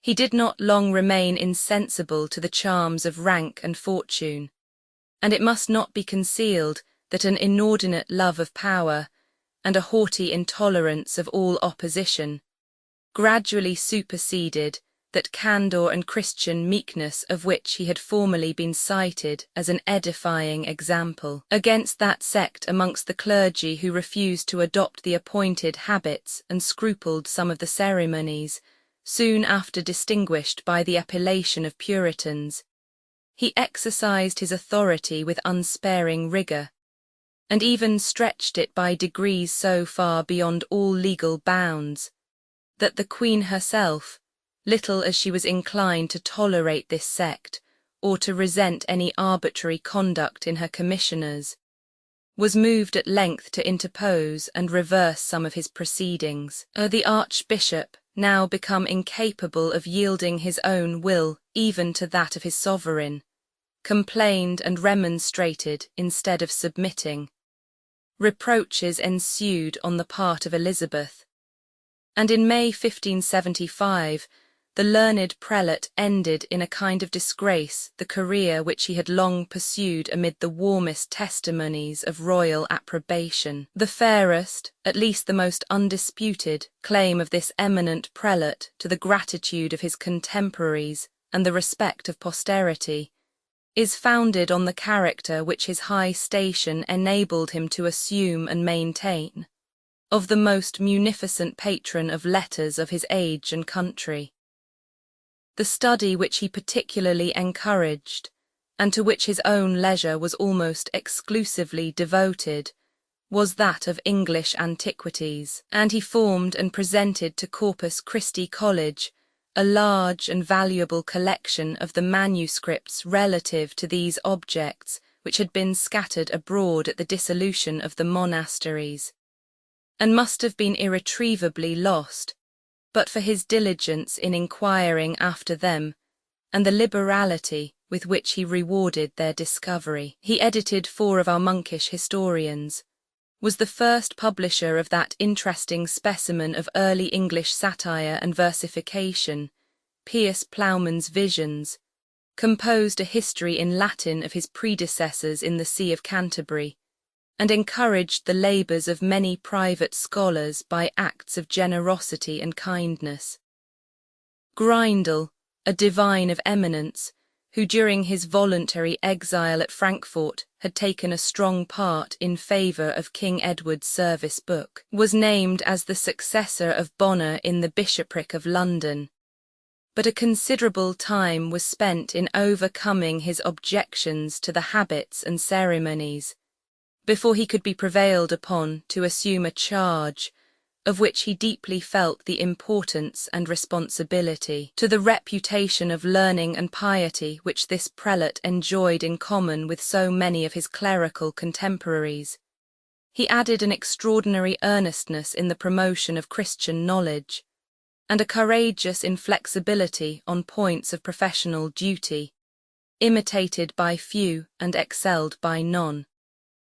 His manly spirit disdained that slavish obsequiousness by which too many of his episcopal brethren, paid homage to the narrow prejudices and state jealousies of an imperious mistress, and it soon became evident that strife and opposition awaited him. His first difference was with Archbishop Parker, whom he highly offended by his backwardness in proceeding to extremities against the Puritans, a sect many of whose scruples Grindal himself had formerly entertained, and was still inclined to view with respect or pity rather than with indignation. Cecil, who was his chief friend and patron, apprehensive of his involving himself in trouble, gladly seized an occasion of withdrawing him from the contest, by procuring his appointment in 1570 to the vacant Archbishopric of York, a hitherto neglected province, in which his efforts for the instruction of the people and the reformation of the state of the Church were peculiarly required and eminently successful. For his own repose, Grindal ought never to have quitted this sphere of unmolested usefulness. But when, on the death of Parker in 1575, the primacy was offered to him, ambition, or perhaps the hope of rendering his plans more extensively beneficial, unfortunately prompted its acceptance. Thus was he brought once more within the uncongenial atmosphere of a court, and subjected to the immediate control of his sovereign in matters on which he regarded it as a duty, on the double ground of conscience and the rights of his office, to resist the fiat of a temporal head of the Church. The Queen, whose dread and hatred of the Puritans augmented with the severities which she exercised against them, had conceived a violent aversion to certain meetings called prophecyings, at this time held by the clergy for the purpose of exercising their younger members in expounding the Scriptures, and at which the laity had begun to attend as auditors in great numbers and with much interest. Such assemblies, Her Majesty declared, were nothing else than so many schools of Puritanism, where the people learned to be so inquisitive that their spiritual superiors would soon lose all influence over them, and she issued positive commands to Grindal for their suppression. At the same time she expressed to him her extreme displeasure at the number of preachers licensed in his province, and required that it should be very considerably lessened, urging that it was good for the world to have few preachers, that 3 or 4 might suffice for a county, and that the reading of the homilies to the people was enough. But the venerable primate, so far from consenting to abridge the means of that religious instruction which he regarded it as the most sacred duty of a Protestant church to afford, took the freedom of addressing to Her Majesty a very plain and earnest letter of expostulation. In this piece, after showing the great necessity which existed for multiplying, rather than diminishing, opportunities of edification both to the clergy and the people, and protesting that he could not in conscience be instrumental to the suppression either of preaching or prophecyings, he proceeded to remonstrate with Her Majesty on the arbitrary, imperious, and as it were papal manner, in which she took upon herself to decide points better left to the management of her bishops. He ended by exhorting her to remember that she also was a mortal creature, and accountable to God for the exercise of her power, and that she ought above all things to be desirous of employing it piously for the promotion of true religion. The event showed this remonstrance to be rather well intended than well judged. Indignation was the only sentiment which it awakened in the haughty mind of Elizabeth, and she answered it by an order of the Star Chamber, in virtue of which the Archbishop was suspended from his functions for 6 months, and confined during the same period to his house. At the end of this time, he was urged by Burleigh to acknowledge himself in fault and beg the Queen's forgiveness, but he steadily refused to compromise thus a good cause, and his sequestration was continued. It even appears that nothing but the honest indignation of some of her ministers and courtiers restrained the Queen from proceeding to deprive him. At the end of 4 or 5 years, her anger being somewhat abated, it pleased her to take off the sequestration, but without restoring the primate to her favour. And as he was now old and blind, he willingly consented to resign the primacy and retire on a pension. But in 1583, before the matter could be finally arranged, he died. Archbishop Grindal was a great contributor to Fox's Acts and Monuments, for which he collected many materials, but he was the author of no considerable work, and on the whole he seems to have been less admirable by the display of any extraordinary talents than revered and exemplary for the primitive virtues of probity, sincerity, and godly zeal. These were the qualities which obtained for him the celebration of Spenser in his Shepherd's Calendar, where he is designated by the name of Algrind, and described as a true teacher of the gospel and a severe reprover of the pride and worldliness of the popish clergy. The lines were written during the period of the prelate's disgrace, which is allegorically related and bewailed by the poet. Another distinguished ornament of the episcopal bench was Jewel, consecrated to the See of Salisbury in 1560. It is remarkable that this learned apologist of the Church of England had expressed at first a stronger repugnance to the habits than most of his colleagues, but having once brought himself to compliance, he thenceforth became noted for the rigour with which he exacted it of others. In the time of Henry Roman VIII, Jewel had become suspected of opinions which he openly embraced on the accession of Edward, and he was sufficiently distinguished amongst the reformers of this reign to be marked out as one of the first objects of persecution under Mary. As a preliminary step on which proceedings might be founded, the Romish articles were offered for his signature, when he disappointed alike his enemies and his friends by subscribing them without apparent reluctance. But his insincerity in this act was notorious, and it was in contemplation to subject him to the fierce interrogatories of Bonner, when timely warning enabled him, through many perils, to escape out of the country. Safe arrived at Frankfort, he made a public confession before the English congregation of his guilt in signing articles which his conscience abhorred, and humbly entreated forgiveness of God and the Church. After this, he repaired to Strasbourg and passed away the time with his friend Peter Martyr. The erudition of Jewel was profound and extensive, his private life amiable, his performance of his episcopal duties sedulous, and such was the esteem in which his celebrated apology was held, that Elizabeth, and afterwards James I, ordained that a copy of it should be kept in every parish church in England.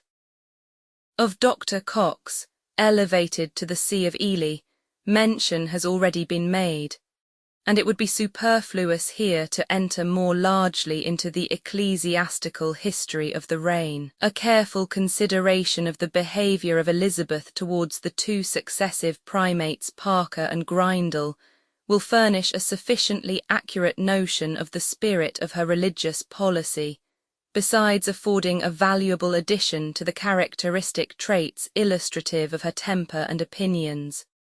Chapter Zier, 1561, Tragedy of Ferex and Porrex, Translations of Ancient Tragedies, Death of Francis Roman II, Mary refuses to ratify the Treaty of Edinburgh, returns to Scotland, Enmity between Mary and Elizabeth, Philip Roman II secretly encourages the English papists, Measures of rigour adopted against them by Elizabeth, Anecdote of the Queen and Dr. Sampson, St. Paul's struck by lightning, Bishop Pilkington's sermon on the occasion, Paul's walk, precautions against the Queen's being poisoned. The King of Sweden proposes to visit her.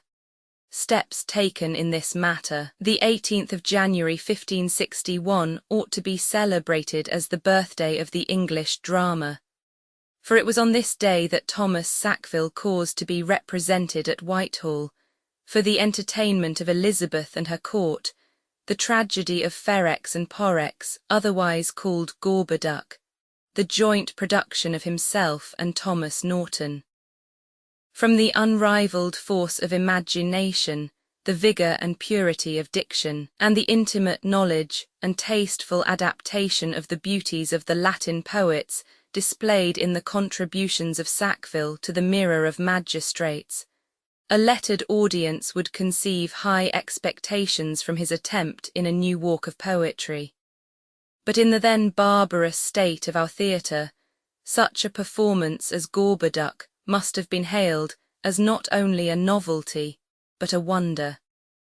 It was the first piece composed in English on the ancient tragic model, with a regular division into 5 acts, closed by lyric choruses. It offered the first example of a story from British history, or what passed for history, completely dramatised and represented with an attempt at theatrical illusion.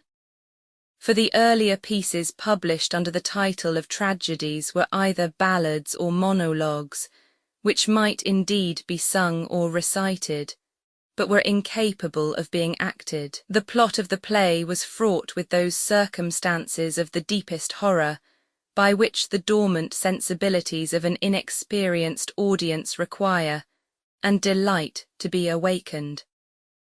An unwonted force of thought and dignity of language claimed the patience, if not the admiration, of the hearers, for the long political disquisitions by which the business of the piece was somewhat painfully retarded. The curiosity of the public respecting a drama which had been performed with general applause both at court and before the society of the Middle Temple encouraged its surreptitious appearance in print in 1565, and a second stolen edition was followed, some years after, by a corrected one published under the inspection of the authors themselves. The taste for the legitimate drama thus awakened may be supposed to have led to the naturalization amongst us of several of its best ancient models. The Phonacy of Euripides appeared under the title of Jocasta, having received an English dress from Gascoigne and Kinwelmush, 2 students of Gray's Inn. The 10 tragedies of Seneca, Englished by different hands, succeeded. It is worthy of note, however, that none of these translators had the good taste to imitate the authors of Ferrex and Porrex in the adoption of blank verse, and that one only amongst them made use of the heroic rhymed couplet, the others employing the old Alexandrine measure, excepting in the choruses, which were given in various kinds of stanza. Her Majesty alone seems to have perceived the superior advantages, or to have been tempted by the greater facility of Sackville's verse. And amongst the MSS. Of the Bodleian Library there is found a translation by her own hand of part of Seneca's Hercules Otius, which is in this measure. Wharton, however, adds that this specimen has no other recommendation than its royalty. The propensity of Elizabeth, amid all the serious cares of government and all the pettinesses of that political intrigue to which she was addicted, to occupy herself with attempts in polite literature, for which she possessed no manner of talent, is not the least remarkable among the features of her extraordinary and complicated character. At the period of her reign, however, which we are now considering, public affairs must have required from her an almost undivided attention. By the death of Francis Roman II, about the end of the year 1560, the Queen of Scots had become a widow, and the relations of England with France and Scotland had immediately assumed an entirely novel aspect. The change was in one respect highly to the advantage of Elizabeth. By the loss of her royal husband, Mary was deprived of that command over the resources of the French monarchy, by which she had hoped to render effective her claim to the English crown, and she found it expedient to discontinue for the present the use of the royal arms of England. The enmity of the Queen Mother had even chased her from that court where she had reigned so lately, and obliged her to retire to her uncle, the Cardinal of Lorraine at Rheims. But from the age and temper of the beautiful and aspiring Mary, it was to be expected that she would ere long be induced to re-enter the matrimonial state with some one of the princes of Europe. And neither as a sovereign nor a woman could Elizabeth regard without jealousy the plans for her re-establishment, already agitated by her ambitious uncles of the House of Guise. Under these circumstances, it was the first object of Elizabeth to obtain from her rival the formal ratification, which had hitherto been withheld, of the Treaty of Edinburgh, by one article of which Mary was pledged never to resume the English arms, and Throgmorton, then ambassador to France, was instructed to urge strongly her immediate compliance with this certainly not inequitable demand. The Queen of Scots, however, persisted in evading its fulfilment, and on pleas so forced and futile as justly to confirm all previous suspicions of her sincerity. Matters were in this state between the two sovereigns, when Mary came to the resolution of acceding to the unanimous entreaties of her subjects of both religions, by returning to govern in person the kingdom of her ancestors, and she sent to request of Elizabeth a safe conduct.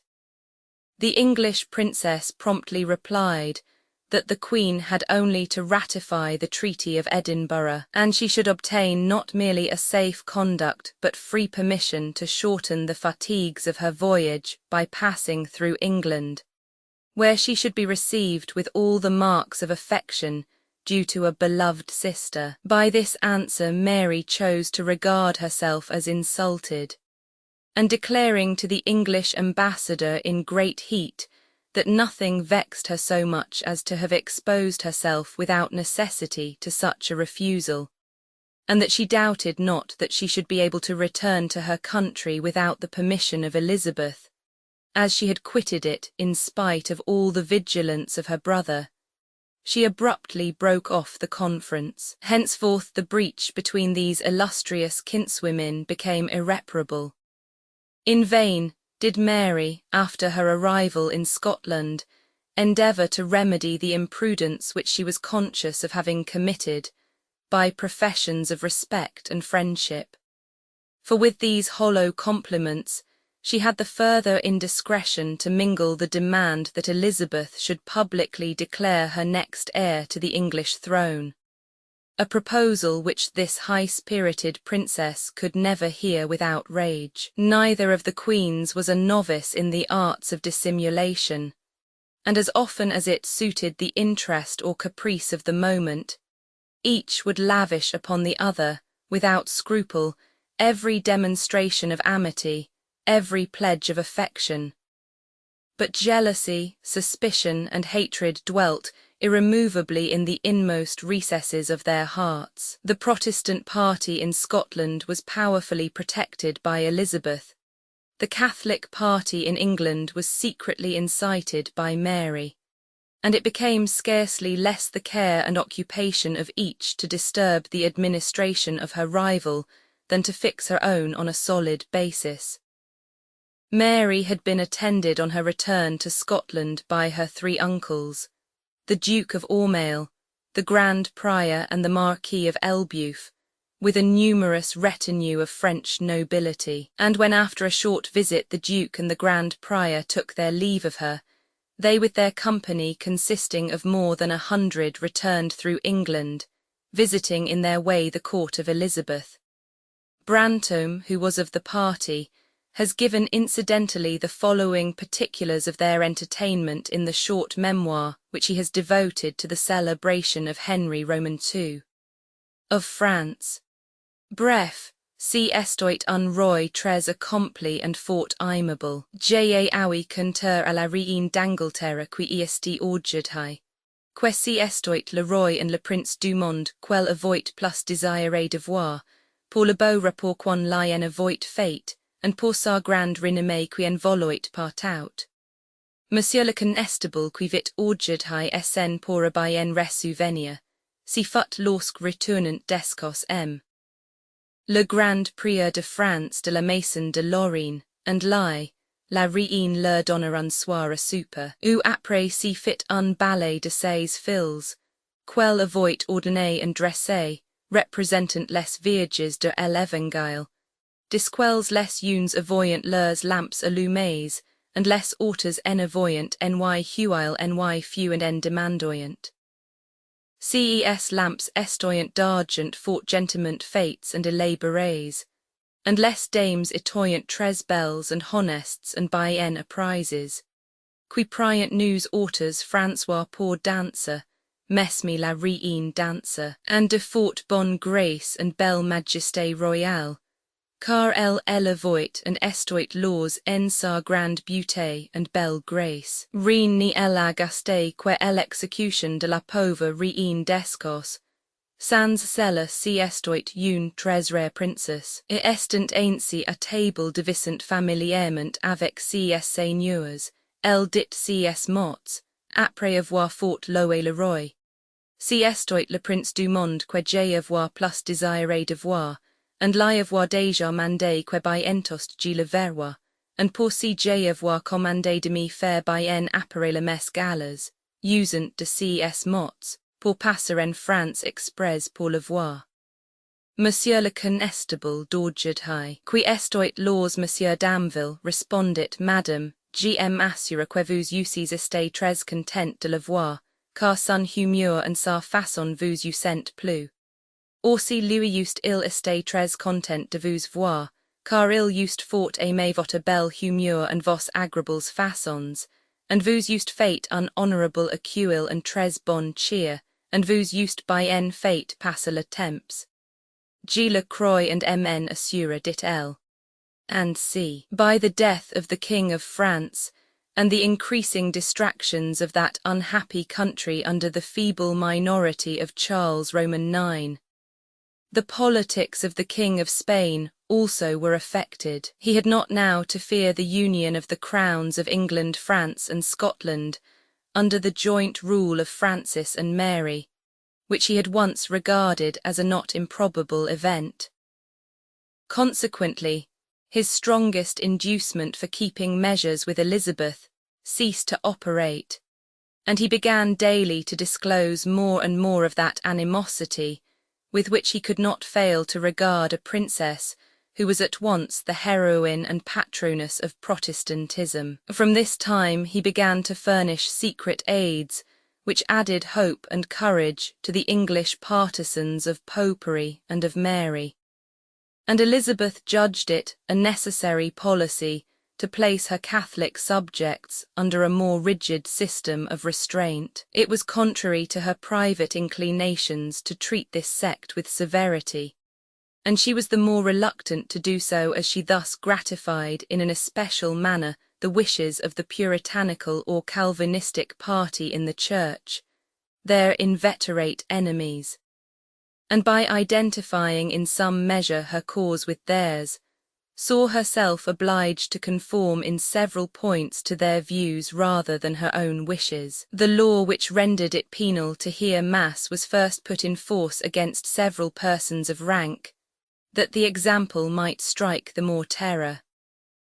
Sir Edward Waldegrave, in Mary's reign a privy councillor, was on this account committed to the Tower, with his lady and some others, and Lord Loughborough, also a privy councillor much favoured and trusted by the late Queen, was brought into trouble on the same ground. Against Waldegrave it is to be feared that much cruelty was exercised during his imprisonment, for it is said to have occasioned his death, which occurred in the Tower a few months afterwards. The High Commission Court now began to take cognizance of what was called recusancy, or the refusal to take the oaths of allegiance and supremacy. It also encouraged informations against such as refrained from joining in the established worship, and numerous professors of the old religion, both ecclesiastics and laity, were summoned on one account or other before this tribunal. Of these, some were committed to prison, others restricted from entering certain places, as the two universities, or circumscribed within the limits of some town or county, and most were bound in great penalties to be forthcoming whenever it should be required. As a further demonstration of zeal against popery, the Queen caused all the altars in Westminster Abbey to be pulled down, and about the same time a remarkable scene occurred between Her Majesty and Dr. Thomas Sampson, Dean of Christ Church. It happened that the Queen had appointed to go to St. Paul's on New Year's Day to hear the Dean preach, and he, thinking to gratify her on that day with an elegant and appropriate present, had procured some prints illustrative of the histories of the saints and martyrs, which he caused to be inserted in a richly bound prayer book, and laid on the Queen's cushion for her use. Her Majesty opened the volume, but no sooner did the prints meet her eye than she frowned, blushed, and called to the verger to bring her the book she was accustomed to use. As soon as the service was ended, she went into the vestry and inquired of the dean who had brought that book. And when he explained that he had meant it as a present to Her Majesty, she chid him severely, inquired if he was ignorant of her proclamation against images, pictures, and Romish relics in the churches, and of her aversion to all idolatry, and strictly ordered that no similar mistake should be made in future. What renders this circumstance the more curious is, that Elizabeth at this very time kept a crucifix in her private chapel, and that Sampson was so far from being popishly inclined, that he had refused the bishopric of Norwich the year before, on account of the habits and ceremonies, and was afterwards deprived of his deanery by Archbishop Parker for nonconformity. Never did parties in religion run higher than about this period of the reign of Elizabeth, and we may remark as symptomatic of the temper of the times, the manner in which a trivial accident was commented upon by adverse disputants. The beautiful steeple of St. Paul's Cathedral, the loftiest in the kingdom, had been stricken by lightning and utterly destroyed, together with the bells and roof. A papist immediately dispersed a paper representing this accident as a judgment of heaven for the discontinuance of the matins and other services which had used to be performed in the church at different hours of the day and night.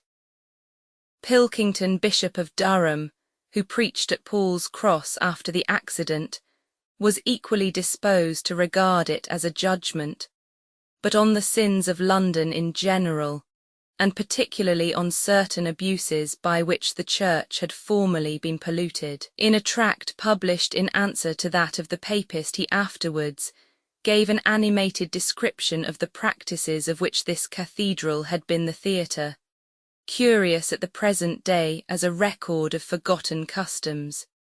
He said that no place had been more abused than Paul's had been, nor more against the receiving of Christ's gospel, wherefore it was more wonder that God had spared it so long than that he overthrew it now. From the top of the spire, at coronations or other solemn triumphs, some for vain glory had used to throw themselves down by a rope, and so killed themselves, vainly to please other men's eyes. At the battlements of the steeple, sundry times were used their popish anthems, to call upon their gods with torch and taper in the evenings. In the top of one of the pinnacles was Lollard's Tower, where many an innocent soul had been by them cruelly tormented and murdered. In the middest alley was their long censer, reaching from the roof to the ground, as though the Holy Ghost came down in their censing, in likeness of a dove. In the arches, men commonly complained of wrong and delayed judgments in ecclesiastical causes, and divers had been condemned there by Annas and Caiaphas for Christ's cause. Their images hung on every wall, pillar and door, with their pilgrimages and worshippings of them, passing over their massing and many altars, and the rest of their popish service. The south alley was for usury and popery, the north for simony, and the horse fair in the midst for all kind of bargains, meetings, brawlings, murders, conspiracies. The font for ordinary payments of money, as well known to all men as the beggar knows his dish. So that without and within, above the ground and under, over the roof and beneath, from the top of the steeple and spire down to the low floor, not one spot was free from wickedness. The practice here alluded to, of making the nave of St. Paul's a kind of exchange for the transaction of all kinds of business, and a place of meeting for idlers of every sort, is frequently referred to by the writers of this and the two succeeding reigns, and when or by what means the custom was put an end to, does not appear. It was here that Sir Nicholas Throgmorton held a conference with an emissary of Wyatt's. It was here that one of the bravos engaged in the noted murder of Arden of Feversham was hired. It was in Paul's that Falstaff is made to say he bought Bardolph. In Bishop Earl's admirable little book called Microcosmography, the scene is described with all the wit of the author and somewhat of the quaintness of his age, which was that of James I. Paul's Walk is the land's epitome, or you may call it the lesser isle of Great Britain. It is, more than this, the whole world's map, which you may here discern in its perfectest motion, justling and turning. It is the great exchange of all discourse, and no business whatsoever but is here stirring and afoot. It is the synod of all pates politic, joined and laid together in most serious posture, and they are not half so busy at the Parliament. It is the market of young lecturers whom you may cheapen here at all rates and sizes. It is the general mint of all famous lies, which are here like the legends of popery, first coined and stamped in the church.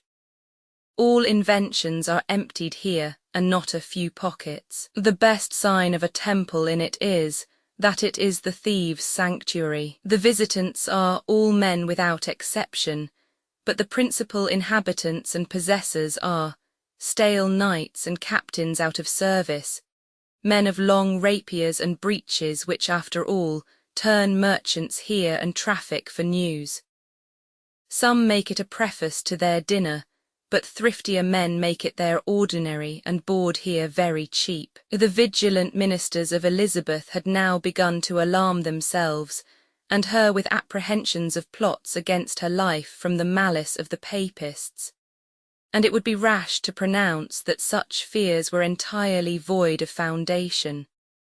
But we may be permitted to smile at the ignorant credulity on the subject of poisons, universal indeed in that age, which dictated the following minute of counsel, extant in the handwriting of Cecil. We think it very convenient that your Majesty's apparel, and specially all manner of things that shall touch any part of your Majesty's body bare, be circumspectly looked unto, and that no person be permitted to come near it, but such as have the trust and charge thereof.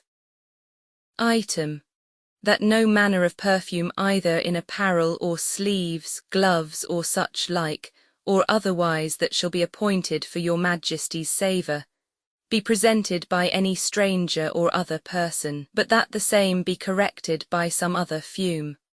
Item, that no foreign meat or dishes being dressed out of your Majesty's court be brought to your food without assured knowledge from whom the same cometh, and that no use be had hereof.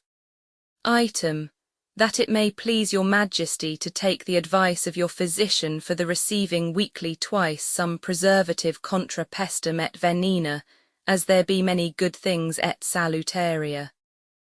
Item, it may please your Majesty to give order who shall take the charge of the back doors to your chamberers' chambers, where laundresses, tailors, wardrobers, and the like used to come, and that the same doors be duly attended upon as becometh, and not to stand open but upon necessity. Item, that the privy chamber may be better ordered, with an attendance of an usher, and the gentlemen and grooms 48. It was fortunate that the same exaggerated notions of the power of poisons prevailed amongst papists as Protestants. Against the ill effects of a drug applied by direction of a Spanish friar to the arms of a chair and the pommel of a saddle, the antidotes received twice a week might be depended upon as an effectual preservative from these perils, real and imaginary, none of which however appear to have taken strong hold of the cheerful and courageous temper of the Queen.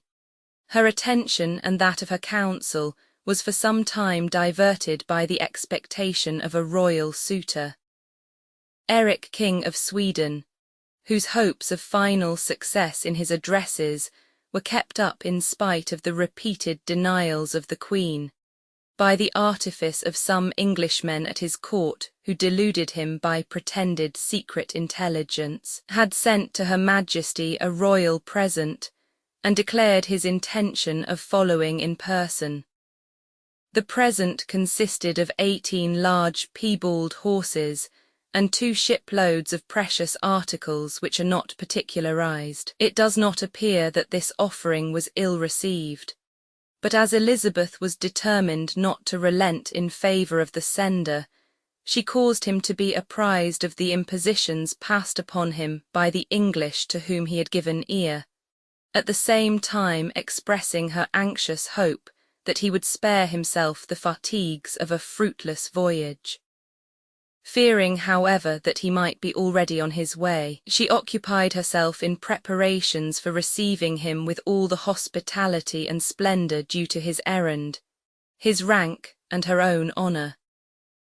It was at the same time a business of some perplexity, so to regulate all these matters of ceremony that neither Eric himself nor others might conclude that he was a favoured suitor. Among the state papers of the time we find, first a letter of counsel to the Lord Mayor, setting forth that, whereas certain bookbinders and stationers did utter certain papers wherein were printed the face of Her Majesty and the King of Sweden, although Her Majesty was not miscontented that either her own face or that of this king should be portrayed, yet to be joined in the same paper with him or any other prince who was known to have made request for marriage to her was what she could not allow.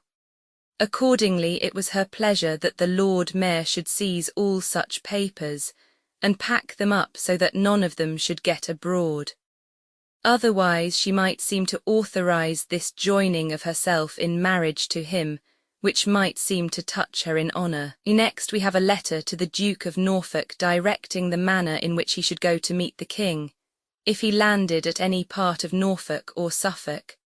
And lastly, we have the solemn judgment of the Lord Treasurer, the Lord Steward, and the Lord Chamberlain, on the ceremonial to be observed towards him on his arrival by the Queen herself.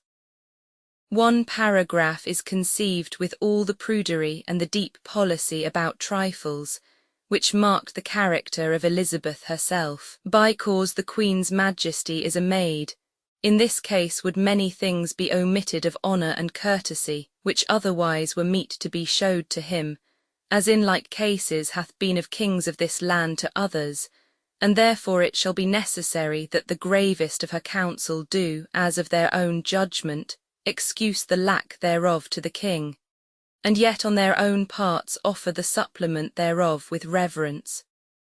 After all, the King of Sweden never came. Chapter Zib 1561 to 1565. Difficulties respecting the succession. Lady C. Grey marries the Earl of Hertford. Cruel treatment of them by Elizabeth. Conspiracy of the Poles. Law against prophecies. Sir H. Sidney ambassador to France, some account of him, defence of Havre under the Earl of Warwick, its surrender, proposed interview between Elizabeth and Mary, plague in London, studies of the Queen, proclamation respecting portraits of her, negotiations concerning the marriage of Mary. Elizabeth proposes to her Lord R. Dudley. Hales punished for defending the title of the Suffolk line. Sir N. Bacon and Lord J. Grey in some disgrace on the same account. Queen's visit to Cambridge. Dudley created Earl of Leicester. Notice of Sir James Melville and extracts from his Memoirs. Marriage of Mary with Darnley. Conduct of Elizabeth respecting it. She encourages, then disavows the Scotch malcontent lords.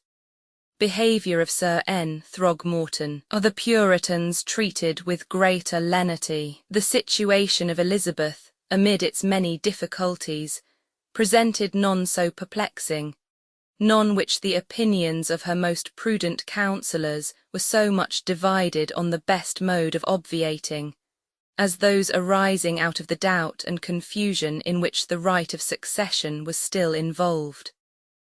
Her avowed repugnance to marriage, which was now feared to be insurmountable, kept the minds of men continually busy on this dangerous topic, and she was already incurring the blame of many by the backwardness which she discovered in designating a successor and causing her choice to be confirmed, as it would readily have been, by the Parliament. But this censure must be regarded as unjust. Even though the jealousy of power had found no entrance into the bosom of Elizabeth, sound policy required her long to deliberate before she formed a decision, and perhaps, whatever that decision might be, forbade her, under present circumstances, to announce it to the world. The title of the Queen of Scots, otherwise unquestionable, was barred by the will of Henry Roman VIII, ratified by an unrepealed Act of Parliament, and nothing less solemn than a fresh act of the whole legislature would have been sufficient to render it perfectly free from objection. And could Elizabeth be in reason expected to take such a step in behalf of a foreign and rival sovereign, professing a religion hostile to her own and that of her people? Of one, above all, who had openly pretended a right to the crown preferable to her own, and who was even now exhausting the whole art of intrigue to undermine and supplant her. On the other hand, to confirm the exclusion of the Scottish line, and adopt as her successor the representative of that of Suffolk, appeared neither safe nor equitable. The testamentary disposition of Henry had evidently been dictated by caprice and resentment, and the title of Mary was nevertheless held sacred and indisputable, not only by all the Catholics, but by the partisans of strict hereditary right in general, and by all who duly appreciated the benefits which must flow from an union of the English and Scottish sceptres. To inflict a mortal injury on Mary might be as dangerous as to give her importance by an express law establishing her claims, and against any perils in which Elizabeth might thus involve herself, the House of Suffolk could afford her no accession of strength, since their allegiance, all they had to offer, was hers already. The Lady Catherine Grey, the heiress of this house, might indeed have been united in marriage to some Protestant prince, whose power would have acted as a counterpoise to that of Scotland. But a secret and reluctant persuasion that the real right was with the Scottish line constantly operated on the mind of Elizabeth so far as to prevent her from taking any step towards the advancement of the rival family, and the unfortunate Lady Catherine was doomed to undergo all the restraints, the persecutions and the sufferings, which in that age formed the melancholy appanage of the younger branches of the royal race, with little participation of the homage or the hopes which some minds would have accepted as an adequate compensation. It will be remembered that the hand of this high-born lady was given to Lord Herbert, son of the Earl of Pembroke, on the same day that Guildford Dudley fatally received that of her elder sister, the Lady Jane, and that on the accession of Mary, this short-lived and perhaps uncompleted union had been dissolved at the instance of the politic father of Lord Herbert. From this time, Lady Catherine had remained in neglect and obscurity till the year 1560, when information of her having formed a private connection with the Earl of Hertford, son of the Protector Somerset, reached the ears of Elizabeth. The lady, on being questioned, confessed her pregnancy, declaring herself at the same time to be the lawful wife of the Earl. Her degree of relationship to the Queen was not so near as to render her marriage without the royal consent illegal, yet by a stretch of authority familiar to the Tudors, she was immediately sent prisoner to the Tower. Hertford in the meantime was summoned to produce evidence of the marriage by a certain day before special commissioners named by Her Majesty, from whose decision no appeal was to lie. He was at this time in France, and so early a day was designedly fixed for his answer, that he found it impracticable to collect his proofs in time, and to the Tower he also was committed as the seducer of a maiden of royal blood. By this iniquitous sentence, a colour was given for treating the unfortunate lady and those who had been in her confidence with every species of harshness and indignity. And the following extract from a warrant, addressed in the name of Her Majesty to Mr. Warner, Lieutenant of the Tower, sufficiently indicates the cruel advantage taken of her situation. Our pleasure is that ye shall, as by our commandment, examine the Lady Catherine very straitly. How many hath been privy to the love between her and the Earl of Hertford from the beginning? And let her certainly understand that she shall have no manner of favour, except she will show the truth, not only what ladies or gentlewomen of this court were thereto privy, but also what lords and gentlemen. For it doth now appear that sundry personages have dealt herein, and when it shall appear more manifestly, it shall increase our indignation against her, if she will forbear to utter it. We earnestly require you to use your diligence in this. Ye shall also send to Alderman Lodge secretly for St. Lo, and shall put her in awe of divers matters confessed by the Lady Catherine, and so also deal with her that she may confess to you all her knowledge in the same matters. It is certain that there hath been great practices and purposes, and since the death of the Lady Jane she hath been most privy. And as ye shall see occasion, so ye may keep St. Lo 2 or 3 nights more or less, and let her be returned to lodges or kept still with you as ye shall think meet. 49. And see, the child of which the Countess of Hertford was delivered soon after her committal was regarded as illegitimate, and she was doomed to expiate her pretended misconduct by a further imprisonment at the arbitrary pleasure of the Queen. The birth of a second child, the fruit of stolen meetings between the captive pair, aggravated in the jealous eyes of Elizabeth their common guilt. Warner lost his place for permitting or conniving at their interviews, and Hertford was sentenced in the Start Chamber to a fine of £15,000 for the double offence of vitiating a female of the royal blood, and of breaking his prison to renew his offence. It might somewhat console this persecuted pair under all their sufferings, to learn how unanimously the public voice was in their favour. No one doubted that they were lawfully married, a fact which was afterwards fully established, and it was asked by what right, or on what principle, Her Majesty presumed to keep asunder those whom God had joined. Words ran so high on this subject after the sentence of the Start Chamber, that some alarmists in the Privy Council urged the necessity of inflicting still severe punishment on the Earl, and of intimidating the talkers by strong measures. The further consequences of this affair to persons high in Her Majesty's confidence will be related hereafter.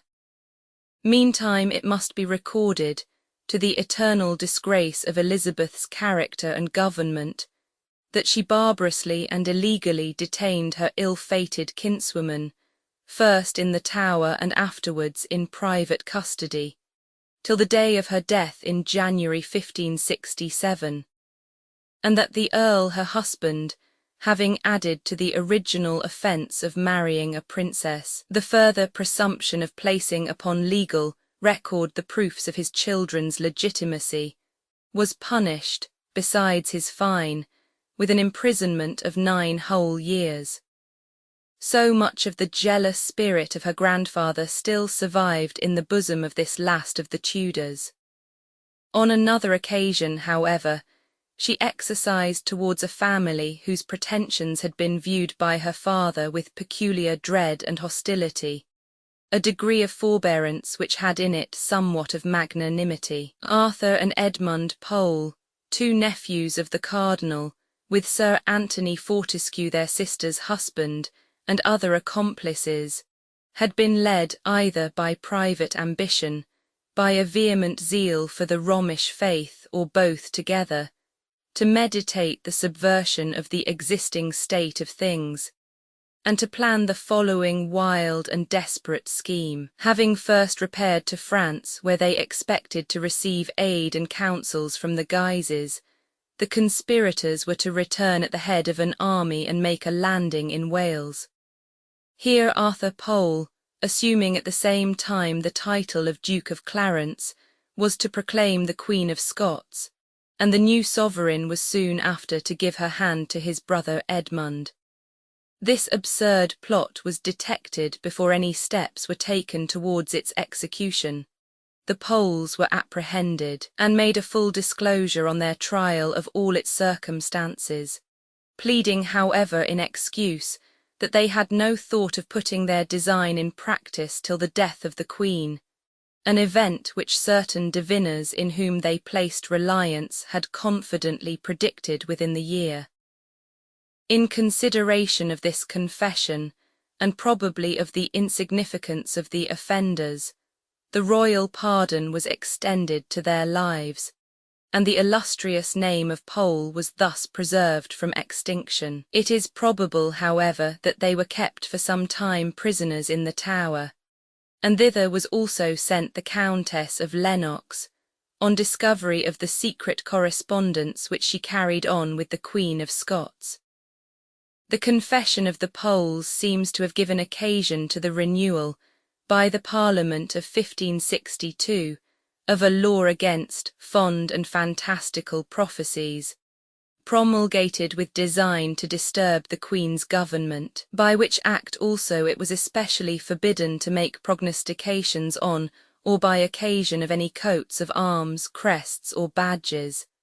A clause added, it is believed, for the particular protection of the favourite Dudley, whose bare and ragged staff was the continual subject of open derision or emblematical satire.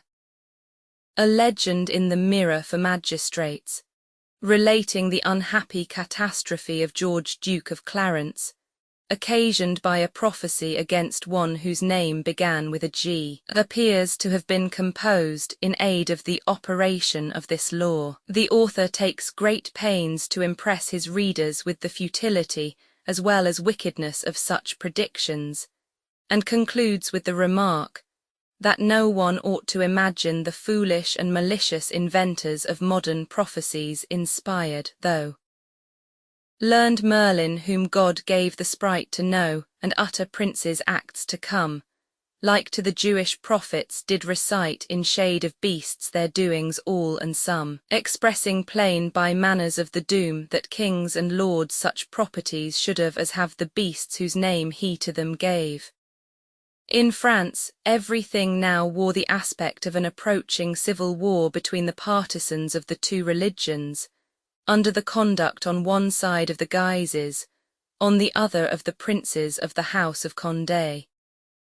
Elizabeth judged it her duty, or her policy, to make a last effort for the reconciliation of these angry factions, and she dispatched an ambassador to Charles Roman IX, charged with her earnest representations on the subject. They were, however, ineffectual, and produced apparently no other valuable result than that of rendering Her Majesty better acquainted with the talents and merit of the eminent person whom she had honoured with this delicate commission. This person was Sir Henry Sidney, one of the most upright as well as able of the ministers of Elizabeth.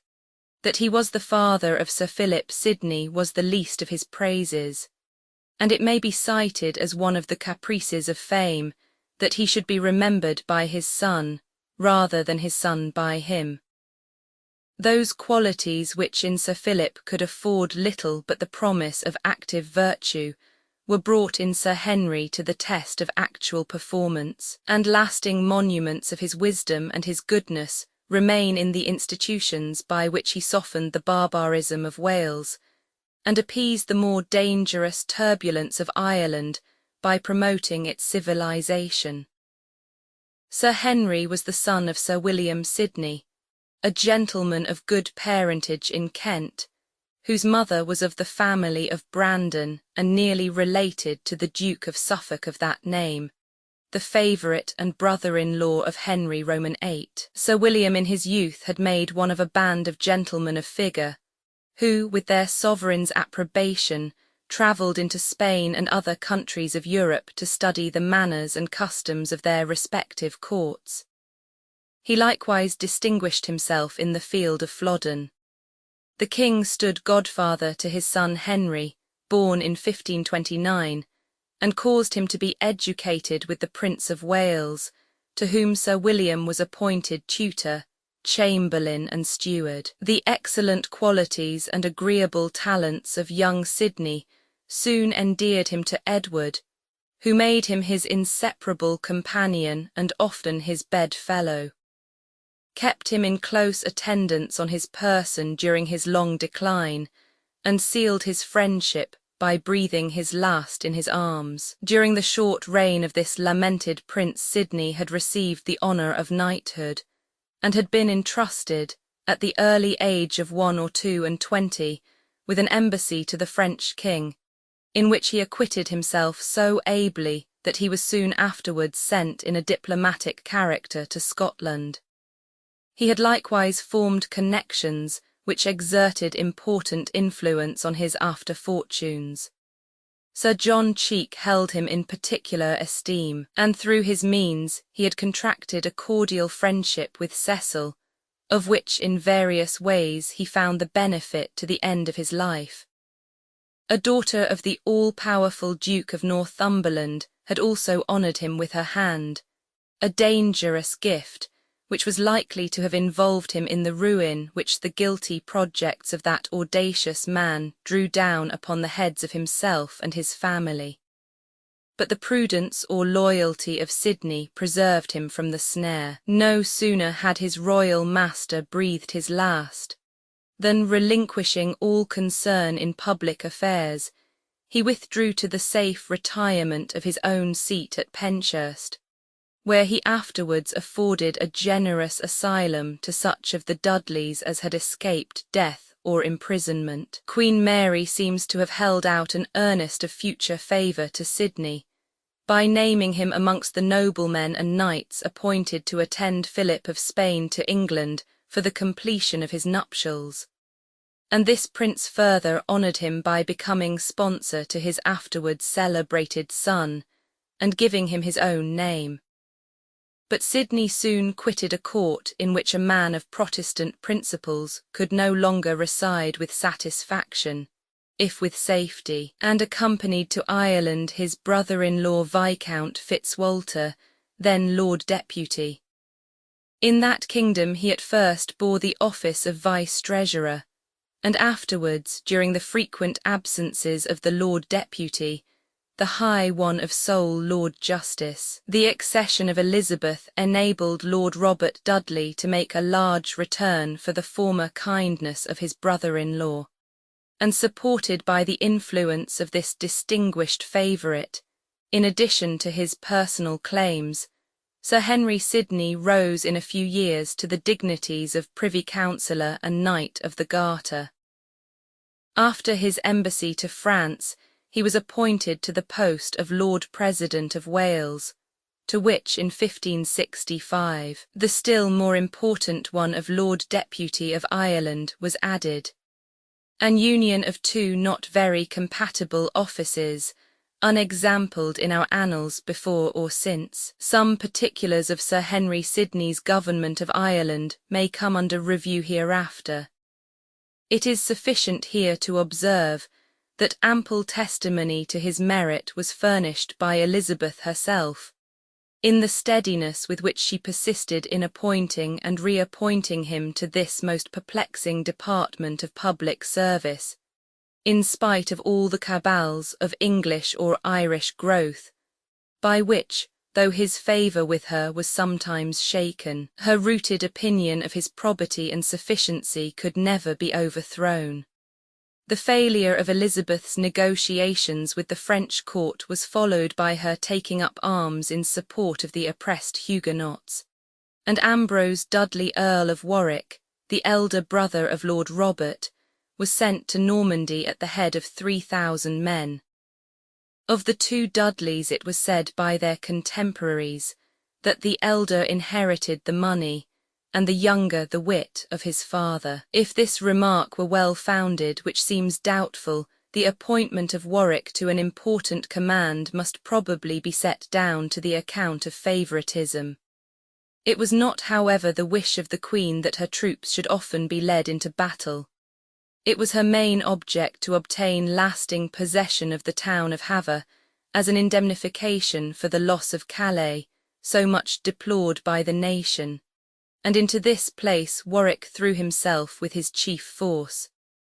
In the next campaign, when it was assailed with the whole power of France, he prepared, according to the orders of Elizabeth, for a desperate defence, and no blame was ever imputed to him for a surrender, which became unavoidable through the ravages of the plague, and the delay of reinforcements by contrary winds 50.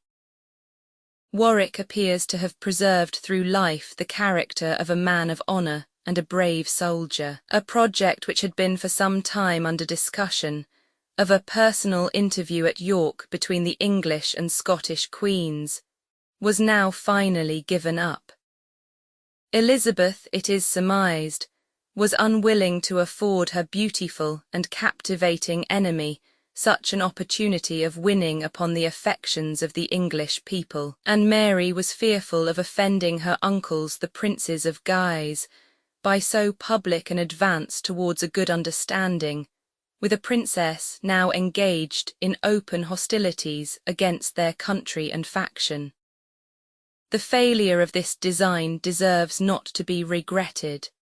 The meetings of princes have never, under any circumstances, been known to produce a valuable political result, and an interview between these jealous and exasperated rivals could only have exhibited disgusting scenes of forced civility and exaggerated profession, thinly veiling the inveterate animosity which neither party could hope effectually to hide from the intuitive perception of the other. A terrible plague, introduced by the return of the sickly garrison of Havre, raged in London during the year 1563, and for some time carried off about 1,000 persons weekly.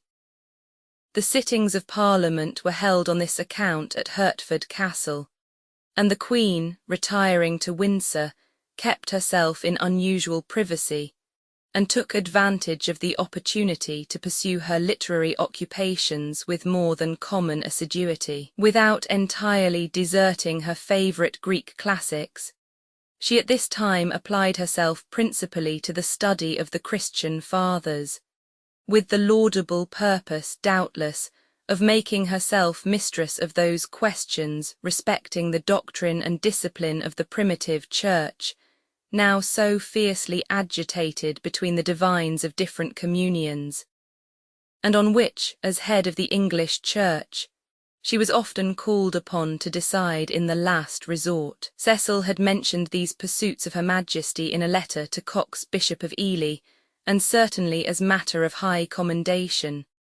But the bishop answered, perhaps with better judgment, that after all, Scripture was that which pierced. That of the fathers one was inclined to Pelagianism, another to monachism, and he hoped that Her Majesty only occupied herself with them at idle hours.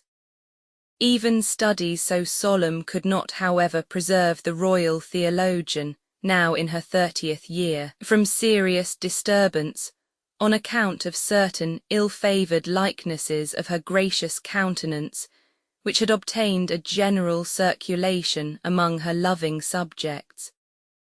So provoking an abuse was thought to justify and require the special exertion of the royal prerogative for its correction, and Cecil was directed to draw up an energetic proclamation on the subject. This curious document sets forth that forasmuch as through the natural desire that all sorts of subjects had to procure the portrait and likeness of the Queen's Majesty, great numbers of painters, and some printers and gravers, had and did daily attempt in divers manners to make portraitures of her, wherein none hitherto had sufficiently expressed the natural representation of Her Majesty's person, favour, or grace, but had for the most part erred therein, whereof daily complaints were made amongst her loving subjects, that for the redress hereof Her Majesty had been so importunately sued unto by the lords of her council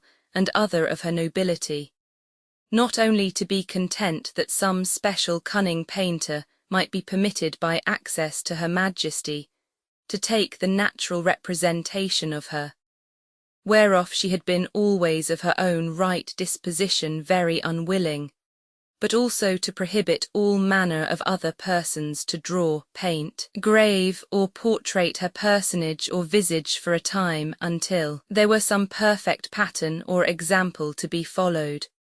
Therefore Her Majesty, being herein as it were overcome with the continual requests of so many of her nobility and lords, whom she could not well deny, was pleased that some cunning person should shortly make a portrait of her person or visage to be participated to others for the comfort of her loving subjects, and furthermore commanded that till this should be finished, all other persons should abstain from making any representations of her, that afterwards Her Majesty would be content that all other painters, printers, or gravers that should be known men of understanding, and so therein licensed by the head officers of the places where they should dwell, as reason it was that every person should not without consideration attempt the same, might at their pleasure follow the said pattern or first portraiture, and for that Her Majesty perceived a great number of her loving subjects to be much grieved with the errors and deformities herein committed, she straitly charged her officers and ministers to see to the observation of this proclamation, and in the meantime to forbid the showing or publication of such as were apparently deformed, until they should be reformed, which were reformable 51. On the subject of marriage, so perpetually moved to her both by her Parliament and by foreign princes, Elizabeth still preserved a cautious ambiguity of language, well exemplified in the following passage. The Duke of Württemberg, a German Protestant prince, had lately friendly offered his service to the Queen, in case she were minded to marry, to which January 27th she gave him this courteous and princely answer, that although she never yet were weary of single and maiden life, yet indeed she was the last issue of her father left, and the only of her house. The care of her kingdom and the love of posterity did counsel her to alter this course of life. But in consideration of the leave that her subjects had given her in ampler manner to make her choice than they did to any prince afore, she was even in courtesy bound to make that choice so as should be for the best of her state and subjects. And for that he offered therein his assistance, she graciously acknowledged the same, promising to deserve it hereafter. 52. It might be curious to inquire of what nature the assistance politely proffered by the Duke in this matter, and thus favourably received by Her Majesty, could be. It does not appear that he tendered his own hand to her acceptance. The French court became solicitous about this time to draw closer its bond of amity with the Queen of Scots, who, partly on account of some wrong which had been done her respecting the payment of her dower, partly in consequence of various affronts put upon her subjects, had begun to estrange herself from her old connections, and to seek in preference the alliance of Elizabeth. French agents were now sent over to Scotland to urge upon her the claims of former friendship, and to tempt her by brilliant promises to listen to proposals of marriage from the Duke of Anjou, preferably to those made her by the Archduke Charles or by Don Carlos. Intelligence of these negotiations awakened all the jealousies, political and personal, of Elizabeth. She ordered her agent Randolph, a practised intriguer, to devise means for crossing the matrimonial project. Meantime, by way of intimidation, she appointed the Earl of Bedford to the lieutenancy of the 4 northern counties, and the powerful Earl of Shrewsbury to that of several adjoining ones, and ordered a considerable levy of troops in these parts for the reinforcement of the garrison of Berwick and the protection of the English border, on which she affected to dread an attack by an united French and Scottish force. Randolph soon after received instructions to express openly to Mary his sovereign's dislike of her matching either with the Archduke or with any other foreign prince, and her wish that she would choose a husband within the island, and he was next empowered to add that if the Scottish Queen would gratify his mistress in this point, she need not doubt of obtaining a public recognition of her right of succession to the English crown. Elizabeth afterwards came nearer to the point. She designated Lord Robert Dudley as the individual on whom she desired that the choice of her royal kinswoman should fall. By a Queen Dowager of France and a Queen Regnant of Scotland, the proposal of so inferior an alliance might almost be regarded as an insult, and Mary was naturally haughty.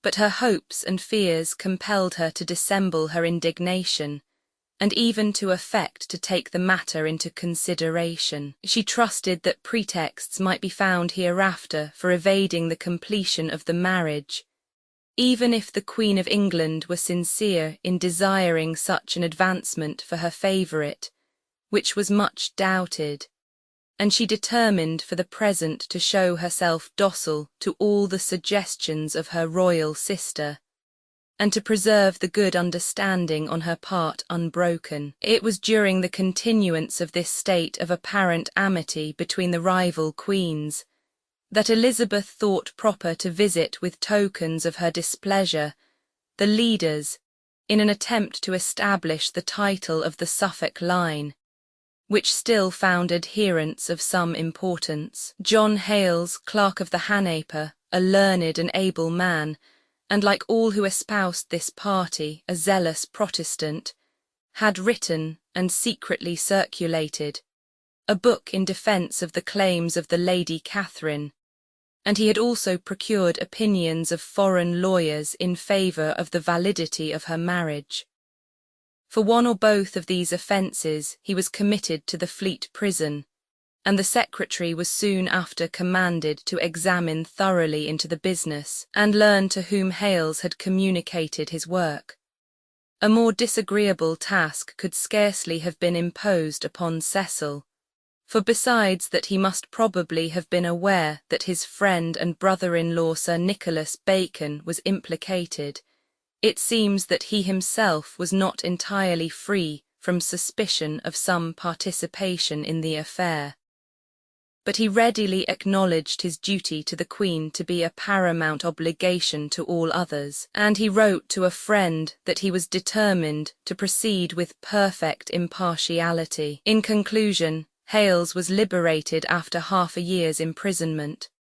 Bacon, the Lord Keeper, who appeared to have seen the book, and either to have approved it, or at least to have taken no measures for its suppression or the punishment of its author, was not removed from his office, but he was ordered to confine himself strictly to its duties, and to abstain henceforth from taking any part in political business.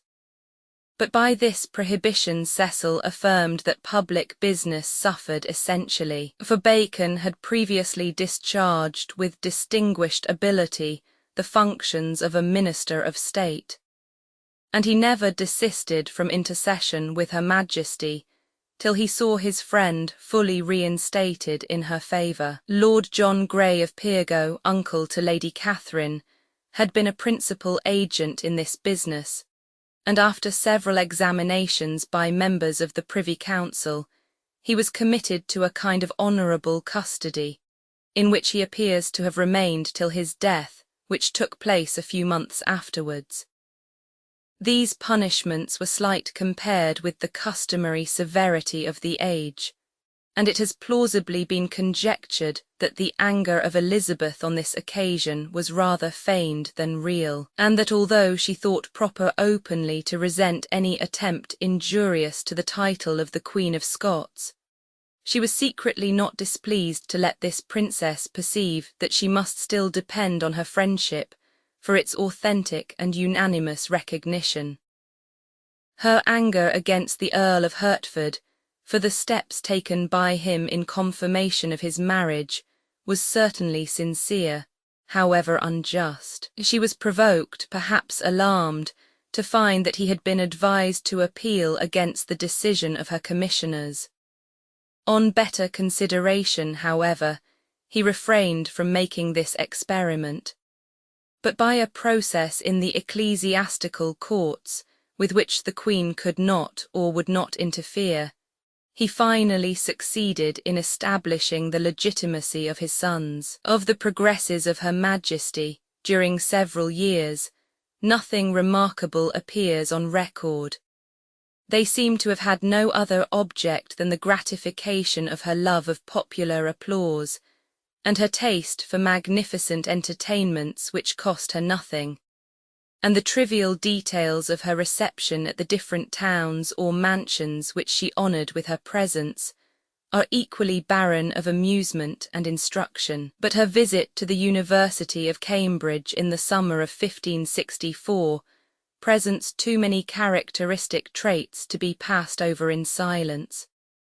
Her gracious intention of honouring this seat of learning with her royal presence was no sooner disclosed to the secretary, who was Chancellor of the University, than it was notified by him to the Vice-Chancellor, with a request that proper persons might be sent to receive his instructions on the subject. It appears to have been part of these instructions that the University should prepare an extremely respectful letter to Lord Robert Dudley, who was its High Steward, entreating him in such manner to commend to Her Majesty their good intentions, and to excuse any their failure in the performance, that she might be inclined to receive in good part all their efforts for her entertainment. So notorious was at this time the preeminent favour of this courtier with his sovereign, and so humble was the style of address to him required from a body so venerable and so illustrious.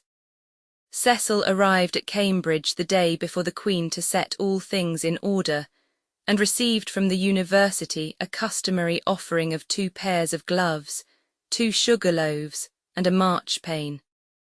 Lord Robert and the Duke of Norfolk were complimented with the same gift, and finer gloves and more elaborate confectionery were presented to the Queen herself. When she reached the door of King's College Chapel, the Chancellor kneeled down and bade her welcome, and the orator, kneeling on the church steps, made her an harangue of nearly half an hour.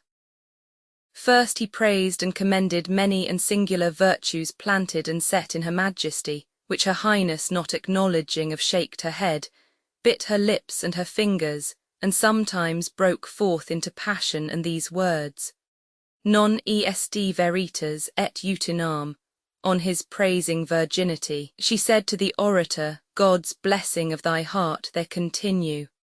After that he showed what joy the university had of her presence and see.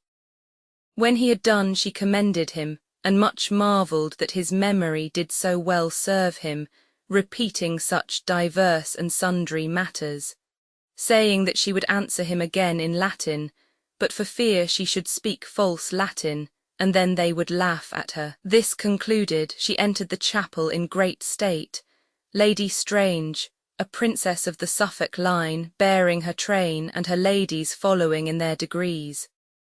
Te Deum was sung and the evening service performed with all the pomp that Protestant worship admits in that magnificent temple, of which she highly extolled the beauty.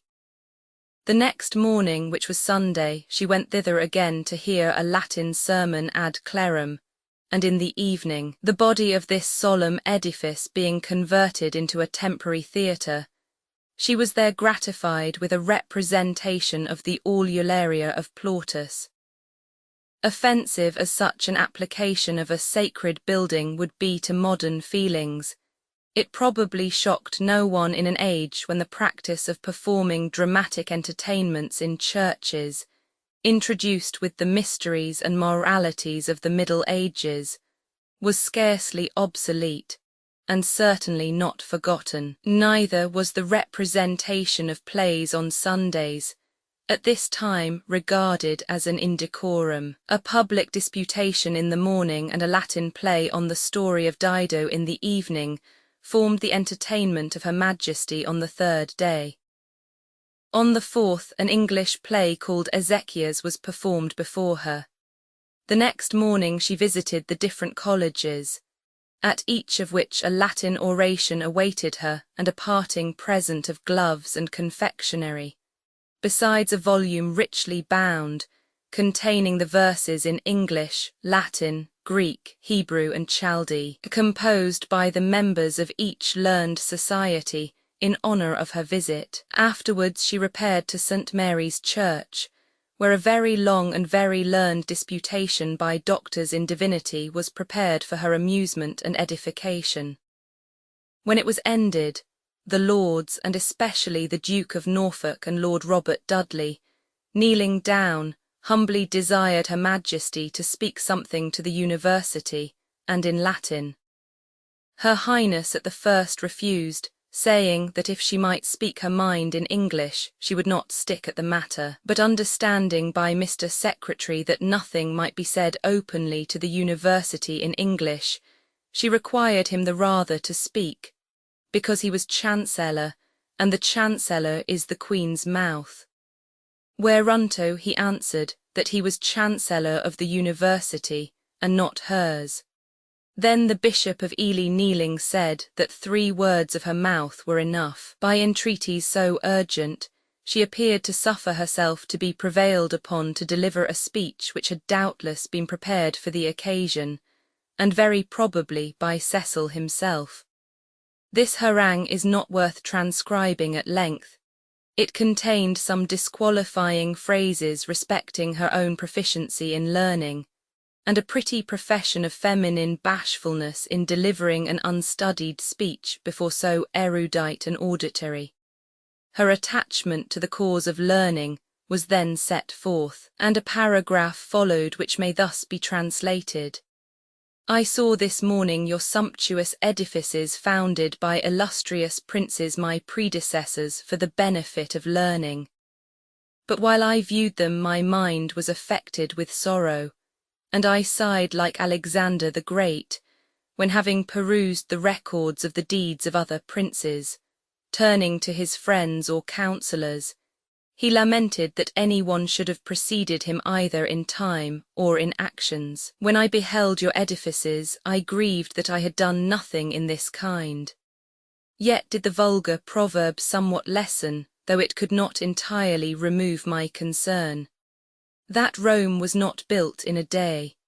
For my age is not yet so far advanced, neither is it yet so long since I began to reign, but that before I pay my debt to nature, Unless Atropos should prematurely cut my thread, I may still be able to execute some distinguished undertaking, and never will I be diverted from the intention while life shall animate this frame.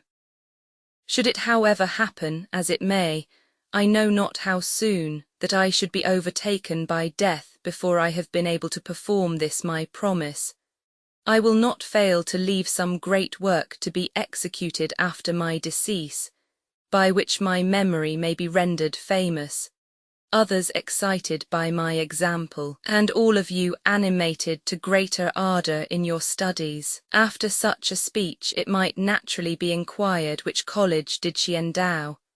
But alas, the prevailing disposition of Elizabeth was the reverse of liberal, and her revenues, it may be added, were narrow. During the whole course of her long reign, not a single conspicuous act of public munificence sheds its splendour on her name, and the pledge thus solemnly and publicly given was never redeemed by her, living or dying.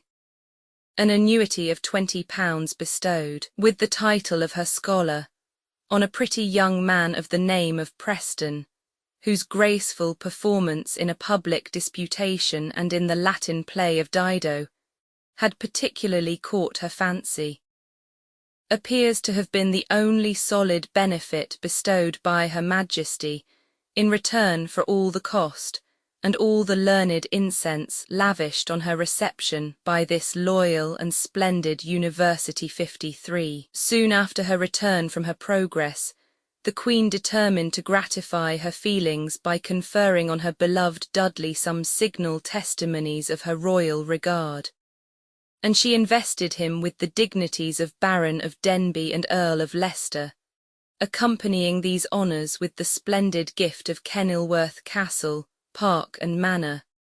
For in behalf of Dudley and afterwards of Essex, she could even forget for a time her darling virtue, frugality. The chronicles of the time describe with extraordinary care and minuteness the whole pompous ceremonial of this creation. But a much more lively and interesting description of this scene, as well as of several others of which he was an eye-witness in the court of Elizabeth, has been handed down to us in the entertaining memoirs of Sir James Melville, a Scotch gentleman noted among the political agents or diplomatists of second rank, whom that age of intrigue brought forth so abundantly. A few particulars of the history of this person, curious in themselves, will also form a proper introduction to his narrative. Melville was born in Fifeshire in the year 1530, of a family patronised by the Queen Regent, Mary of Guise, who, having taken into her own service his brothers Robert and Andrew, both afterwards noted in public life, determined to send James to France to be brought up as page to the Queen her daughter, then Dauphiness. He was accordingly placed under the care of the crafty Monluc Bishop of Valence, then on his return from his Scotch embassy, and previously to his embarkation for the Continent, he had the advantage of accompanying this master of intrigue on a secret mission to O'Neill, then the head of the Irish rebels. The youth was apparently not much delighted with his visit to this barbarous chieftain, whose dwelling was a great dark tower, where, says he, we had cold cheer such as herrings and biscuit, for it was Lent. Arriving at Paris, the bishop caused him to be carefully instructed in all the requisite accomplishments of a page, the French tongue, dancing, fencing, and playing on the lute, and after 9 years spent under his protection, Melville passed into the service of the Constable Montmorency, by whose interest he obtained a pension from the King of France. Whilst in this situation, he was dispatched on a secret mission to Scotland, to learn the real designs of the Prior of St. Andrews, and to inform himself of the state of parties in that country. In the year 1560, he obtained permission from his own sovereign to travel, and gained admission into the service of the Elector Palatine. This prince employed him in an embassy of condolence on the death of Francis Roman II. Some time after his return, he received a commission from the Queen of Scots to make himself personally acquainted with the Archduke Charles, who was proposed to her for a husband. This done, he made a tour in Italy, and then returned to the Elector Palatine at Heidelberg. He was next employed by Maximilian, King of the Romans, to carry to France the portrait of one of his daughters, to whom proposals of marriage had been made on the part of Charles Roman IX. At this court, Catherine de' Medici would gladly have detained him, but a summons from his own queen determined him to repair again to Scotland. Duke Casimir, son of the Elector Palatine, having some time before made an offer of his hand to Queen Elizabeth, to which a dubious answer had been returned, requested Melville, in passing through England, to convey his picture to that princess. The envoy, secretly despairing of the suit, desired that he might also be furnished with portraits of the other members of the electoral family, and with some nominal commission by means of which he might gain more easy access to the Queen, and produce the picture as if without design. He was accordingly instructed to press for a more explicit answer than had yet been given to the proposal of an alliance offensive and defensive between England and the Protestant princes of Germany. And thus prepared, he reached London early in the year 1564. After some discourse with the Queen on the ostensible object of his mission, Melville found occasion to break forth into earnest commendations of the Elector, whose service nothing, he said, but this duty to his own sovereign could have induced him to quit.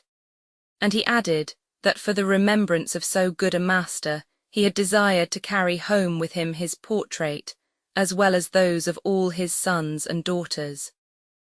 So soon as she heard me mention the pictures, continues he, she enquired if I had the picture of Duke Casimir, desiring to see it. And when I alleged that I had left the pictures in London, she being then at Hampton Court, and that I was ready to go forward on my journey, she said I should not part till she had seen the pictures. So the next day I delivered them all to Her Majesty, and she desired to keep them all night. And she called upon my Lord Robert Dudley to be judge of Duke Casimir's picture, and appointed me to meet her the next morning in her garden, where she caused to deliver them all unto me, giving me thanks for the sight of them. I then offered unto Her Majesty all the pictures, so she would permit me to retain the electors and his ladies, but she would have none of them. I had also sure information that first and last she despised the said Duke Casimir. It was a little before this time that Elizabeth had been consulted by Mary on the proposal of the Archduke, and had declared by Randolph her strong disapprobation of it. She now told Melville, with whom she conversed on this and other subjects very familiarly and with apparent openness, that she intended soon to mention as fit matches for his queen 2 noblemen, one or other of whom she hoped to see her accept. These two, according to Melville, were Dudley and Lord Darnley, eldest son of the Earl of Lennox by the Lady Margaret Douglas. It must, however, be remarked that Melville appears to be the only writer who asserts that the first suggestion of an union between Mary and Darnley came from the English Queen, who afterwards so vehemently opposed this step. But be this as it may, it is probable that Elizabeth was more sincere in her desire to impede the Austrian match than to promote any other for the Queen of Scots, and with the former view Melville accuses her of throwing out hints by which the Archduke was encouraged to renew his suit to herself. Provoked, as he asserts, by this duplicity of which she soon received certain information, Mary returned a sharp answer to a letter from her kinswoman of seemingly friendly advice, and hence had ensued a coldness and a cessation of intercourse between them. But Mary, fearing that if their discord continued it would cut off all correspondence between her and her friends in England, thought good, a few weeks after Melville had returned to Scotland, to dispatch him again towards London, to deal with the Queen of England, with the Spanish ambassador, and with my Lady Margaret Douglas, and with sundry friends she had in England of different opinions. It was the interest of neither sovereign at this time to be on bad terms with the other, and their respective ministers and secretaries being also agreed among themselves to maintain harmony between the countries, the excuses and explanations of Melville were allowed to pass current, and the demonstrations of amity were resumed between the hostile queens. Some particulars of the reception of this envoy at the English court are curious, and may probably be relied on. Being arrived at London, I lodged near the court, which was at Westminster. My host immediately gave advertisement of my coming, and that same night Her Majesty sent Mr. Hatton, afterwards Governor of the Isle of Wight, to welcome me, and to show me that the next morning she would give me audience in her garden at 8 of the clock. The next morning Mr. Hatton and Mr. Randolph, late agent for the Queen of England in Scotland, came to my lodging to convey me to Her Majesty, who was, as they said, already in the garden. With them came a servant of my Lord Robert's with a horse and foot mantle of velvet, laced with gold, for me to ride upon, which servant, with the said horse, waited upon me all the time that I remained there. At a subsequent interview, the old friendship being renewed, Elizabeth inquired if the Queen had sent any answer to the proposition of marriage made to her by Mr. Randolph. I answered, as I had been instructed, that my mistress thought little or nothing thereof, but attended the meeting of some commissioners upon the borders, to confer and treat upon all such matters of greatest importance as should be judged to concern the quiet of both countries, and the satisfaction of both their Majesties' minds, adding, the Queen my mistress is minded, as I have said, to send for her part my Lord of Moray, and the Secretary Liddingtown, and expects your Majesty will send my Lord of Bedford and my Lord Robert Dudley. She answered, it appeared I made but small account of my Lord Robert, seeing I named the Earl of Bedford before him, but that ere long she would make him a far greater earl, and that I should see it done before my returning home, for she esteemed him as her brother and best friend, whom she would have herself married had she ever minded to have taken a husband. But being determined to end her life in virginity, she wished the Queen her sister might marry him, as meetest of all other with whom she could find in her heart to declare her second person. For being matched with him, it would remove out of her mind all fears and suspicions to be offended by any usurpation before her death, being assured that he was so loving and trusty that he would never suffer any such thing to be attempted during her time, and that the Queen my mistress might have the higher esteem of him, I was required to stay till I should see him made Earl of Leicester and Baron of Denbigh, which was done at Westminster with great solemnity, the Queen herself helping to put on his ceremonial mantle, he sitting upon his knees before her with a great gravity, but she could not refrain from putting her hand in his neck, smilingly tickling him, the French ambassador and I standing by. Then she turned, asking at me how I liked him. I answered that as he was a worthy servant, so he was happy, who had a princess who could discern and reward good service. Yet, says she, you like better of yonder long lad, pointing towards my Lord Darnley, who, as nearest prince of the blood, did bear the sword of honour that day before her. She appeared to be so affectionate to the Queen her good sister, that she expressed a great desire to see her.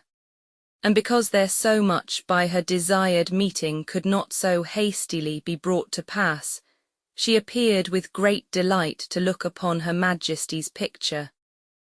She took me to her bed-chamber, and opened a little cabinet, wherein were divers little pictures wrapped within paper, and their names written with her own hand upon the papers. Upon the first that she took up was written my lord's picture. I held the candle and pressed to see that picture so named. She appeared loath to let me see it, yet my importunity prevailed for a sight thereof, and I found it to be the Earl of Leicester's picture. I desired that I might have it to carry home to my queen, which she refused, alleging that she had but that one picture of his. I said, Your Majesty hath here the original, for I perceived him at the furthest part of the chamber, speaking with Secretary Cecil. Then she took out the Queen's picture and kissed it, and I adventured to kiss her hand, for the great love evidenced therein to my mistress. She showed me also a fair ruby as great as a tennis ball. I desired that she would send either it or my Lord of Leicester's picture as a token to my queen. She said that if the queen would follow her counsel, she would in process of time get all that she had, that in the meantime she was resolved in a token to send her with me a fair diamond. It was at this time late after supper. She appointed me to be with her the next morning by 8 of the clock, at which time she used to walk in her garden. She enquired of me many things relating to this kingdom, Scotland, and other countries wherein I had travelled. She caused me to dine with her dame of honour, my Lady Strafford, an honourable and godly lady, who had been at Geneva banished during the reign of Queen Mary, that I might be always near her, that she might confer with me. At divers meetings we had divers purposes. The Queen my mistress had instructed me to leave matters of gravity sometimes, and cast in merry purposes, lest otherwise she should be wearied, she being well informed of that Queen's natural temper. Therefore in declaring my observations of the customs of Dutchland, Poland, and Italy, the buskins of the women was not forgot, and what country weed I thought best becoming gentlewomen. The Queen said she had clothes of every sort, which every day thereafter, so long as I was there, she changed. One day she had the English weed, another the French, and another the Italian, and so forth. She asked me which of them became her best. I answered in my judgment the Italian dress, which answer I found pleased her well, for she delighted to show her golden-coloured hair, wearing a caul and bonnet as they do in Italy.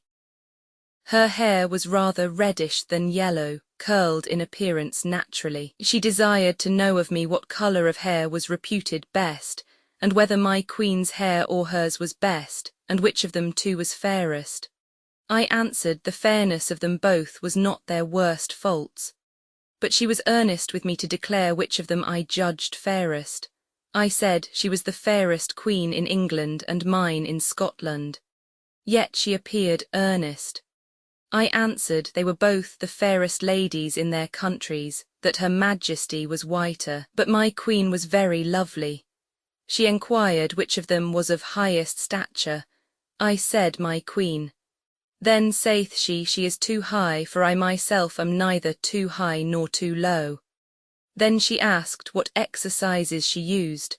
I answered that when I received my dispatch the queen was lately come from the Highland hunting. That when her more serious affairs permitted, she was taken up with reading of histories. That sometimes she recreated herself in playing upon the lute and virginals. She asked if she played well. I said reasonably for a queen. That same day after dinner, my Lord of Huntsdon drew me up to a quiet gallery that I might hear some music, but he said he durst not avow it, where I might hear the queen play upon the virginals. After I had hearkened a while, I took by the tapestry that hung before the door of the chamber, and seeing her back was toward the door, I ventured within the chamber and stood a pretty space hearing her play excellently well. But she left off immediately, so soon as she turned about and saw me. She appeared to be surprised to see me and came forward, seeming to strike me with her hand, alleging that she used not to play before men, but when she was solitary, to shun melancholy. She asked how I came there. I answered as I was walking with my Lord of Huntsdon as we passed by the chamber door, I heard such melody as ravished me, whereby I was drawn in ere I knew how, excusing my fault of homeliness as being brought up in the court of France, where such freedom was allowed, declaring myself willing to endure what kind of punishment Her Majesty should be pleased to inflict upon me for so great an offence. Then she sat down low upon a cushion, and I upon my knees by her, but with her own hand she gave me a cushion to lay under my knee, which at first I refused, but she compelled me to take it. She then called for my Lady Strafford out of the next chamber, for the Queen was alone. She enquired whether my Queen or she played best, in that I found myself obliged to give her the praise. She said my French was very good, and asked if I could speak Italian, which she spoke reasonably well. I told Her Majesty I had no time to learn the language, not having been above 2 months in Italy. Then she spake to me in Dutch, which was not good, and would know what kind of books I most delighted in, whether theology, history, or love matters. I said I liked well of all the sorts. Here I took occasion to press earnestly my dispatch. She said I was sooner weary of her company than she was of mine. I told Her Majesty that though I had no reason of being weary, I knew my mistress her affairs called me home, yet I was stayed 2 days longer that I might see her dance, as I was afterward informed. Which being over, she enquired of me whether she or my Queen danced best. I answered, the Queen danced not so high or disposedly as she did. Then again she wished that she might see the Queen at some convenient place of meeting. I offered to convey her secretly to Scotland by post, clothed like a page, that under this disguise she might see the Queen, as James had gone in disguise with his own ambassador to see the Duke of Vendôme's sister, who should have been his wife, telling her that her chamber might be kept in her absence as though she were sick, that none need be privy thereto except Lady Strafford and one of the grooms of her chamber. She appeared to like that kind of language, only answered it with a sigh, saying, alas, if I might do it thus. Respecting Leicester, Melville says that he was conveyed by him in his barge from Hampton Court to London, and that by the way he inquired of him what the Queen of Scots thought of him, and of the marriage proposed by Randolph. Whereunto, says he, I answered very coldly, as I had been by my Queen commanded. Then he began to purge himself of so proud a pretence as to marry so great a queen, declaring that he did not esteem himself worthy to wipe her shoes, and that the invention of that proposition of marriage proceeded from Mr. Cecil, his secret enemy. For if I, said he, should have appeared desirous of that marriage, I should have offended both the queens and lost their favour 54. If we are to receive as sincere this declaration of his sentiments by Leicester, confessedly one of the deepest dissemblers of the age, what a curious view does it afford of the windings and intricacies of the character of Elizabeth, of the tissue of ingenious snares which she delighted to weave around the footsteps even of the man whom she most favoured, loved, and trusted. Perhaps she encouraged, if she did not originally devise, this matrimonial project purely as a romantic trial of his attachment to herself, and pleased her fancy with the idea of his rejecting for her a younger and a fairer queen. Perhaps she entertained a transient thought of making him her own husband, and wished previously to give him consequence by this proposal. Perhaps she meant nothing more than to perplex Mary by a variety of suitors, and thus delay her marriage, an event which she could not anticipate without vexation. That she was not sincere in her recommendation of Leicester is certain from the circumstance that when the Queen of Scots, appearing to incline to a speedy conclusion of the business, pressed to know on what conditions Elizabeth would give her approbation to the union, the earnestness in the cause which she had before displayed immediately abated. Her conduct with respect to Darnley is equally involved in perplexity and double dealing. Melville, as we have seen, asserts that it was Elizabeth herself who first mentioned him as a suitable match for the Queen of Scots.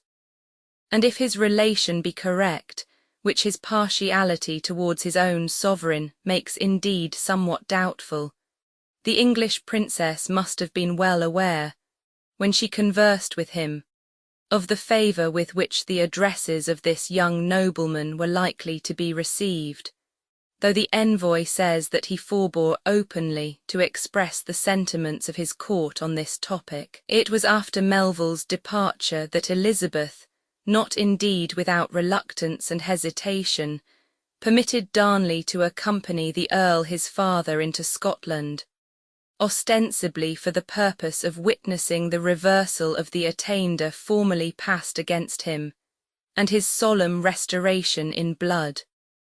But really, as she must well have known, with the object of pushing his suit with the Queen. Mary no sooner beheld the handsome youth than she was seized with a passion for him, which she determined to gratify. But apprehensive, with reason, of the interference of Elizabeth, she disguised for the present her inclinations, and engaged with a feigned earnestness in negotiations preparatory to an union with Leicester. Meanwhile she was secretly soliciting at Rome the necessary dispensation for marrying within the prohibited degrees of the Church, and it was not till the arrival of this instrument was speedily expected, and all her other preparations were complete,